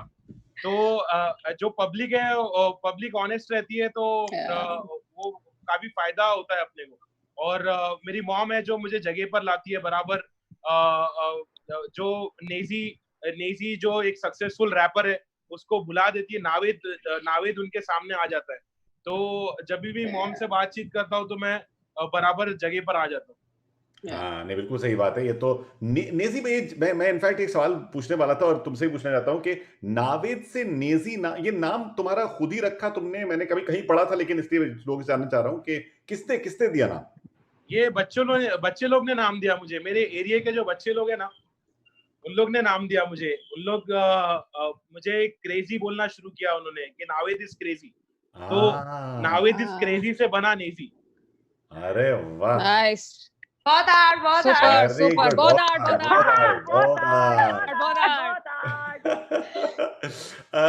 श्रेया, क्या ये आपकी ओरिजिनल नाम की स्पेलिंग है या किसी ने आपको ऐसा बोला कि इसमें कुछ बदलाव लाना जरूरी है? ऐसे कोई एस्ट्रोलॉजर नहीं, बचपन से ही जब पैदा हुई थी तब बर्थ सर्टिफिकेट पे SHRIYA ही लिखा था, पर बहुत लोग श्रेया बुलाते हैं तो मुझे आदत पड़ गई कि Shreya with an I. I mean, it's your name, so Of course, it's very important. It's very important to have it that way. Kubra, I have asked you this question. I knew this was coming. How do you think I became famous? It's the extra B. Oh. Why do you think I'm on this interview? It's the extra B. पर ये कैसे हुआ? No, I think okay. I didn't even meet this person. He's a numerologist called Gautam Azad. He's in Bangalore, and he was actually helping my brother for his film. And he casually asked Mama, he said, आप और बच्चे हैं क्या आपके? तो मम्मा से, हाँ मेरी बेटी है जो बॉम्बे में रहती है, हाँ नाम दो, डेट ऑफ बर्थ दो। अरे ये तो बहुत कठिन समय चल रहा है उनका, और ऐसा ही चलता रहेगा, आप उनको बोलो एक एक्स्ट्रा बी ऐड करने के लिए नाम में। तो ऐसे डे हो क्या रहा है। एंड देन ही सेड, हाँ ट्राई कर लो, अगर नहीं हुआ तो नहीं हुआ, अगर हो गया तो हो गया। मैंने ट्राई किया, मुझे अच्छा लगा। इस एस्ट्रोलॉजर का नंबर जरा भेज देना please. After the interview, I don't know, अब सब भाग रहे हैं। डिजिट्स मैं देती हूँ। His name is Gautam Azad. I am very happy. वैसे नहीं, I am sorry, I just wanted to pull your leg a little. I wanted to just say that तो मालूम है मेरे भी अब्बास में एक बी एक्स्ट्रा ही है, ABB। I thought it, no, otherwise it would be Abbas. नहीं, तो मेरे नाम में इसलिए बिकॉज वो अब बस अच्छा हो जाता है, वरना बचपन से ही बोलने की आदत है। जो हमारे यंग लिसनर्स हैं जो कि यहाँ पर हैं, जो हर जगह हमको सुन रहे हैं, देख रहे हैं, पहली बात तो आप सबके लिए thank you so much for being part of stay in alive. ये आज के लिए नहीं है, पहले तो मैं बहुत लोगों को बताना चाह रहा हूँ कि ये हम लोगों ने अभी तो ये जो इमरजेंसी फंड इकट्ठा हो रहा है ये हम लोग उनको देंगे जिनको इसकी जरूरत है, चाहे उनको अपना यूटिलिटी बिल पे करना है, चाहे उनको कुछ अपना ख्याल रखना है। इसकी पूरी प्रोसेस बहुत ही ट्रांसपेरेंट है। कुछ लोगों के सवाल आए कि कैसा फंड है, इस पे आप जाके पूरा फंडिंग डॉक्यूमेंट पढ़ सकते हैं। गिव इंडिया ऐसा ऑर्गेनाइजेशन नहीं है जो कि ऐसे ही किसी को एक्सेप्ट कर सकता है। हमने बहुत वक्त गुजारा इसको पहली बात तो बनाने के लिए, और दूसरी बात यह है कि कंप्लीटली ट्रांसपेरेंट है, ये आप लोगों का फाउंडेशन है। हम ये नहीं चाहते हैं कि 3 महीने 6 महीने में बंद हो जाए, इसमें सब किया जाएगा, लोगों को एजुकेट भी किया जाएगा, जिस तरीके से आप लोगों ने इंस्पायर किया वो भी किया जाएगा, और अगर आप चाहें तो आप दिल से इसमें सपोर्ट भी कर सकते हैं। जाइए गिव इंडिया पर, जहां पर stayinalive.giveindia.org जो लिंक है वहां पर आप दिल से कंट्रीब्यूट करिए, जो चाहिए करिए। मेरे कुछ आर्टिस्ट फ्रेंड्स ने भी जाके सुबह कहा कि अगर हम पार्ट नहीं ले पा रहे हैं हम इसका ऐसे हिस्सा बन सकते हैं, तो ये जरूरी नहीं है, आपके ऊपर है जहां से भी आप ये करना चाहें। Thank you all of you for joining in. My last thing to you all, for everybody who is here, Naezy भाई कुछ एक सुनाएंगे, सक्सेस पे कुछ सुनाएंगे जाते जाते? हाँ जरूर, प्लीज। बचपन से ही वालिद थे दुबई में ताकि हम मुंबई में खा सके, पढ़े लिखे बड़े होके कमा सके, अकेला मेरी माँ ने मुझको पाला, घर वालों की नजरों में साला, मैं बहुत सीधा साधा, वहाँ गलियों में भैयों की लुंगी को खींच के भागू में बाजू में कुड़ियों के पीछे। आज मर्सिडीज में घूम रहा हूँ, मेरे जूते भी खरीदे हैं इम्पोर्टेड वाले नाइकी के, चोर बाजार से कल जो मेरे को नहीं मिलते थे आज वो मिल रहे। मैं एक नंबर, मैं टॉप पे, मैं खतरनाक, फुल खतरनाक शॉट, रैप और सक्सेस, कामयाबी मेरे पीछे दौड़े। एक नंबर शॉट कुबरा साथ, रिया के साथ, रोहन, रोशन अब्बास और स्टे इन लाइव के साथ फुल खतरनाक शॉट, नेजी द बॉय। ये उसी समय पर कुछ बनाने वाली बात भी कुछ और ही होती है. It's so special. Shilpa, you are here. How can we not get you to hear something from you? Anything. All right, just Anything. let's leave people on a happy note. Here we go. Yeah. क्यों लम्हे खराब करे, आगत बेहिसाब करे, दो पल की जो नींद उड़ी, आ पूरे सारे ख्वाब करे, क्या करने हैं उम्रों के वादे, ये जो रहते हैं रहने दे आधे, दो बार नहीं एक बार सही, एक रात की कर ले तू यारी, सुबह तक मांगे मेरी बात, तू ऐसे जोर से नाची आज के घुंघरू टूट गए, के घुंघरू टूट गए, छोड़ के सारे शर्म और लाज, मैं से जोर से नाची आज के घुंघरू टूट गए. That's for everybody out there. So Stay cool. alive. I think Please be happy all the time. Such a beautiful thing that, you know, the lines you opened with was so nice to just turn and say, you know, छोड़ो जो चीजें हो गई हैं. All of you who are there, once again, Shreya and Kubra, आप लोगों से कुछ गाने की रिक्वेस्ट करूं क्या? मतलब भाई Shreya, I think you also do sing. I do sing, but not. मैंने उस दिन आपको और आपके अब्बा हुजूर को साथ में गाते सुना था. ठीक है, मैं मेरा ऐप टेक गाना गा सकती हूँ. बिल्कुल. नहीं ये बातें हैं पुरानी, कैसी पहेली है ये, कैसी पहेली जिंदगानी, पल में हंसा है और पल में रुला है ये कहानी, कैसी पहेली है ये, कैसी पहेली जिंदगानी. वाह. In fact, I'll just interrupt. This was actually one of my first scratch songs. I'd done a scratch for this song. Yeah. Phenomenal. Yeah, Kubra, we've had 3 singers. What do we get from you? Something in Kannada. No. My Kannada sounds like I'm from Hosur or something, man. Dance for us. Yes, why don't you dance for us? कुबरा को काम 25 आता रहेगा secret games का. क्या काम 25? I really don't know. I can't remember. Like, I seriously can't remember lines, rap, nothing. I'm really bad. And also, I just checked. My mother has tuned into this session. If I sang, I swear to God, she will take the first flight when the airport open, come here and beat me up. I promise I can't. No, but that's absolutely fine. I'd actually almost started with a question, and then I got you all to do this because I just wanted to hear what you all feel. To young people who are there, who are on their path to success, who look on all of you as icons and say, you know, I want to be like her. I want to be like him. मुझे कुछ ऐसा करना है.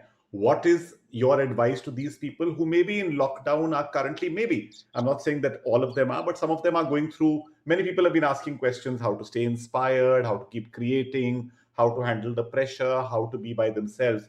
तो ये 3-4 चीजों के बारे में बहुत लोग बात कर रहे हैं कि इंस्पायर्ड कैसे रहें, क्रिएट कैसे करें, अकेलेपन को कैसे हैंडल करें, और साथ में ये प्रेशर कि कभी सक्सेसफुल होना है, कभी कुछ करना है, अभी तो ना पैसे बन रहे हैं ना नाम बन रहा है, तो क्या कर सकते हैं.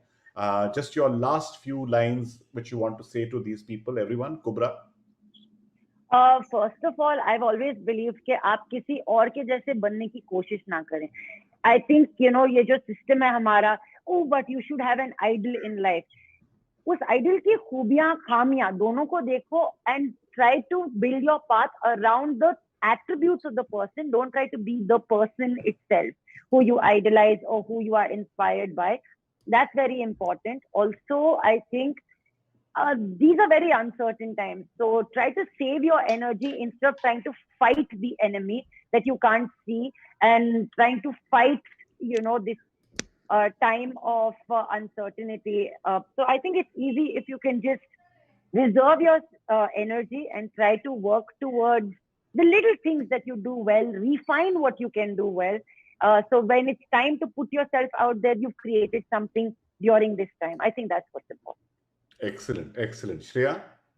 I'll just say that we've been given this idea of success of someone who is only constantly hustling and doing and बस हमेशा करना ही है.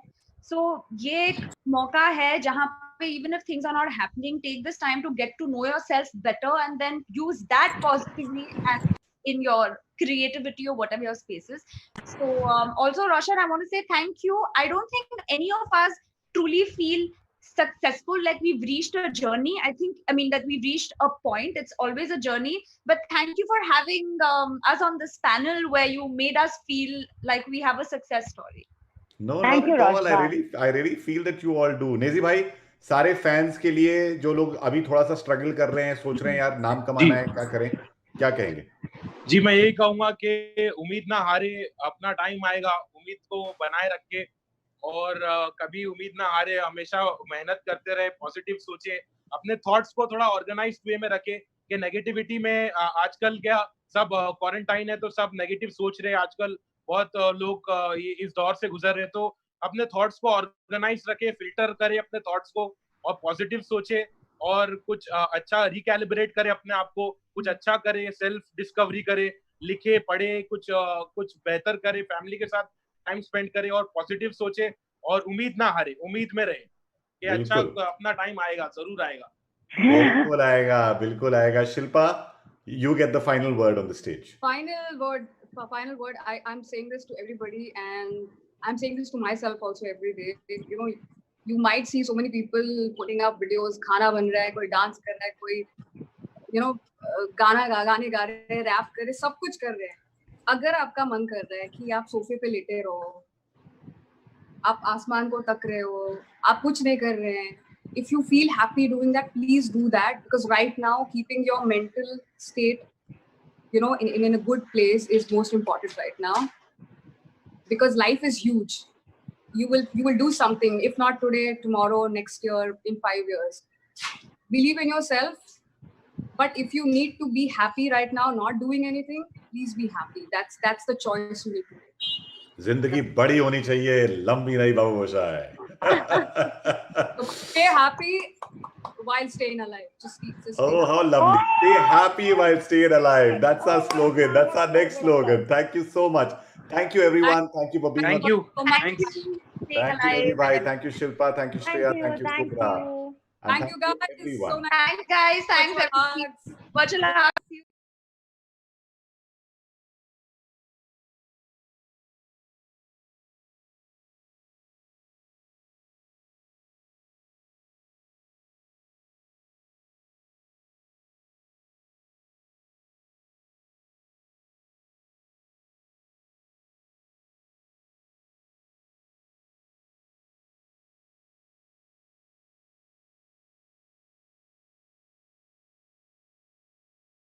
In our darkest hour, we turn to our favorite song, our favorite joke. We do a dance step. We listen to a story. Art will save humanity, but who will save the artist? Staying Alive is here to help the gig worker in the art economy. And that's why we'd like you to please click on the link, whether you're watching this on YouTube or Facebook. And please also share, put your comments down, be a part of StayIN Alive, because there's so much more to come, because we want to make sure that this festival is not just about this festival, but all the festivals in the future. So do your bit for art and the artists. हाँ, मंच बदलेगा पर रंग नहीं, रूप बदलेगा पर रस नहीं. थिएटर नया है, स्पॉटलाइट वही, माइक टेस्टिंग का स्टाइल वही. Hello, 1 2 3 4 check. Are you ready? Let's begin the show. इस कांच के पर्दे को मिलकर हम नया दौर दिखलाएंगे. टिकटॉक पे नाच नचाएंगे, यूट्यूब पे गीत सुनाएंगे. इन ठहरे लम्हों को मिलकर हम नई चाल चलाएंगे. दुख सुख अपने FB इंस्टा पर लाइव ही बतलाएंगे. So, hello, 1, 2, 3, 4, are you ready? Let's start the show. Mic बदलेगा, आवाज नहीं. लुक बदलेगा, अंदाज नहीं. दूर होके भी पास हम. अब स्टेज बदलेगा, पर एहसास नहीं.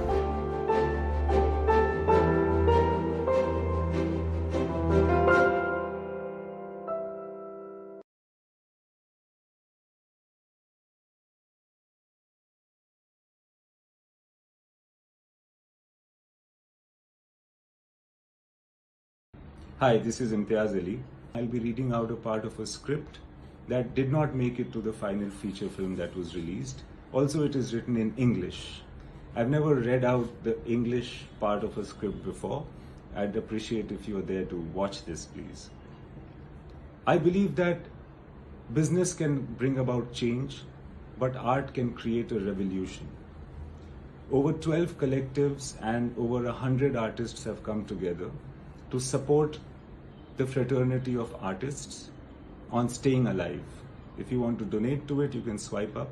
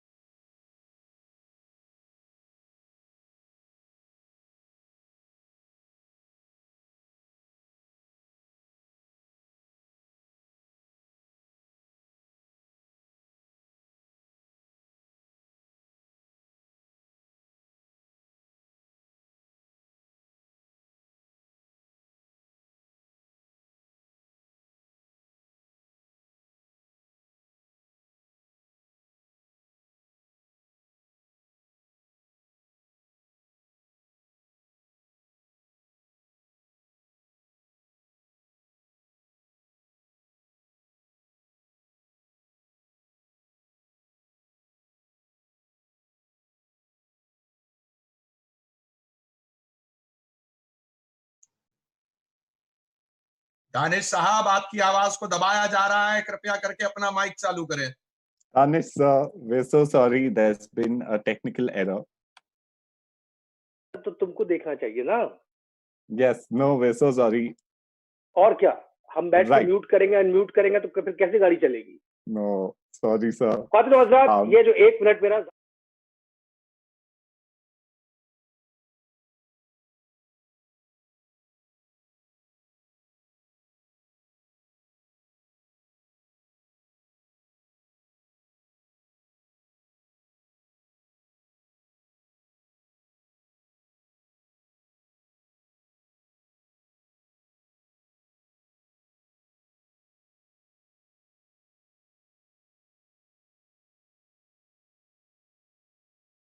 इसलिए आपको खुश रखना हमारे लिए बहुत जरूरी है। हम आपकी खुशामद करेंगे तो शायद आप कुछ हमारे ऊपर अपनी रहमत डालेंगे, क्योंकि नजीर अकबराबादी बहुत बड़े शायर थे, वो कह चुके हैं कि जो खुशामद करे खल्क उससे सदा राजी है।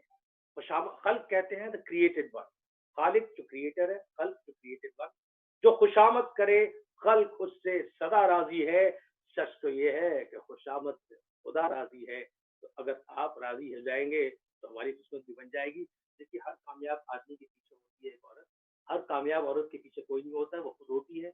और हर कामयाब आर्टिस्ट के पीछे पूरा एक कुनबा होता है, और वो कुनबा जो है उसको हमें सस्टेन करना है। तो उसके लिए स्टेज बदलेगा, StayINALIVE.org, that is the place for you to go, जहां आप थोड़ी सी अगर रहमत करेंगे और थोड़ी सी हम पर रहमत करेंगे तो हम जो पेंडेमिक के दौरान जो स्ट्रगल कर रहे हैं तो शायद कुछ हमारा भी काम बन जाएगा। अब इसके ऊपर मैं आपको एक किस्सा सुनाता हूं। किस्सा यह है कि भाई एक बार बादशाह अकबर के जो महाराज थे, रसोई थे, उन्होंने उनके लिए बैगन बनाया, बैगन परोसा गया। अब जब बैगन परोसा गया तो बैगन का तो भाई खाया बादशाह अकबर ने, बड़ा उनको पसंद आया, बड़ा लजीज, क्या स्वाद था उसका। वो लगे वहीं दस्तरखान पे बैठ के बैगन की तारीफ करने। राजा बीरबल वहीं बगल में बैठे हुए थे। अब उन्होंने देखा कि बादशाह अकबर जो है वो तारीफ कर रहे हैं बैगन की, तो उन्होंने फौरन कहा, हुजूर क्या सब्जी, आहा क्या इसका रंग है बैगनी, ऐसा रंग कहीं देखने को मिलता है, क्या इसकी शक्ल है, क्या शानदार। और उसके ऊपर अल्लाह की मेहरबानी देखिए, इसके ऊपर हरा ताज भी रखा हुआ है। बादशाह अकबर ने कहा, क्या बात है। बीरबल ने तो फौरन बैगन की तारीफों के पुल बांध दिए। अब साहब अगले दिन बादशाह अकबर ने जो है वो क्या किया, Oh, you want me to use my headphone? Why would you want me? Would putting my headphone would make things better for you? Oh, okay, I'm louder now. तो ख़वातीन हज़रात, किस्सा तुलानी है, मैं फिर से अपनी बात शुरू करता हूँ, just to make sure that all of you are hearing me. So किस्सा ये है कि गांधी जी बहुत बड़े आदमी थे, बकरी का सम्मान करते थे, ग्राहक को भगवान समझते थे। हमारे लिए हमारे सामईन, हमारे दर्शकगण भगवान है, इसलिए जरूरत ये है कि हम आपकी खुशामद करें। आपकी खुशामद करेंगे, आप राजी रहेंगे तो हम भी राजी रहेंगे, क्योंकि नजीर अकबराबादी बहुत बड़े शायर थे, कह चुके हैं, जो खुशामद करे खल्क उससे सदा राजी है। सच तो ये है कि खुशामद से खुदा राजी है। और उसके लिए मैं आपको एक किस्सा सुना देता हूँ कि आप कितने जरूरी हैं हमारे लिए। अगर आप खुश रहेंगे, जो धुन आप कहेंगे हम वही धुन बजाएंगे। तो एक बार क्या हुआ कि बादशाह अकबर साहब ने क्या किया कि बैगन बनवाया, उनके रसोइये ने, उनके महाराज ने बैगन बना के उनको पेश किया। बैगन बड़ा लजीज, अरे उंगलियां चाटते रह गए बादशाह अकबर, लगे बैगन की तारीफ करने। राजा बीरबल बगल में बैठे हुए थे। अब जब राजा बीरबल ने देखा कि बादशाह अकबर इस तरह बैगन की तारीफ कर रहे हैं, तो उन्होंने साहब बैगन की तारीफ में पुल बांध दिए। हुजूर क्या सब्जी है, अजी इसकी आप शक्ल और डील डॉल देखिए, उसकी वज़ाक़त देखिए, और उसके ऊपर से ये बैगनी रंग, आहा क्या नायाब रंग है, किसी और सब्जी के पास ये रंग ही नहीं है। और उसके ऊपर अल्लाह की मेहरबानी देखिए कि इस सब्जी के ऊपर एक हरा ताज बैठा हुआ है। बादशाह अकबर ने कहा, भाई कमाल है बीरबल का, है इतनी तारीफ कर दी इन्होंने बैगन की। अब साहब बादशाह अकबर बैगन की उस सब्जी से इतना खुश हुए कि उन्होंने अगले दिन रसोइये महाराज को यह हुक्म दिया, हुजूर आज फिर बैगन की सब्जी पे परोसी जाए। अगले दिन साहब महाराज ने फिर बैगन की सब्जी बना के पेश कर दी। अब आपको तो मालूम है, मशहूर मसल है भैया, किसी को बैगन पचियाए और किसी को बैगन ना पचियाए। अब जो अगले दिन बादशाह अकबर ने बैगन खाया, आए हाय हाय हाय क्या उनपे जुल्म गुजरा। पता नहीं हरम में महारानी के ऊपर क्या हुआ होगा, धूम धड़ाका। भाई साहब सुबह वो उठे, एकदम उनका मूड खराब, फौरन जब दस्तरखान पे पहुंचे नाश्ते के लिए, लगे बैगन की बुराई करने के साथ, क्या सब्जी है वाहियात बिल्कुल। और राजा बीरबल बगल में बैठे हुए थे। अब जब उन्होंने देखा कि बादशाह अकबर जो है वो बैगन की बुराई कर रहे हैं, तो उन्होंने कहा, हुजूर एकदम वाहियात नाशपीटी सब्जी है, अजी आप देखिए ऐसी, तो इसका डील डॉल है, मोटी सी अजीब सी सब्जी है। बैगन कोई रंग होता है? हर सब्जी का रंग हरा होता है, बैगन कौन सा रंग होता है? और उसके ऊपर देखिए अल्लाह की फिटकार की मोहर इसके ऊपर लगी हुई है। अब जो बादशाह अकबर ने ये सुना तो कहा, ओहो ये तो कमाल है भाई, कल तो ये कसीदे पढ़ रहे थे बैगन की तारीफ में, आज इन्होंने ऐसा उलटवार कर दिया। उन्होंने कहा, भाई बीरबल एक बात बताओ, ये क्या उल्टी गंगा बह रही है? कल तो तुमने बड़ी तारीफ करी थी बैगन की, आज तुम उसके बिल्कुल बरखिलाफ बोल रहे हो। राजा बीरबल मुस्कुराए और बोले, हुजूर हम वजीर किसके हैं, आपके या बैगन के? तो हुजूर ये है हकीकत, हम हैं वजीर दर्शकगण के। अगर आप खुश रहेंगे तो हम खुश रहेंगे, हम खुश रहेंगे तभी जब आप थोड़ी सी रहमत हमारे ऊपर करेंगे। क्योंकि साहब हमारा हाल तो ये है कि अल्लामा इकबाल बहुत बड़े शायर थे, वो कह गए हैं, रहमतें तेरी अगियार के काशानों पर हैं, रहमतें हैं तेरी अगियार के काशानों पर। अगियार इज द प्लूरल ऑफ गैर, गैर मैंने स्ट्रेंजर, अगियार मैंने स्ट्रेंजर्स, और काशाना is a place of dwelling. तो रहमतें हैं तेरी अगियार के काशानों पर, बर्फ गिरती है तो बेचारे मुसलमानों पर। अब इसके अंदर जो है आप उसको लिटरली भी ले सकते हैं, लिटरली, और अगर आप चाहें तो उसको मेटाफोरिकली फिगरेटिवली भी लें, क्योंकि जब उर्दू शायरी में बात होती है खुदा की और बंदे की, तो ये बात जो है बिलवड और लवर के बीच में भी हो रही होती है। तो ये तो अक्सर देखा गया है कि जो माशूक होती है उसका रवैया सबसे सख्त जो होता है वो आशिक की तरफ होता है। इसीलिए मीर हसन ने ये लिखा है अपनी गजल में कि जो भी आवे है नजदीक ही बैठे है तेरे, हम कहाँ तक तेरे पहलू से सरकते जावें, और गैर को राह घर में तेरे, सुभान अल्लाह हम दूर खड़े दर को तेरे तकते जावे। तो हमारा हाल तो ये है भैया कि हम कितनी भी आपकी खुशामद कर लें, जूता तो हमें पड़ना ही पड़ना है। कोई ना कोई हम पे एतराज करेगा ही, कोई ना कोई उंगली उठाएगा ही। जाते जाते भैया एक किस्सा आपको जल्दी से और सुना दूं कि साहब एक पंडित जी थे, अपने हाल पे सुना रहा हूँ कि हम कुछ भी कर लें कैसे हमें जूते पड़ने वाले हैं। एक पंडित जी थे, अरे साहब क्या उनका गुणगान था, जिधर जाएं गांव में चार आदमी इधर टप से उनके पैर पे गिर जाएं, तीन आदमी उधर उनकी वाह वाह करें, चार आदमी उधर उनकी जय जयकार करें। लेकिन जैसे ही पंडित जी घर के अंदर घुसे, पंडिताइन उन्हें देखते ही कहे, आ गए। पंडित जी बड़े परेशान, कहने लगे, यार क्या करें, हर तरफ गांव में हमारी तूती बोलता है, जिधर जाओ हमें हर चार आदमी सलाम करता है, पंडिताइन हमें तीन में तेरह समझती है। अब साहब पंडित जी शरीफ आदमी, उनको कुछ आता नहीं था, वही मत उच्चारण जाप पूजा पाठ इसके अलावा कुछ जानते नहीं थे। बैठ गए साहब वो तपस्या पे, भयंकर तपस्या, भीषण तपस्या, इतनी जबरदस्त तपस्या की उन्होंने कि साहब 40 दिन के बाद जो है वो यूं हवा में पतंग की तरह उड़ने लग गए। अब साहब पंडित जी का बोलबाला तो पहले ही था, जो गांव वालों ने उनको देखा कि वो यूं पतंग की तरह उड़ रहे हैं, तो साहब पूरा गांव उनका मुरीद और हो गया। अब साहब ये खबर पूरी फैल गई कि पंडित जी जो है पतंग की तरह यूं आसमान में उड़ रहे हैं, यहाँ से वहां से इधर से उधर से। पूरे 40-50 गांव आसपास के करिए के सब वहां पहुंच गए, और हर आदमी वहां पे फूल माला ये तोहफे तोहफ लेकर पंडित जी का इंतजार कर रहा है कि पंडित जी हवा से नीचे उतरे तो उनका स्वागत किया जाए। थोड़ी देर में साहब पंडित जी यूं हवा में उड़ते हुए ग्लाइडर की तरह ऐसे जमीन पे उतरे। साहब पूरे भक्तगण यूं दंडवत, साक्षात दंडवत उनके पैरों में, और भीड़ ने जो है उनको अपने कंधे में उठा लिया, जय जयकार करते हुए इतनी मालाएं पहना दी, पंडित जी की शक्ल तक नहीं दिखाई दे रही थी। 40 बैलगाड़ियों पे इतने तोहफे तोहफ मिले कि 40 बैलगाड़ियां पीछे थी जिनके ऊपर वो सामान रखा हुआ था। अब साहब वो जुलूस की शक्ल में जय जयकार करते हुए पंडित जी को घर लेके पहुंचे। जैसे ही पंडित जी घर में दाखिल हुए, पंडिताइन बोली, आ गए? अरे कुछ ना हुआ तुमसे, आज एक आदमी हवा में पतंग की तरह तैर रहा था, कम से कम तुम वही कर लिए होते। अब जब पंडित जी ने ये सुना कि पंडिताइन कह रही हैं कि एक आदमी हवा में तैर रहा था, और जब पंडिताइन को पता चलेगा कि वो आदमी मैं, मेरी फौरन मुरीद हो जाएगी। यूं तिरछे होके बांके बनकर मूंछों पे यूं ताव देते हुए उन्होंने कहा, पंडिताइन वो जो आदमी आज हवा में उड़ रहा था ना, वो मैं था। पंडिताइन तभी बोली, तभी कहूँ टेढ़े क्यों उड़ रहे थे, उड़ना भी ना आया तुम्हें सीधे से। तो ख्वातीन हज़रात ये है हमारा हाल, हम जो कर लेंगे आपकी खुशामद में रहेंगे। अब मेरे बाद आने वाली है मशहूर अदाकारा संध्या मृदुल, आप उनका इस्तकबाल करिए और इस गरीब को इजाजत दीजिए। खुदा हाफिज।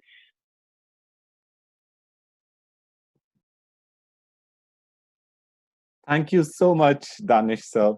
Thank you so much. Danish Hussain, for those of you who do not know and who are missing out, is an actor, a poet, a storyteller, and a theater director. He was instrumental in reviving the art form of Dastangoi. Sandhya, can you hear me? I can hear you. Awesome. Sandhya is our next performer, and Sandhya Mridul is an Indian actress who has appeared in Bollywood films and televisions. She has the television shows. She has the most important quality that you need in any storyteller: the ability to speak the truth without putting any filter on it. Sandhya, the stage is yours. Thank you. Hello, everyone. I'm going to try and keep it light today and not say many truths in my own words, but in the words of Charlie Brown. December 31st. Dear Journal, my name is Charlie Brown and I am your new owner. Well, I guess I'm your only owner, unless you count the person who picked you up at the store for my Christmas present. I guess they owned you for a while. Or perhaps the store, maybe you belonged to them for a bit too. And the factory where you were printed and the tree where the paper came from, and it doesn't matter. You are mine now. And I'm going to write in you for a whole year. I didn't have a journal last year, and I'm kind of glad. Let's just say it wasn't a great year for me. I thought it would be good for me to introduce you to a few people who would probably show up quite a lot this year. Me. Like I said, I'm Charlie Brown, and I guess you could say I haven't been the luckiest guy up to now. I like sports. Baseball is my favorite sport, and I play in a team with my friends. Last season was pretty tough. We came last in the league, but I'm sure things will change this year. I like kite flying, although I'm not entirely sure why. I like the idea of kite flying, but so far, I haven't had much success at it either. Snoopy. Where do I begin about Snoopy? He's my dog. But he isn't like any kind of ordinary dog. He's more like a wiser, older brother or teacher. I guess I love hanging out with him, but sometimes I just don't understand him. People say a dog is a man's best friend. And Snoopy can be a great friend, but sometimes he can make life real complicated. Whatever else he is, he sure is smart. Sometimes I think he can even read and write. Sally Brown. Sally is my little sister, and she has a lot of questions, which is kind of frustrating, but can be pretty funny too. She's always trying to steal my bedroom, which is tough to take, and she's in love with my best friend Linus, who she calls my sweet babu. Linus hates it. I hate it too. It's a pretty crummy nickname. Linus Van Pelt. Linus is my best friend. We go on all kinds of adventures together, and he's always there for me when I'm in a jam. He's really smart and knows a lot about a lot of things. In some ways, I look up to Linus. But in others, he's kind of a mess. He still has a security blanket. In fact, I would say that even though Linus is my best friend, Linus's blanket is his best friend. He takes it everywhere and goes really crazy if anyone tries to take it off him. Lucy Van Pelt. Lucy is Linus's older sister, and she's really bossy and kind of crabby too. I don't want to say much more about her. The little red-haired girl. I'm not sure what to write about her. I don't even know her name. I just know I want to be near her and that I think about her all the time. Unless, of course, I'm thinking about kite flying or baseball. Sometimes I think about playing baseball or flying kites with her. I hope that she thinks about me too. What else can I say? She's little and has red hair. This year, I'm going to tell her how I feel. January 1st. Happy New Year, Journal. Here it is, a brand new year with no mistakes in it. This year is going to be my year. I just know it. This is the year that the team is going to be the top of the league in baseball. I'm going to master flying a kite. I got a new one for Christmas, but I'm going to save it for the perfect kite flying day. This is the year I'm going to talk to the little red-haired girl. This is the year I'm not going to be outsmited by my own dog. This is the year I'm going to become popular. This is a year that I will talk about for the rest of my life. The year things changed from, oh dear, Charlie Brown, to way to go, Charlie Brown. I'm going to go outside right now and start my year. I can't wait to tell you all about it. January 2nd. Bit of a slow start, but I'm sure things will pick up. Everyone is still on vacation, so I've been hanging out with Snoopy. He really isn't so bad sometimes. Still too cold to fly kites, but there's plenty of time in the year. January 5th. I can't stand it. This is supposed to be the start of a great new year, and yet I can't seem to escape the crummy bits of last year. I bumped into Peppermint Patty. She was angry with me. It's a long story, so I'm going to skip it. January 8th, done. That kite-eating tree. I saw it today while I was out with Linus. It's my arch enemy, that tree. I've lost 24 kites to that tree last year. It ate each and every one of them without leaving so much as a tail. Linus tried to approach it, but I pulled him. It's been a while since anyone fed the tree a kite, and I imagine being hungry can make a tree pretty mean.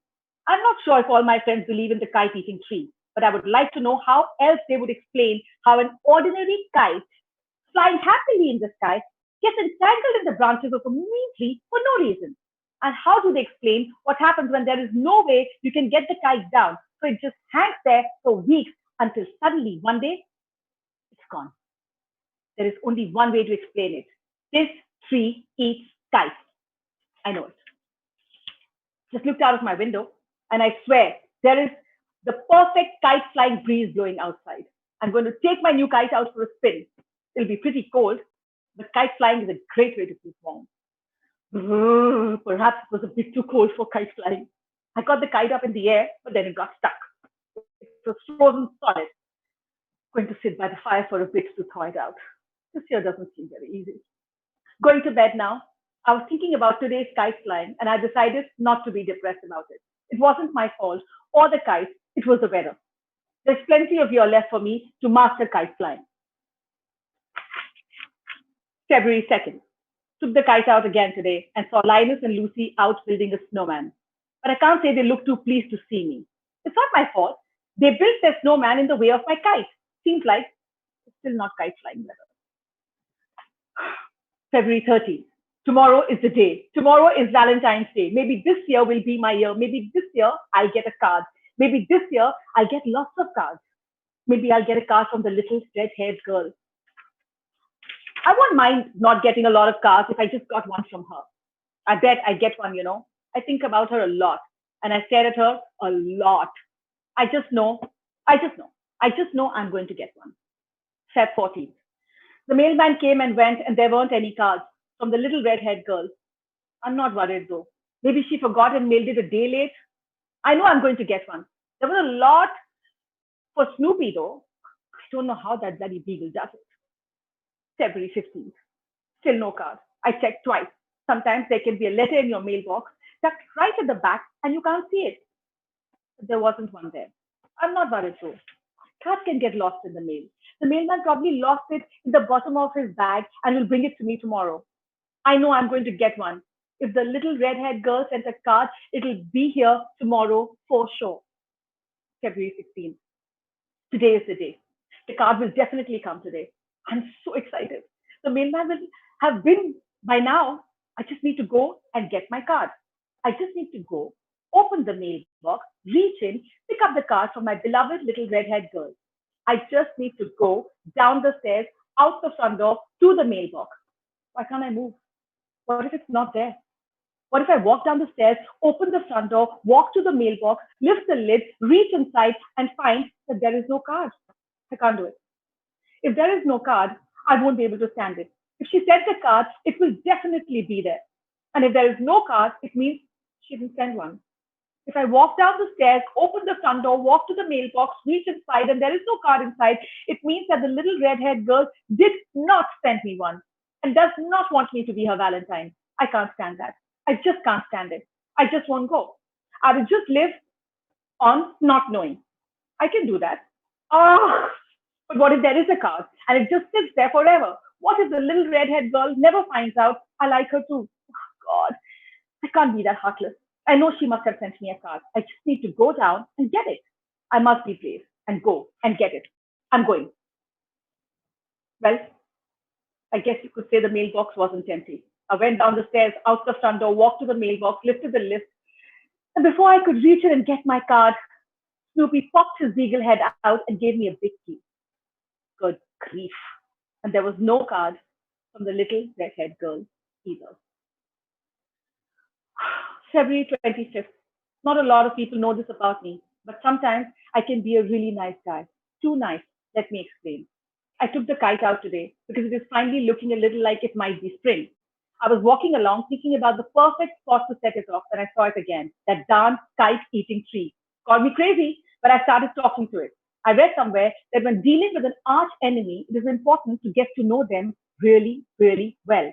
Well, I figured, how else do you get to know something really well without talking to it? Anyway, there I am talking to this tree and I realized it had been a really long winter with no kites for it to eat. At first, I didn't see how this was my problem. I mean, I didn't want to give him any more of my kites. He ate 24 of them last year. I was real mad. I really didn't want to give him my new kite. But then before I knew it, I went and did it. Threw my kite right up there. It's not like he wasn't going to take it eventually anyway.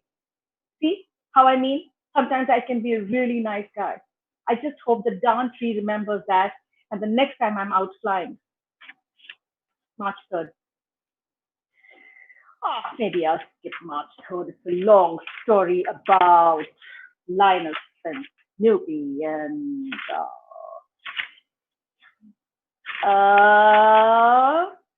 yeah. Let's go with this. First spring session today. I can't wait to get started. I guess it's a little bit early, but we did so badly last year. I wanted to use the extra time to practice our hitting, pitching, catching, running, well, everything really. It's my job as team manager to work the team until they feel ready for the first game of the season. Good grief. Sometimes I really do doubt the team's commitment. It was a little cold, but we have a lot of work to do. And all they could do was fine. It was just a bit of snow. I can't stand it. It's like they don't want to win. Snoopy is a great dog, but sometimes he can be hard to be around. Some people think a dog is just an animal that eats and sleeps and does tricks when you want them to. Not Snoopy. He's his own dog, that's for sure. Just ask Linus. I've decided I need to try something new with the team. The way I see it, it has been a long winter and the team aren't feeling ready for the season because they are so out of shape. We need to get fit and do some real exercise. Push-ups, laps, star jumps, the works. As soon as the team feels their heart thumping in their chest, they will feel that they need to win. I just know it. Well, that didn't go very well at all. I just don't get my team sometimes. All I did was suggest a bit of exercise and they pelted me with their catcher's mitt. Even Stroder, and he's usually on my side. Exactly how it was last year. I show up full of hope, ready to win this year, ready to do whatever this year needs and get done with the team. But they just don't care. Why do they even bother to show up at the field? I can't stand it.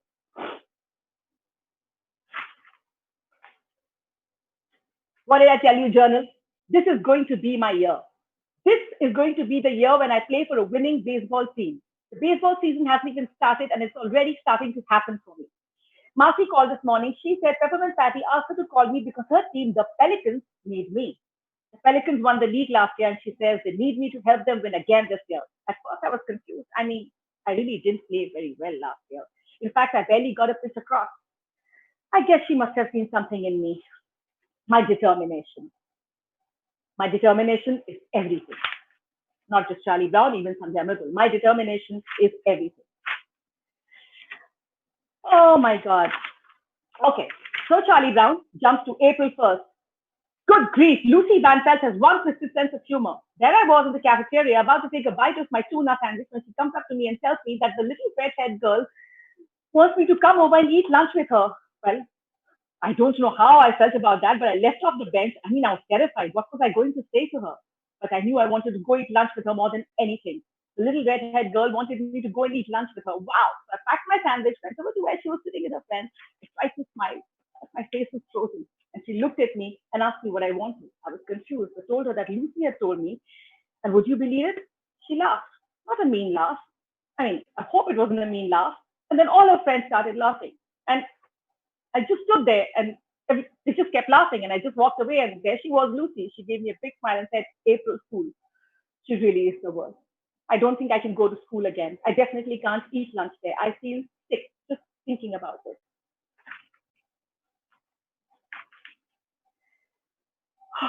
Okay, so maybe I should have called today's game. I really didn't think it was raining all that hard, you know. I just get so sick of the team being so ready to throw in the towel. I mean, the only reason Lucy wanted the game was because the rain was getting her cake wet. What? Why was she even eating cake in the middle of a baseball game? Good grief. Some sister Sally is.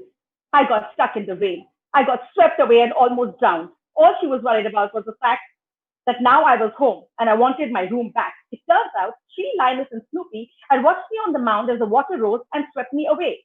She thought I had been taken out to sea. So much rather than get help, she got her stuff and moved right into my room. Got to admire her boldness, I suppose. Good grief. There is a moving truck. There is a moving truck. This is a really important part. There is a moving truck on the street and parked right outside the little redhead girl's house. I feel sick. I was just in the yard with Linus when he spotted it. I can't stand it. All of my hopes, all of my dreams are being packed inside that moving truck and going to God knows where. Linus says I have to do something, that I should speak to her, say goodbye or something. How can I say goodbye to someone I've never really even said hello to? God, she's going to move away and I will never have said one intelligent thing to her. How can I let her move away without even telling her how I feel or finding out how she feels? What can I do? I thought I had plenty of time to get around to speaking to her, but now I just have today. And that's it for the rest of my life. That's enough time. Is it? That's not enough time. I didn't even get any warning. How am I supposed to come up and say something to her, introduce myself to her, tell her how I feel and how long I have felt that way, that sums up everything I wanted to say to her in the past but never found the words, that give her no choice but to feel the same way about me? How am I supposed to come up with something that says all of those things in one single day? I can't stand it. It's too much pressure. I just want to hide here in my room and pretend it isn't happening. The Linus is downstairs watching the truck. I guess I'd better go down. This may turn out to be the worst day of my entire life and my last chance. She's gone. I end here as she's gone, because these are those times. These are those times that we need to say whatever we need to say to everybody. Charlie Brown says it. Thank you. Thank you, Sandhya. Next up, we have Faye D'Souza. Faye, the stage is yours.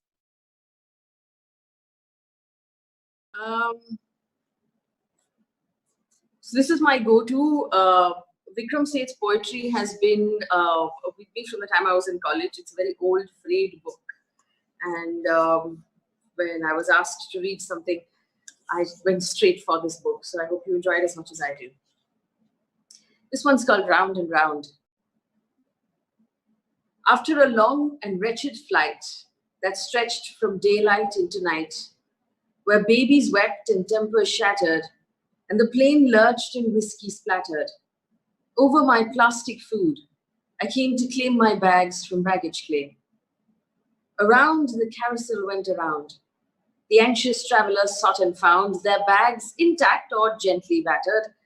But to my foolish eye, what mattered was one brave suitcase, red and small, circled round, not mine at all. I knew that bag.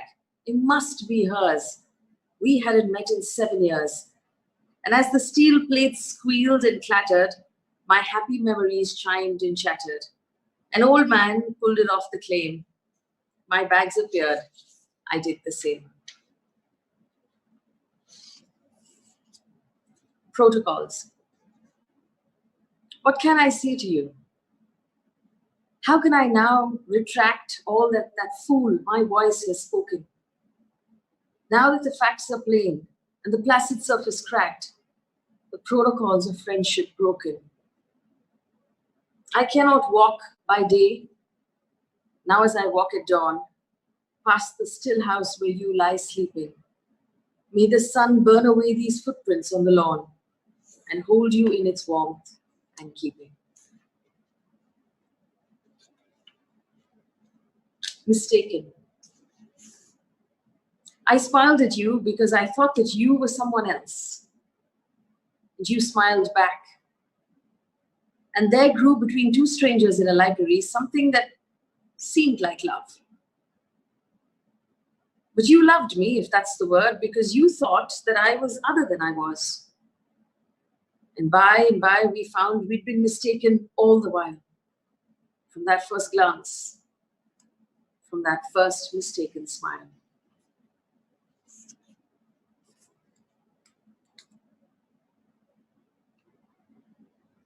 How rarely these few years. How rarely these few years, as work keeps us aloof, or fares, or one thing or another, have we had days to spend under our parents' roof. myself, my sister, and my brother. All 5 of us will die to reckon from the past. This flesh and blood is unforgiving. What's hard is that just one of us will be the last to bear it all and go on living.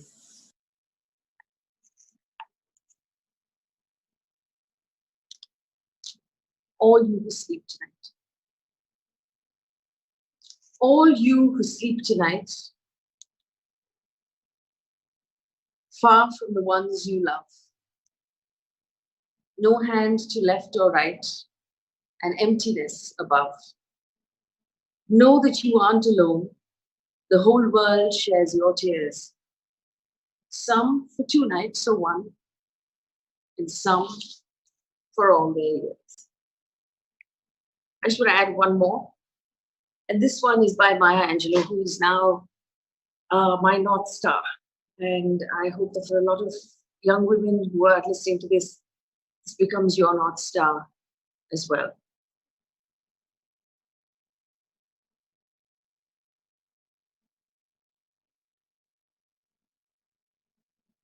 This one's called Phenomenal Woman.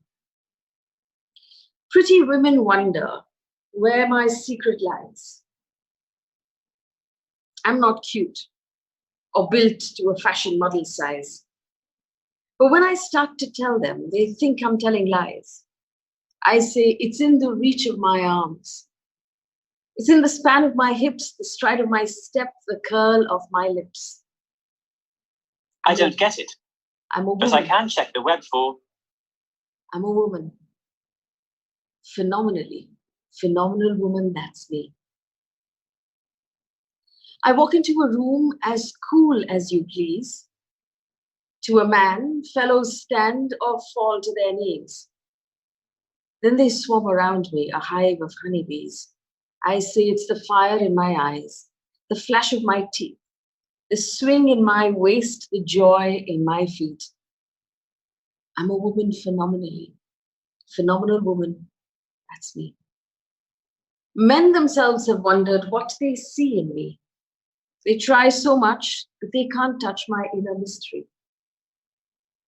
When I try to show them, they say they still can't see. I say it's in the arch of my back, the sun of my smile, the ride of my breast, the grace of my style. I'm a woman, phenomenally. Phenomenal woman, that's me. Now you understand just why my head is not bowed. I don't shout or jump about or have to talk real loud. When you see me passing, it ought to make you proud. I say it's the click of my heels, the bend of my hair, the palm of my hand, the need for my care. Because I'm a woman, phenomenal woman, that's me. Maya Angelou is just an amazing sort of basis on how to be a woman. And this one, called Still I Rise, is a great way on how to be a human being. You may write me down in history with your bitter, twisted lies. You may trod me in the very dirt, but still, like dust, I'll rise.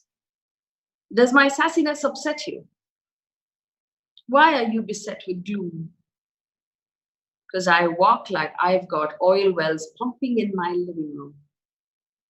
Just like moons and like suns with the certainty of tides, just like hope springing high, still I rise. Do you want to see me broken? Bowed head and lowered eyes, shoulders falling like teardrops, weakened by my soulful cries. Does my haughtiness offend you?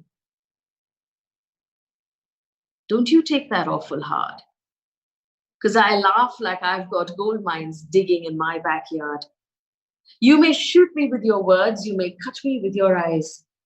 You may kill me with your hatefulness, but still like air I'll rise.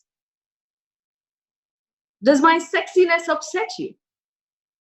Does it come as a surprise? that I dance like I've got diamonds in the meeting of my thighs. Out of the huts of history's shame I rise. Up from the past that's rooted in pain I rise.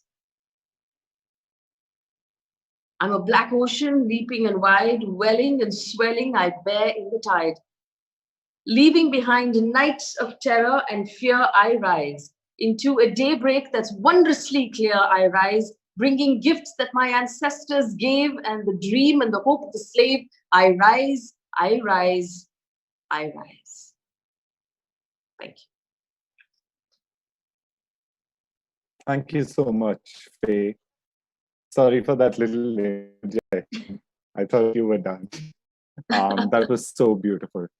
Hearing Maya Angelou being brought to life through your voice is absolutely phenomenal. We often say this, that you are an inspiration for young people to stand up for what they believe is right. And that's absolutely true. Thank you so much. All right. Next up, we have Imtiaz Ali. Imtiaz, sir, thank you so much for joining us today.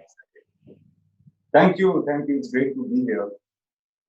Before we proceed, I just want to tell everyone who's watching a little bit about the Staying Alive Fund.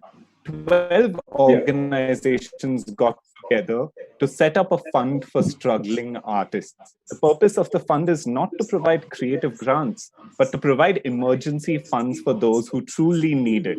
All of you who are watching, you can donate to the fund through Give India by going to stayinalive.giveindia.org. We'll put the website link in the comment. I want to give a special shout out to Kunal Chandra, who donated 4,999 rupees out of the goodness of his heart. Thank you so much, Kunal. And to Binu Wadhwa and Sunny, who both donated as well. Thank you to all three of you. To us and all the artists. Imtiaz, sir, I don't think we should keep the audience waiting any longer, but I just wanted to say it's an honor to have you. The stage is yours. Thank you very much for having me here. And believe me, I feel very nice and proud to be a part of your initiative. I feel that the purpose of art in this world is often, art is not given its due in terms of how important it is for the growth of our community. And it's awesome also to be here to do exactly what I love doing. And what I'm going to do right now is something I've never done in my life before. When I write scripts initially for films, I write them in English. So even the dialogue is sometimes in English and sometimes in Hindi. But it's a very rough draft, and that never sees the light of the day. The particular scene that I want to read out today is from Love Aajkal, the recent Love Aajkal. It did not make it to the film, or some bits did, but not in the same form. Some of it is in English, some of it is in Hindi. And I would like to read it out to you to understand for myself what I was thinking at that point of time, what formed the basis of the scenes that finally came into the movie. So here goes. Scene number 11. Day exteriors, interiors. Cafe Zanzibar. Lane in front. Raj comes to the window on the first floor with a coffee and looks out. He sees Zoe walk up. Coming behind her is Veer. Raj turns and walks down. Zoe walks up the passage of Cafe Zanzibar. Raj meets her near the reception. Is he troubling you? The new guy, he asks her. And if he is, then can't I handle him on my own that I have to ask for your help? Zoe answers. Veer is seen walking up behind. Raj smiles and he says, have a nice day, sarcastically to Zoe. Oh, so I was waiting for you to tell me, so then I would start having a nice day, Zoe asks. And Raj says, hey, you're looking different today. And immediately he gets Zoe, who says, good different or bad different? Okay, that scene abruptly cuts. I don't know why, I don't remember why. Later on, another scene. Raj, supervising some work at the entrance of the cafe, sees Zoe come out with the stud boy, her date. Now Zoe looks at the stud boy's fancy car, then walks up to Cafe Illuminati. Now the cafe's name is Illuminati. It turned out to be Mazi in the end. So she says to Raj, I had gone for a quick coffee. And Raj says, we serve coffee as well. And she smiles and Zoe says, business and pleasure should be kept in separate compartments. So Raj looks at her date and says, was this pleasure? And she smiles and says, car was nice, and walks past him. Then the car is seen driving out. A moment later, Veer stands up from the pavement across the cafe where she had met the stud boy. Now he's seen the stud boy and Zoe, who he likes, go away from there. And now he walks towards the cafe. Raj looks at him. And Raj says, Kamal hai sir aapka bhi. Veer, sorry? Raj, मतलब आज के ज़माने में जहाँ हर तरफ buffet लगा हुआ है, कहीं से कोई भी आइटम उठाओ, वहाँ आप पुराने ज़माने की तरह छुप के पीछा करने में बिलीव करते हैं? Veer looks down, shakes his head. Why? He asks himself. हाँ, अब मैं नहीं करूँगा. Veer says. क्या? Veer, ये stalking type. It's not good. No more. Raj, नहीं करो. हाँ, और क्या? Legal है. Indian Penal Code तुमको इसकी इजाजत देता है. Really? जब तक तुम लड़की को तंग नहीं कर रहे. What tongue? Veer says. उनको तो अच्छा लगता है. Maybe, Raj says. They to make it happen only, Veer says. Matlab? Raj asks. Matlab maximum girls situation create करती हैं कि कोई लड़का उनको follow करे. Raj is thinking and is reminded of his own past. And we cut to a flashback where we see Leena in a marketplace drop something deliberately. Raghu is in the background looking around. He catches sight of her as she bends to pick it up. She walks, he follows her. Now she walks in the marketplace, he follows looking at her. She gets into an auto rickshaw. Raghu starts his scooter. Leena looks if Raghu is following. The auto rickshaw takes off. Later, in front of Leena's house, Raghu is having an argument with the security man. And Raghu is saying, ना कोई कानून तोड़ दिया मैंने, यहाँ आकर खड़ा होने का टैक्स भरूं मैं, और तू के मजिस्ट्रेट लगा है यहाँ. And Leena comes on to the balcony to peep. Raghu looks at her. Leena pretends to be annoyed and goes inside. Raghu gets perplexed. Continues to talk to the watchman in default. Slowly now. कोई चीज तमीज भी होती है कि नहीं होती? बोल नहीं होती.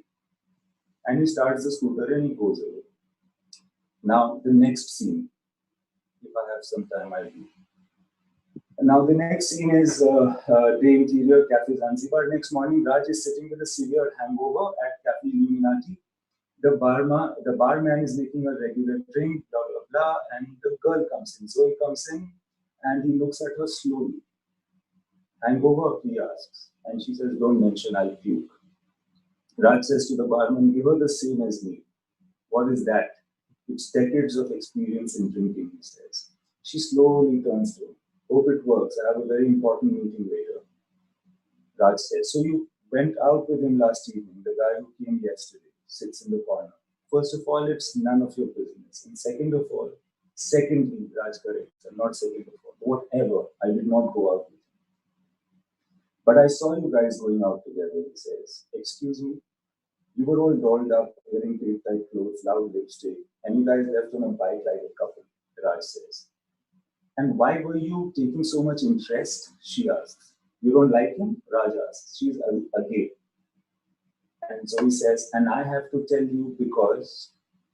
And Raj says, because there is something in you that makes me feel that you might end up like me. She looks at him and says, that is an insult. I hope you're wrong. And he says, I hope so too. But if I am right, then get ready for a lifetime of insults. Then Zoe says, oh, so you are a much insulted personality. He says, creme de la creme. Wow. And Raj says, and adding to my achievements every day. She looks at him. So what did you do last night? And he starts talking about last night. Flashback of last night. 7-year-old boy picks up a phone from his bedside and calls out, Mama. In the hall, Raj and a lady break from making out in the drawing room of a plush house. One side, she says, rushing to the other room. You have a child? Raj asks. Didn't I tell you? She asks. Did you? He asks. Yeah, have a drink. I'll put him back to sleep. She comes to the kid who shows her the phone. Papa was calling you. She snatches the phone from the kid to see. In the drawing room, Raj gets up from the couch to go to her. He steps to the window to look at the view. He sees a man standing outside the gate downstairs looking up at the house. The man sees Raj. Raj steps back. The lady rushes back into the drawing room and says, get away from the window. And then in the present time, Raj is telling Zoe. Zoe is asking, was that a husband? And Raj says, and clearly she had not told me she had a husband. Flashback last night. So the lady is asking, so you thought the sun dropped from heaven? Now she's in panic. He sits on the couch, relaxed. Tell me he didn't see you, she says. I think he did, Raj says. Shit. And Zoe asks him in the present time, and you were like chill? This one was easy, he says. There was a back door for me to get out from. I had checked. Going back to flashback, the panicked lady asks, you had checked? And Raj says, habit. Sitting casually. Then he gets up to leave. And what the fuck should I do? She asks desperately. And he says, deny. Raj says clearly. Just say there was no one. Never admit. Not now, not on your deathbed. And latch the back door before you close the front door. Before you open the front door. Well, I think that's all the time we have today. This was a lot of fun. I hope you guys could hear and get something out of this. Thank you so much, Imtiaz. I think for anyone with a keen eye and an open mind, they will definitely get a lot out of this. Thank you so much. Thanks for inviting me. Thank you for being here from all of us at Team Staying Alive. Thank you. Mantra, I see you. Mantra is one of the most engaging, energetic performers you will come across. The stage is yours, sir.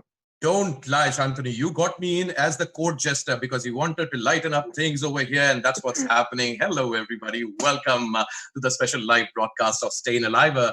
It's a platform which is helping artists who are badly hit by this lockdown. And as you know, almost all the entertainment and arts portals and stages have shut down, resulting in many artists going through a very tough phase in their life.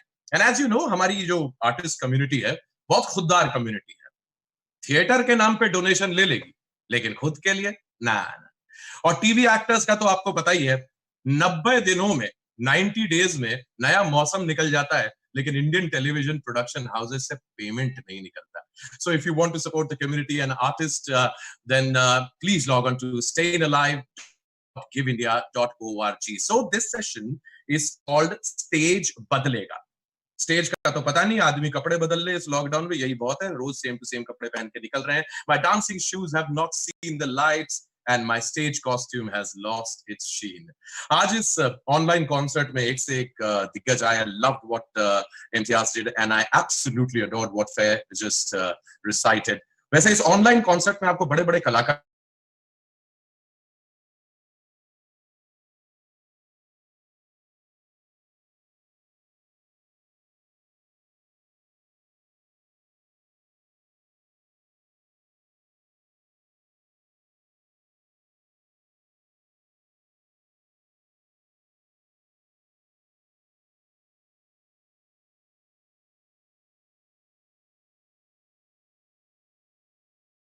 Are we still on over here? Okay, great. Okay, thank you very much. So we were right here. So मैं आपसे बता रहा था कि किस तरीके से आज हिंदुस्तान दो हिस्सों में बटा हुआ है. एक जो अपने घरों में लॉकडाउन है और एक जो अपने घरों की तरफ बढ़ते हुए लॉकडाउन में है कि नहीं? दोनों की तकलीफें अपनी जगह, लेकिन कैसे दोनों एक ही सिक्के के दो पहलू हैं, ये जानने के लिए आज मैं आपको इन दोनों हिस्सों से मिलाना चाहता हूं. आप तैयार हैं मिलने के लिए हिंदुस्तान के दो हिस्सों से? सबसे पहले आप और हम, यानी कि the good old middle class.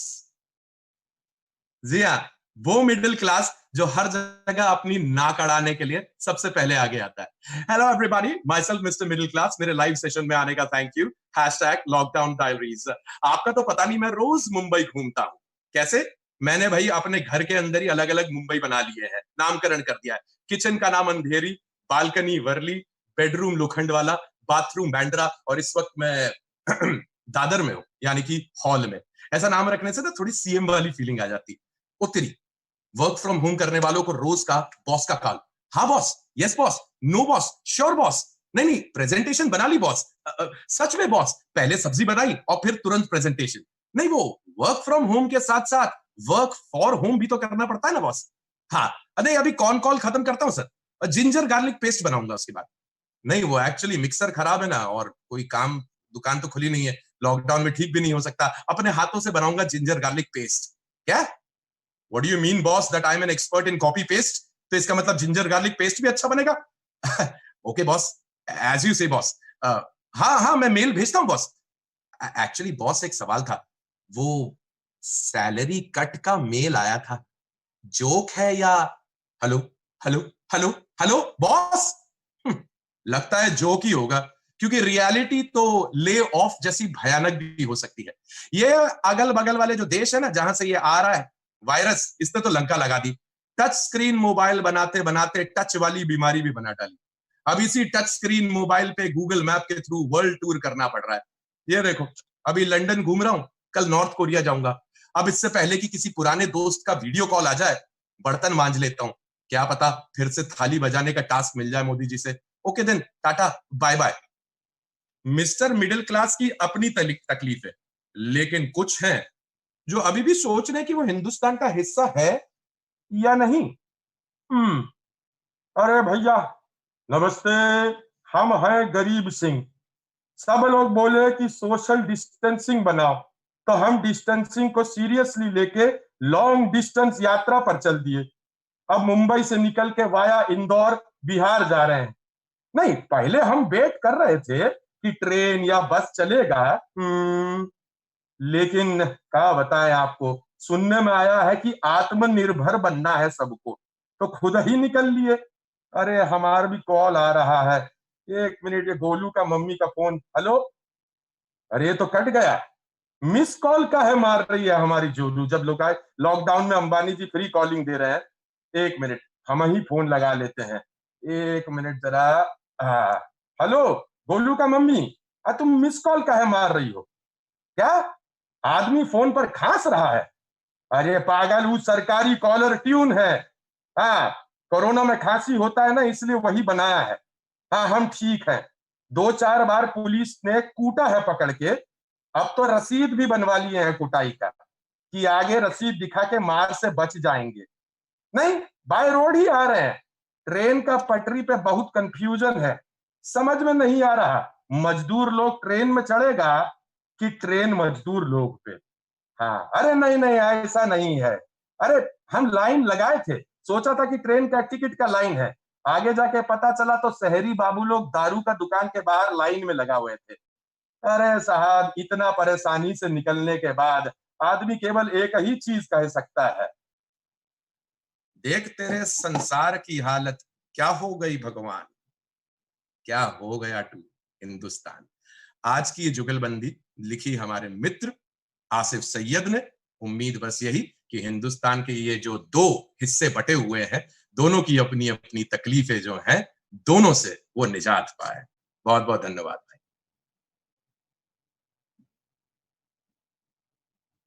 Thank you so much, Mantra. Your energy was amazing, infectious. It's 8 p.m. on Saturday, end of the week, but I felt that energy come through the screen. Thank you so much. Thank you, buddy. Our next performer is Saini Raj. Saini, you can unmute yourself. Yeah, can you hear me? Yes, the stage is yours. Yay, thank you. Okay.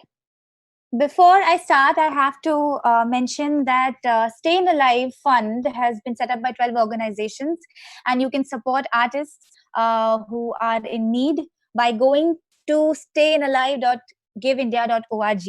And I have specially chosen this story to narrate today because some artists that I dearly love and adore also used to support each other back in the day. I'm talking about Gulzar Saab, Sahir, and Javed.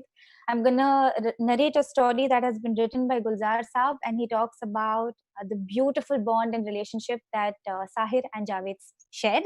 So it's called Sahir or Jadoo. All this happened before they hoisted Sahir's model remains up to their shoulders and took him out on their last journey. It was Jadoo who told me this story. Me as in Gulzar Saab, Jadoo and Sahir. Sahir as in Sahir Ludhianvi and Jadoo as in Javed Akhtar.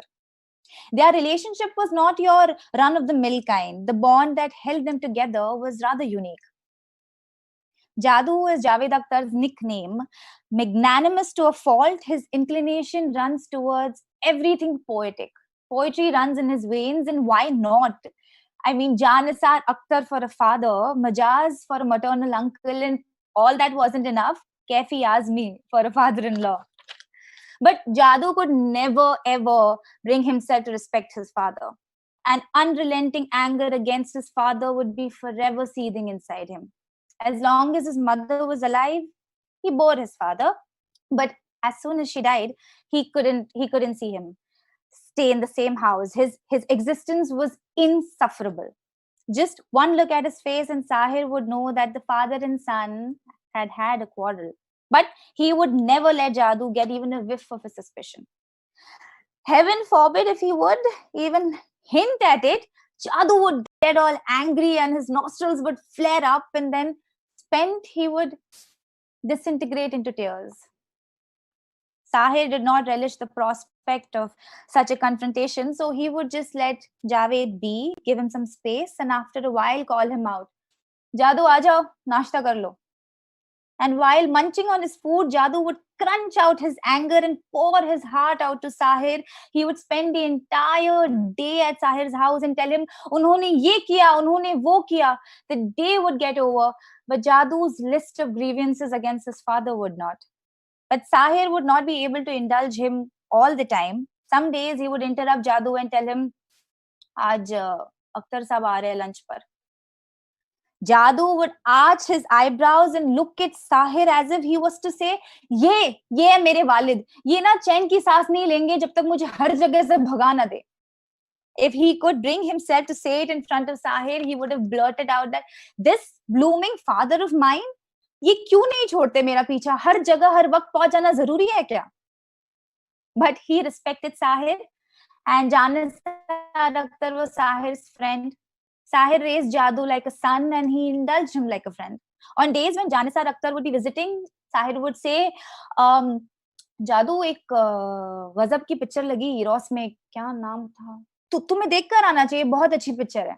And in this way, Sahir would manage to avoid all the possibilities of a face-off between the father and the son, Sahir and Jadoo.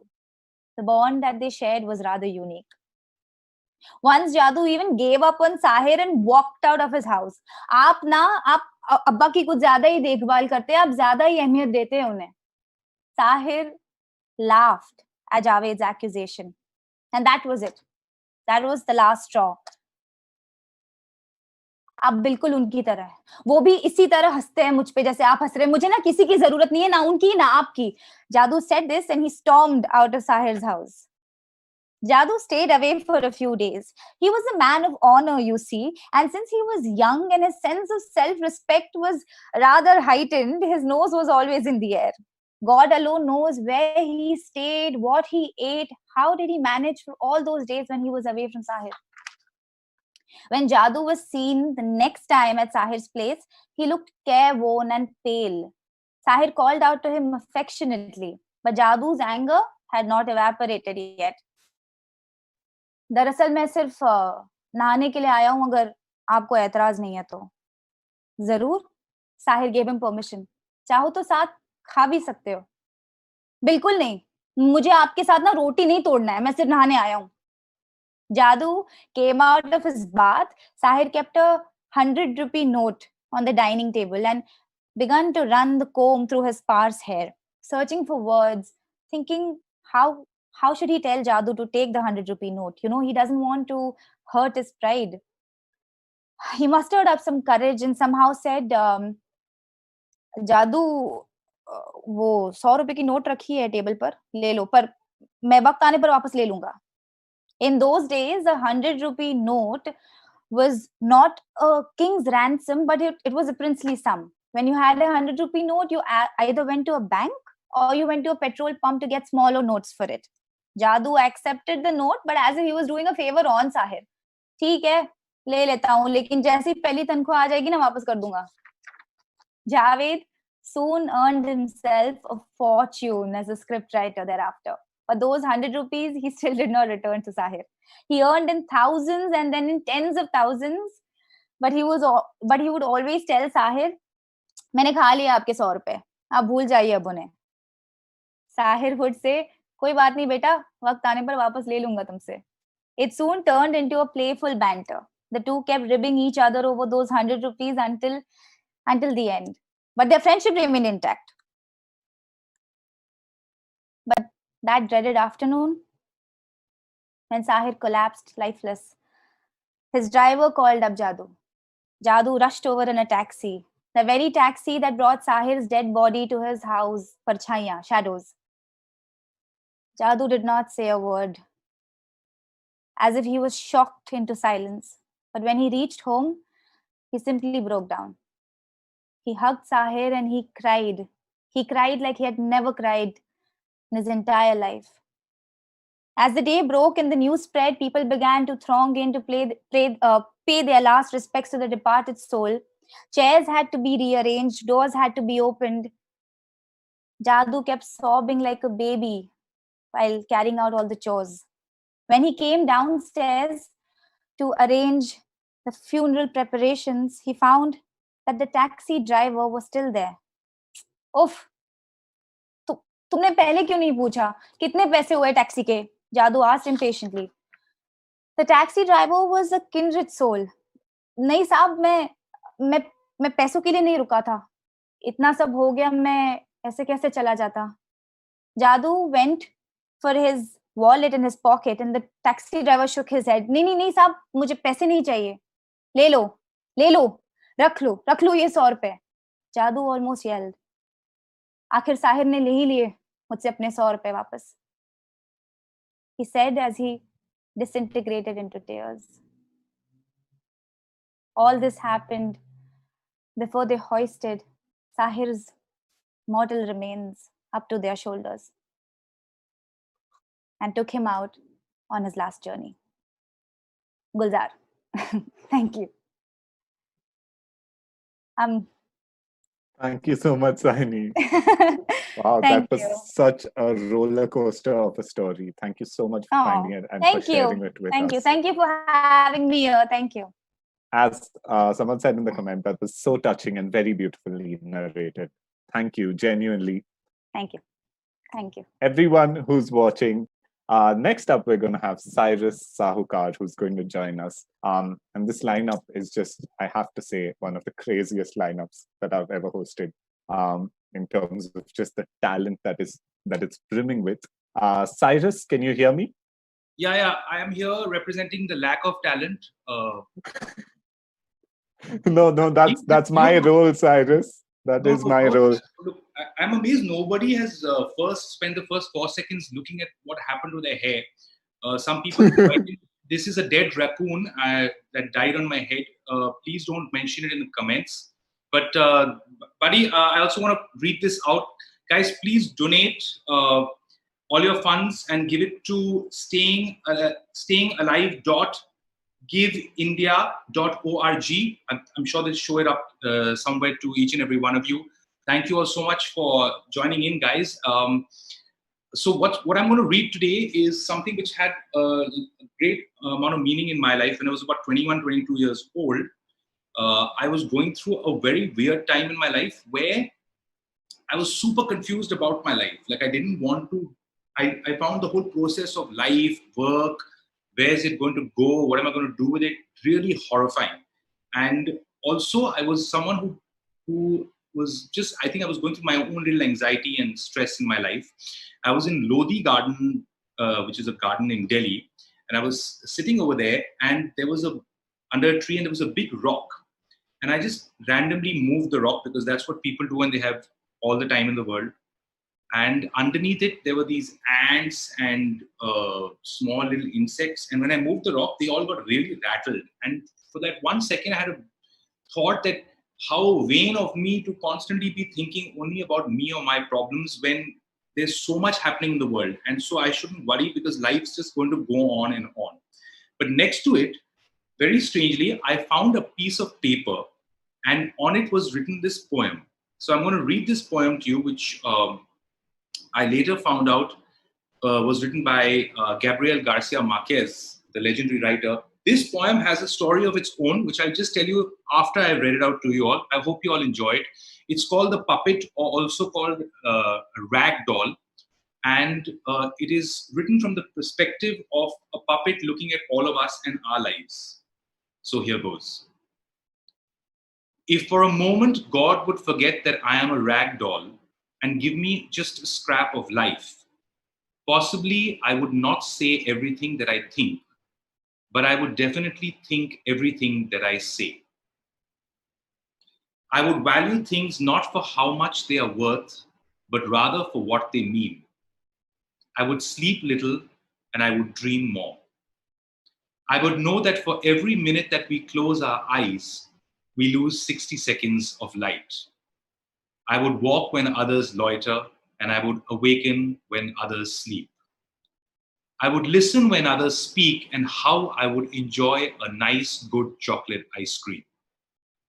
If God would bestow on me a scrap of life, I would dress simply, and I would throw myself flat under the sun, exposing not only my body, but also my soul. My God, and if only I had a heart, I would write my hate on ice and wait for the sun to come and show. With a dream of Van Gogh, I would paint on the stars a poem by Benedetti, and a song by Serrat would be my serenade to the moon. With my tears, I would water the roses to feel the pain of their thorns and the incarnated kiss of their petals. My God, if only I had a scrap of life.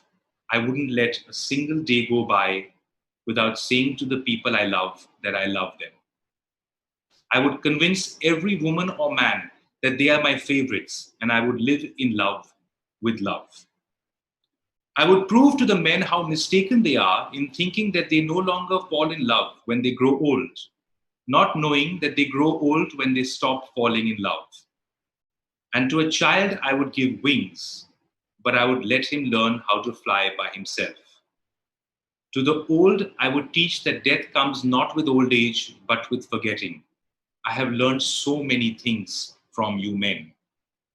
I have learned that everybody wants to live at the top of the mountain without realizing that the true happiness lies in the way we climb that slope.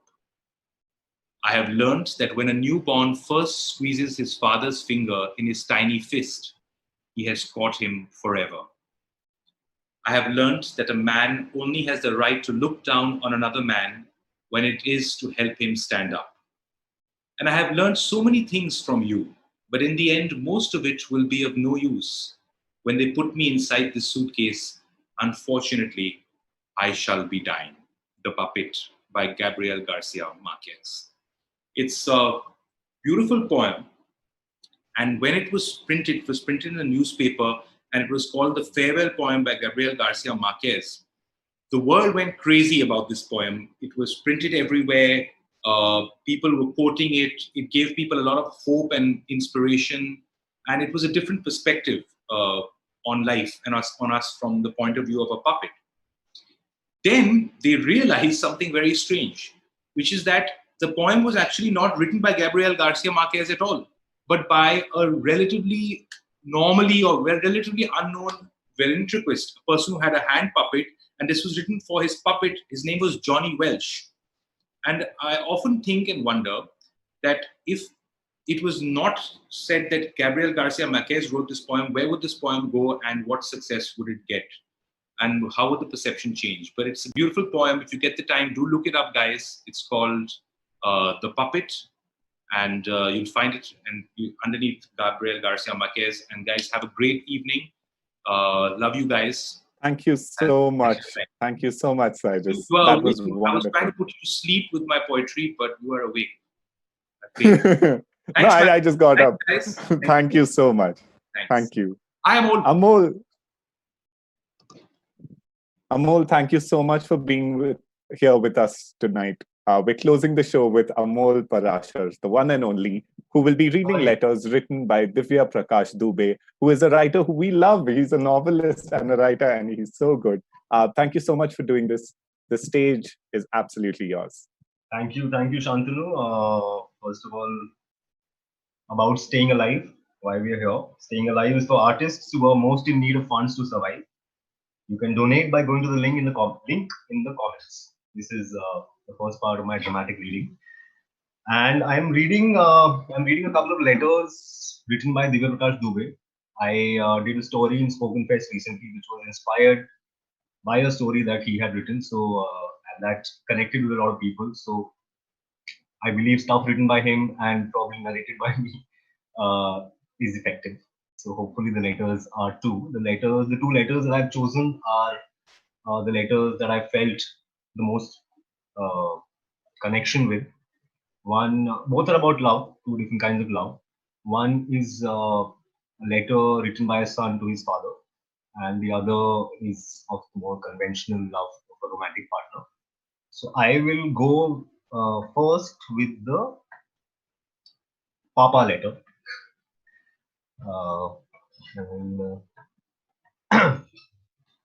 One second.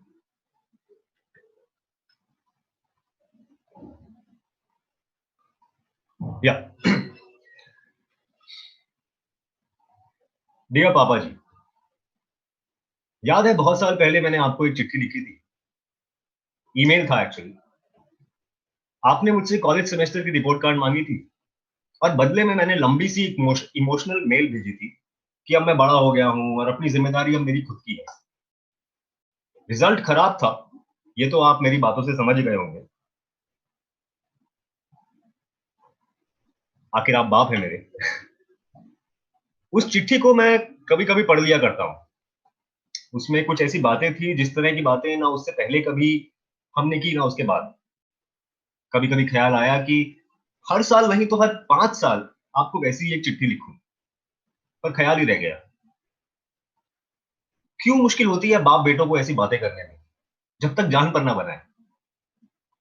इतने सालों की सैकड़ों बातें होंगी जो बताई नहीं और भूल भी गए होंगे. आज सोचकर एक दो चीजें बताता हूं. जब मैं छोटा था ना, रोज बस से स्कूल जाता था तो मुझे रोना नहीं आता था. लेकिन जिस दिन बस छूट जाती थी और आप स्कूल छोड़ने आते थे, उस दिन रोना आ जाता था. क्यों आता था इसका कोई जवाब नहीं है. ना मुझे तब समझ में आया और ना अब समझ में आ रहा है जब ये चिट्ठी लिख रहा हूं. हम लोगों ने ये क्यों सिखाया है कि लड़के रोते नहीं है.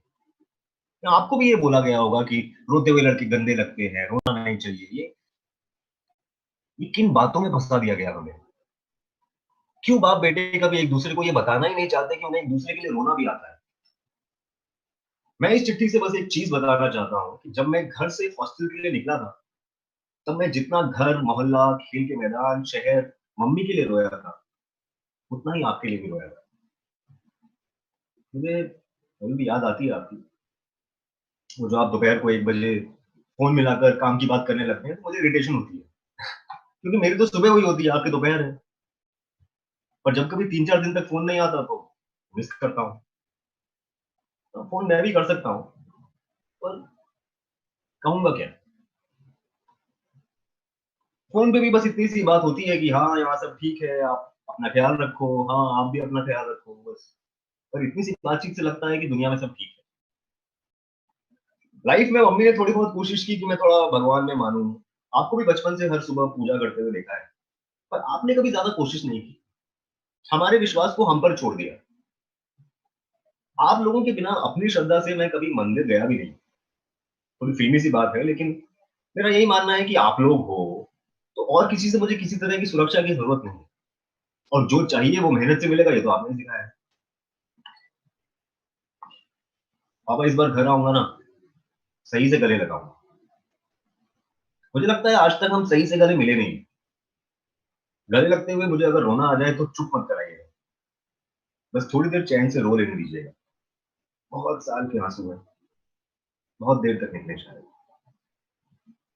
कोशिश करूंगा और लिखने की, कहने की, शायद कोशिश करने के बाद भी कुछ कहना पाऊं। ये गलत चीजें सिखा के बहुत गलत फंसा दिया गया है बाप बेटों को। आप भी कोशिश करना, आपकी चिट्ठी का इंतजार रहेगा। हम This was the first letter to the dad. I'll read out the other one now. Slight change of mood.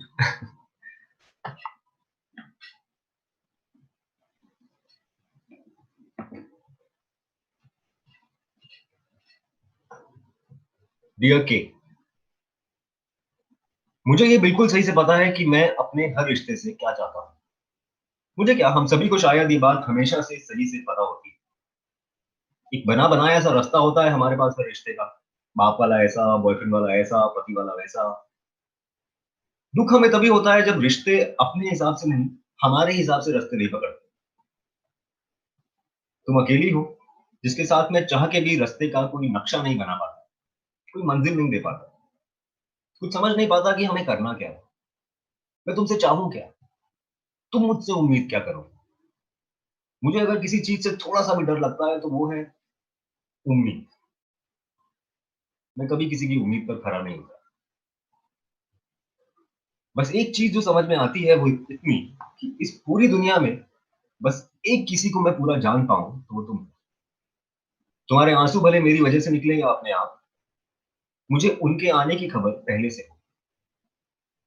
तुम अगर रो रही हो तो मैं कोई छोटा मोटा सा मजाक कर पाऊं, भले मेरी उंगलियां तुम्हारे आंसू तक पहुंचे या ना पहुंचे। तुम्हें कोई भला बुरा कहे तो मैं ये कसम ना खाऊं कि मैं तुम्हारा बदला लूंगा। देखो, कोई भी ऐसी बात जो तुम्हें कमजोर करती है या फिर मेरी जरूरत तुम्हारी जिंदगी में बनाती है, मैं हर एक उस बात से दूर रहना चाहता हूं। जिंदगी की सबसे बुरी बात मालूम क्या है? यही कि अगर तुम्हें कुछ हो जाए तो भी मैं जिंदा रह लूंगा और तुम भी मेरे बगैर रह लोगी। जिंदगी की सबसे खराब बात जिंदगी है। मैं अक्सर जब तुमसे बात कर रहा होता हूं तो पता नहीं कहां से एक वाहियात सा ख्याल आता है कि एक दिन ये बातें खत्म हो जाएंगी। तुम्हें शायद कुछ हो जाए या मुझे शायद कुछ हो जाए। मुझे डर लगता है तुम्हारे जाने का सोचकर। कमाल की बात है कि तुम सही से आई भी नहीं हो, लेकिन जितना भी आई हो उतना भी चले जाने से डर लगता है। ऐसा कभी पहले नहीं हुआ। मुझसे एक बार किसी ने पूछा था कि तुम्हें सबसे पहली बार खुशी कब हुई थी। मुझे बहुत सोचने पे याद आया कि जब मैं बिना सपोर्ट के साइकिल से घर के सामने वाले ग्राउंड का एक चक्कर लगा पाया। तुमसे बात करते हुए पता नहीं क्यों दिल्ली का वो घर याद आता है, वो ग्राउंड याद आता है। ऐसा लगता है हमारी जान पहचान उतनी ही पुरानी है जब से मुझे समझ हुई कि जान पहचान होती क्या है। तुम्हें ये सुन के गुस्सा आएगा, पर हाँ, तुम्हारा गुस्सा होना मुझे अच्छा लगता है। इसलिए भी कि तुम हमेशा अपनी नाराजगी मुझसे छुपाने की कोशिश करती हो, और इस बात पे मुझे और भी प्यार आ जाता है। मैं हर बार सोचता हूँ कि तुम्हें मनाने के लिए कुछ लिखूं, मर मिटने की कस्में खा लूं, लेकिन तुम्हें मनाने का ख्याल भी बड़ा टुच्चा है। हम अपने आप को कभी मनाते थोड़ी हैं। मालूम है हमारे रिश्ते की सबसे अच्छी बात क्या है? यही कि हमारे पास असली यादें भले ना हो, लेकिन बनाई हुई बहुत यादें। असली यादें कम पड़ सकती हैं, सड़ सकती हैं, लेकिन बनाई हुई यादें हमारे बाद भी रहेंगी। हम किसी किताब में ये सब बातें लिख के छोड़ जाएंगे। किताब के पहले पन्ने पर तुम इसको वर्क ऑफ फिक्शन लिख देना, क्योंकि वैसे भी कोई इस कहानी के असली होने का विश्वास नहीं करेगा, और जो अगर विश्वास करेगा वो हमारी बेचैनी से पागल होकर मर जाएगा। बस अपनी जिंदगी में मेरी जगह तुम उस किताब बराबर ही मानना जिसके हर एक पन्ने ने तुम्हें खुशी दी हो, और हर उस पन्ने को तुमने अपनी उंगलियों से छूकर पलटा हो। जिसकी हर एक अंडरलाइन को तुमने ऐसे सहलाया हो जैसे कभी अमृता ने साहिर के सीने पर बाम लगाकर सहलाया। पता है जिंदगी की सबसे अच्छी बात जिंदगी है, क्योंकि इस जिंदगी में तुम मिली हो। पहले नहीं मिली मलाल नहीं, आगे कभी नहीं मिलोगी फिक्र नहीं। मिली हो यही क्या कम है कुछ 50-60 साल काटने के लिए। तुम जवाब लिखना, इंतजार रहेगा। लिखने में देर मत करना, लिखा हुआ अक्सर सच हो जाता है। वो भी तो हमें मिलवाने से पहले कहीं लिखता होगा, कहीं तो छोटा ही सही, थोड़ी देर के लिए ही सही, उसने हमारा नाम साथ तो लिखा होगा। यही क्या कम है। Amol.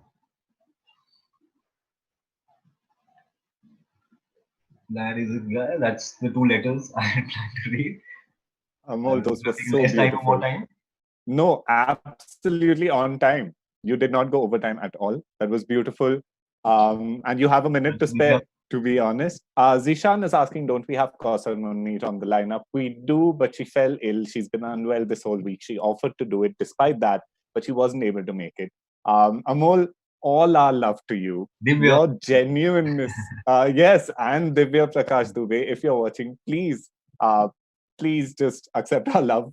And same for you, Amol. That was so beautiful. Your face is so expressive. Thank you to everyone. Thank you to the attendees, and thank you to the fine performers we had with us. It was an honor to have you here. I'm going to close the session now. Thank you.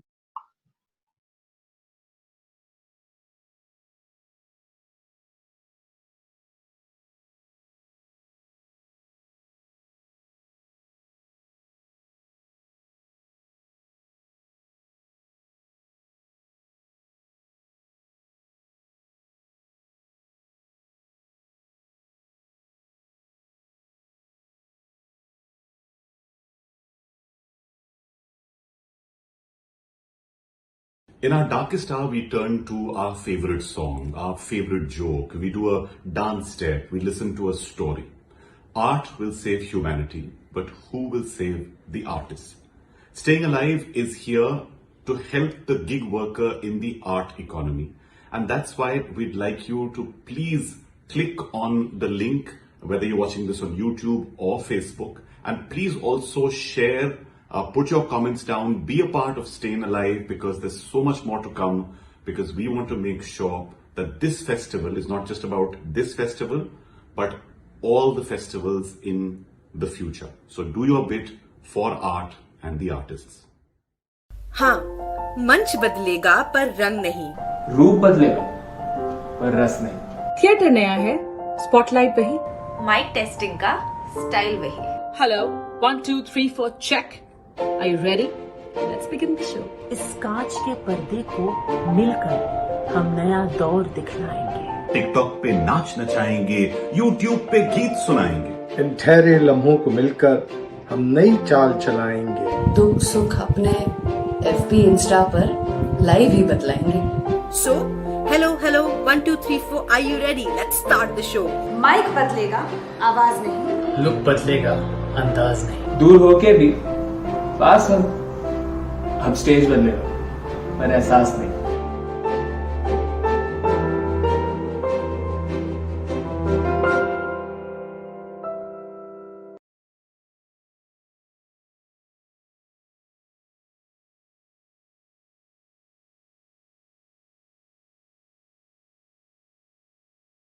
In our darkest hour, we turn to our favorite songs, our favorite films, our favorite stories. Now imagine a world without art. No live concerts to go to, no stand-up comedy gigs to attend.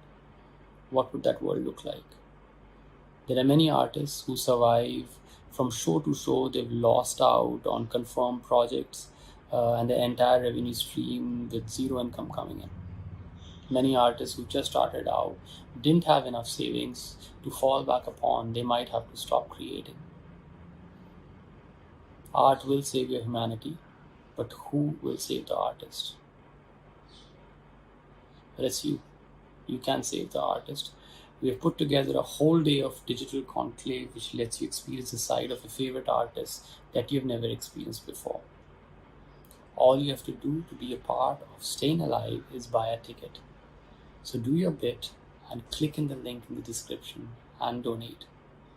Save humanity by saving the artists.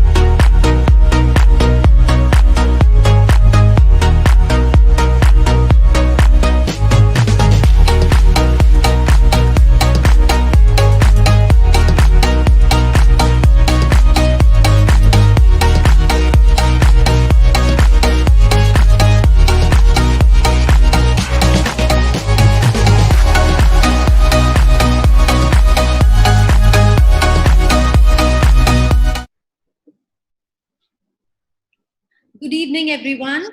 Welcome to this session of Staying Alive. Our session is called Back to the Roots, Sufi and Folk Music from the Subcontinent. So I'm going to begin with a little bit of an introduction of both Sufi as well as folk genres of music. So it is said that Yehudi Menuhin, who is the biggest authority on music, had once said that the most seminal thing about India is its music. His statement is extremely true because in India, music is not just a form of entertainment. It is a way of life. It is a lifelong commitment. It is even considered a way of seeking God, realizing God. So whether it was Sufi saints or it was rishis or it was anybody, music was a big form of part of their lives. Also, whether it was Drupad music, which talked about meditation through focus on a swara, or it was Khayal Gayaki or semi-classical forms like Thumri, Dadra, Ghazal, or Qawwali or folk music, these were ways of spreading the message of love. And, music in the Indian subcontinent, it evolved through deras, through ashrams, through khanqahs. Sufi music in particular evolved in the subcontinent through the sublime poetry of poets who were spreading the message of love. This love was love for the fellow being, which was known as Ishq Mijazi, and which eventually resulted in love for the Almighty, or the metaphysical form of love called Ishq Hakiki. There were samas or mehfils of Sufi music which were organized earlier. Under Hazrat Amir Khusro, Sufi music took the form of Qawwali. Qawwali now is one of the most popular forms through which Sufi music is represented. Qawwali was also influenced by Sankirtans, so which was basically collective singing in praise of the Almighty, which is exactly what Qawwali is. And Qawwali is also the greatest representation of the syncretic culture of India, known as the Ganga Jamuni Tehzeeb. Folk music, on the other hand, is also a direct reflection of the life or the land, or the life or the history of the land or its people. Folk music in India shows its diversity. The folk culture, folk tradition of India is so diverse. It is amazing. The folk tradition, again, folk music was not just for entertainment. It was actually a very accurate reflection of people's day-to-day lives, their culture, their sorrows, their joys, their festivals, celebrations, their cultural strengths and weaknesses. And Indian folk music is extremely rich and diverse. I'm going to now introduce you to our panelists, 4 absolutely brilliant musicians of our country who are exponents of both Sufi as well as folk forms of music. I'm going to start with our first panelist, Kavita Sethji. Kavita ji needs no introduction. She's a Sufi singer, a ghazal singer, a singer who has also sung light classical forms of music. She's, of course, the voice of Bollywood. You're all aware of her super hit Gunja Ek Tara, for which she also received the Filmfare Award.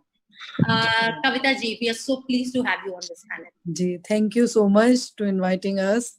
और जो बहुत अच्छा एक platform है और बहुत अच्छा जो आज का हम लोगों का टॉपिक है, और मैं बस इंतजार कर रही हूँ कि इस पे डिस्कशन हो और हम जो भी चीजें हैं वो खुल करके बात कर पाएं और शेयर कर पाएं सबके साथ. जी बिल्कुल, thank you. Our next panelist is Dhruv Sangari, also known as Bilal Chishti. Dhruv is one of the young contemporary Sufi singers of the country. He's known as the Prince of Qawwali. Again, Dhruv sings the kalam of poets like Baba Bulle Shah, Hazrat Amir Khusro, Rumi, Bedam Shah Warsi, Allama Iqbal, and many other poets.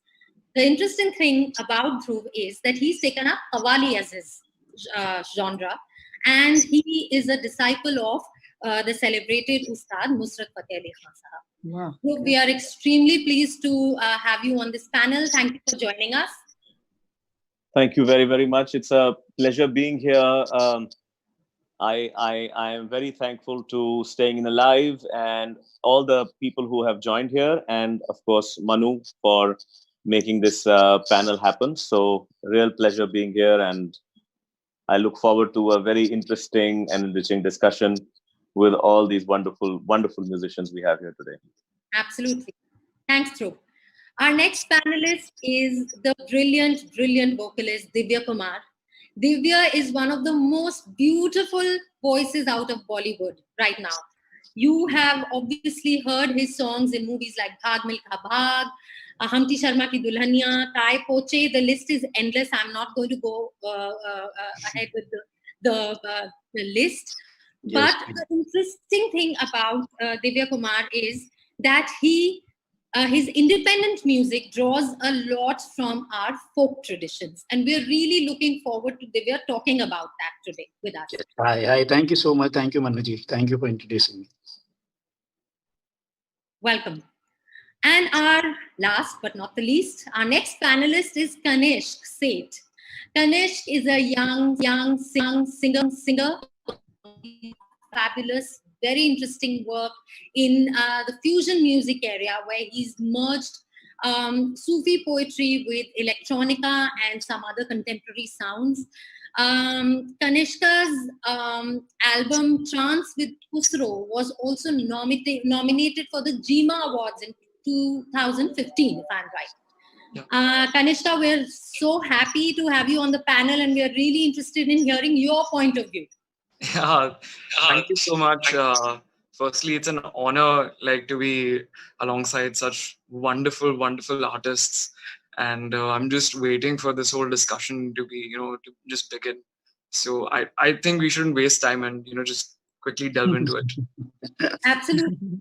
So I'm going to start with Kavita ji. I'm going to start with you. So you know how they say folk traditions are passed on from generation to generation. हमने सब अपने दादी नानी सबसे सुने हैं folk songs या Sufi poetry from the elders in the family. I want to know what is your first ever memory of hearing this kind of thing? जी बिल्कुल, मेरा भी जो शुरुआत रही, मैं बरेली से बिलोंग करती हूँ, तो आज मतलब खानकाह नियाजिया की दरगाह पे जो मेरे फादर मुझे लेके गए हैं, तो वो जो ट्रेडिशन मैंने सुना, मुझे कुछ नहीं मालूम थी ABCD, लेकिन वो जो कव्वालियाँ और वो जो रात रात भर उन लोगों को गाना, वो जो सब कुछ सुना था, वो कहीं ना कहीं जहन में तो उसका असर रह गया था. मैंने उसके बाद इतनी सारी चीजें ट्राई की, गजलें गाई, मॉडर्न सॉन्ग्स गाए, सब कुछ गाया, लेकिन एक पता नहीं किस चीज की खोज थी जो मुझे भी नहीं समझ में आ रहा था. एक छटपटाहट थी.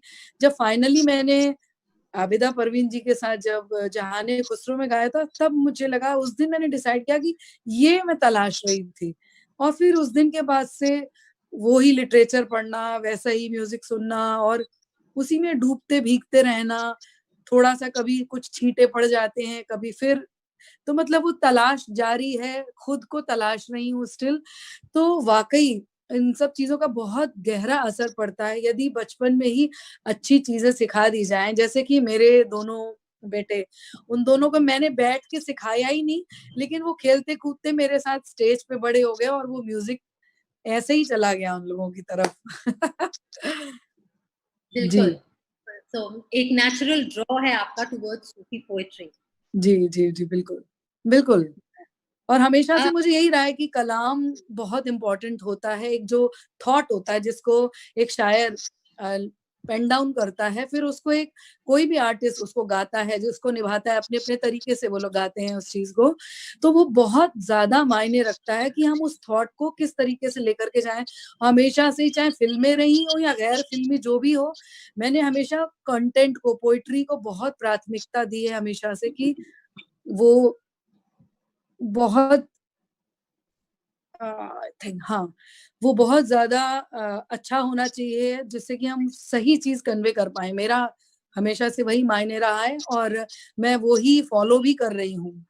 जी जी, of course, to do justice to the poetry and the thought. बिल्कुल बिल्कुल बिल्कुल जी।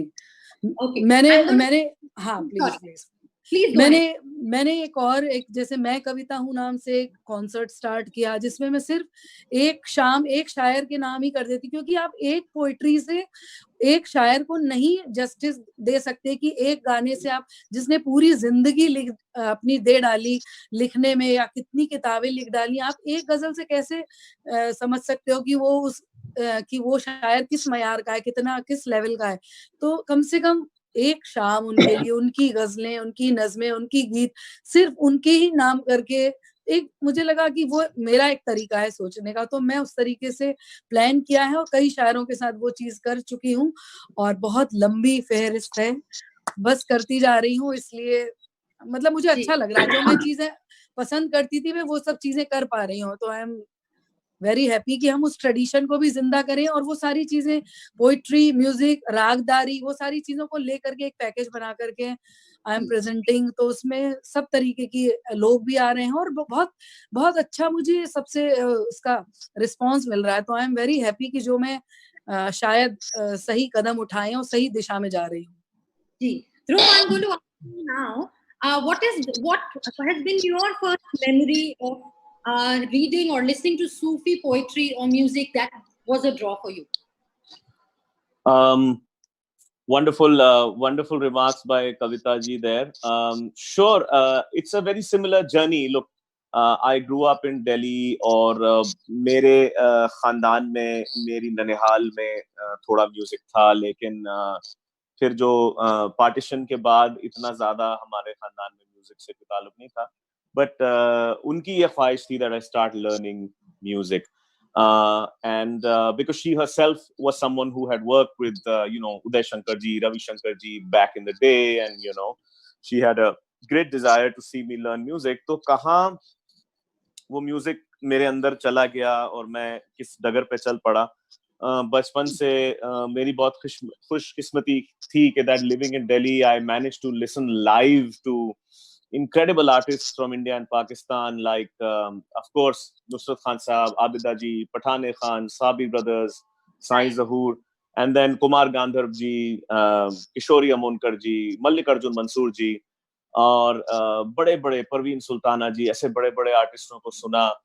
I started learning music with Ustad Iqbal Khan Sahab in Delhi, and somewhere my love for Sufism and Sufi music kind of grew so much that it became a way of life. तो मैं घंटों दरगाह पे हर Thursday को जाता। मैंने उस्ताद मिराज निजामी साहब के साथ वहाँ सीखना शुरू किया, और बाद में नुसरत फतेह अली खान साहब से मेरी मीटिंग हुई when I was around 16, and that pretty much solidified my goal कि मुझे जिंदगी में मैं किस चीज के लिए पैदा हुआ हूँ। अब लोग of course घर वाले कहते हैं कि music is not a viable profession, and that's a very important question actually, which other panels will also probably address. लेकिन मैंने कहा कि this is not my profession, ये मेरा ज़ौक है, ये मेरा शौक है, ये मेरी मोहब्बत है, ये मेरी रूह है, so मुझे यही करना है. And so those sounds and the meanings which they carried for me, both symbolically as well as literally, somehow propelled me. There's a very nice saying in Jewish mysticism that the name of the sound is the sound of the name. तो हमारे यहाँ जिसको नाद कहते हैं ना, अनाहत नाद. तो हमारे यहाँ उस्ताद क्या करते थे कि सुर की मार बड़ी जोर से लगती है, तो पता नहीं कब क्या मार लग गई, तो बस हम भी चल पड़े उसी रास्ते में. तो and आज भी चल ही रहे हैं. Divya, I'm going to go to you now. Like I said, आपका बहुत एक draw है towards the folk music. So please tell me आपकी first memory. My first memory, I was born into a musical family. My grandfather, Pandit Shivram, उन्होंने काफी मतलब बॉलीवुड में उन्होंने जर्नी शुरू की थी when he was 16. और नवीन शांताराम जी के साथ में बहुत सारा काम किया है, एंड माइथोलॉजिकल वर्क उन्होंने बहुत सारा किया है. तो मुझे पहली बार पता चला, मैं कभी उनसे मिला था ना, मैं कभी उनको मैंने देखा है, बट मेरे कुछ रिश्तेदार हैं जयपुर में जिनके पास उनका गाया हुआ बहुत सारा एक सीडी पड़ी थी, जो उसको हमने सीडी में कन्वर्ट करके उनके साथ ऐसे गाने मैंने सुने, और मुझे वो ऐसा लगा कि ये चीज है जो मेरे अंदर है, वो उनकी देन है. और मुझे नहीं पता था, ये मेरे घर वालों को पता चला जब मैं छोटा सा 6-7 साल का था. And for me being a Bollywood singer, मैं बॉलीवुड में सिंगर एज ए सिंगर जाना चाहता हूँ. तो जब मैं बड़ा हो रहा था 90s में, we are all 90s kids, तो हमको ये अच्छे से पता है कि उस टाइम पे 70 mm वॉइसेस होती थी, लाइक रफी साहब से लेके किशोर कुमार साहब से लेके फिर उसके बाद 90s में सोनू जी और उदित जी एंड कुमार सानू जी.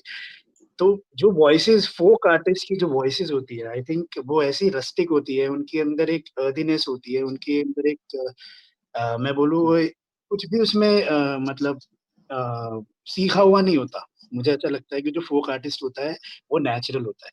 तो ऐसी आवाजों को बॉलीवुड में उस टाइम पे जगह नहीं मिलती. तो मैं जब छोटा था, मेरे पापा ने मुझे VCR कैसेट दिखाई थी नुसरत साहब की, और उनकी लाइफ जर्नी के बारे में मैंने बहुत छोटा था जब मैंने देखा था, और उस टाइम मुझे जो हिट किया था उस म्यूजिक ने, और किस तरीके से उन्होंने कव्वाली और सूफी म्यूजिक को पूरे वर्ल्ड में फेमस किया था उस जमाने में, जब उस म्यूजिक को कोई जानता नहीं था शायद, मेरे ख्याल से इंडिया के बाहर भी. तो वो देखकर मुझे बहुत ही एक बहुत ज्यादा मेरा इंटरेस्ट उसमें चला गया. और मैं कहीं ना कहीं, मैं जब बचपन में मैंने गाना शुरू किया था, तो मुझे एक आदमी ने मेरी आवाज सुन के बोला था कि तुम ये कव्वाली याद करो, चढ़ता सूरज. तब से मैं ऐसे गाने गा रहा हूँ. और बड़े होते होते होते 90s में जैसे नुसरत साहब आए, सुखी पाजी आए, बहुत सारे ऐसे आर्टिस्ट आए जो बॉलीवुड में सूफी और कव्वाली को जिन्होंने बहुत फेमस किया, या उनके गाने बहुत फेमस हुए. तो आज ऐसा दौर आया है कि सूफी और फोक के बिना कोई भी बॉलीवुड म्यूजिक अधूरा है. तो मेरे लिए एक बहुत बड़ी ब्लेसिंग है, और जो मैंने अपनी फैमिलीज में सीखा है, और जो पिक्चर उस टाइम पे 90s में थी कि ऐसी आवाजें चलती है या ऐसी आवाजें नहीं चलती, वो पिक्चर पूरी सी बदल गई जब मैं बड़ा हूँ. तो आई रियली फील ब्लेस्ड कि मैं उस जॉनर के म्यूजिक में गा पाता हूँ जो सिखाया नहीं जा सकता, जो आदमी के अंदर अपने आप आती है, जो आदमी खुद ढूंढ के सीखता है, उसको बैठ के नहीं सिखाया जाता. तो मुझे ऐसा लगता है कि फोक म्यूजिक, सूफी म्यूजिक वही म्यूजिक है जो आपको डायरेक्टली ऐसे गुरु से कनेक्ट करता है जिसको आप देख भी नहीं सकते हो, जिसको आप सुन भी नहीं सकते. तो मैं उनमें से एक हूँ. तो मुझे ऐसा लगता है कि सारे मेरे घर वालों का आशीर्वाद, और उसकी वजह से मैं जो भी कर पाता हूँ उसी की वजह से करता हूँ. Wonderful, wonderful. Kanishk, please tell us about your first memory of I think I'll keep it very short. We are short on time actually. I think जितना भी म्यूजिक, सूफी म्यूजिक हो या फोक म्यूजिक हो, सब कुछ मैंने I've grown up in like a musical environment. तो सब कुछ मैंने अपनी मॉम के पर्सपेक्टिव से ही देखा है, जो आई थिंक उन्होंने काफी कुछ बोल भी दिया about Sufism and folk music. तो I really don't want to delve into that, but I think उन्होंने एक चीज थ्रू आउट यही हमको सिखाने की कोशिश करी है, whatever you singing and whatever you are, मतलब जो भी तुम कर रहे हो बहुत पूरे दिल से करो, बहुत सोल डालो अपनी कॉम्पोजिशंस या जो भी तुम काम कर रहे हो उसमें, क्योंकि माइट बी लिटिल थोड़ा डाइग्रेस हो रहा हूँ, बट लाइक जितना भी मैंने काम किया, I have tried to make sure कि like I am an indie electronic artist, so I made sure कि if I am collaborating with her, तो दोनों जॉनर्स जो हैं उनका सोल, उनका एसेंस, उनकी उसकी रूह मेंटेन रहे. I mean, वो फ्यूजन कंफ्यूजन नहीं होना चाहिए. तो Thank you so much, Kanish. Kavita ji, I'm going to now ask you, do you think, a lot of folk and Sufi is being used today in popular genres in Bollywood and various other genres of music. Do you think justice is being done to authentic Sufi poetry or folk music when it is used for the masses and for the youth? Obviously मतलब उतना कहीं ना कहीं तो वो जब वो mix करते हैं तो मुझे लगता है ना तो प्रोड्यूसर्स को या फिर जो थोड़ा सा कुछ तो प्रेशराइजेशन होता है, मुझे लगता है इस वजह से वो जो उसकी ऑथेंटिसिटी होती है वो कहीं ना कहीं बिखर जाती है. वो जो सोल होती है वो कुछ गानों में मेंटेन रहती है जो कि नजर आता है. और जनरली क्या करते हैं वो उसको वो कमर्शलाइजेशन करने के चक्कर में ना वो सूफी रहता है ना वो कुछ भी नहीं रह जाता है. एक्चुअली वो पता नहीं क्या ही होता है. तो आपके हिसाब से कौन है जो बहुत अच्छा प्रोड्यूस करते हैं इस जॉनरा को? इवन मैं जानता हूँ, मैं भी जानता हूँ, कविता जी भी जानती हूँ. प्लीज बताइए. अभी दिव्या तुम बताओ, मुझे तो अभी ध्यान नहीं आ रहा है. मैं जितने लोगों के साथ मैं काम कर चुका हूँ या जिन्होंने मुझे चांस दिया है, और कविता जी भी जिनका सबसे पहला गाना इतना बड़ा हिट हुआ था, आई थिंक अमित त्रिवेदी एक ऐसे जो अपने साउंड के साथ में फोक को इंटैक्ट रखते हैं. बिल्कुल करेक्ट. अगर आप नवराई माझी सुन लीजिए, आप लंदन टू मगदा सुन लीजिए, अगर आप अगर कोई भी ऐसा गाना जो जिस लैंग्वेज में या कोई भी लैंग्वेज, अगर आप वो पूरा जस्टिस करते हैं. पूरा जस्टिस करते हैं विद हिज साउंड्स, जो आपको लगता है कि हाँ इसके साथ गाने के साथ कोई छेड़खानी नहीं की है, उन्होंने साउंड बदला है. जो कविता जी बोल रही थी, मैं मुझे इसलिए अच्छी आ रही थी बिकॉज बहुत सारे ऐसे भी लोग हैं जो बस इधर से उधर से म्यूजिक निकाल के इसको बस उसके नीचे डाल के लोगों के सामने पेश करा और उसको हमारे हैम्पर किया जाता. जैसे वो इश्क सूफियाना भी यार 75 लड़कियों को नचाने की क्या जरूरत थी? तो मतलब वो बहुत अजीब लगता है. हाँ बिल्कुल सही, मैं आपकी बात से इत्तेफाक रखता हूँ. एक्चुअली मैंने किसी से सुना है, मैं नाम नहीं लूंगा. पहले तो मैं कहूंगा अमित त्रिवेदी जी के साथ of course it was a real pleasure to do क्यूना with him, and I really understood how he merged Carnatic and Sufi so brilliantly and folk. तो वो यूनिक उनमें एक सोच है. पर बॉलीवुड में अमूमन दो टाइप के प्रोड्यूसर्स होते हैं. एक वो होते हैं जो कहते हैं सर आपको जैसा म्यूजिक चाहिए वैसी मुझे कुछ सैंपल्स ला के दे दो, मैं आपको वैसे बना दूंगा टनाटन. दूसरे जो होते हैं वो एक गाने पे 6 महीने भी काम कर सकते हैं, 10 साल भी, 1 महीना भी, 4 दिन भी, पर उनकी एक अपने जो इनर ऑरल एक्सपीरियंसेस होते हैं, अपनी सिमात और अपने कल्ब, अपने दिल के जरिए जो उन्होंने उसको समझा होता है, वो उस एक्सपीरियंस को उसमें डालने की कोशिश करते हैं. पर ये हर जगह है. हमारे यहाँ भी जो घराना सिस्टम है उसमें 2 टाइप के लोग होते हैं. One who just learn by rote और वो वही चीज को रिप्रोड्यूस करते हैं, और दूसरे उस्ताद नुसरत फतेह अली खान साहब की तरह. देखिए हम उनका जिक्र इसलिए कर रहे हैं क्योंकि उनकी बनाई हुई बुनियाद पे आज दुनिया की कई म्यूजिक इंडस्ट्रीज जो है चल रही हैं. और उनको जॉन कव्वाली वो चीज है जिसको जॉन कॉल्ट्रान से लेके बीबी किंग ने जैज ऑफ द ईस्ट कहा है. मेरे उस्ताद नुसरत फतेह अली खान साहब मरहूम ये कहा करते थे कि कव्वाली 2 अंक का गाना है. 2 अंक का गाना है जिसका ढांचा जो है वो फोक में है और जिसके अंदर जो रंग भरे हैं, जो इम्प्रोवाइजेशंस आप या जो भी कहना कह लीजिए, to make it very simple for our listeners, वो ख्याल या क्लासिकल पद्धति से, यानी हिंदुस्तानी पद्धति, उसमें आप ध्रुपद, रागदारी, ख्याल, ये सारी चीजें आप शामिल कर लीजिए, वो आती हैं. और ख्याल खुद भी हजरत अमीर खुसरो के दौर में जो डेवलप हुआ वो भी 2 बहरों में बह रहा है. One is of course the ragang which is coming from the indigenous traditions, and the other is the improvisational colors which are coming in from traditions like Central Asia. And similarly there are several ragas which have come in from the folk stream. some which are pure ragas, कुछ जो हैं वो मिश्रित राग हैं. तो ये बहुत ही बड़ा एक समुंदर है और कव्वाली जो है एक अर्थ है इसका. आपको उसमें ख्याल, क्लासिकल, पूरब की अंग और पॉपुलर गायन, गीत, गजल, हमद, नात, मरसिए, हर चीज मिल जाएगी, फोक म्यूजिक मिल जाएगा. मुझे तो लगता है कव्वाली एक बड़ा कव्वाली इंटरेस्टिंग मीडियम भी है एक्सप्रेशन का, इसलिए शायद इतना पॉपुलर भी हुआ और बॉलीवुड में भी बहुत पॉपुलर हुआ. I'm sorry. I'm going to ask you, do you think justice is being done when contemporary producers use Sufi music or folk music for producing music for the masses or for to answer you in a short term, it's in a short mukhtasar mein, in a short 2 words, it's 50-50. It's hit or miss, you know, as Kavita ji was saying, ke lag gaya to lag gaya, nahi to nahi. It depends on ke kis niyat se, kis approach se us gaane ko ab jaise Divya ji ki आवाज पे कोई गाना ढाल रहा है, कविता जी की आवाज पे ढाल रहा है, तो वो शख्स जो सोच के उसको बना रहा है गाना, वो अगर उसके साथ कॉम्प्रोमाइज करने को तैयार नहीं है तो बस वो गाना हमेशा के लिए सबके दिलों में आ गया. और अगर वो गाना सिर्फ एक आइटम नंबर की तरह ट्रीट किया जाएगा तो फिर आप भूल जाएंगे.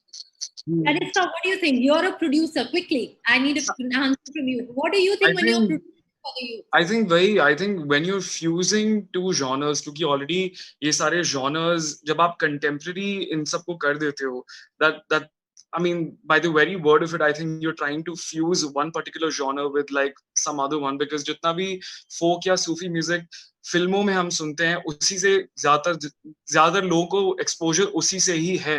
सही बात है ना? So the point is like, it is commercialized, yes, for films. I mean, क्योंकि people tend to follow a trend. But like मैं अपनी तरफ से यही कोशिश कर रहा हूँ, अगर मैं एक जॉनर को, चाहे वो फोक हो, चाहे वो सूफी हो, चाहे कोई भी ऐसा जॉनर हो जो मुझे बहुत पसंद है, जो काफी सोलफुल है, because that's what I really like, I tend to do justice with the song, with the composition, with the lyrics. I'm not trying to overpower the song. So that's how my approach is with any song. क्योंकि काफी सारे music producers and electronic music producers क्या करते हैं, they repeat a particular chorus, I don't know, n number of times. They do not let the singer to just improvise or just be there. You know, it's the singer singing on the track, not the track on the singer. So that's how the approach should be when you are, going for, if you want to fuse something contemporary with already an existing genre, just जो सदियों से चलते हुए आ रहा है. So that okay, is thanks, Sarita. We are running out of time. What I'm going to be doing is we are going to stay on Zoom and we're going to continue this chat. There are questions coming in from the audience for all of you. So we're going to be discussing that. But for the Facebook and YouTube audiences, we are closing this session. If you guys want to join us in this session, because we're going to be continuing on Zoom, you can join us here. But for the Facebook and YouTube feed, we are going to be closing this session right now. Please do join the next session, which is Collaboration Central with Palash Sen and Ashish Shakya. It's going to be a very interesting session.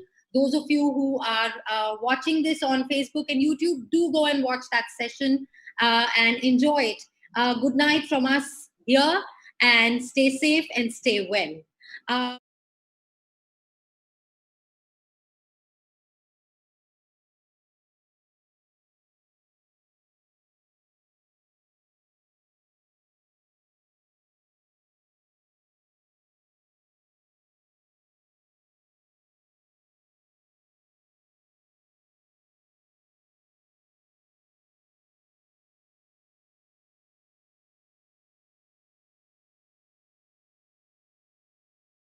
In our darkest hour, we turn to our favorite song, our favorite joke. We do a dance step. We listen to a story. Art will save humanity, but who will save the artist? Staying Alive is here to help the gig worker in the art economy. And that's why we'd like you to please click on the link, whether you're watching this on YouTube or Facebook. And please also share, put your comments down, be a part of StayIN Alive, because there's so much more to come, because we want to make sure that this festival is not just about this festival, but all the festivals in the future. So do your bit for art and the artists. हाँ, मंच बदलेगा पर रंग नहीं. रूप बदलेगा पर रस नहीं। थिएटर नया है, स्पॉटलाइट वही। माइक टेस्टिंग का स्टाइल वही। Hello 1 2 3 4 check. Are you ready? Let's begin the show. इस कांच के पर्दे को मिलकर हम नया दौर दिखलाएंगे। टिकटॉक पे नाच नचाएंगे, यूट्यूब पे गीत सुनाएंगे। इन ठहरे लम्हों को मिलकर हम नई चाल चलाएंगे। दुख सुख अपने FB इंस्टा पर लाइव ही बतलाएंगे। So, hello, 1 2 3 4. Are you ready? Let's start the show. Mic बदलेगा, आवाज नहीं। लुक बदलेगा, अंदाज नहीं। दूर होके भी पास हम स्टेज बदलेगा, पर एहसास नहीं।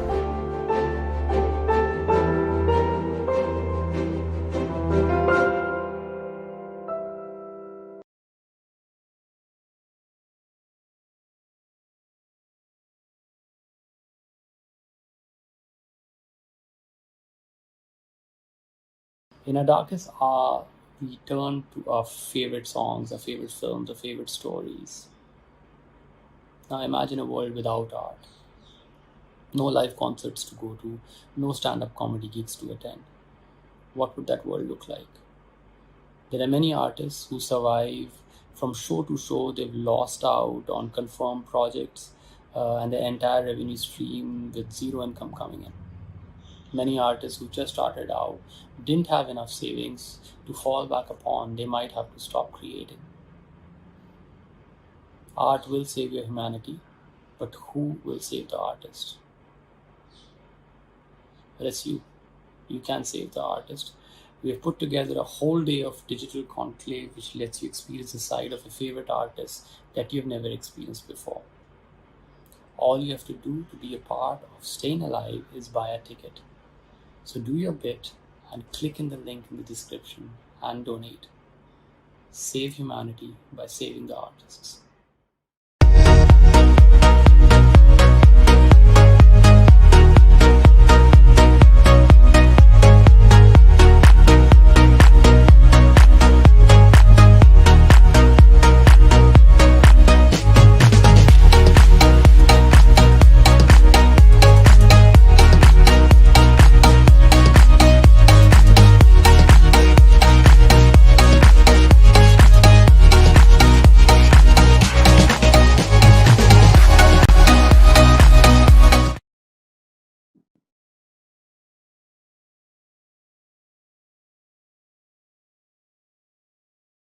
Good evening, everyone. Thank you for watching us. We've had an epic day, and I think we have an epic lineup to end the day with. We're going to start off with a bit of nostalgia. I'm going to introduce our two panelists to you who are actually not really here as panelists. They're here to have some fun.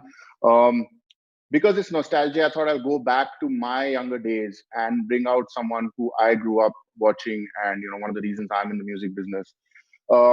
2006, there was a guy who was dropping out of college, engineering college. There was a band that had just launched their fourth album, Mehfooz. That's the two people we have here. Ashish Sakya, one of India's most famous comedians. He's been very, very famous for roasting some of the biggest stars. And joining him is a gentleman who is very famous for roasting some of the biggest music companies. So they have a lot of things in common. They have a lot of things in common when it comes to engineering colleges. Ashish was dropping off. Palash Sen, the legend, was playing at these colleges. So introducing to you, Dr. Palash Sen, leading man from Euphoria, Ashish Sakya, the man behind AIB. Over to you guys. Have some fun. Let's hear Ashish sing, and let's hear Dr. Palash do some comedy for us. Thank you, Gaurav. Although, as an Indian boy, I would like to point out, sir, that I did not drop out. I finished. I finished college. Just saying. It's not an achievement, but 4 साल मैंने वो नरक में degree निकाली है, तो I think मैं बोल सकता हूँ. Ashish, good to see you. Good to see you. First of all, can we just agree? As Rahul Subramaniam, friend and fellow comic, pointed out in a podcast that we've done about engineering, that you should not be called Palash Sen, because you are Palash insane. Just that's Rahul's joke, and I feel it's super apt and it's a super compliment. because anybody who has seen you perform live or wherever, it's Palash insane, OP. Always. Yeah, but today when I'm sitting in front of you, एक engineer है, एक doctor है, समझ नहीं आ रहा कौन किसका viva लेने वाला है भाई. Nobody knows. देखो सर, पराश वाइवा का एक ही फॉर्मेट है, कोई भी वाइवा आप आंसर करते हो सही. Actually, that's a good question. What I was saying was that question that you said with your mouth is a good question. ऐसे करके 5 मिनट निकाल सकता है कोई भी इंजीनियर. बट मैं तो वेलकम देना चाहता हूँ भाई. हाँ हाँ. हेलो आशीष मेरे भाई, तू है सबसे अच्छा, इसमें कोई शक नहीं. Oh, nice. Nice. I don't think I'm needed. You're doing music and jokes. I should just I shouldn't go. No, bro. I just want to thank everybody at Staying Alive to make sure that I meet you. It's really it's amazing that I've just followed your work for so many years, and I've really enjoyed everything you've done, including your comedy on me. I've really enjoyed it. And today I've got the opportunity to be sitting with somebody who you correctly said has completed his engineering, is doing comedy, and here's a doctor who's done his medicine. And well, I'm still healing through my medicine, and my music, but because music is my medicine. So I mean, it's a great opportunity to be here, and we're all staying alive, aren't we? We are, and likewise for you. I mean, we followed your work since forever, and I'm just glad. I just want to point out. I hope that आपने engineer doctor की बात की. I hope that doctors don't work the way engineers do and don't study the way we do, because people would be dying left, right, and center. आप लोग ढंग से please पढ़ाई वढ़ाई किया करो. If there are medical students watching भाई this, मैं तो please. जितने भी अभी इंजीनियरिंग कर रहे हैं, डॉक्टरी कर रहे हैं, उन सबको मैं बोलना चाहता हूँ यार, जिस तरह से सिचुएशन इस समय है, कोई शो नहीं हो रहा है. तो जितने इंजीनियर हैं प्लीज इंजीनियर रहो, जितने डॉक्टर हैं प्लीज डॉक्टर रहो, एक सैलरी कमाओ और खुश रहो. हाँ बस देखो, इंजीनियर ने अगर थोड़ा मैसअप कर दिया तो आपका फोन पे नेटवर्क नहीं आएगा, फॉर एग्जांपल. डॉक्टर ने कर दिया तो I think you will be like मेरा पैर किधर गया. So it's bit of imbalance. Doctor ने कर दिया तो कोई नेटवर्क नहीं आएगा भाई, ना नेट होगा ना वर्क किधर भी नहीं होगा, किधर नहीं आएगा. Can we just right up top, we should, I think, talk about the cause that we're here for, which is which is such a lovely cause by StayINALIVE, the whole team, Roshan, Dipti, everyone on this. We're raising money for artists and for artists who might need it, and in these tough times, especially the people who it's a really sweet way of acknowledging the fact that everyone in a lockdown is ultimately for comfort turning to art. I mean, after everything said and done, and there are lots of people that do this.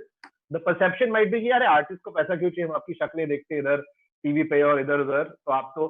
But there's a whole set of people that make so much of the stuff you consume, right from cast and crew, and not all of them may have the opportunity that some of the names might have had. So it's essentially to take care of them and to lend a helping hand. And every donation counts, guys. So Ashish, I don't know if you know about this. Just about a day or two back, I actually spoke about it on my Instagram, where I spoke about the fact that especially freelance musicians, people who actually are not associated with any label.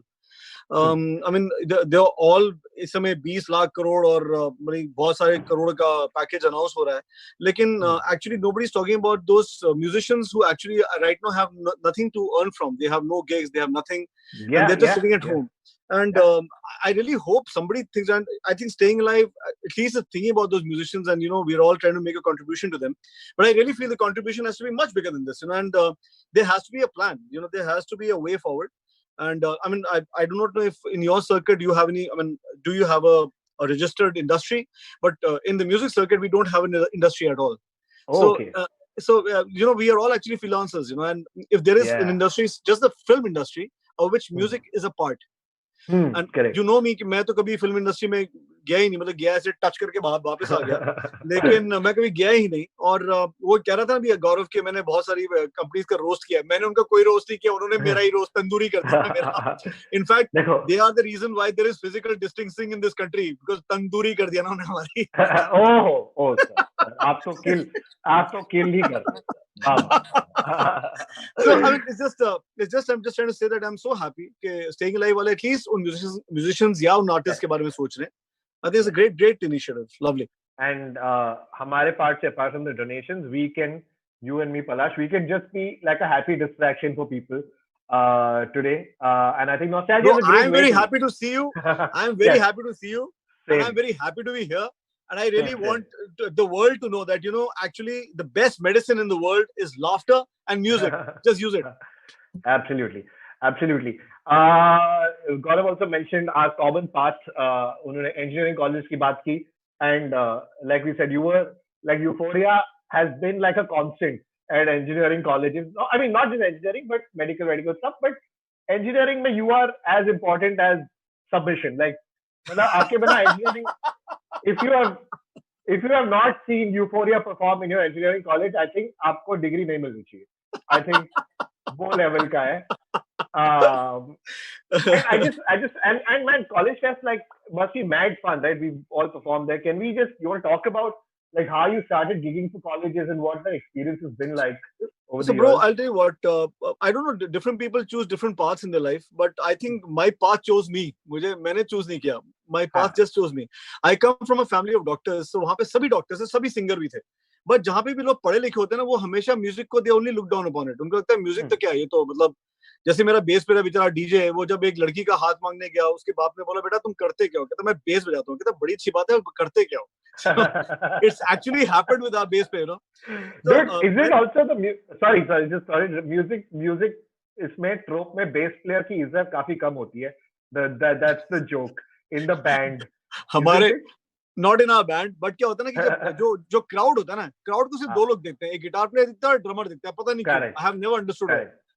But guitar player को सारी लड़कियां देखती हैं और drummer को सारे लड़के देखते हैं for different reasons. Obviously. Same. मेरा भी जब comedy start किया था, lot of comics used to get messages from girls and all after the show. It was great. I used to get messages from like just 19-year-old engineering launchers just going, bhai, तो मेरा भाई है, मैं भी fail हुआ, तू भी fail होता है. So They get, that was but fun. I think you were saying about this Rishta thing. Yeah. Just want to add one thing. पढ़े लिखे लोगों की ये बहुत बड़ी प्रॉब्लम होती है. लोग सबके सब ना इज्जत से देखते हैं. तो मेरा तो बहुत ही प्रॉब्लम था है यार. तो पहले क्या होता था कि जब मेरी शादी नहीं हुई थी तो लड़कियां प्यार से देखती थी, आदमी इज्जत से देखते थे. अब आदमी प्यार से देखते हैं और लड़कियां इज्जत से देखती है. चलो. So just bro, के मैं once we started off Euphoria, I think you know what happened in 1998 when we started off the band. You know there were such big acts at the time. You know people like Lucky Ali and you know everybody was huge at the time. But there was no indigenous band. Bands थे, let's say Industry था, you know, Correct. Pentagram था, Parikrama था, but they were not indigenous. They were still speaking in a language जो कि लोगों को समझ नहीं आ रही थी. और मुझे ऐसा लगता है कि जब यूफोरिया है ना तो everybody felt कि ये हमारा अपना बैंड है, ये अपनी चीज है, ये आत्मनिर्भर है. हम लोग सीधे आत्मनिर्भर हो गए थे. तो I think उसकी वजह से I think everybody started following us and then everybody got to know कि भैया this guy is also a professional guy.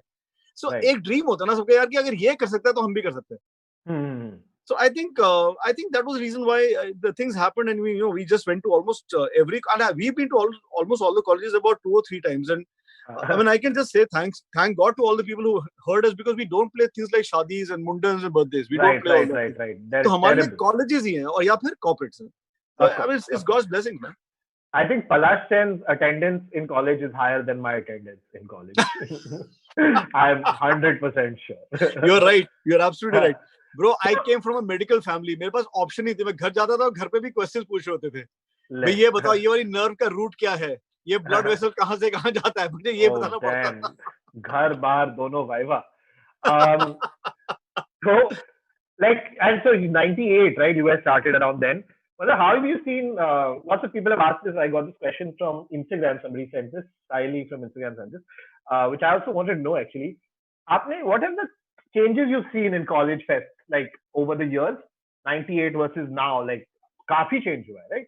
Bro, I think the year you passed out of college was 2006.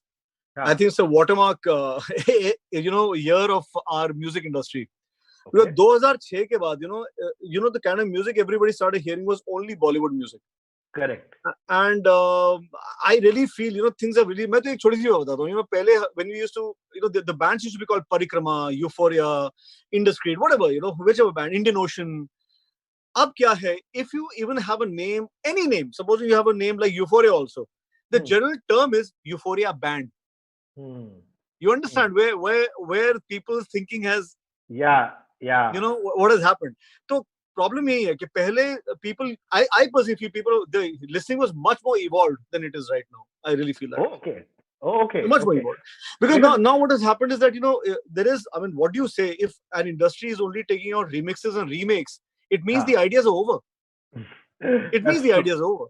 So I mean, I want to tell you about somebody that I spoke to yesterday, and I said, you know, I'm trying to make a song about, you know, encouraging people and supporting people. And this lady says, नहीं ऐसा मत करो ना, कोई बिल्कुल ही दुखी रोने वाला गीत बनाओ ना, please. And I'm just thinking, यार कितने लोग रोने और कितना मैयत करेंगे यार, सब लोग मैयत ही करेंगे तो हो गया. For now, Corona के लिए she said, like for these times she wanted to रोने वाला. No, for any time, Ashish. Any time, किसी भी समय के लिए दुखी रोने वाला रोंदू गाना बनाओ. So देखो, so now I want to ask, because you brought it up, what will it take for you to agree to a Dhoom Pichak Dhoom remix? और मायरी remix, forget Dhoom Pichak Dhoom, वो तो already catchy है, like fast है. मायरी का अगर कोई producer आके बोले कि मेरे को remix करना है, आपका क्या रिएक्शन होगा? मायरी 2.0 featuring. Bro, हाथ में एक फिंगर होती है, वो मैं दिखा नहीं सकता, जो कि रिंग फिंगर नहीं है, जो कि छोटी फिंगर नहीं है, इंडेक्स पे नहीं है, थंब भी नहीं है, उसको वो वाली फिंगर दिखेगी. काफी मल्टीपल चॉइस क्वेश्चन आपने दे दिया यहाँ पे, कौन सा फिंगर? देखो लेकिन नहीं यार, नो वे बन सकता है, उसका रैप तो कोई भी लिख सकता है, I feel. बनने को no, you know something, Raftaar does a very good rap on Mairi. I mean, I would see if somebody does an add to a song, it'll be fun. Yeah. So like, okay, if it's like people you like and trust. Yes, and you know, the creative control has to stay with the artist. Right. Matlab, what is the point of doing a remake by somebody else when the original artist is also around? Correct. And सबके साथ ऐसे ही हो रहा है, चाहे वो सुखबीर है, चाहे वो कोई भी है, you know. But come on, Sukhbir has made some greatest songs, yaar. Uske gaane ko tum remix kar rahe ho without him. How is it possible? Yeah. And the original is way better with Sukhbir. And also, it's interesting point you said about artists being around, because I've joked about this before. You know this, aapne dekha ye joke. But I feel like Palash Sen will always be around. Like it's kahan ja raha hai? Palash kahan ja raha hai? I don't. You're one of those. I think you're going to be the Rekha of the music industry, but like more active. More active. Bro, thank goodness you said Rekha and not Devanand. नहीं. देखो, Rekha will outlive everyone, including the sun. No, bro. Slow death हो जाएगा Rekha's corner में. The one who's going to outlive everybody is the MDH वाले ताऊजी यार. हाँ, वो और Rekha बैठ के एक साथ chill करेंगे. Space में करते पूरा यूनिवर्स बस हो जाएगा. Rekha भी best actor award किसको दूँ मैं? No, yeah. So if somebody wants to make a remix of Aana Meri Gali, okay, तो वो तो remix मैं तुझे ऐसे सुना देता हूँ. Please सुनाइए, please. अभी आना ना मेरी गली, आइसोलेशन में बैठा हूँ जी, हे अभी आना ना मेरी गली, अरे वायरस से जो बचना है जी, बात दिल की कहूँ, हिंदुस्तानी जो हूँ, लॉकडाउन जाए तो आ जाना जी, हे बात दिल की कहूँ, तेरे दिल में रहूं, नहीं, बात दिल की कहूँ, अपने घर में रहूं, वायरस जाए तो आ जाना जी, अभी आना ना मेरी गली, अभी आना ना मेरी गली. I want Janta who's watching this to raise their hands or whatever you can do on the Zoom call. I don't know. This Newton software. That was awesome. I feel like you should put out a statement saying, guys, kal 8 baje mera nation address to the nation hai, and do this. I think it'll be very effective because people need to stay home, really. आशीष, जैसे ईद पे भाई की film आती है, 8 बजे से एक ही बंदा आता है टीवी पे. देखो सर, स्लॉट आप ले सकते हो, खाली है. बस RAIT का स्टेज समझ के चढ़ जाओ सर आप.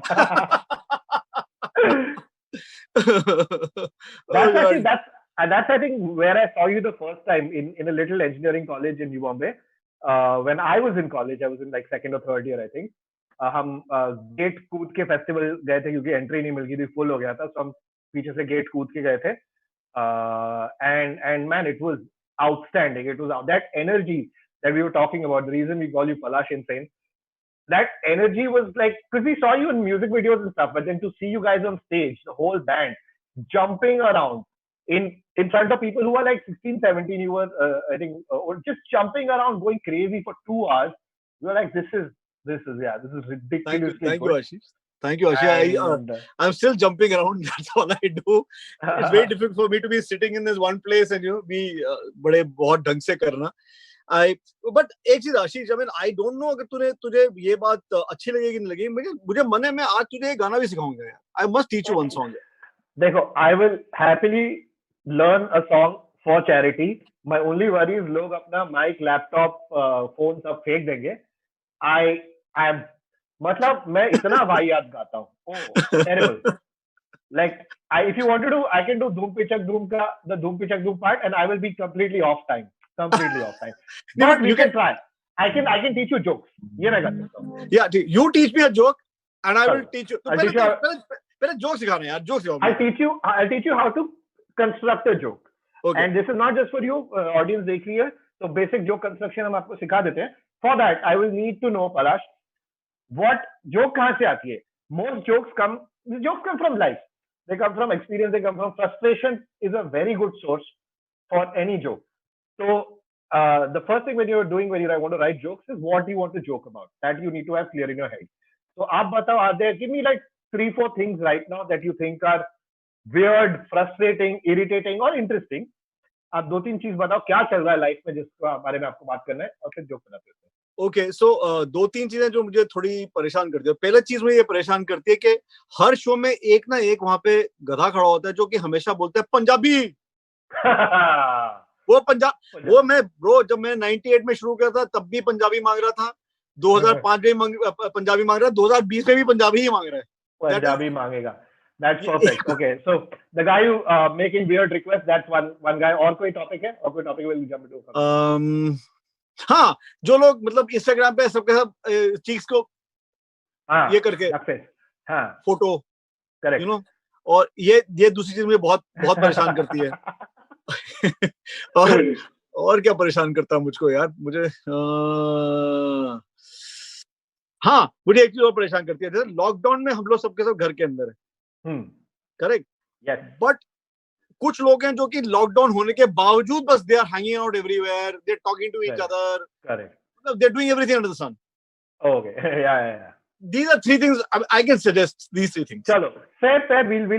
We'll start with some of them. So let's ये guy at the concert making requests.